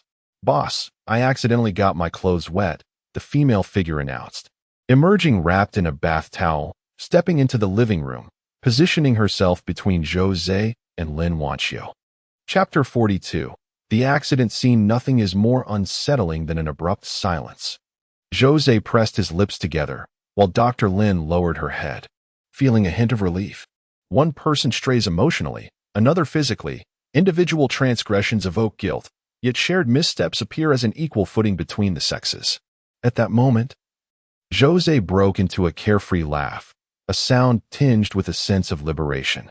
Indeed, after his demise, the purchaser of his former abode turned out to be his current wife. Undoubtedly, Dr. Lin possessed wealth, effortlessly acquiring a second-hand home in Tongqing previously inhabited by a deceased owner, and it seemed only she would maintain the space, ensuring its configuration remained unchanged. Moved? Certainly. Zhou Ze was still Zhou Ze. Even if he now occupied Su Li's body, he perceived the world through his own perspective. Su Lu has become a relic of the past. Regardless of the tumultuous or undignified nature of this child's emotional life, Zhou Ze remains indifferent. It is akin to a festive gathering during the new year, where one foolish individual suddenly brandishes their phone, proclaiming to the others, "Look at the refugees in parts of Africa, starving and emaciated. Can you still enjoy your meal?" There exists a woman, as if entranced, persistently reminiscing about herself. As a man, how could one not feel pride or be moved? Find my clothes and change, Zhou Ze instructed, gesturing towards Bai Yingying. The female figure nodded, uttering an "oh," this time more compliant than before. She dared not indulge in her whims, adding fuel to the fire. Instead, she dutifully proceeded to Zhou Ze's bedroom, retrieved his attire, and emerged anew. Dr. Lin remained rooted in place, silent. She appeared to experience a sense of liberation, coupled with serenity. However, Zhou Ze would not allow this emotional state to linger. He stepped forward, grasped Dr. Lin's hand earnestly, and declared, "There is something I must tell you. Come with me." With a hint of assertiveness, he led her out the door and into the elevator, while Bai Yingying trailed behind, refraining from uttering a word. Well aware that speaking too much at this juncture would lead to missteps, one could only remark on the sheer coincidence of it all. Upon reaching the ground floor, Zhou Ze approached Dr. Lin's car, gesturing for her to hand him the keys. He had made a decision. He would disclose his true identity to her, irrespective of her capacity to accept it, regardless of whether she resembled the ancient tale of the man who professed to love dragons yet feared their presence. In summary, Zhou Ze yearned to unveil the truth to her. He no longer wished to be coy or evasive. After all, the circumstances had changed. Once an unregistered individual, he had now redeemed himself. There was no reason for him to continue feeling aggrieved. "You don't have a driver's license," Dr. Lin reminded him. "Hand me the keys." Zhou Ze insisted firmly, his tone leaving no room for dissent. He intended to take her to the hospital, to that familiar operating room, using tangible actions to reveal his true identity. Otherwise, he feared that merely articulating his thoughts might lead her to perceive him as a pitiful husband suffering from delusions. Dr. Lin handed the car keys to Zhou Ze, and the three of them climbed into the vehicle. Zhou Ze took the driver's seat, Dr. Lin settled into the passenger side, and Bai Yingying obediently occupied the back. The car roared to life, reversing smoothly. Zhou Ze appeared adept, while Su Lu, that foolish fellow, lacked even a driver's license. However, Zhou Ze was an experienced driver. Suddenly, a jarring screech echoed through the air, accompanied by a jolt as the vehicle collided with a utility pole, grinding against it. Silence enveloped the car as Zhou Ze fell quiet, and the two women remained mute as well. In the pitch-black night, an industrious crow fortuitously flew overhead, intermittently cawing. The atmosphere grew awkwardly silent once more. Zhou Ze unfastened his seatbelt and said, "You take the wheel." "To the People's Hospital?" Dr. Lin inquired as she switched seats. "Yes, to the People's Hospital," he affirmed. Seated in the passenger seat, Zhou Ze pressed his hand against his forehead and gently tapped the window. Having not driven for an extended period, coupled with the fact that he had changed bodies, his driving skills had become remarkably rusty. Nevertheless, no amount of reasoning could alleviate the embarrassment he felt just moments ago. As the vehicle merged onto the elevated East Expressway, an air of silence enveloped the interior. Dr. Lin remained reticent, refraining from inquiring about Zhou Ze's purpose for visiting the hospital, despite her curiosity. The bond between them had become fraught with unresolved issues. In the back seat, Bai Yingying gazed out at the scenery, her eyes drinking in the sights. It had been a long time since she had ventured out, although Mrs. Bai had conversed with her almost daily. She had rarely had the opportunity to experience the world firsthand. Moreover, she was acutely aware that it was not her place to speak at that moment. Suddenly, Zhou Ze straightened in his seat and exclaimed, "Is that car going the wrong way?" On the opposite side of the low concrete barrier lay a lane of traffic moving in the opposite direction. Where a white sedan was situated, its front aligned with Zhou Ze's vehicle. This indicated that the other driver was indeed going against the flow. At that instant, a bus passed by in the adjacent lane, its high beams blindingly bright. Almost immediately, the jarring sound of sudden braking pierced the air. Zhou Ze instinctively shut his eyes, shielding his head with his hands. Though the bus, positioned in the adjacent lane, could not possibly collide with them. The scene evoked one of the most terrifying memories from his past. It had been a similar situation when he was struck by a large truck on his way home from work. A dull thud resonated through the air as Dr. Lin immediately brought the vehicle to a halt. On the adjacent lane, a large bus collided with a white sedan traveling in the wrong direction. The sedan was thrust aside and subsequently slammed against the concrete barrier by the bus's front, its body utterly deformed. Activating her hazard lights, Dr. Lin swiftly exited her vehicle. Upon seeing her husband curled up in the passenger seat, trembling with fear, a flicker of disappointment crossed her eyes. Nevertheless, she promptly opened the trunk, retrieved the warning triangle, and placed it behind the car before she vaulted over the barrier to the opposite side. As a physician, she felt a profound obligation to act. Had there been professional medical assistance nearby at the time of the accident, the victims' lives could have been significantly preserved. "Boss," called Bai Yingying from the back seat. Zhou Ze released his grip, momentarily disoriented as he surveyed his surroundings, spotting the scene of the accident in the adjacent lane where Dr. Lin had already rushed forward. "Come with me. We must save them," he urged as he exited the vehicle, his legs feeling somewhat weak. This was a natural instinct for self-preservation. The psychological trauma often manifested physically, rendering one vulnerable. Taking a deep breath, Zhou Ze hesitated not, determinedly leaping over the barrier to assist. Bai Yingying followed suit. The bus driver bore blood on his face, likely from striking his head against the steering wheel or another surface during the crash. 3 other individuals, presumably passengers, disembarked from the bus, revealing it to be relatively empty. What the hell is wrong with this? Driving in the wrong direction on the overpass, seeking death and endangering others. The bus driver cursed, one hand pressed against his forehead wound. Anyone encountering such unfortunate circumstances would undoubtedly feel a surge of anger. "Stop shouting and assist the injured." "Dr. Lin admonished the bus driver. "We will address the accident's responsibility later. For now, we must rescue the individuals trapped within the car." "Force the door open," Zhou Ze suggested. "Without equipment, how can we do that?" Dr. Lin's agitation grew, particularly as her husband, oblivious to the urgency, continued to issue misguided commands. The car door had crumpled inward from the impact, rendering it nearly immovable. This situation necessitated the arrival of the fire department, equipped with specialized tools to extricate it. Zhou Ze stepped forward, grasping the door, while Bai Yingying, possessing formidable strength as a zombie, joined him in their efforts. With a sharp crack, the door was wrenched away. And in the process, Bai Yingying unintentionally crushed the back of the car seat. Dr. Lin stared in astonishment, as did the bus owner and several passengers aboard. What luck! It must have been only lightly jammed. Zhou Ze mused as he bent down, one hand carefully supporting the woman's neck while the other grasped her legs, cautiously dragging her out. He then turned his attention to extricating the boy. Dr. Lin first examined the woman, her expression grave, and when the boy was pulled free, her countenance darkened significantly.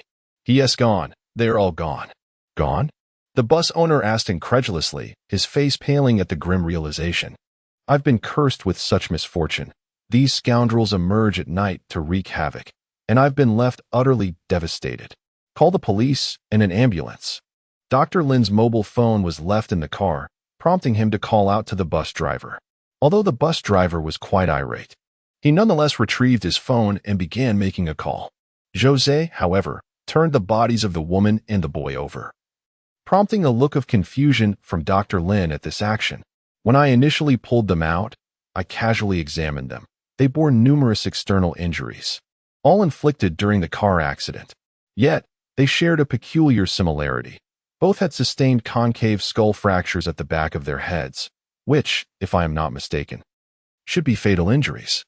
I suspect they might have been struck with a hammer wrapped in cloth. What could this imply?" Dr. Lin swiftly inspected the wounds at that location and immediately grasped the implication.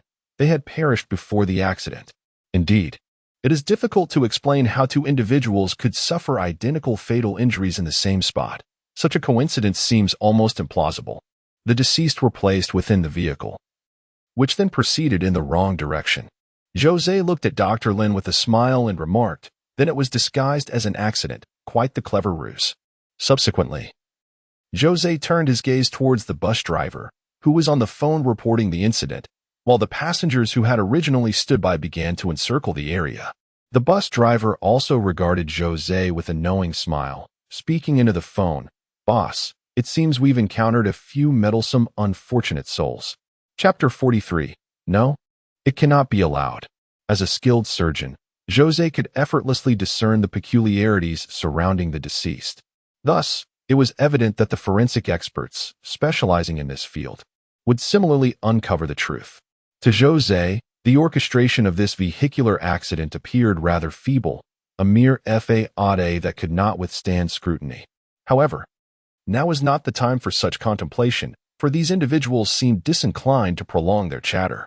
"Seize them and commandeer their vehicle." The bus driver glanced at the time, acutely aware of its preciousness. His subordinates lunged forward. To them, a frail man accompanied by two young women posed no significant threat. Bai Yingying tilted her head, casting a glance at Zhou Ze, awaiting his command.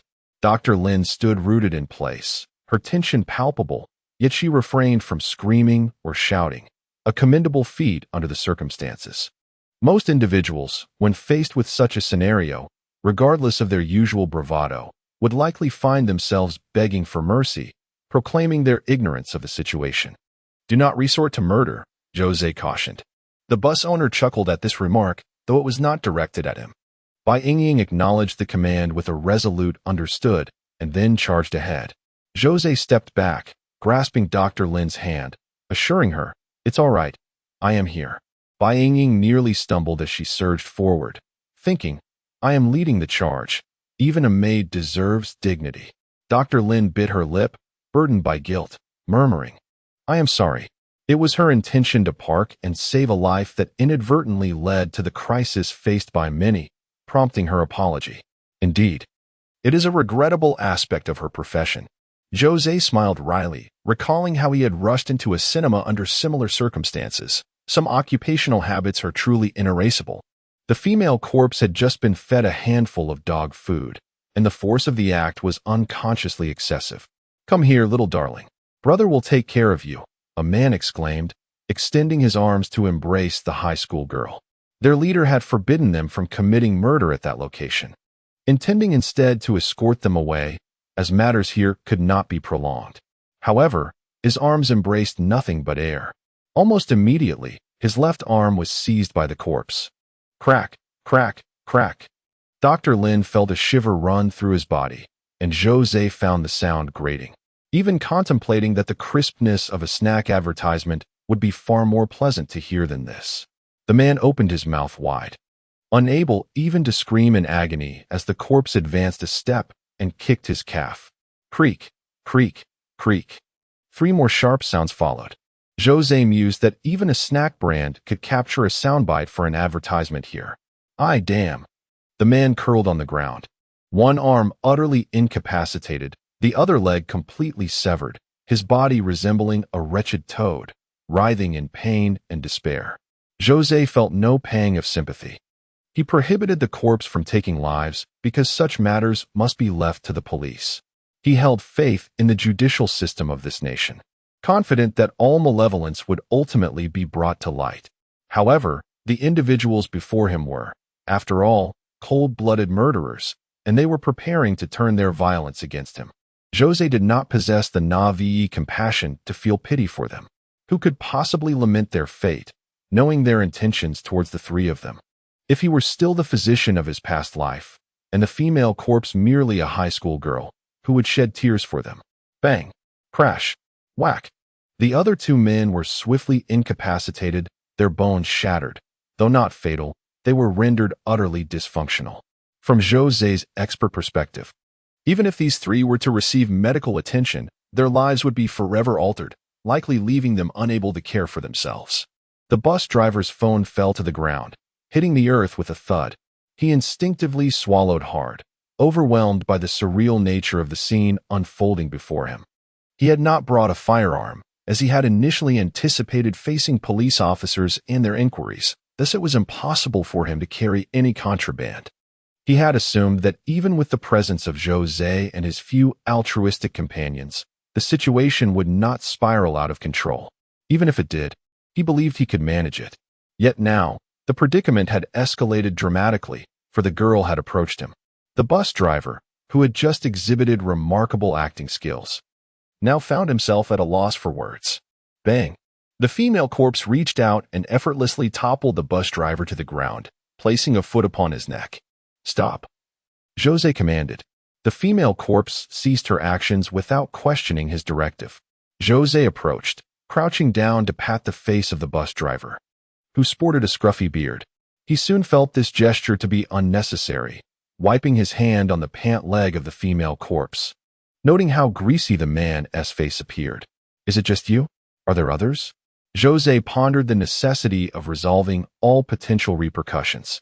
He harbored no fear for himself, yet the nature of this affair was such that it could not remain concealed indefinitely. What if, after dealing with the minor threats, the greater ones turned their vengeful gaze upon Dr. Lin? There exists no foolproof method to guard against thieves forever. Previously, a young girl had mentioned that there was someone of his kind in Rongqing who had overstepped bounds and assumed the role of an adjudicator. Zhou Ze certainly did not wish to follow in his footsteps, although he felt an admiration for this individual, recognizing his prowess and ambition. The matter had encroached upon his daily life, necessitating his direct intervention to bring it to a conclusion. The female corpse struck the bus driver's left arm with a forceful blow. Creak. No more, no more. It's just us here, we met while working. Just us, hired by our employer. Zhou Ze nodded and turned his gaze to the corpse, inquiring, is there a way to make them forget this incident? He wished to avoid trouble, even the prospect of making headlines. The female corpse made a gesture across her throat. Zhou Ze shook his head. Killing was not an option, at least, not by his own hand. How many should we? He asked, considering the implications of money being thrown at the shop's entrance. Zhou Ze raised his gaze to glance at Dr. Lin in the distance, then silently approached each of the assailants lying on the ground. With the darkened nail on his little finger, he discreetly pricked each one, causing them to tremble violently and froth at the mouth, soon succumbing to unconsciousness. However, none of them were in mortal danger. Surveying the surroundings, it seemed there were no surveillance cameras. Otherwise, they would not have chosen this location for their staged incident. Zhou Ze picked up one of their mobile phones and dialed the emergency services before discarding it. Dr. Lin then settled into the driver's seat. Let's leave quickly. We shouldn't linger here, Zhou Ze advised. Understood, Dr. Lin replied, taking a deep breath before starting the vehicle. Do not disclose this matter to anyone. Zhou Ze cautioned as they drove. Why not? Dr. Lin seemed perplexed. Zhou Ze pointed to the woman in the back seat. She is a master of Tai Chi Bagua. After accidentally injuring someone during a sparring match, she fled to me for refuge. It was she who saved me earlier, so we must keep her identity hidden, otherwise the police will apprehend her. The lifeless woman in the back rolled her eyes, as if to say, what a far-fetched story. Dr. Lin remained silent, unsure if she truly believed the explanation, and continued driving. The vehicle headed towards the People's Hospital, even if Zhou Ze had not initially mentioned that destination. She would instinctively steer in that direction, as it was her workplace, a place where she felt secure. The car entered the hospital parking lot, and the three of them alighted from the vehicle.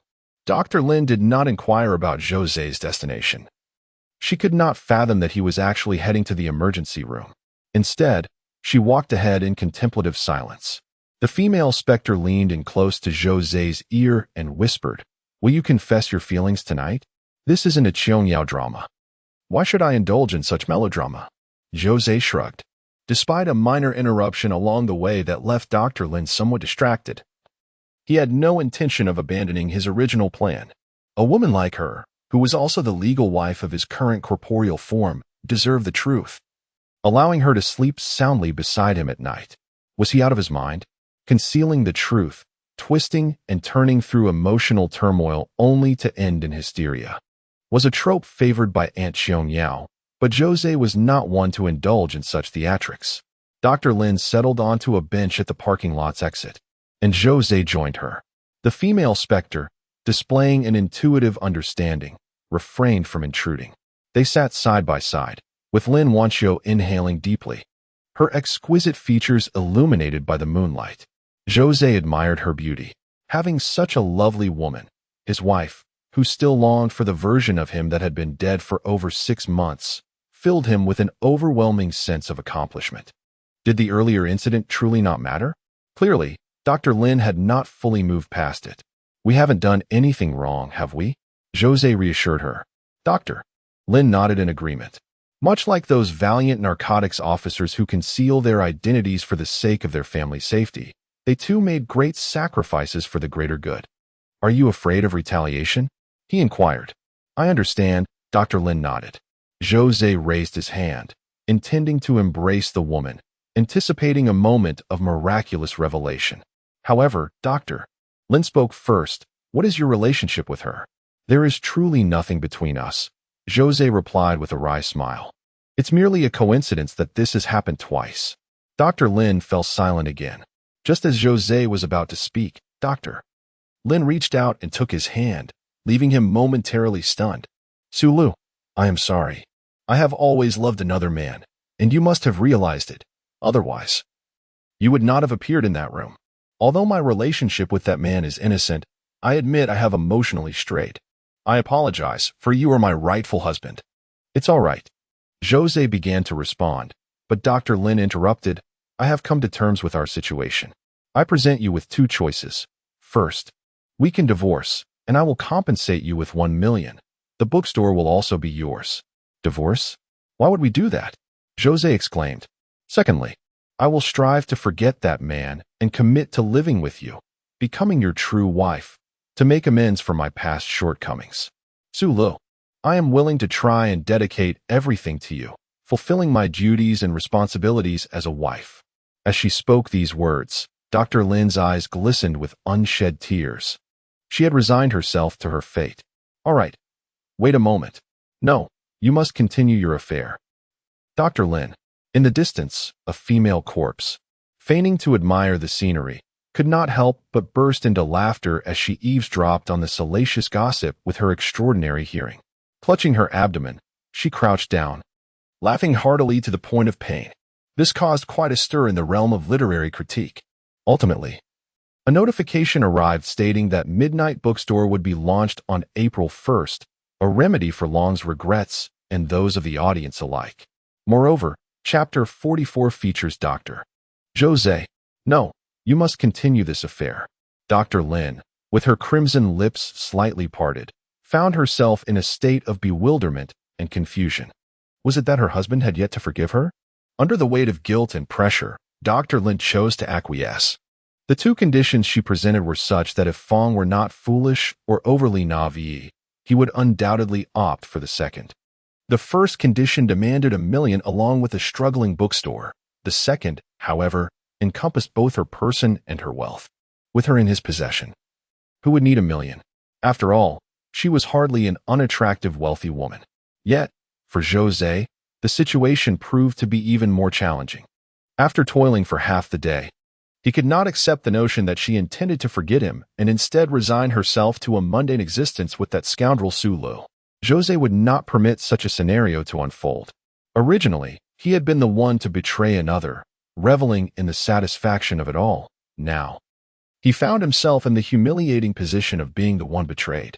Zhou Ze extended his hand, pointing to his own face, and seriously declared, "I am not Su Lu. I am Zhou Ze." Dr. Lin was momentarily taken aback.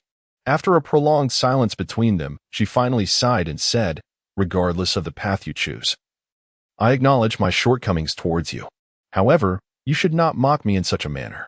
Or perhaps you still harbor resentment, do you not?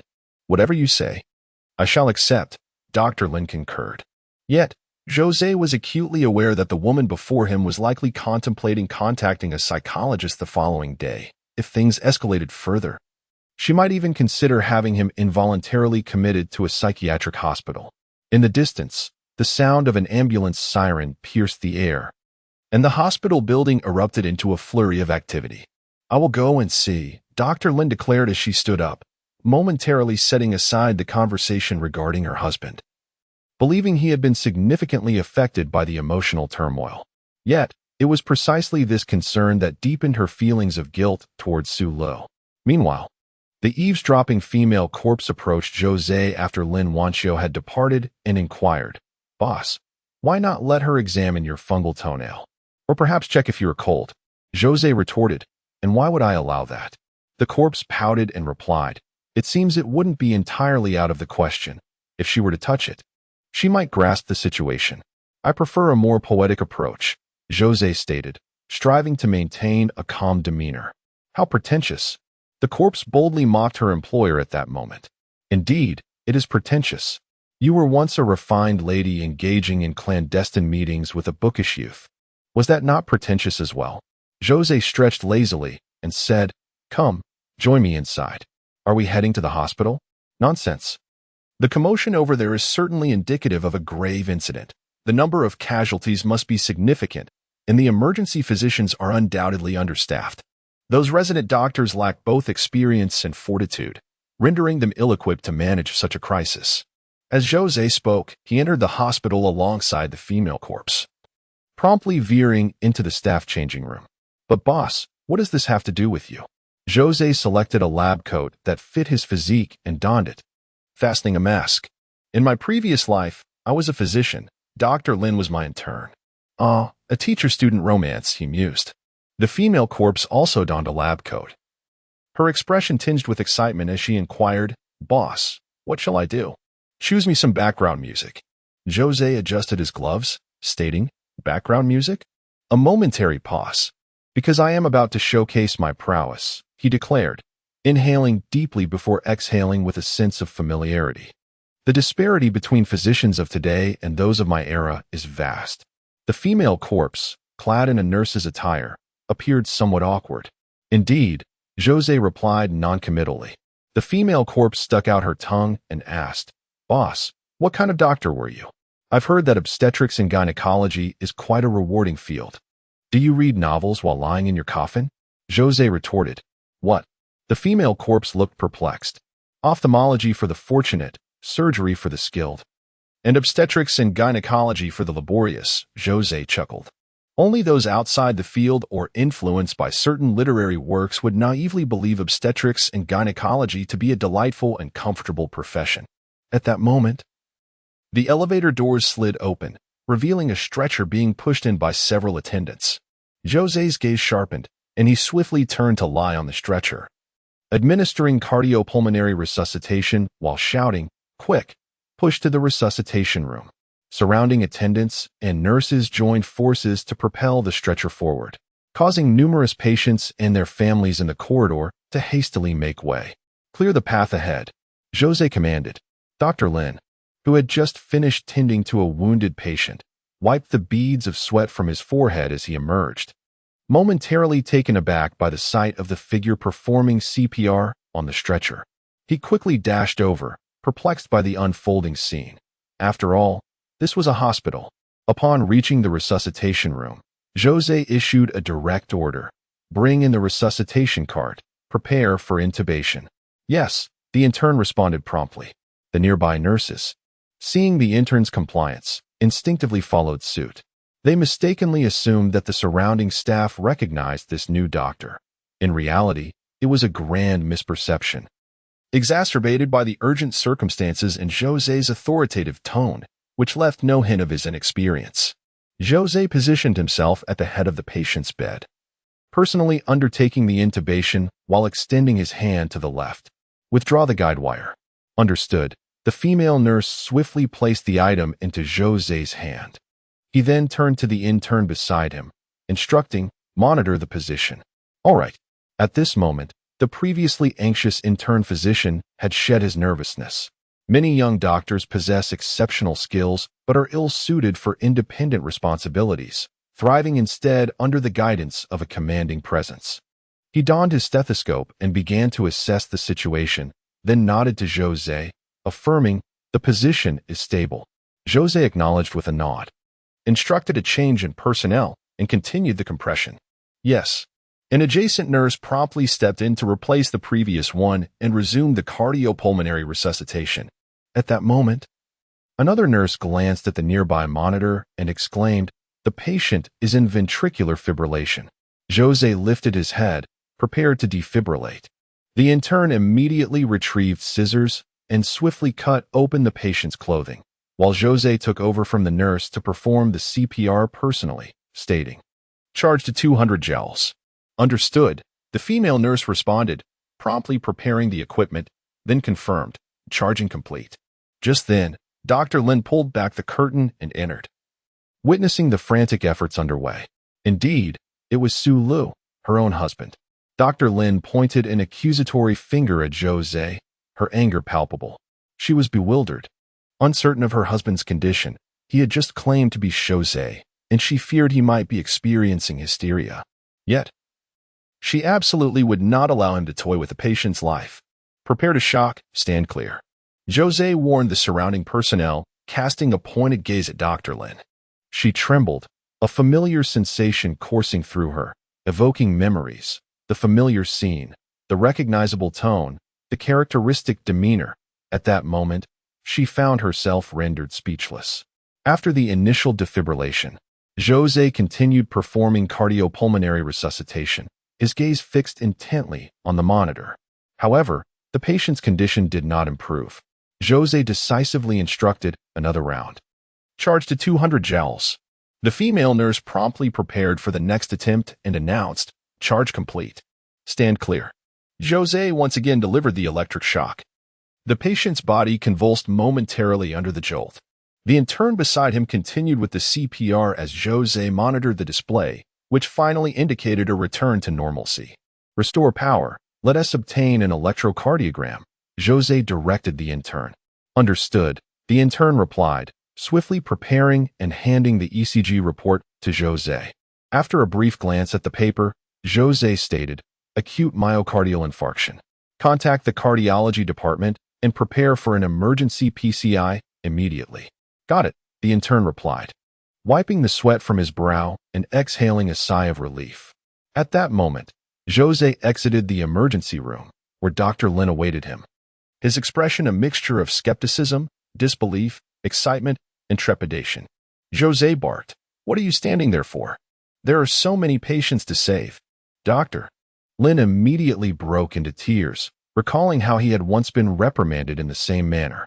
In the next instant, he rushed toward Zhou Ze, enveloping him in a tight embrace, pressing his face against Zhou Ze's chest.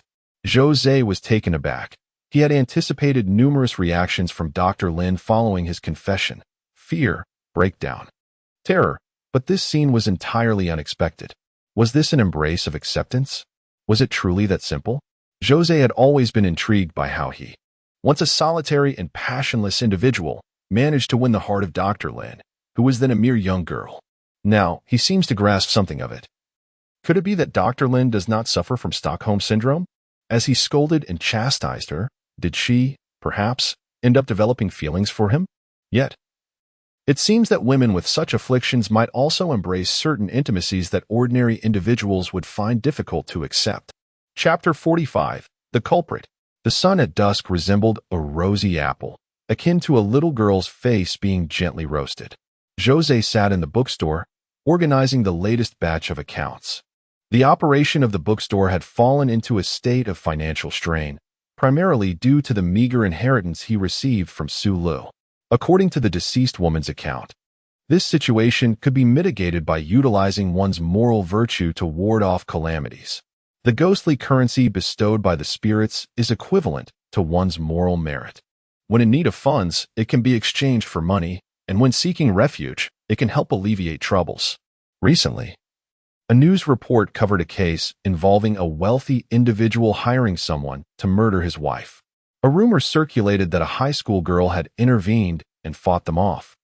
But of course, no one would believe such a tale. This isn't a story of Sailor Moon. In any case, that incident has drawn to a close. And Zhou Ze's efforts in burning the ghostly currency were not in vain. Qinglang approached from the next room, holding 2 cups of tea, his lifestyle increasingly refined. Once a diligent and aspiring young man, now, after acquiring over 20 properties, the two sat together at the counter, sipping tea. What became of your wife in the end? Qinglang inquired. The process of confession was remarkably smooth, perhaps even excessively so. Dr. Lin's affection had taken on a somewhat pathological tendency, yet fortunately, she remained a rational individual. Su Lu had passed away, and Zhou Ze, in an act of resurrection, witnessed a series of inexplicable events unfold before her. To expect her to fully embrace this reality and continue living a shamelessly blissful life with her dream lover, who was now her husband, proved to be a monumental challenge. Remarkably, she exhibited more resilience than I had anticipated. Qinglang chuckled. An ordinary person might have been driven to madness. Zhou Ze remained noncommittal. Qinglang was not supposed to be privy to this information. It was evident that someone had leaked it. There was no need to search far for the source of the indiscretion. It was undoubtedly that lady, Bai Yingying. By the way, I have a question for you. Zhou Ze inquired earnestly. Was Su Lu always in such a dire predicament when opening his shop? Not at all. I believe he lived quite elegantly.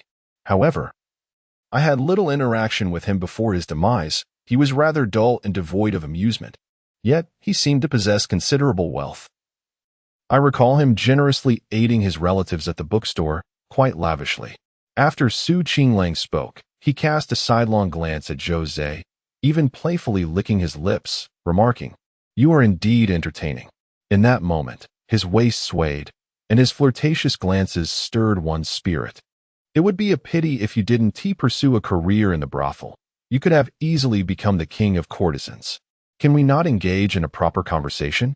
Qinglang retorted in annoyance. That was a compliment. Ah. Qinglang pointed at Zhou Ze, suggesting he should focus on his own matters. What should I be concerned about? Zhou Ze gestured towards the bookstore, lamenting its recent decline in business. It's disheartening. Not a soul passes by, and even the spirits seem scarce. After all, women of her caliber are rare in this era, akin to the esteemed ladies of ancient times. Her parents must be quite extraordinary as well. Indeed, Zhou Ze nodded, acknowledging the eccentricity of his own in-laws. His father-in-law, once the director of a hospital, had also ventured into the medical business, ostensibly a figure of success. Yet, in certain respects, he exhibited a rather conservative and obstinate mindset. Such a woman, once tamed, would willingly embrace the roles of wife and mother. Qinglang's eyes sparkled with longing. I desire a woman like that. You already have one, Zhou Ze interjected sharply. Now, let us discuss your predicament. You intend to live with her in the future, correct? That seems likely, Zhou Ze replied. And it follows that you will share a bed. Yes? Qinglang extended his hand, shaking it slightly, continuing, when I speak of sleeping, I refer to a verb encompassing a multitude of intricate actions and unique positions. Surely, you comprehend? Zhou Ze nodded, still perplexed by Qinglang's true meaning. Now, your dilemma arises. You currently inhabit Su Li's body. If you were to truly engage in those activities, would it not imply that Su Lu has been unfaithful to you? Qinglang narrowed his eyes, a sly grin spreading across his face at that moment. Then, Zhou Ze fell into deep contemplation. Even your DNA is no longer your own, but rather Su Li's. In other words, the child born from the intricate and multifaceted process of sleep is not truly yours, but rather the offspring of Su Lu and Lin Wanxiu, correct? Zhou Ze once again sank into thought. Qinglang, increasingly animated, observed Zhou Ze's continued silence and felt an indescribable exhilaration within. When Madame Bai had her bearers carry an 8-liter sedan chair to fetch her, it was Zhou Ze who had covertly pointed at himself, a grudge he meticulously noted down. Zhou Ze sipped his water, maintaining an unperturbed demeanor. Do you feel anxious and lost? Qinglang inquired. Furrowing his brow, Qinglang continued. However, this body belongs to Su Lu. When you were intimate with her, it was Su Li's form you engaged with. The pleasure is solely mine. Yet the child's DNA. The pleasure is solely mine.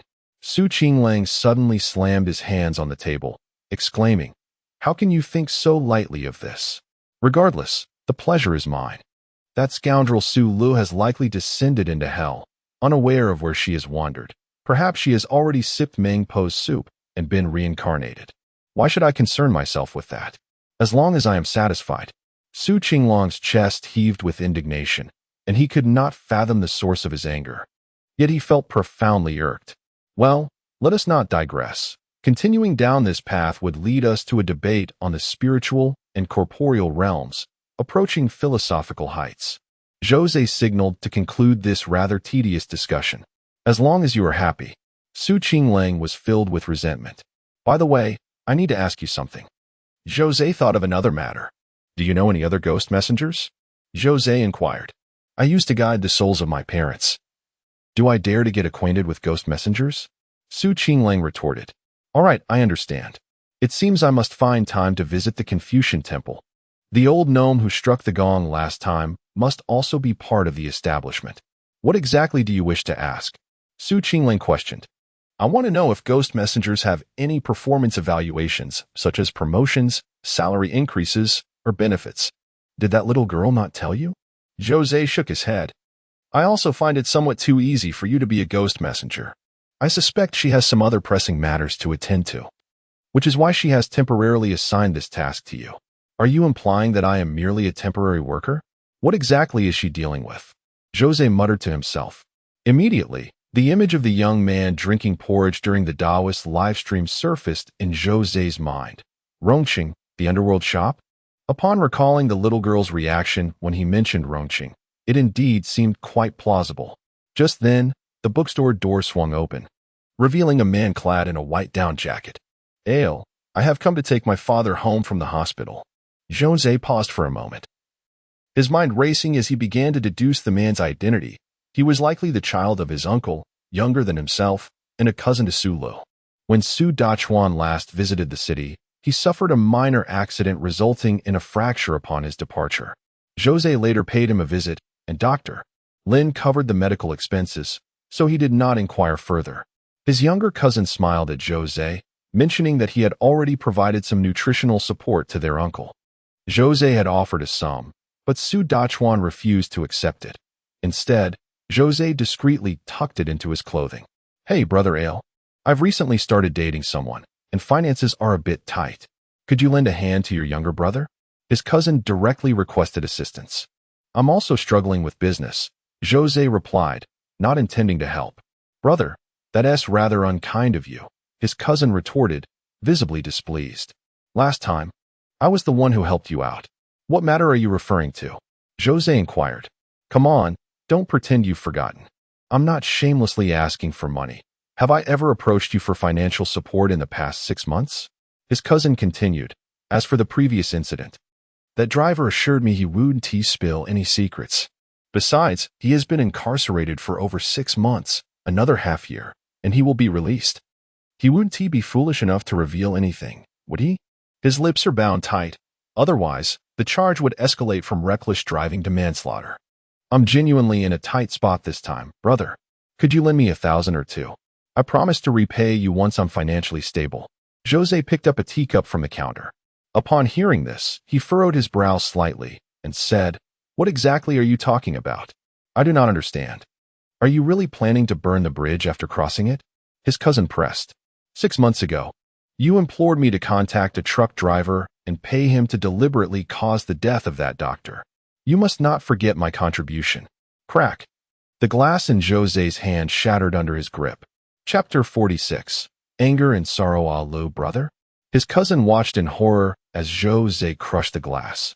Blood trickling steadily from his palm, causing him to instinctively retreat several steps. Lu, if you're short on funds, just forget it. Truly forget it. His cousin, clearly frightened, spoke with a hint of trembling in his voice.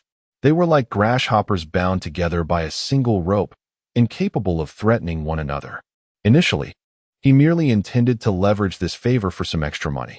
However, if he pushed his cousin too hard, it was evident that his cousin was the mastermind. While he too was a participant, perhaps even a facilitator, his culpability would not be any lighter than that of his cousin. As for the truck driver, he was practically a hired killer. Thus, he dared not pressure his cousin too much for fear of the consequences. Zhou Ze finally comprehended why Su Li's financial resources were so scant after borrowing his identity. The bookstore's losses were one aspect, but the other was that Su Li had expended the majority of his funds on that particular endeavor. It was absurd, laughable even, that the cause of his demise would culminate in such a result. He did not attempt to staunch the flow of blood, nor did he feel much pain. In fact, he found the entire situation rather amusing. Surely, even the most exquisite dark comedy could not capture the irony he now experienced. The man whom he had always perceived as weak, spineless, and utterly worthless, even pitiable to the point of self-contempt, turned out to be the mastermind behind the plot to take his own life. Indeed, one might say that the cycle of cause and effect is merciless. One could interpret it as destiny's cruel design. Surely, one could rejoice that the heavens are just, for those who engage in wrongdoing must inevitably face retribution. Yet, these are merely the perspectives of onlookers. From their vantage point, they anticipate witnessing a tale of malevolence culminating in the punishment of the wicked and the reward of the virtuous. Such outcomes provide a sense of security, a comforting illusion that allows them to savor their meals with a lightened heart. However, who can truly settle accounts for their own life? Zhou Ze bowed his head slightly, his body beginning to tremble uncontrollably as a profound sense of rage surged through him. Dr. Zhou, Director Zhou, he had emerged from the orphanage, navigating a treacherous path laden with hardships. Lacking connections and resources, he had ascended within the hospital system solely through his diligent efforts and unwavering competence, all the while adhering to his medical ethics and aspiring for greater success and higher positions. He treaded cautiously, as if walking on thin ice. After all his struggles, he had finally reached that coveted position at such a young age, gaining recognition in his field through his medical prowess. How much sweat had he shed? How many nights had he lain in bed, motivating and encouraging himself, enduring countless moments of frustration and despair? And now, it was all gone, completely vanished. It is precisely due to this despicable individual that he became aware of his wife's concealed affection for him. His spouse refuses to share a bed with him, leaving him feeling aggrieved, furious, and resentful. He fails to introspect on why he has surrendered all dignity by willingly becoming a live-in son-in-law. Nor does he contemplate why he is regarded with disdain by those around him. He does not engage in self-reflection or self-examination. Instead, he directs his pent-up anger towards himself. If there were truly some ambiguous relationship with your wife, it might be understandable, but at that moment, he had long forgotten about the intern he had mentored years ago, the young girl who had once worked under him.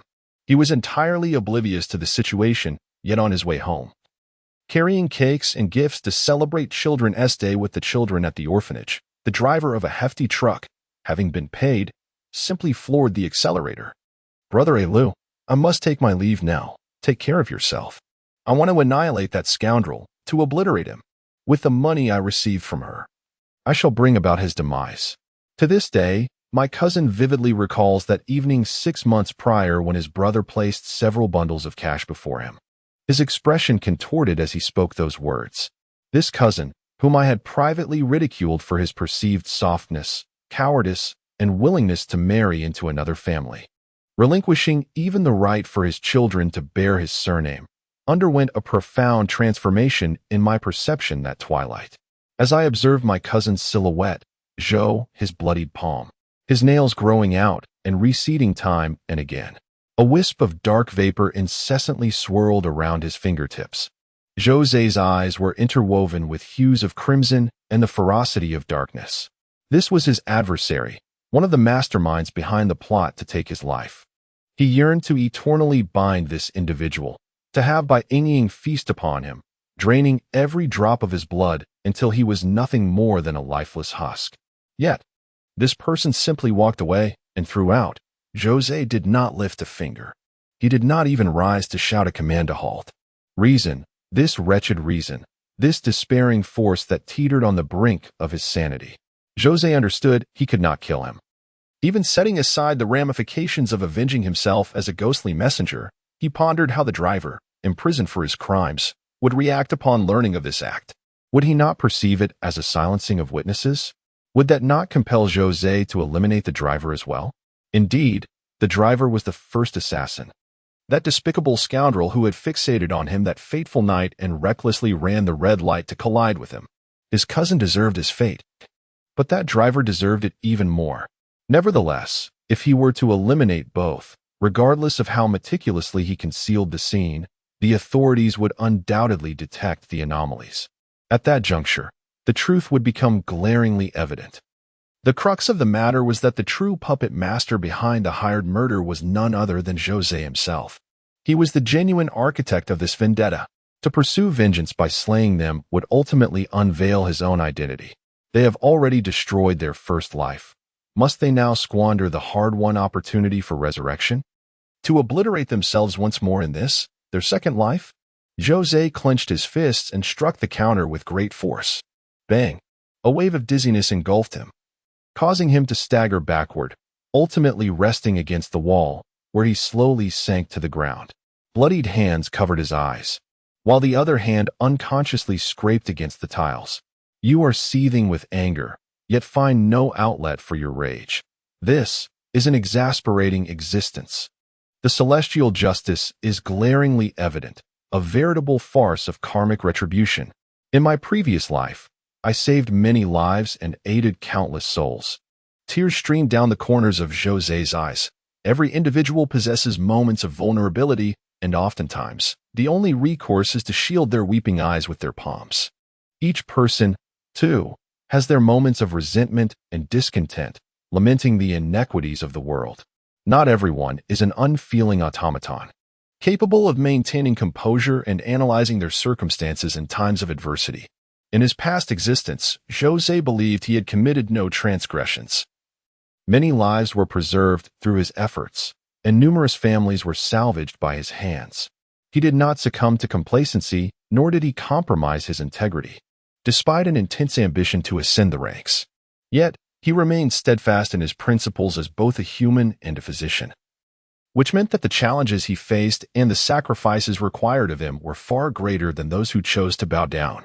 In a corner of the counter, a ghostly banknote lay abandoned, precisely as Bai Yingying had remarked. The currency bestowed by the deceased was tantamount to a token of virtue.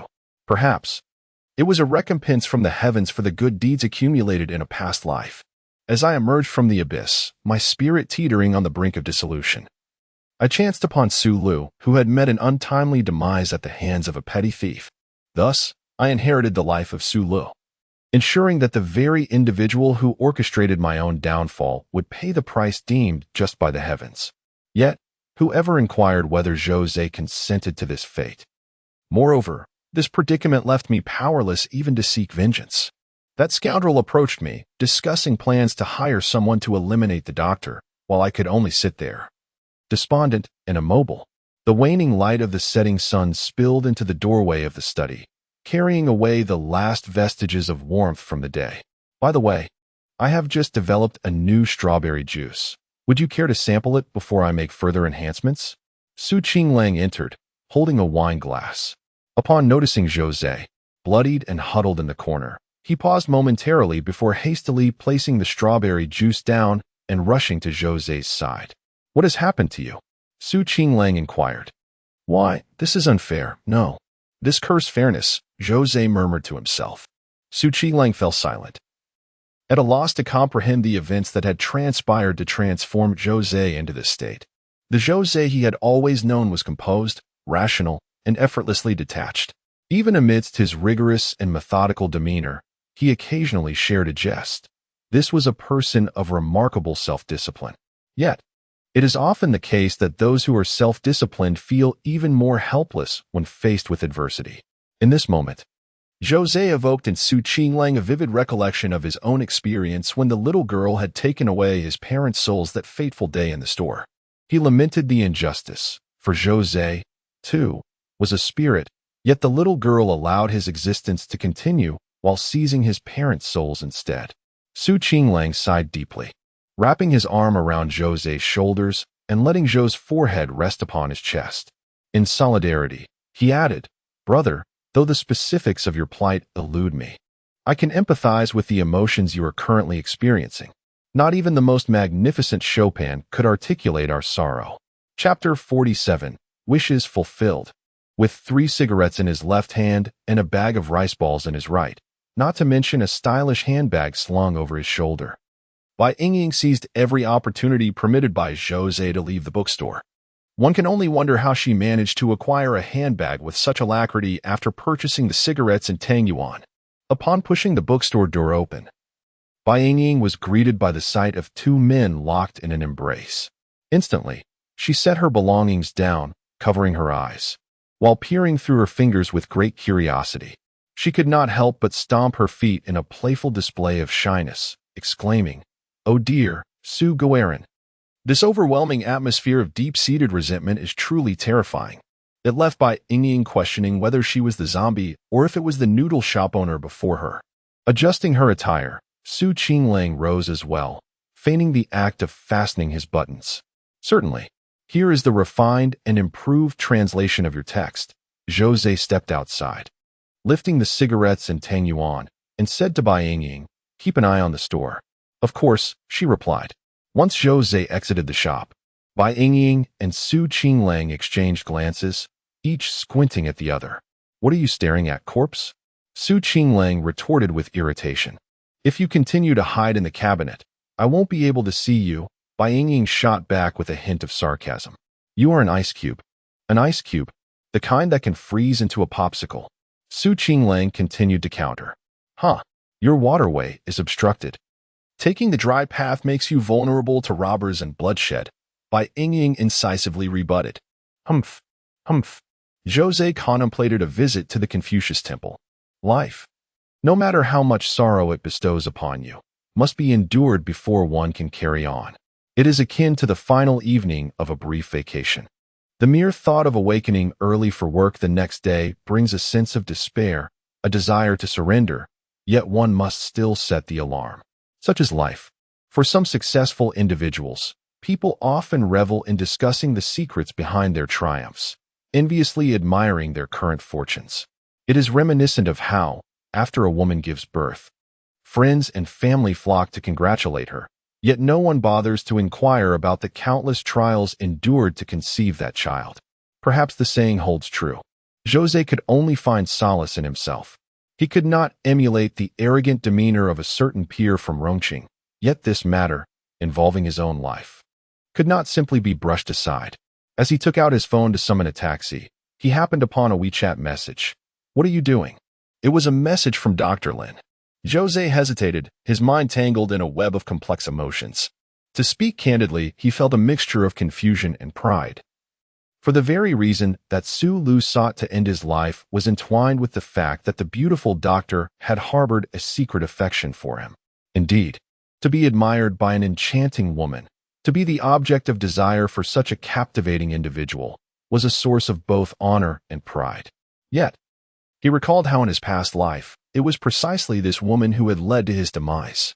Unlike Su Lu, Zhou Ze possessed a sense of responsibility. The intricate dance of fate between him and Su Lu bore no connection to Dr. Lin.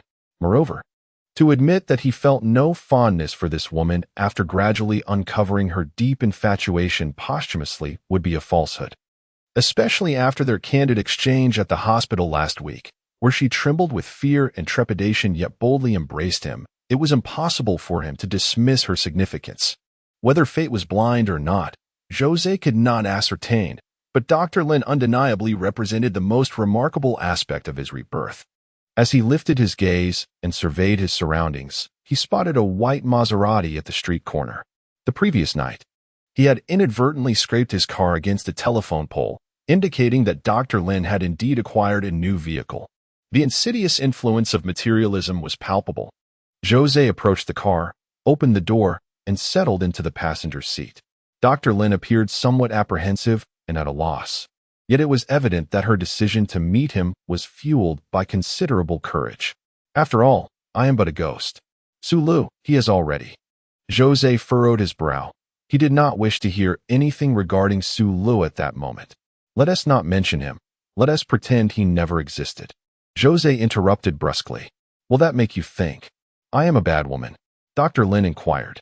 The principles of subservience, while not strictly adhered to, had nonetheless left Dr. Lin deeply influenced by the remnants of feudal ideology due to her parents. Now, with Zhou Ze as her husband, what had become of the original Su Lu? Don't dwell on it. Zhou Ze shook his head. The truth was rather humorous at that time. Zhou Ze treated the group of interns, regardless of gender, with no semblance of courtesy, utilizing them as mere labor, tasking them with menial chores and fetching coffee. After revealing his true self, Zhou Ze gradually exhibited a sense of superiority before Dr. Lin. His tendencies towards male chauvinism became increasingly apparent. Those who are loved often feel invincible. All right, Dr. Lin nodded. Then, silence fell between them. Zhou Ze, disinclined towards silence, glanced at Dr. Lin and noticed she was adorned in a pink down jacket paired with jeans. Her form was perfectly accentuated, complementing her temperament beautifully, yet Zhou Ze felt something was amiss. Next time, wear stockings. I find women in stockings most appealing, Zhou Ze remarked. Dr. Lin was momentarily taken aback, her delicate face flushing with embarrassment. She felt an obligation to grieve, especially upon suspecting that Su Lu might have perished. As his wife, she should mourn, rather than be subjected to the teasing of Zhou Ze in the confines of the car. Yet, that sensation of indignation rendered her powerless to resist. Perhaps, she mused, she was indeed a flawed woman, a woman emotionally unfaithful. Dr. Lin closed her eyes, resigning herself to her fate. I am speaking to you, Zhou Ze reminded her. Oh, all right, Dr. Lin replied, her cheeks deepening in color. Zhou Ze's lips curled into a smirk, for he was aware that his audacious banter was partly motivated by a desire to retaliate against Su Lu. Perhaps he was not an exemplary man himself. Thus, one believed herself to be a bad woman, while the other considered himself a bad man. In a bygone era, they would have mirrored the infamous figures of Pan Jinlian and Shimin Qing. And as for the intermediary Wu Dalong, who truly cared? Are you hungry? Dr. Lin inquired, only to be met with silence. Zhou Ze genuinely felt that his solitary existence in a past life was not solely due to his obsession with work, but perhaps stemmed from his inherently low emotional intelligence. It was one thing to experience awkward silences with unfamiliar women, but when one found themselves at a loss for words with their lawful spouse, it indicated a deeper issue. Let us continue this way. Please do not share my affairs with others. Let us pretend I am Su Lu, Zhou Ze said through gritted teeth, uttering those two words with difficulty. All right. Dr. Lin nodded, as it was also her thought. Everything remained as usual. However, there is one point I must remind you of. You said that when we were in bed, you were only permitted to call me Zhou Ze. Zhou Ze dug into his ear with his pinky finger, expressing that he did not wish to hear her suddenly utter the name Su Lu. When no one else is present, you may only address me by my name. In bed, Dr. Lin's heart skipped a beat. Although she was already a married woman, she still possessed the innocence of a maiden. Such topics and insinuations were indeed quite embarrassing. Yet, inexplicably, she nodded and softly replied, "All right." Zhou Ze truly felt that Dr. Lin exhibited a hint of Stockholm Syndrome. Had Su Le not been so timid initially, and instead taken a more straightforward and forceful approach, perhaps she could have achieved her desires without compromising herself. But upon reconsideration, if Su Le had been more forthright, she might not have harbored such hatred for her own assassination. So, which is preferable, to possess a flawless Dr. Lin, or to continue living in a past life? Which is truly better? Zhou Ze placed a hand on his forehead. "What is the matter with you, Doctor?" Lin asked with concern, gazing intently at Zhou Ze. "Is it possible that your body is experiencing some issues because of that incident?" "Oh dear, your address has changed." Zhou Ze felt a sense of elation. This Dr. Lin might not only be suffering from Stockholm Syndrome, but could also be a masochist. "No. Wait a moment. Something seems amiss." Issues with the body. Zhou Ze turned to Dr. Lin, incredulous that a man's body could possibly harbor any issues. It was simply inconceivable. He glanced at the car seat, noting the cramped space. "Get out," Zhou Ze instructed. Dr. Lin, though uncertain of the purpose, complied and exited the vehicle. Zhou Ze opened the rear door and gestured for her to enter. With a look of bewilderment, Dr. Lin obliged. "I must demonstrate that I am perfectly fine," Zhou Ze murmured to himself. It was now dark, and the area surrounding his bookstore was eerily desolate.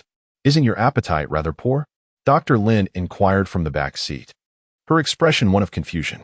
Zhou Ze stiffened momentarily. Did she imply that his inability to eat indicated some ailment? He exhaled deeply, relieving himself of psychological burdens. Yet he resolved to approach the situation with a light-hearted spirit. "I wish to prove that another aspect is also sound," Zhou Ze declared. "What aspect?" Dr. Lin remained puzzled. Subsequently, Zhou Ze climbed into the back seat, shutting the door behind him.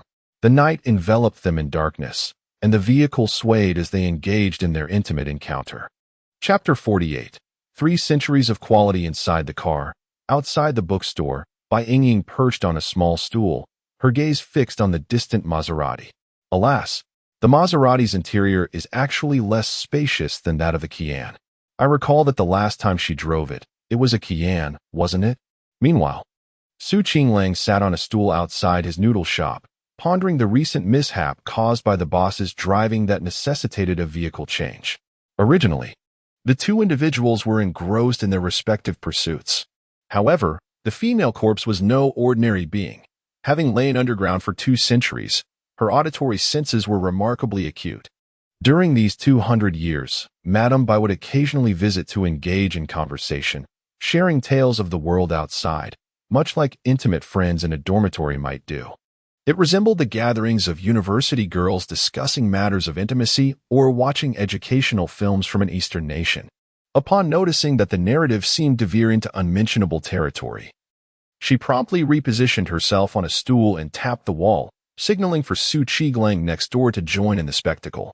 It must be noted that despite their frequent bickering, they understood the importance of sharing in critical moments. "Look, the boss has alighted," Bai Yingying whispered. "Oh. The doctor has exited as well," Qinglang reported live. "Lo and behold, the boss is opening the rear door," Bai Yingying continued softly. "Oh. The doctor has entered the back seat," Qinglang continued his commentary. "The car is swaying," Bai Yingying covered her mouth, her gaze fixed intently on the scene. "They must be." Qinglang inhaled deeply. "There's a tangy scent in the air. Has your kitchen's plum juice leaked?" The female corpse waved her hand, covering her nose. "Nonsense. Come, let us place our bets. How long until it concludes?" Qinglang glanced at his watch. "I wager 10 minutes. 1, 2, 3, 4, 8, 9, 10 seconds. Remember to note the time units." "Ah, the car has ceased to sway," the female corpse remarked with curiosity. "Could it be a change in posture?" Qinglang furrowed his brows, unwilling to accept the dreadful conclusion. "Changing positions every 10 seconds? The female corpse chuckled. "Are you also a novice?" The corpse, having been through it all, knew the ropes, back when Madame Bai and the impoverished scholar had their secret rendezvous. They had tasted the forbidden fruit. She was experienced. Qinglang's expression soured. As a man owning over 20 properties, wasn't it natural to value his first time more? The car moved again. Qinglang exclaimed, 1, 2, 3, 4, 8, 9, 10 seconds. The car stopped again. Bai Yingying sniffled. Changed positions again? Was your boss never married before? Qinglang frowned. Wait, I think I checked Zhou Ze's records. It said he was unmarried. Could he be a virgin? That doctor, with his unopened brow, must also be untouched. Qinglang suddenly slapped his forehead, laughing heartily. Ha! This is hilarious. I get it now. 2 virgins. And their first time is so high-end. Bai Yingying remained silent beside him. What's wrong? Qinglang asked. I remember. When Madame and that scholar were together for the first time, the scholar seemed quite skilled. Bai Yingying reminisced with a hint of melancholy. Those ancient, sour scholars were all cunning, always deceiving you noble ladies, actually just shameless old hands, Qinglang said with a worldly wise demeanor. Damn, the car's moving again. 10 seconds, stop. 10 seconds, move. 10 seconds, stop. 10 seconds, move. In the end, both felt their necks aching. At last, the rear door swung open. Zhou Ze and Dr. Lin, both drenched in perspiration, alighted from the vehicle and subsequently took their seats in the front. What is there to comprehend? Qinglang shook his head. I share the sentiment. Bai Yingying appeared equally perplexed. Perhaps, Bai Yingying speculated. Finally, the Maserati drove away, signaling the end of the commotion. Qinglang and Bai Yingying exchanged glances, each giving a dismissive huff, internally disparaging the other as a fool. They then turned away, one heading to the kitchen while the other retreated to read. Gasping for breath in the passenger seat, Zhou Ze felt the dampness of his hair, soaked with sweat. Dr. Lin, at the wheel, was also glistening with beads of perspiration, adding a touch of allure to her demeanor. I sincerely apologize. The fault lies with me, for I lack the charm necessary. Dr. Lin bit her lip in self-reproach, confessing her inexperience in such matters, leaving you unable to fully enjoy. Zhou Ze leaned back, shaking his head, attributing the situation entirely to himself. It is indeed my fault. Given the circumstances, it must be so. He pulled out a tissue from the front, wiping his damp hair. As fellow doctors, we both understand the intricacies involved. It is indeed an issue on my part. Zhou Ze inhaled deeply, exhaling forcefully. If only I could seize Qinglang, hang him from a tree, and whip him 100 times. Just a moment ago, Zhou Ze recalled Qinglang's words directed at him. You inhabit the body of Su Lu. Thus, one must ponder, did you betray Su Lu or was it he who betrayed you? Your physique belongs to Su Lu, as does his DNA, and the child is also his. Typically, one does not sense anything amiss, yet at that moment, Zhou Ze felt a revulsion towards his own anatomy, as though he were grasping another's. Under such psychological strain, after numerous attempts, he ultimately surpassed you in achievement, devoid of sincerity. Grant me a moment, Zhou Ze implored. He lit a cigarette, only to discard it out the window moments later. It was not that Zhou Ze considered smoking in a lady's vehicle impolite.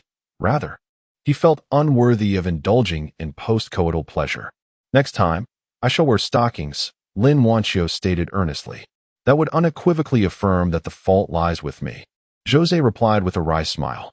However, upon observing the solemn expression of Dr. Lin beside him, his heart softened.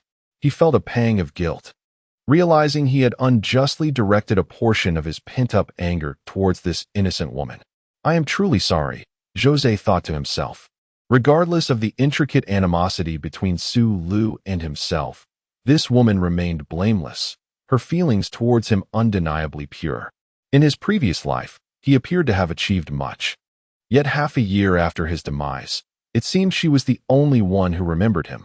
Please, take care of yourself and rest well, Lin Chuan said as she halted the vehicle. Only after Zhou Ze had exited did she drive away. Yet that night, lying in the same bed as Dr. Lin, sleep eluded him. Was he to suggest that she share her slumber with the refrigerator? While I may not perish from the cold, what of Dr. Lin?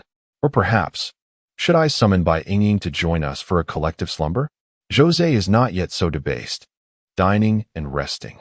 These are life's paramount pursuits. Yet I find myself constrained in both. making it quite arduous to liberate my spirit. The Confucian temple has long since closed its doors. It is no longer the bustling scene of that day when everyone vied for the first incense offering. The Chinese people's approach to the supernatural has always been rather utilitarian, which, in a sense, could be deemed a virtue. Zhou Ze unwrapped the cigarettes he brought. Despite a few minor interruptions, he understood what was required of him. He planted the cigarettes in the ground, lighting them one by one, and arranged the glutinous rice balls meticulously. After completing this ritual, Zhou Ze clasped his hands and proclaimed, "Young man brings offerings to pay respects. I humbly beseech your presence." After uttering these words, he waited in silence for an extended period, but no response came. As he prepared to light another cigarette, he noticed that the long line of incense he had just ignited had abruptly extinguished. Raising his gaze, he beheld the old dwarf seated atop a mound of earth, his pockets bulging and a smile stretching across his wrinkled face. "Youngster, your gestures are rather superfluous," the dwarf remarked, bearing a gong on his back. "Indeed, I have matters to inquire." Zhou Ze adopted a humble demeanor. To lead a procession near the Confucian temple, one cannot merely be a wandering spirit, but must belong to a more structured realm. Thus, he would surely possess considerable knowledge regarding the underworld's emissaries. "Do not fret. Allow me to consult the fates." The elderly man pinched his fingers and gazed meaningfully at Zhou Ze, pondering, having served at the Confucian temple for half a century. "I possess some insight. I can surely discern the desires that dwell within your heart." Upon hearing this, Zhou Ze remained quietly beside him, awaiting his revelation. Finally, the old man abruptly slapped his thigh, exclaiming, "I figured it out." Zhou Ze, filled with reverence, inquired, "Please, esteemed elder, enlighten me." He sought to understand how to shed the prefix of being a temporary worker in his role as a ghostly envoy, and what path he should ultimately pursue. The old man chuckled knowingly, wearing an expression that suggested he had peered into Zhou Ze's very soul, as if everything lay within his grasp. He leisurely stroked his beard and declared, "I am well aware of your deepest longing. Well then, considering your courteous demeanor this time, I shall illuminate a clear path for you." Zhou Ze awaited with earnest anticipation. "The concentrated Lu Wei Dihuang pill from Jiu Ji Tang," the old man began. Zhou Ze interjected, "Wait, that can't be right. That substance is renowned for its quality over 3 centuries. I have consumed it in my youth and found it effective." At that moment, Zhou Ze felt an overwhelming urge to silence the self-satisfied old man before him. Chapter 49. The air is dry. Beware of fire. He thought, "Could it be that I misunderstood?" The gnome-like elder tilted his head, his wisdom seemingly diminished. With a sigh, he produced a cigarette and began to smoke, lost in melancholy. Zhou Ze composed himself. He could hardly admit that there appeared to be some merit in the old man's calculations. "Esteemed elder, I came to inquire about matters concerning ghostly envoys." "Ghostly envoy?" The elderly gnome furrowed his brow. "I wonder why a young soul like you would inquire about such matters. Those beings are not easily dealt with. It is wise to keep your distance from them. You possess a corporeal form and have the chance to live again. Consider this a remarkable fortune and revel in it." The elder spoke with evident perplexity. Zhou Ze frowned slightly. Did the old man truly fail to recognize him as a ghostly envoy? Did this imply that the petite girl indeed regarded him as a mere temporary worker? Aside from the so-called gate of hell, had she withheld other significant matters from him? Qinglang had once remarked that the little girl came and went in a hurry, suggesting her intentions were not simply to hand over duties. She had pressing matters to attend to and had temporarily conscripted him as free labor. The reasoning behind her choice was straightforward. She valued his non-confrontational nature and his ability to avoid causing trouble during her absence. However, Zhou Ze understood that he must grasp this identity firmly. Having already witnessed one life obliterated, he could not afford to let this one slip away. He had to seize it entirely. The identity of a ghostly envoy served as his finest safeguard, preventing him from becoming a nameless specter, living in constant anxiety. Zhou Ze opened his palm, revealing the insignia before the elder. The old man's expression shifted immediately, his breath momentarily stalling as his eyes darted around in realization. "I see now. That long-tongued girl has summoned you to take her place. Finally, the elder inquired, "What is your purpose in asking me about ghostly envoys? For the harmony of the underworld and the peace of the mortal realm, I shall strive to contribute my utmost."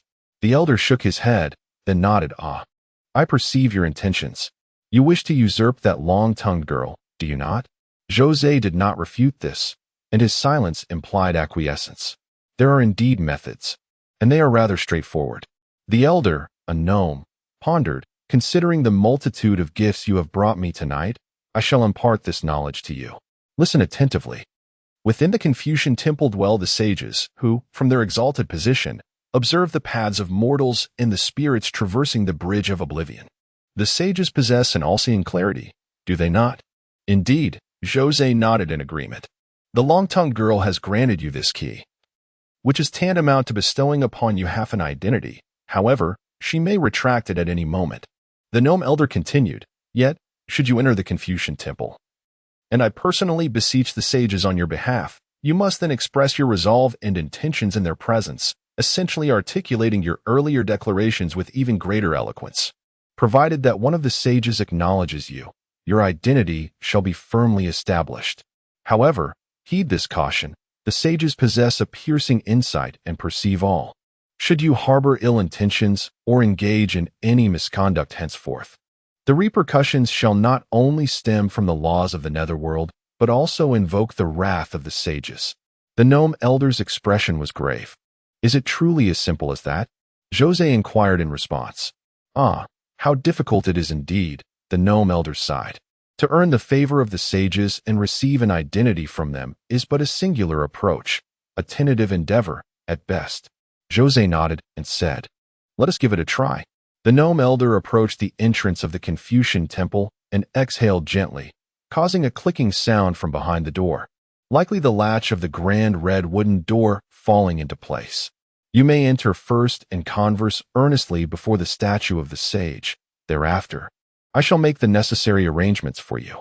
Zhou Ze hesitated for a moment, but then pushed open the door and glanced at the gnome elder beside him. Noticing the elder standing motionless, he inquired with a hint of curiosity, "Elder, will you not join me inside?" The elder chuckled. "I am but a mere servant at the feet of the sage. How could I dare to wander before him without purpose? You carry a semblance of authority, so please proceed within."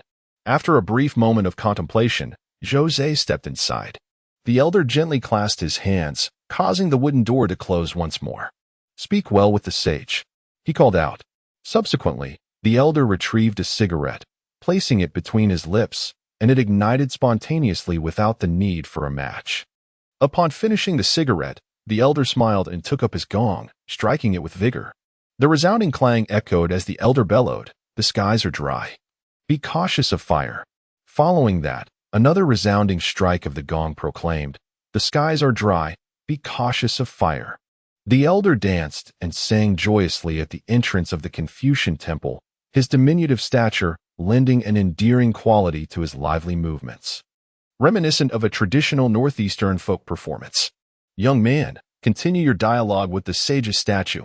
Express yourself earnestly, and I shall ensure your words reach the heavens." The gnome elder shouted towards the temple. "Thank you for your efforts, elder." Zhou Ze's voice resonated from behind the wall. "It is not burdensome. It is not burdensome. In the future, do bring me a few more cigarettes and visit me from time to time. As for me, I have no descendants to carry on my lineage, and my incense offerings have ceased. Now, even indulging in a smoke is exceedingly difficult. The Confucius temple is not lacking in food and drink. Yet the offerings before the venerable sage are such that, even with tenfold courage, I would not dare to touch them." The old dwarf chuckled heartily, then resumed merrily striking his gong. "The air is arid. Be cautious with fire." Bang! The gong resounded. "The air is arid. Be cautious with fire." Bang! Each strike of the gong grew increasingly somber, while simultaneously, the once white cloth wrapped around the old dwarf's mallet began to seep with blood. At first, the blood appeared as faint speckles, but with each successive strike, it spread, becoming thick and glaring. Ultimately, with every strike, the dwarf unleashed a torrent of blood. staining his garments and transforming his previously endearing visage into something more sinister. The air is arid. Be cautious with fire. Bang! With the final strike of the gong, the old dwarf hurled the crimson, blood-soaked instrument into the Confucius temple, raising his voice to proclaim. The sage opens his eyes. The malevolent spirits face their judgment. After uttering this final exclamation, the old man appeared as if struck by lightning. His form grew increasingly indistinct, even hinting at a dispersing tendency. Yet, he continued to laugh unabashedly, calling out into the temple, "Are you comfortable now? Are you at ease?" "Uncomfortable." The voice of Zhou Ze echoed from behind the wall. "It is only natural to feel discomfort, young one. Today, I shall impart to you the lesson of life's unpredictability and the inscrutability of the human heart. The heart of a human is as impenetrable as the belly, let alone that of a ghost. I am willing to sacrifice the merit accrued over a lifetime of service to beseech the sage to bring about your demise. Do I harbor a grudge against you?" From the other side of the wall, Zhou Ze's voice resounded, laden with profound confusion. "Day and night, I have devoted myself to this Confucian temple, serving our ancestors, all for the sake of accumulating some moral virtue for future generations, to shield them from misfortune. My lineage has suffered due to ancestral transgressions, resulting in dwindling descendants. Thus, I am compelled to linger here, praying for the continuity of our lineage. However, a year ago, my last direct descendant, my only son, unexpectedly passed away. What significance lies in my decades of servitude if I am merely to play the role of a fool?" The old dwarf lamented. "Is it truly enjoyable to be in the company of these clay effigies? Heaven has eyes. On that fateful day of the washing of the gates, when I vied for the first incense, I merely cast a glance your way and borrowed a cigarette from you. I discerned nothing substantial. Just moments ago, I reckoned the matter thoroughly and cursed the 6 flavor Remania pills. You have made me realize the inextricable link between the untimely death of my last descendant and your actions. This is the karma you have wrought. Today, you shall bear the consequences. I will exchange 60 years of meritorious service for your soul's disintegration. It is worth it. You shall not suffer loss." "Was your descendant's demise on the operating table?" Zhou Ze inquired from behind the wall. "No, he did not perish on the operating table. He met his end in a tragic car accident." The aged dwarf wiped away his tears, though his form had become increasingly indistinct. Yet his tears seemed to bear crimson specks.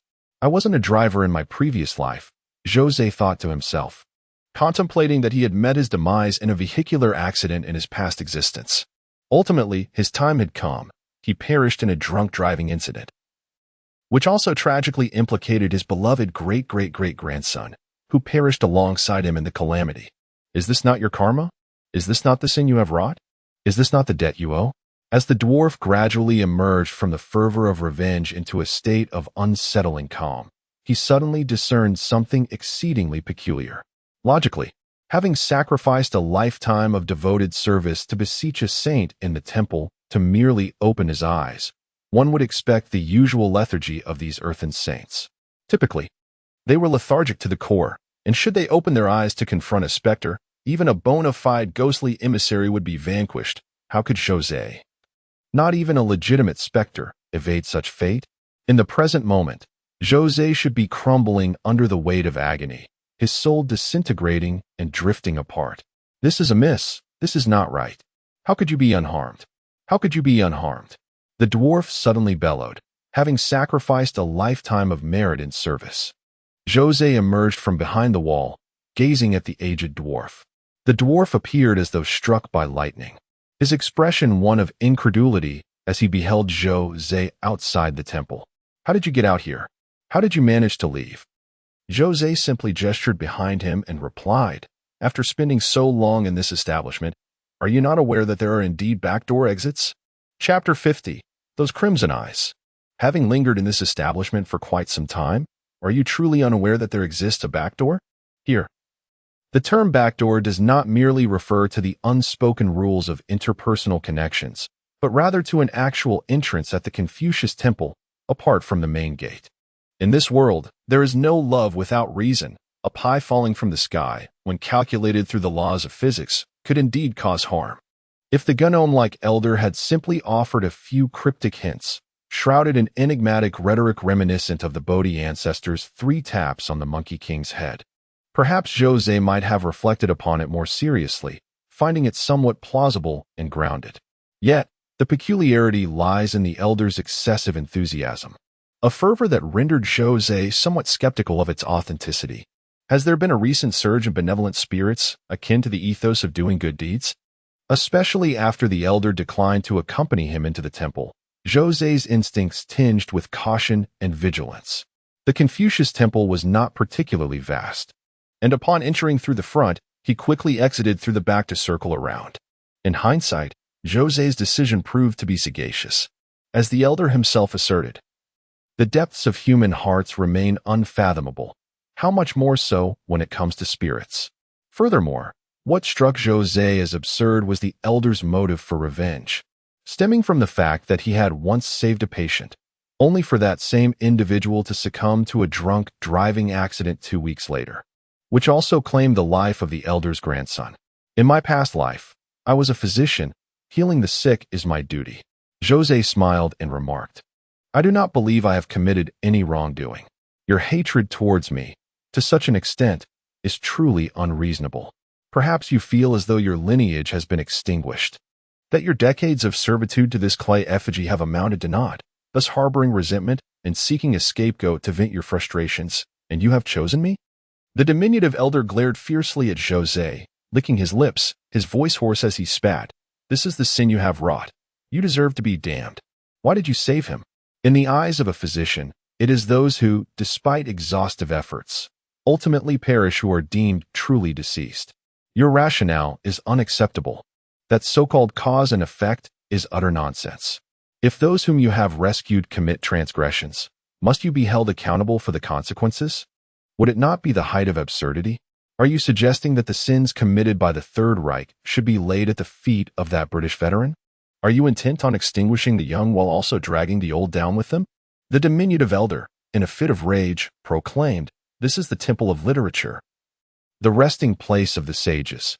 Even the genuine emissaries of the underworld would not dare to act with impunity here. To hell with you. Zhou Ze strode directly towards the diminutive elder, declaring, I adhere to a singular principle. You sought to end my life, and now I shall endeavor to end yours. While retribution from my past life may not be feasible at this moment, if I allow the grievances of the present to go unaddressed, my temper would be far too lenient. If I cannot deal with the living, then surely I can with the dead? As the diminutive elder attempted to flee, Zhou Ze's hand seized him, forcefully yanking him backward. Crash! The gnarled old dwarf emitted a wretched cry, his form becoming increasingly translucent. I do not wish to descend to hell. I do not wish to descend to hell. Saint, save me, save me. Alas! The clay effigies within the temple remained as immovable as mountains. If they truly possessed souls, would they permit the old dwarf-esque lineage to be extinguished? Who said I would send you to hell? Zhou Ze chuckled softly. Do you truly believe you still have a chance to evade such a fate? With that, Zhou Ze lunged forward, his hands spreading wide, the pent-up malevolence within him erupting at that moment, causing the old dwarf's soul to shatter into fragments. It was a simple and decisive action. Before confronting Bai Yingying, Zhou Ze had been unaware of his own formidable strength. Now, however, he felt a profound confidence in his abilities, particularly against spectral entities. The ease with which he dispatched the dwarf was significantly influenced by the frailty of the soul, weakened by a century of sacrificial service. Zhou Ze remained oblivious to the potential repercussions of his actions, nor did he ponder whether denying the old man even a chance at hell aligned with the moral compass of a young girl. However, he sensed that continual suppression of his emotions might lead to dire consequences. Brushing off the dust from his shoulders, Zhou Ze retrieved his phone to summon a ride. Upon entering the vehicle, the driver greeted him warmly and even offered him a cigarette, leaving Zhou Ze momentarily taken aback. As he engaged in casual conversation while smoking, he discreetly pressed the burning tip against the car door, which, fortunately, did not ignite. Zhou Ze felt a sense of tranquility. He was indeed somewhat fatigued from the previous escapade with the paper car. Upon returning to the bookstore, the clock struck 1 in the morning. Bai Yingying sat behind the counter, her fingers awkwardly maneuvering the mouse as she gazed at the computer screen. After Zhou Ze finished his shower and changed into fresh attire, he intended to ascend to rest but noticed that Bai Yingying remained motionless in front of the computer. How would she manage to sleep if she did not retire?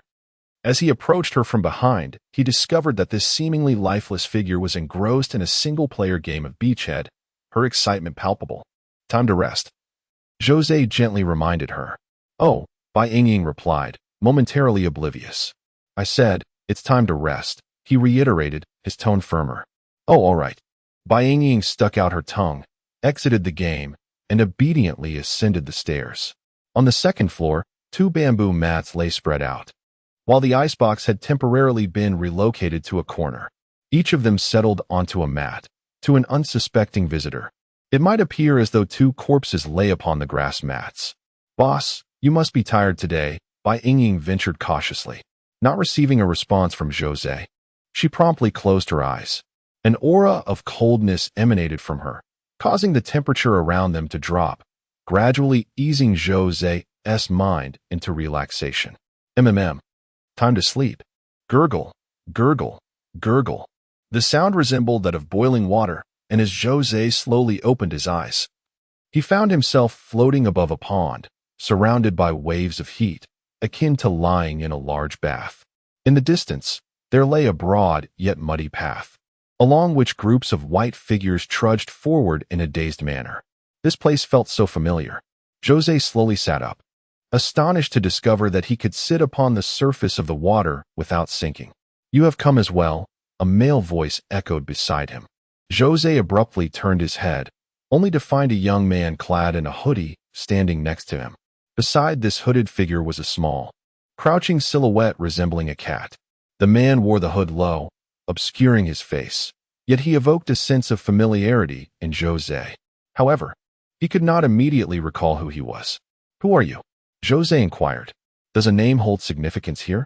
The man retorted. They are coming to capture me. The hooded youth remarked, accompanied by a soft chuckle.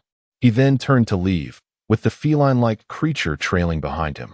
Suddenly, an idea struck Zhou Ze, and he exclaimed, Are you the one from Rongqing? The employee of the old Taoist who runs the spirit shop? The hooded man paused, turning to look at Zhou Ze. Employee? Could it be, not so? If it is, then it is, Zhou Ze replied. Do you recognize that old Taoist? The other man asked. I suppose so, Zhou Ze acknowledged. Ah, the hooded figure gestured around them as the surrounding white mist thickened. The dream is about to awaken. This is my first time experiencing such a dream, Zhou Ze confessed. You will gradually grow accustomed to it. The man in the hoodie seemed inclined to speak further, perhaps due to his connection with Zhou Ze and Lao Dao, and did not rush to depart. He pointed to the pool of water beneath them, asking, Do you remember this pond? Zhou Ze glanced down and nodded. Let us go down. The man in the hoodie approached Zhou Ze, placed a hand on his shoulder, and together they submerged into the crystal-clear waters of the pond, where visibility was remarkably high. Have you noticed something amiss? The man in the hoodie inquired. That woman is gone. Zhou Ze surveyed the surroundings of the pond and realized the issue. The faceless woman he had encountered during his initial descent into hell had vanished. Oh, the man in the hoodie replied, and almost immediately, Zhou Ze observed 2 crimson glimmers emerging from beneath the brim of his companion's hat, his eyes, blood-red and ominous. A wave of overwhelming fear began to wash over him. A terrifying sense of crisis suddenly descended, causing his fingernails to elongate and a dark aura to manifest in his eyes. What are you planning to do? Zhou Ze asked, his tone wary. The man in the hoodie smiled, gesturing toward him. Look at yourself. Zhou Ze lowered his gaze and was astonished to find himself ensnared by layer upon layer of black hair, the origins of which he could not recall. She has come to seek you, the man in the hoodie reminded him. The morning sun enveloped the surroundings in a gentle warmth. Qinglang prepared a cup of tea and settled into a wicker chair at the entrance of his shop, basking in the sunlight.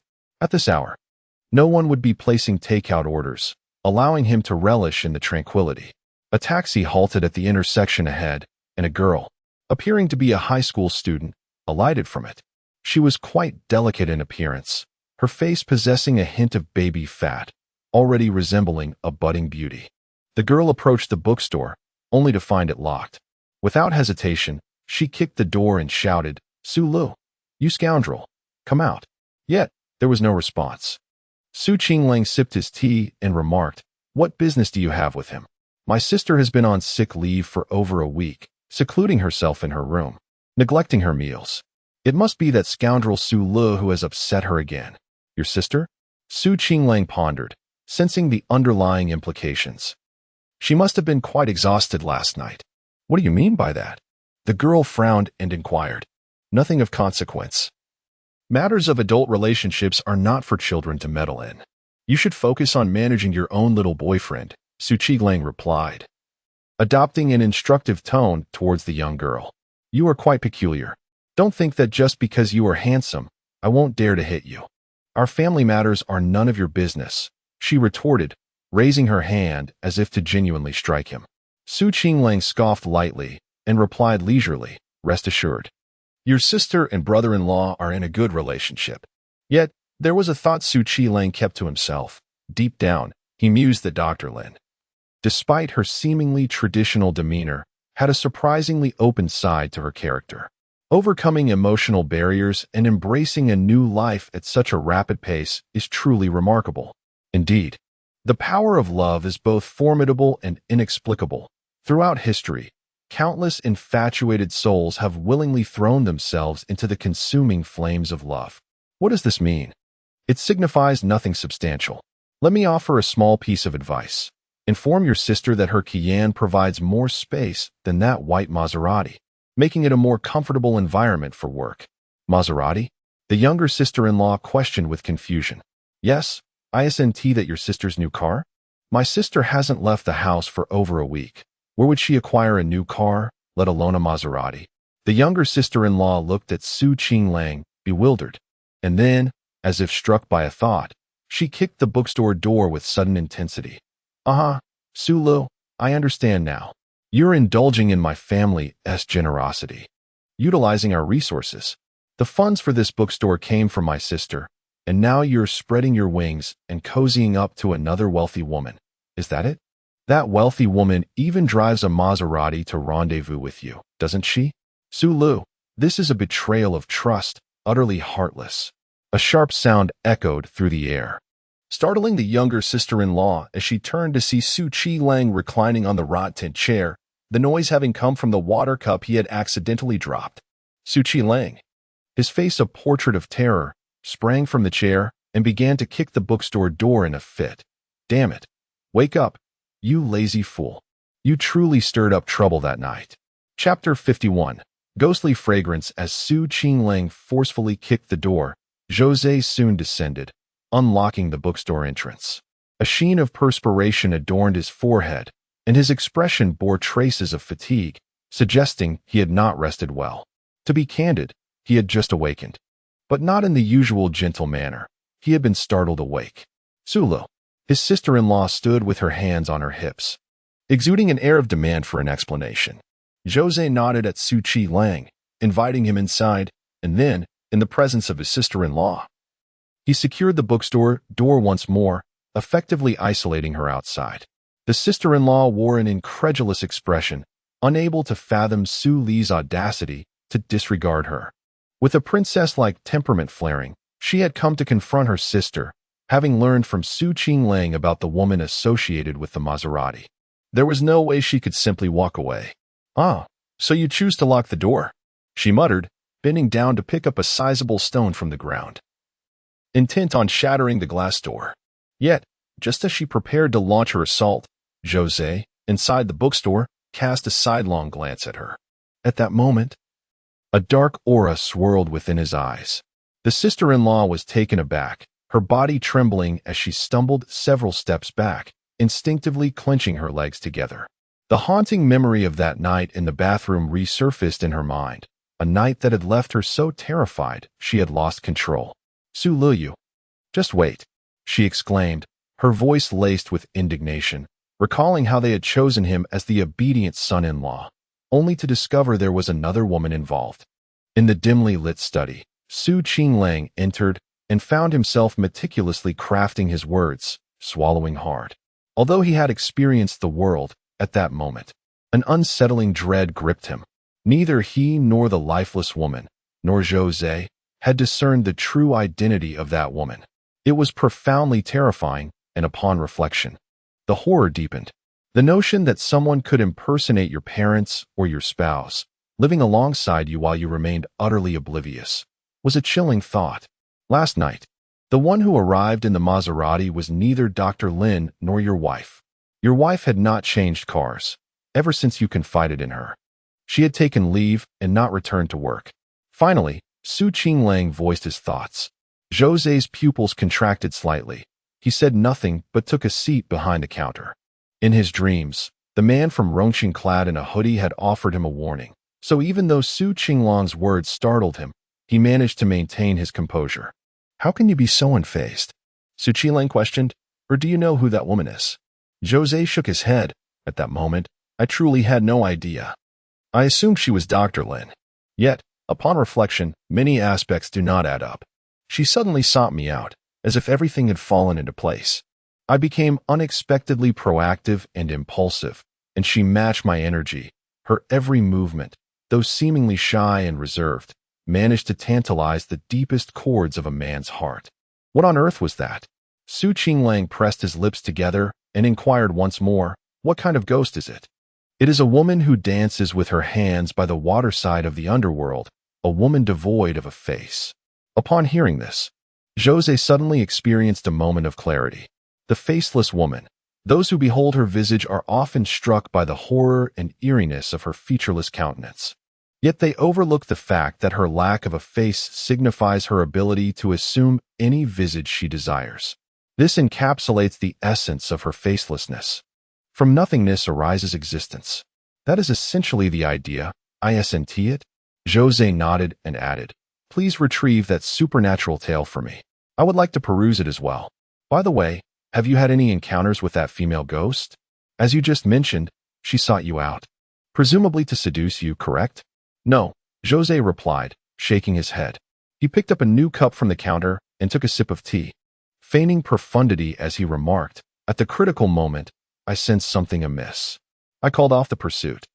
Zhou Ze could never admit that he was hindered by the nonsensical drivel about bodily and spiritual DNA that this wretched scoundrel, Qinglang, had spouted that afternoon, which had caused a psychological barrier that prevented him from being successfully seduced. In truth, Zhou Ze himself was perplexed. In his bookstore, the shelves overflowed with online novels, and there was no shortage of tales of reincarnation and time travel. The protagonists in these stories engaged in procreation with apparent normalcy, and it seemed entirely reasonable, devoid of any sense of dissonance. Was it possible that he was simply idle? It is not right. It is Qinglang who is truly idle. For only such a fool would find themselves pondering and analyzing these philosophical dilemmas.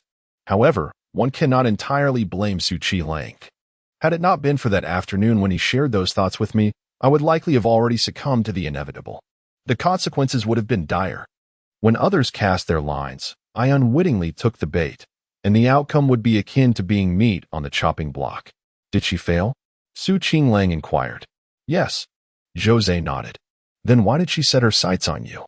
Perhaps she does not adhere to the rigid standards of social standing like that lady Bai. Zhou Ze chuckled. Qinglang, I have an inkling that you are privy to certain knowledge. Am I merely fretting for nothing, while you are already aware of the truth? Dreaming does reveal some insights. Do you think me foolish enough to believe such nonsense? Qinglang retorted. Zhou Ze gently rubbed his forehead. The little girl hurriedly transferred the ghostly duties to me, and the faceless woman has been released from the depths of hell, likely to capture that man from Rongqing, the very one who had warned me in my dreams. Yet, this faceless woman seems intent on using her official duties to pursue her own schemes. Perhaps to design her own fate? That seems reasonable. Qinglang nodded, and then leaned closer to Zhou Ze, asking, "Are you still harboring reservations about the body and DNA?" Zhou Ze shook his head. Am I truly that dull? In summary, those ordinary individuals who have neither traversed time nor borrowed a corpse to be resurrected may find that even children born to their wives might not truly be theirs. Thus, There is no need to dwell excessively on this notion. Previously, I had not realized how adept you were at offering consolation. Zhou Ze rose to his feet and said to Qinglang, "Come with me to the restroom." Qinglang followed Zhou Ze to the restroom, where Zhou Ze promptly removed his outer coat and inner garments. "You must pay attention to your fitness," Qinglang remarked, shaking his head in evident dissatisfaction. At that moment, a female corpse descended the staircase, and since the restroom was adjacent to the stairway, Bai Yingying directly spotted the two men within. "Oh dear, I've suddenly realized I haven't had enough rest," she exclaimed, feigning a yawn and preparing to retreat to rest undisturbed in their world below.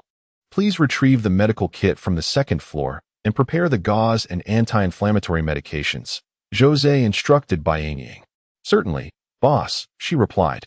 Hurrying upstairs to gather the items, her mind racing with curiosity about the intensity of their activities. What exactly are they planning? Qinglang crossed his arms, casting an unmistakably disdainful glance at Zhou Ze. Zhou Ze chuckled, "You are clearly not gay, so why do you persist in this fade? Life has pleasures. Do you not comprehend?"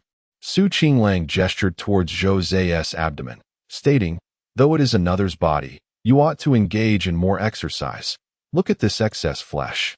TSK, quite repulsive." Zhou Ze's nails elongated instantly, leaving Qinglang momentarily stunned. Was it truly necessary to react with such anger to a mere jest about his physique? However, in the next moment, Zhou Ze gently traced his elongated fingernail along his jawline, creating a slow, crimson line as droplets of blood began to seep forth. Simultaneously, a series of dark powders appeared from Zhou Ze's neck to his abdomen, resembling the fine chalk lines used by carpenters, previously imperceptible. As his nail glided across, these dark remnants began to fall away. Zhou Ze exhaled deeply, observing his reflection in the mirror along with the long, bloody mark across his chest. "What is this?" Qinglang held his breath, crouching down to scrutinize the fallen black powder, which seemed to entwine with the strands of his own soul.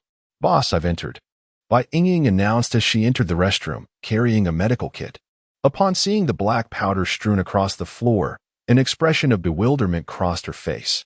"Boss, is this what you use for your flirtatious amusements? Do you recognize this?" Qinglang inquired, gesturing towards the dark substance.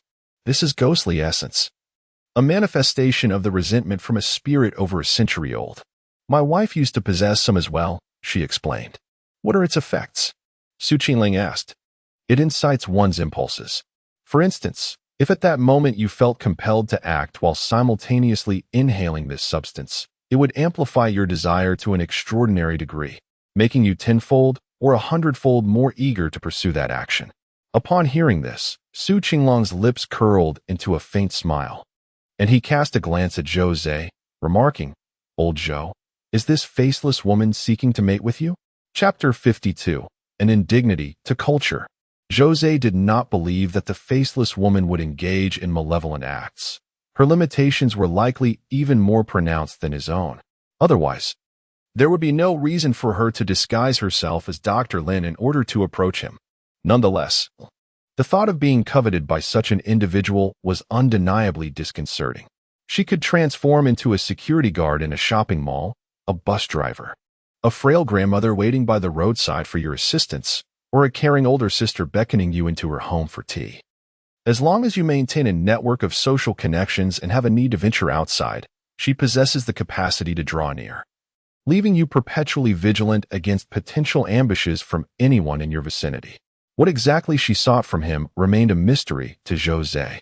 However, drawing parallels to the various tales of spirits in folklore, where female ghosts are known to siphon the essence of men to replenish themselves, the faceless woman's intentions might not deviate much from such purposes. Perhaps she desired his corporeal form, or maybe she yearned for his temporary employment status.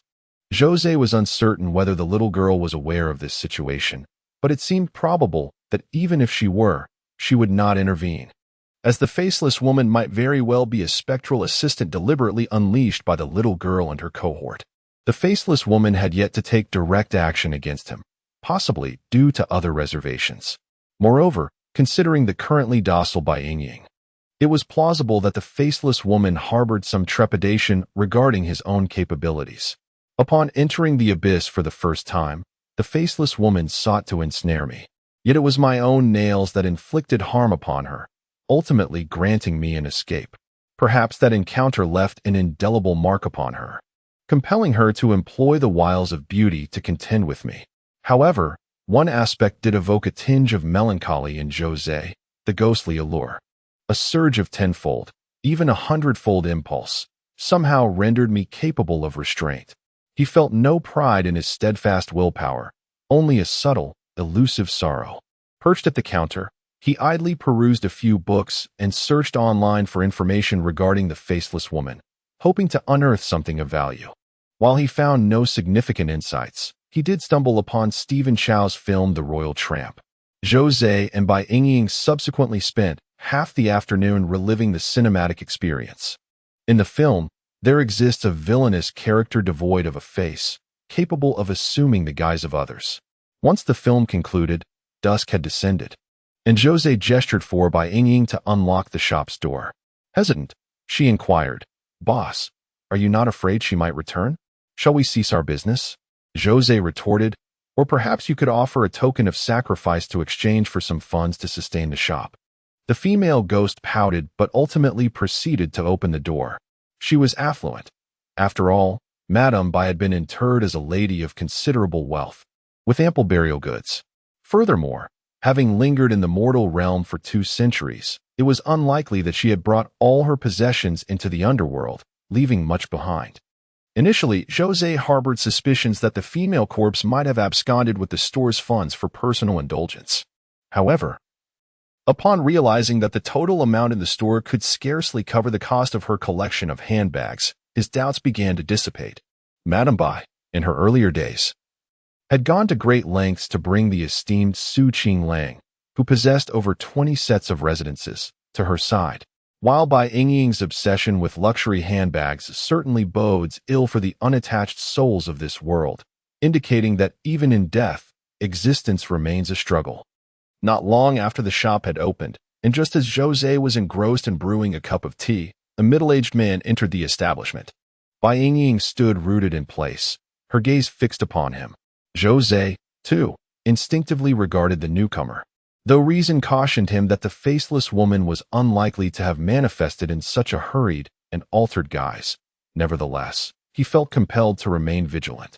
The middle-aged man donned a leather jacket, its surface worn and faded in several places, paired with a somewhat antiquated set of shoes and casual trousers that lacked luster. Perched atop his head was a rather comical high hat. Approaching the bookshelf, he instinctively rubbed his hands together, preparing to peruse a book, but as he scanned the surroundings, his brow furrowed deeper with each glance. "Shopkeeper, your establishment is filled with nothing but novels and other nonsensical works. Is there not a single respectable book to be found?" "There is," Zhou Ze replied, gesturing for Bai Yingying to retrieve a box from behind the counter. She complied without hesitation. The man crouched down, continuing to sift through the box, yet the tomes he flipped through bore covers that were far from presentable. For instance, there is Aubin, the concierge, and Shin Pip. The middle-aged man, his fingers trembling with anger, pushed the box forward, exclaiming, "What do you expect me to do with these things?" Infuriated, he stood up and pointed at Zhou Ze, shouting, "Is this how bookshop owners behave nowadays? Such shamelessness, harboring filth and corruption." Zhou Ze, casually smoking a cigarette with one foot propped on the counter, paid him no mind. The middle-aged man, seething with indignation, turned to leave. However, as he reached the door, he noticed a small bookshelf outside that seemed to hold a few respectable titles. He halted, selected a copy of Mr. Qian Mu's Outline of National History, and settled onto a small stool to read. Zhou Ze remained indifferent. His bookstore welcomed all, be they human or ghost, and even those who were neither. It was merely the current tense atmosphere that required vigilance regarding the movements of the faceless woman. At that moment, Zhou Ze's phone rang. Checking the screen, he was surprised to find it was a call from his sister-in-law. "Hello," Zhou Ze answered attentively. Previously, he had received a message from Dr. Lin, and now, This call from his sister-in-law raised his suspicions that the faceless woman might be employing her half-hearted tactics once more. Brother-in-law. His sister-in-law's voice came through, playful yet coy. Zhou Ze promptly hung up, feeling a sense of unease. Something was definitely amiss. When had his sister-in-law become so tender? It reminded him of that night in the Maserati when Dr. Lin mentioned she would wear stockings next time. Zhou Ze could not fathom that Su Lu possessed the allure of a femme fatale. The phone rang again. It was her call. After a moment's hesitation, he answered, "Hello. Su Lu, you bastard. You dare hang up on me." At this point, her persona had returned to normal. "I was studying with a friend at KFC when my wallet was stolen. Do you have any money? Just lend me around 7 or 8,000 to tide me over." Zhou Ze hung up the phone once more. Indeed, it must be the faceless woman. Even if she weren't the faceless woman, upon hearing 7 or 8,000, Zhou Ze was convinced she was merely masquerading as one. Exactly. That was it. The phone rang again, and Zhou Ze felt increasingly irritated. The middle-aged man sitting nearby, engrossed in his book, furrowed his brow at Zhou Ze, clearly disturbed by the incessant ringing. "I apologize. I'll silence it," Zhou Ze said. The other party lowered his head and resumed reading. Yet, the sister-in-law continued to call persistently, and Zhou Ze had no choice but to answer once more. "Su Lu, you can't just stand by and watch me suffer. I can only ask you for this money. Can we consider it a loan? I want to tell my parents or my sister about the Maserati woman, all right? You might as well tell them. Come on, don't give up like this. You still have a chance to salvage the situation." After covering various expenses last time, he was left with just a few thousand, all of which he had given to her, leaving him to fend for himself. "Su Lu, please, let me be honest with you. I went to a disco with a friend, and our wallets were stolen. This cannot reach my parents or my sister. Otherwise, they will scold me mercilessly. My friend needs to pay for her art class tomorrow. She had saved the tuition in her wallet, and this cannot be delayed. You should ask her parents," Zhou Ze suggested. "Her family is not well off. This tuition was earned during her winter break job, and they would not agree to provide the funds. Su Lu, consider it a loan from me. I promise to repay you next month when I receive my allowance." Zhou Ze was about to refuse when suddenly, the voice on the other end of the phone declared, "It's settled then. We have arrived at the taxi stand. Thankfully, I still have a little money in my WeChat. Otherwise, you wouldn't see me." The call ended, and two girls approached from outside the bookstore. They appeared to be classmates, dressed in a rather ordinary manner. Yet it was evident that they had made a deliberate effort to apply makeup. At their age, the natural beauty should shine through. Makeup often becomes a burden, but regrettably, they do not yet understand this. Zhou Ze stood up and walked over. "Su Lu, brother-in-law, please help me out." The younger sister began to plead with Zhou Ze, while the girl beside her appeared timid, standing awkwardly and looking quite uncomfortable. Zhou Ze was contemplating reasons to decline when, at that moment, a middle-aged man who had been quietly reading suddenly rose, his demeanor shifting as his breath grew labored, veins bulging from his neck. As if he were overwhelmed by some fervor, Zhou Ze firmly placed a hand on his shoulder, restraining him. Simultaneously, he instructed Bai Yingying, "Get the money."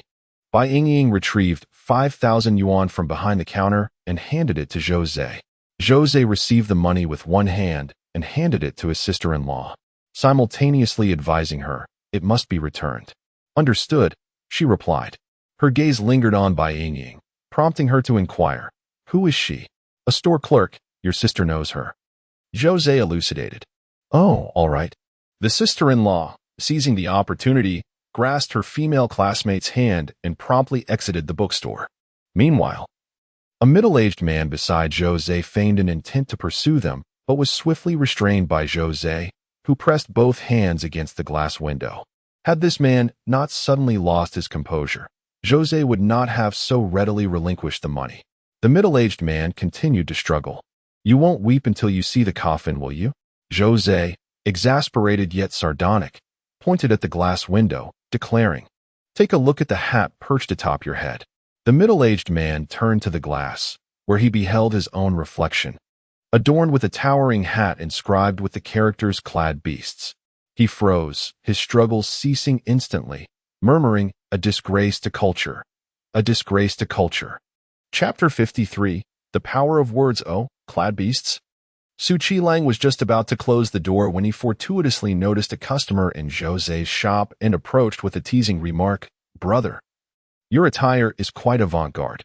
Zhou Ze pointed at the high hat atop the middle-aged man's head, inquiring, "What does this signify?"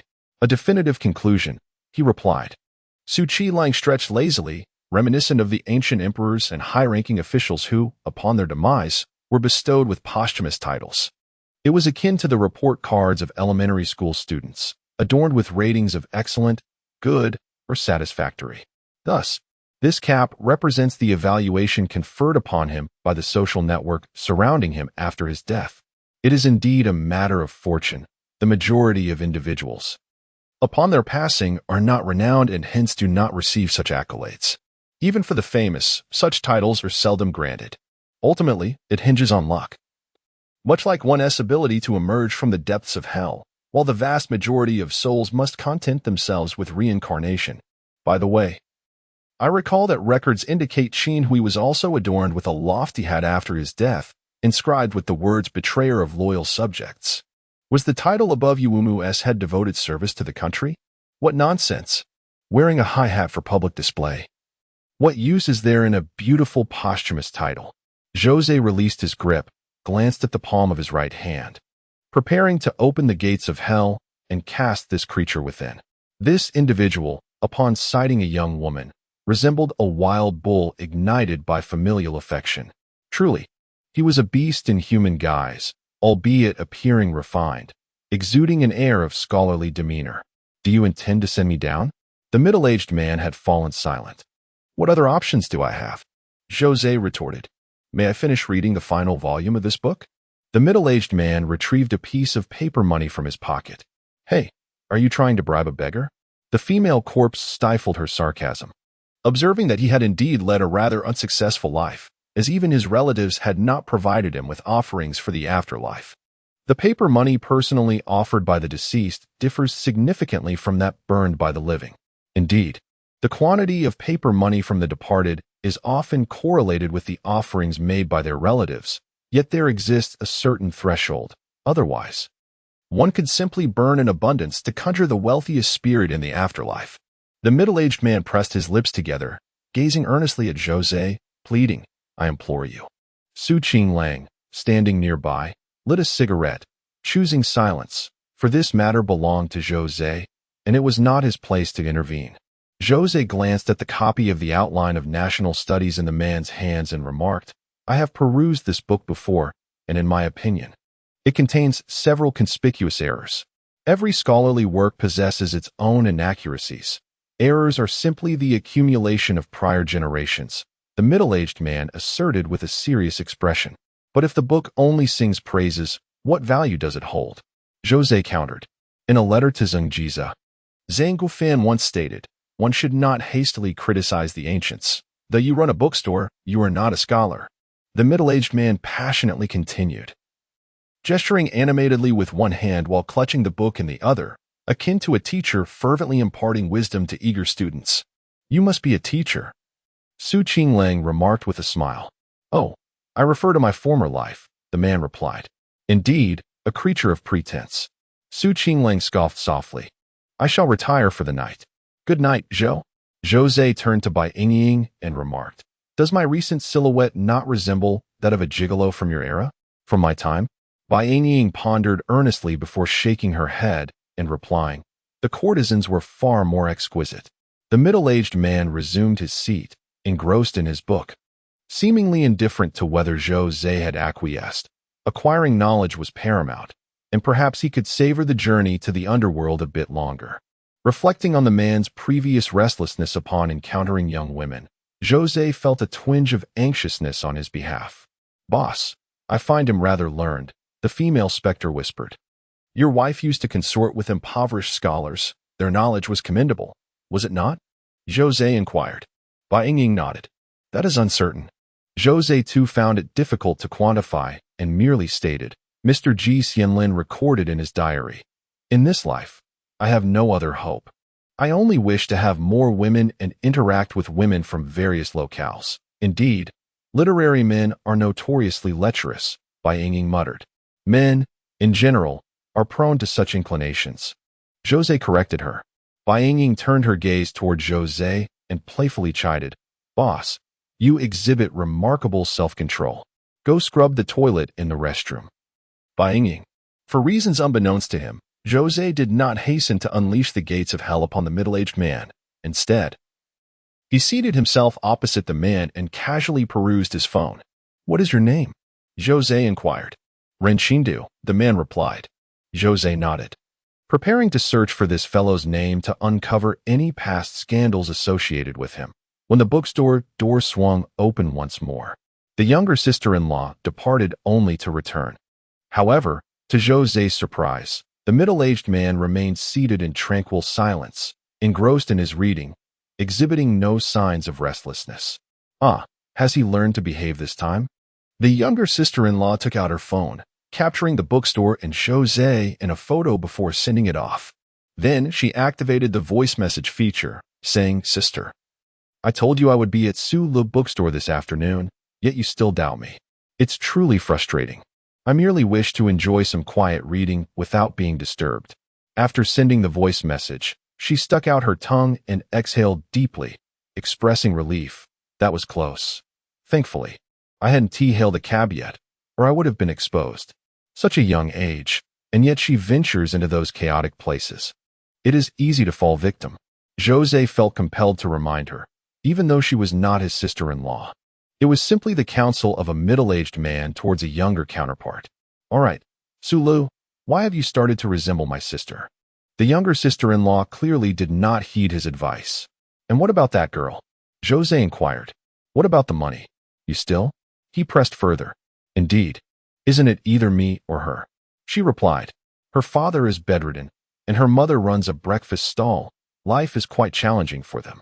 I do not wish to see her suffer further through hard labor. Moreover, she was once subjected to inappropriate behavior by her homeroom teacher in middle school, which is why she is so reticent now. I consider her a dear sister. Thus, I ought to care for her more. With that, the younger sister-in-law waved her hand and exited the bookstore. Zhou Ze settled back into his chair, alternating his gaze between his phone and the middle-aged man who was diligently engrossed in his book. Then he muttered to himself, a middle-aged man, after being caught for violating a student from his own class, had jumped from a building to end his life. He continued to read, seemingly oblivious to his surroundings. Yet the high hat he wore was strikingly clear and glaring. In ancient times, criminals were marked on their faces to signify their status as lowly beings, a notion that echoed the symbolism of the imposing hat before him. Bai Yingying worked with remarkable speed. After all, she was once a lady of high standing. However, circumstances forced her to bow her head, especially since Zhou Ze's mild obsession with cleanliness had undeniably increased her workload. Boss, I'm utterly exhausted, Bai Yingying exclaimed, shedding her coat. Unfazed by the cold, she wore only a short-sleeved shirt, clutching a rag as she stepped outside. Although she appeared youthful, her figure had matured splendidly. Why does he not react to me? She pondered aloud. You are like a ghost, came the reply. But I am quite lovely, she countered, striking a flirtatious pose. Never mind, the chill down there is so severe that any man entering would likely become frozen solid, rendering him eternally immobile. Even Wei would have no need to partake in sustenance. Suddenly, Zhou Ze had a revelation.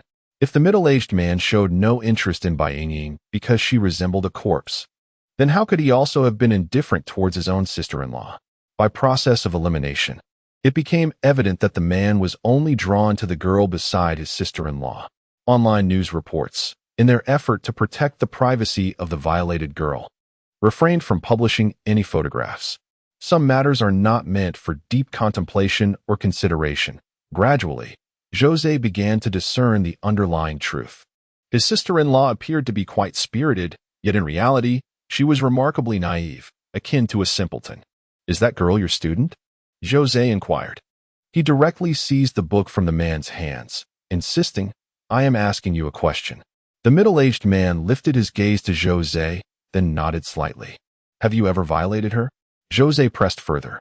Having finished reading, the man rose, exuding an air of nonchalance. You emulate Wen Tianxiang, do you? Zhou Ze scoffed, implying that the news report he had just perused was untrue, asserting that he had not harmed her, and suggesting that she was deliberately defaming him to extort compensation from the school. Zhou Ze pursed his lips in contemplation.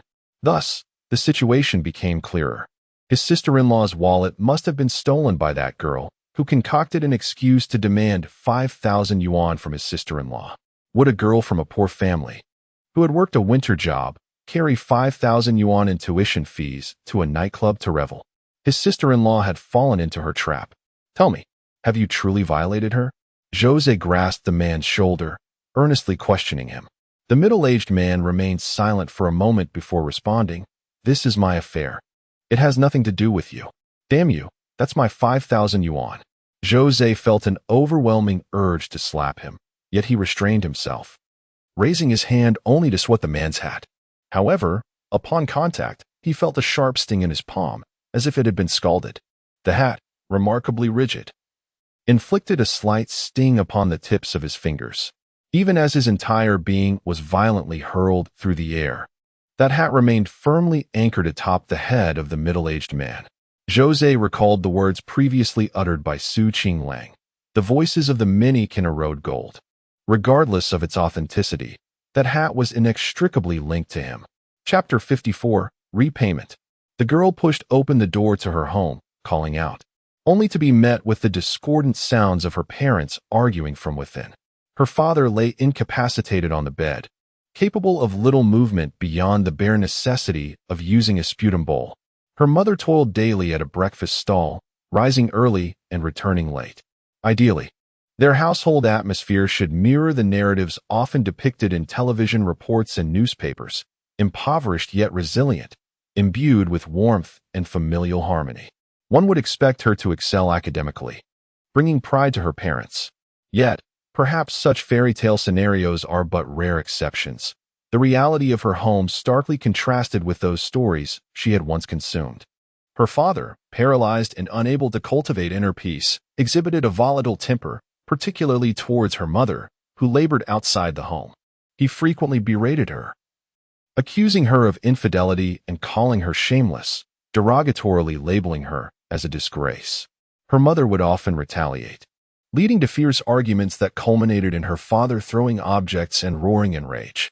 It seemed that all the strength he possessed in the latter half of his life had been expended on cursing from his bed. On one occasion, she and her boyfriend encountered her mother in a hotel with another man, a sight that was never meant to be. At that moment, the two individuals nearly entered the same elevator, had she not reacted swiftly and informed her boyfriend that she would first visit the restroom. A most dreadful awkwardness might have ensued. This was a fractured household, appearing to be weather-beaten and, in truth, it was indeed rife with disarray. She pondered why her mother had not divorced her father, and she was baffled by her father's lack of self-awareness, despite lying in bed, incapacitated and unable even to manage household chores. In any case, she habitually unlocked the door, routinely overheard her parents' quarrels, instinctively retreated to her small room in the attic, poured herself a glass of cool boiled water, opened her latest Apple laptop, retrieved the gentle makeup remover she had recently purchased, habitually tuned into the beauty vlogger videos she often watched, and logged into Zhihu. The college entrance examination had long since transformed into an unattainable dream for her, as her grades were dismally poor, leaving her in despair.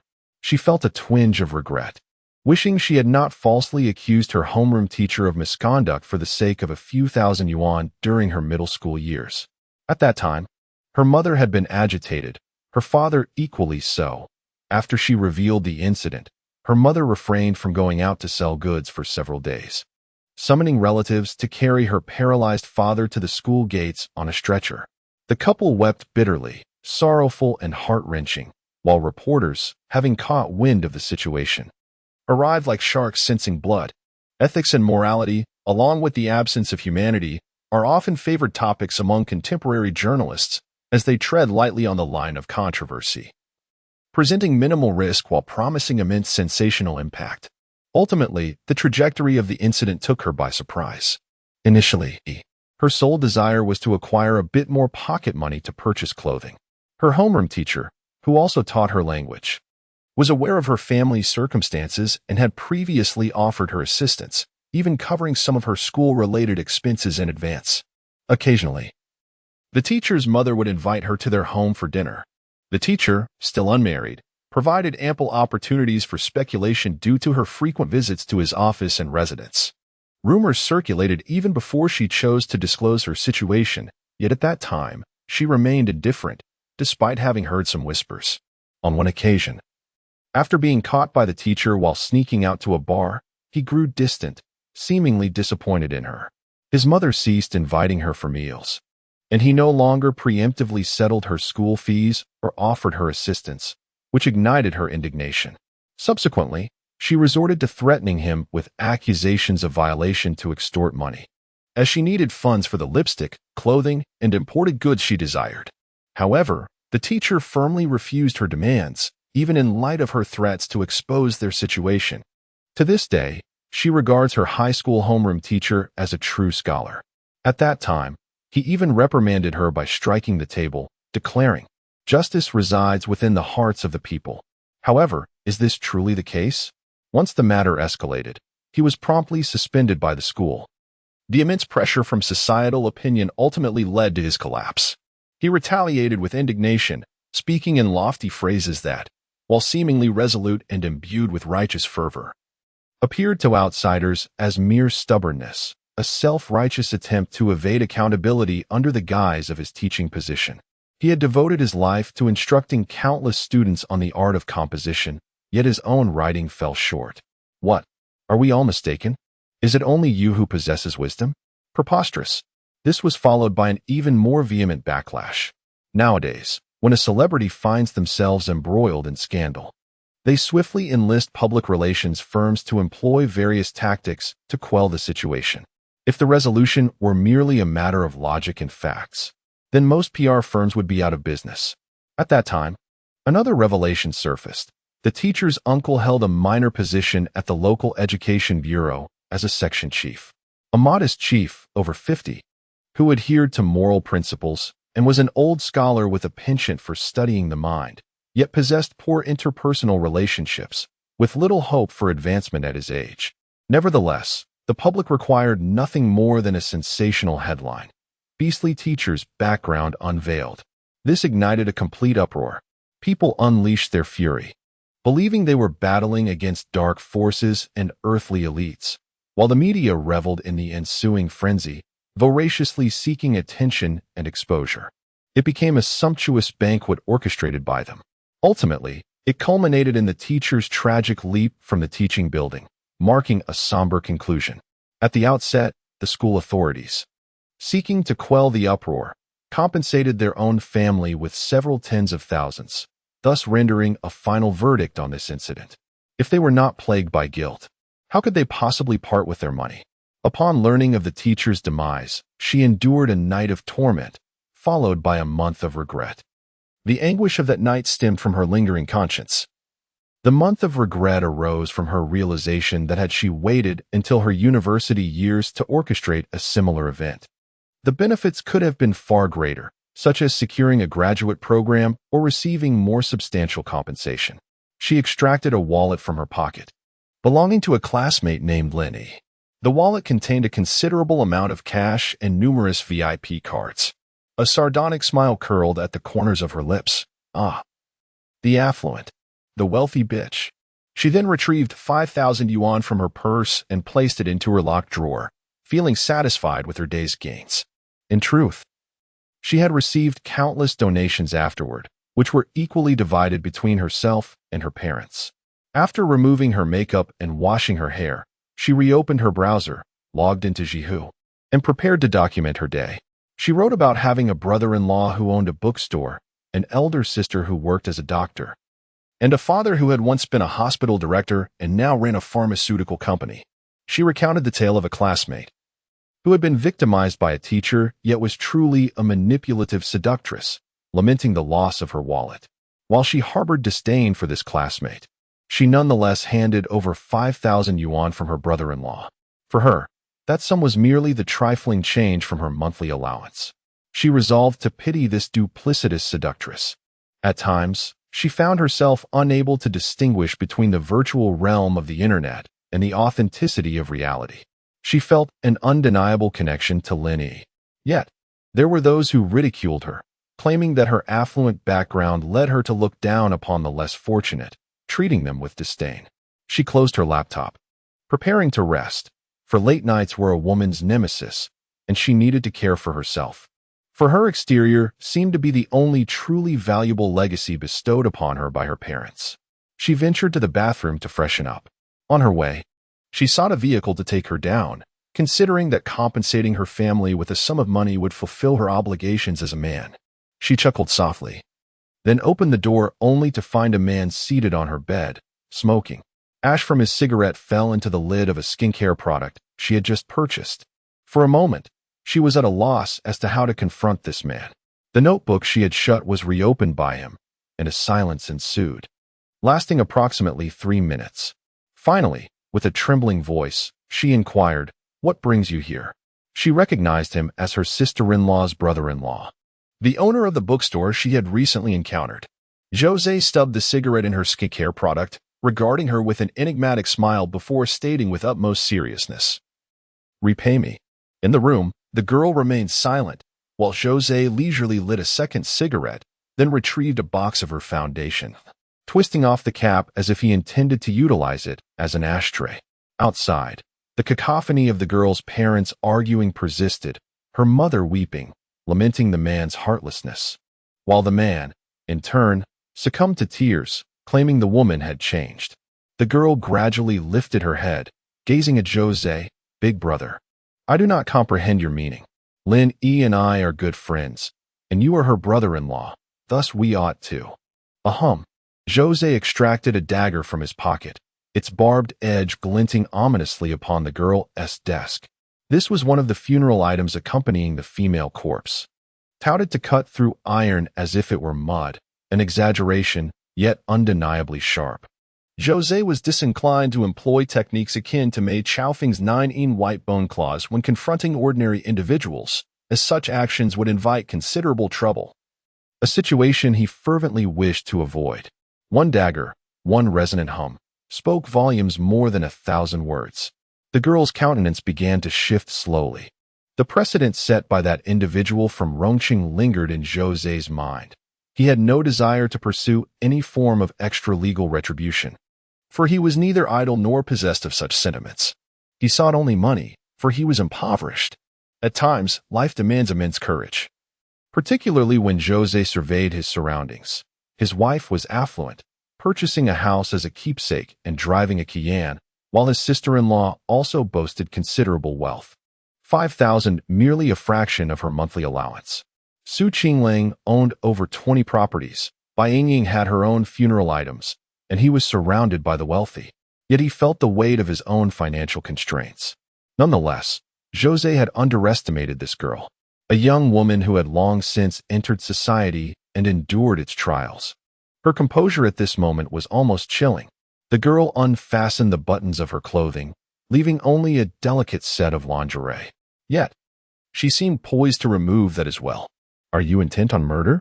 A subtle smile graced her lips, and the panic in her gaze had vanished, replaced by a profound depth that was almost unfathomable. "Come, take my life." She stepped closer to Zhou Ze, her voice steady. "My father lies paralyzed, unable to intervene. My mother and I, being women, cannot overpower you. Come, end our family's existence." She stood before Zhou Ze, her tone calm and composed. Zhou Ze tilted his head, observing the girl while admiring her form. Yet, he felt a twinge of irritation. Her demeanor was chillingly indifferent, and it appeared she was resolute in her desire not to instigate violence. Regret washed over him. He wished he had summoned Bai Yingying to confront a woman with a woman. Perhaps that would have been the most fitting approach. Alternatively, he could raise his voice, accusing her of trespassing with intentions of assault. The girl lowered her head, bringing her youthful face closer to Zhou Ze's. "Then my parents would hear my cries and rush to my aid. Neighbors would come, and the authorities would be alerted, leading to your disgrace." She lifted her chin slightly, her jawline smooth and her collarbone exquisite, her eyelashes framing her youthful charm. "The Lin family is quite affluent. But I, on the other hand, am impoverished. Zhou Ze sighed in resignation. 1,000 yuan, and I will spend the night with you. The girl gazed intently at Zhou Ze, extending her tongue to moisten her lips. Right here, in my home, adjacent to my parents' room. What do you think? Zhou Ze sensed an aura of experienced seduction enveloping him, a profound sense of shame washing over him. After the previous incident where he passed by home without entering, he felt that this girl possessed enough experience to lead him into temptation. However, her external beauty belied a somewhat venomous nature within. Was your teacher similarly driven to despair by your actions? Zhou Ze inquired. The girl paused, her brow furrowing slightly, surprised that Zhou Ze was aware of such matters. He treated you well, often providing assistance, even inviting you to his home for meals when your own circumstances were inconvenient.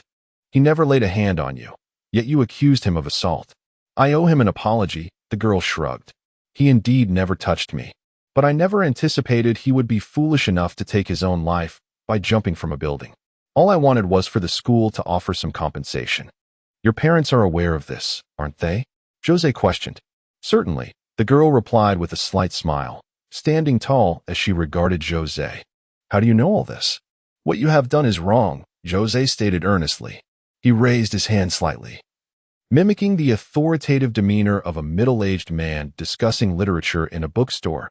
He upheld his conscience and adhered to his professional ethics, which were the values he cherished most. Yet you have obliterated them all. Having already shed her own garments, she was left with him unfastening the final button of his attire. Yet this man chose to impart lessons to her.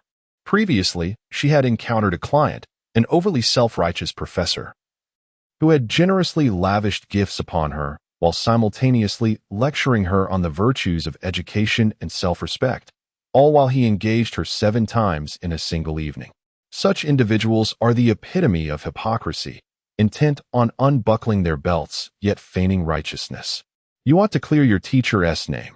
He is innocent, Zhou Ze remarked. On what grounds? The girl retreated a couple of steps and donned her clothing, realizing that this man before her held no genuine interest in her. A matter of conscience. Perhaps? Conscience? She feigned nonchalance, retorting, I never aspired to be human. Given the choice, I would prefer to be a ghost. Oh, is that so? Zhou Ze slowly rose, his hands clasped behind his back, his nails having grown long. As dark circles began to swirl within his eyes, an unsettling transformation enveloped him.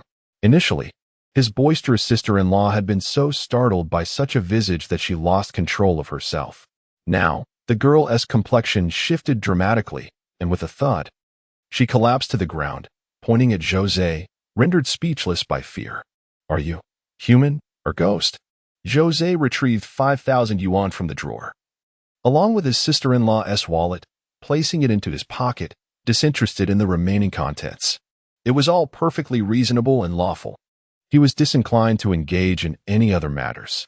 As he departed, Zhou Ze bent down, gently lifted the girl's chin, and earnestly declared, How I wish you were a ghost. In that case, I would deny you even the chance of reincarnation. With that, Zhou Ze exited the suffocating confines of that dismal home, leaving the girl slumped in silence, her body trembling uncontrollably. Upon stepping outside, he found Bai Yingying waiting, chewing gum. As Zhou Ze emerged, she playfully peeled off a piece of gum and offered it to him, as if seeking to please him. Zhou Ze nodded in acknowledgement. As for the woman, Bai Yingying was indifferent to money. Such trivial sums were easily compensated by selling a mere trinket from her own possessions. Her primary concern lay with the fate of that girl. After all, her former employer had subjected her to considerable torment, and she eagerly anticipated how he would handle the girl. At home, Zhou Ze began preparing to hail a taxi. At home? Died at home? Bai Yingying inquired, puzzled. Why? She pressed. That kind of woman deserves punishment. That is not my responsibility, Zhou Ze replied calmly. Boss, you are so cowardly, she retorted. Even my teacher told me it was none of my business. Why should I invite trouble upon myself? He gestured towards the surrounding flower beds and grass, continuing, moreover. Who knows how many pairs of bloodshot eyes are hidden within, eagerly awaiting my misstep. The fate of the individual from Rongqing remains uncertain and unclear to Zhou Ze. It is possible that the little girl has allied with other ghostly enforcers to hunt him down. And even the faceless woman from the banks of the Yellow Springs has been summoned to partake in this endeavor. Yet, due to a favor he owes her from a dream, Zhou Ze sincerely wishes for her to navigate this ordeal unscathed. However, he finds himself incapable of emulating her directness as a judge. In his past life, he was a physician, devoted solely to saving lives, not taking them. Upon returning to the bookstore, Zhou Ze noticed the middle-aged man still seated, engrossed in his reading. He had not fled, even when Zhou Ze had threatened to send him to hell. "Please fetch me a glass of water," Zhou Ze requested of Bai Yingying. "I am weary and shall take a rest." Bai Yingying huffed in response and promptly settled down behind the counter. Without uttering another word, Zhou Ze took a seat across from the middle-aged man. "Do you have any family remaining?" Zhou Ze inquired. The man looked up, his expression somber. "Both my parents have passed away, and I have only one sister. Please provide me with your sister's contact information or her address," Zhou Ze insisted. He retrieved his phone and opened a video, the sound resonating from the device. "Alternatively, I could simply shout and accuse you of intending to trespass and commit heinous acts. My parents would hear my voice and come running. The neighbors would gather, and someone would surely call the authorities. Your reputation would be irreparably tarnished." The video captured the scene as it unfolded. The middle-aged man's lips parted slightly, revealing a mix of agitation and uncertainty, before he tremulously replied, "If this were to be made public, it would ruin her life. So, who is responsible for your life? And what of the schools and your relatives who have been implicated?" Zhou Ze spoke bluntly, emphasizing the need to uphold the honor of the teaching profession. The middle-aged man displayed a struggle upon his face before he nodded in acquiescence, conceding, "All right, I will provide you with my sister's address." After revealing the address, his body began to gradually fade, as if merging with the ground beneath him. The book had been read, and his obsession was resolved. He did not require Zhou Ze's forceful assistance, for he willingly descended into hell. A true scholar departs with grace. "Huh," Zhou Ze chuckled softly, recognizing the futility of removing the metaphorical hat he wore. How could that be? This matter had taken a turn. Bai Yingying appeared somewhat perplexed, believing that justice resides within the hearts of the people. Typically, the news of a firefighter's sacrifice garners far less attention and discussion online than a story about a pet dog being cruelly treated. What does this signify? Bai Yingying was evidently struggling to comprehend, as she had only recently ventured into the realm of the internet, primarily engaging with solitary games. Do you know what determines the level of public interest in an event? For instance, in this case, certainly, it is the truth of the matter. No, people are primarily concerned with whether the truth they perceive is intriguing. Zhou Ze gestured towards the sky, pondering how many of those who had once placed that hat upon his head would ever encounter the news of its refutation, even if a small fraction did. Can you imagine their reaction? Shame? Discomfort? When confronted face-to-face with a mistake and receiving criticism from others, a typical individual would naturally feel guilt and discomfort. Is that not the case? However, when separated by a screen, most people tend to exhibit a singular reaction. What is that reaction? Oh, Bai Yingying, perplexed, inquires further. And then? Then, one simply continues with their business as usual.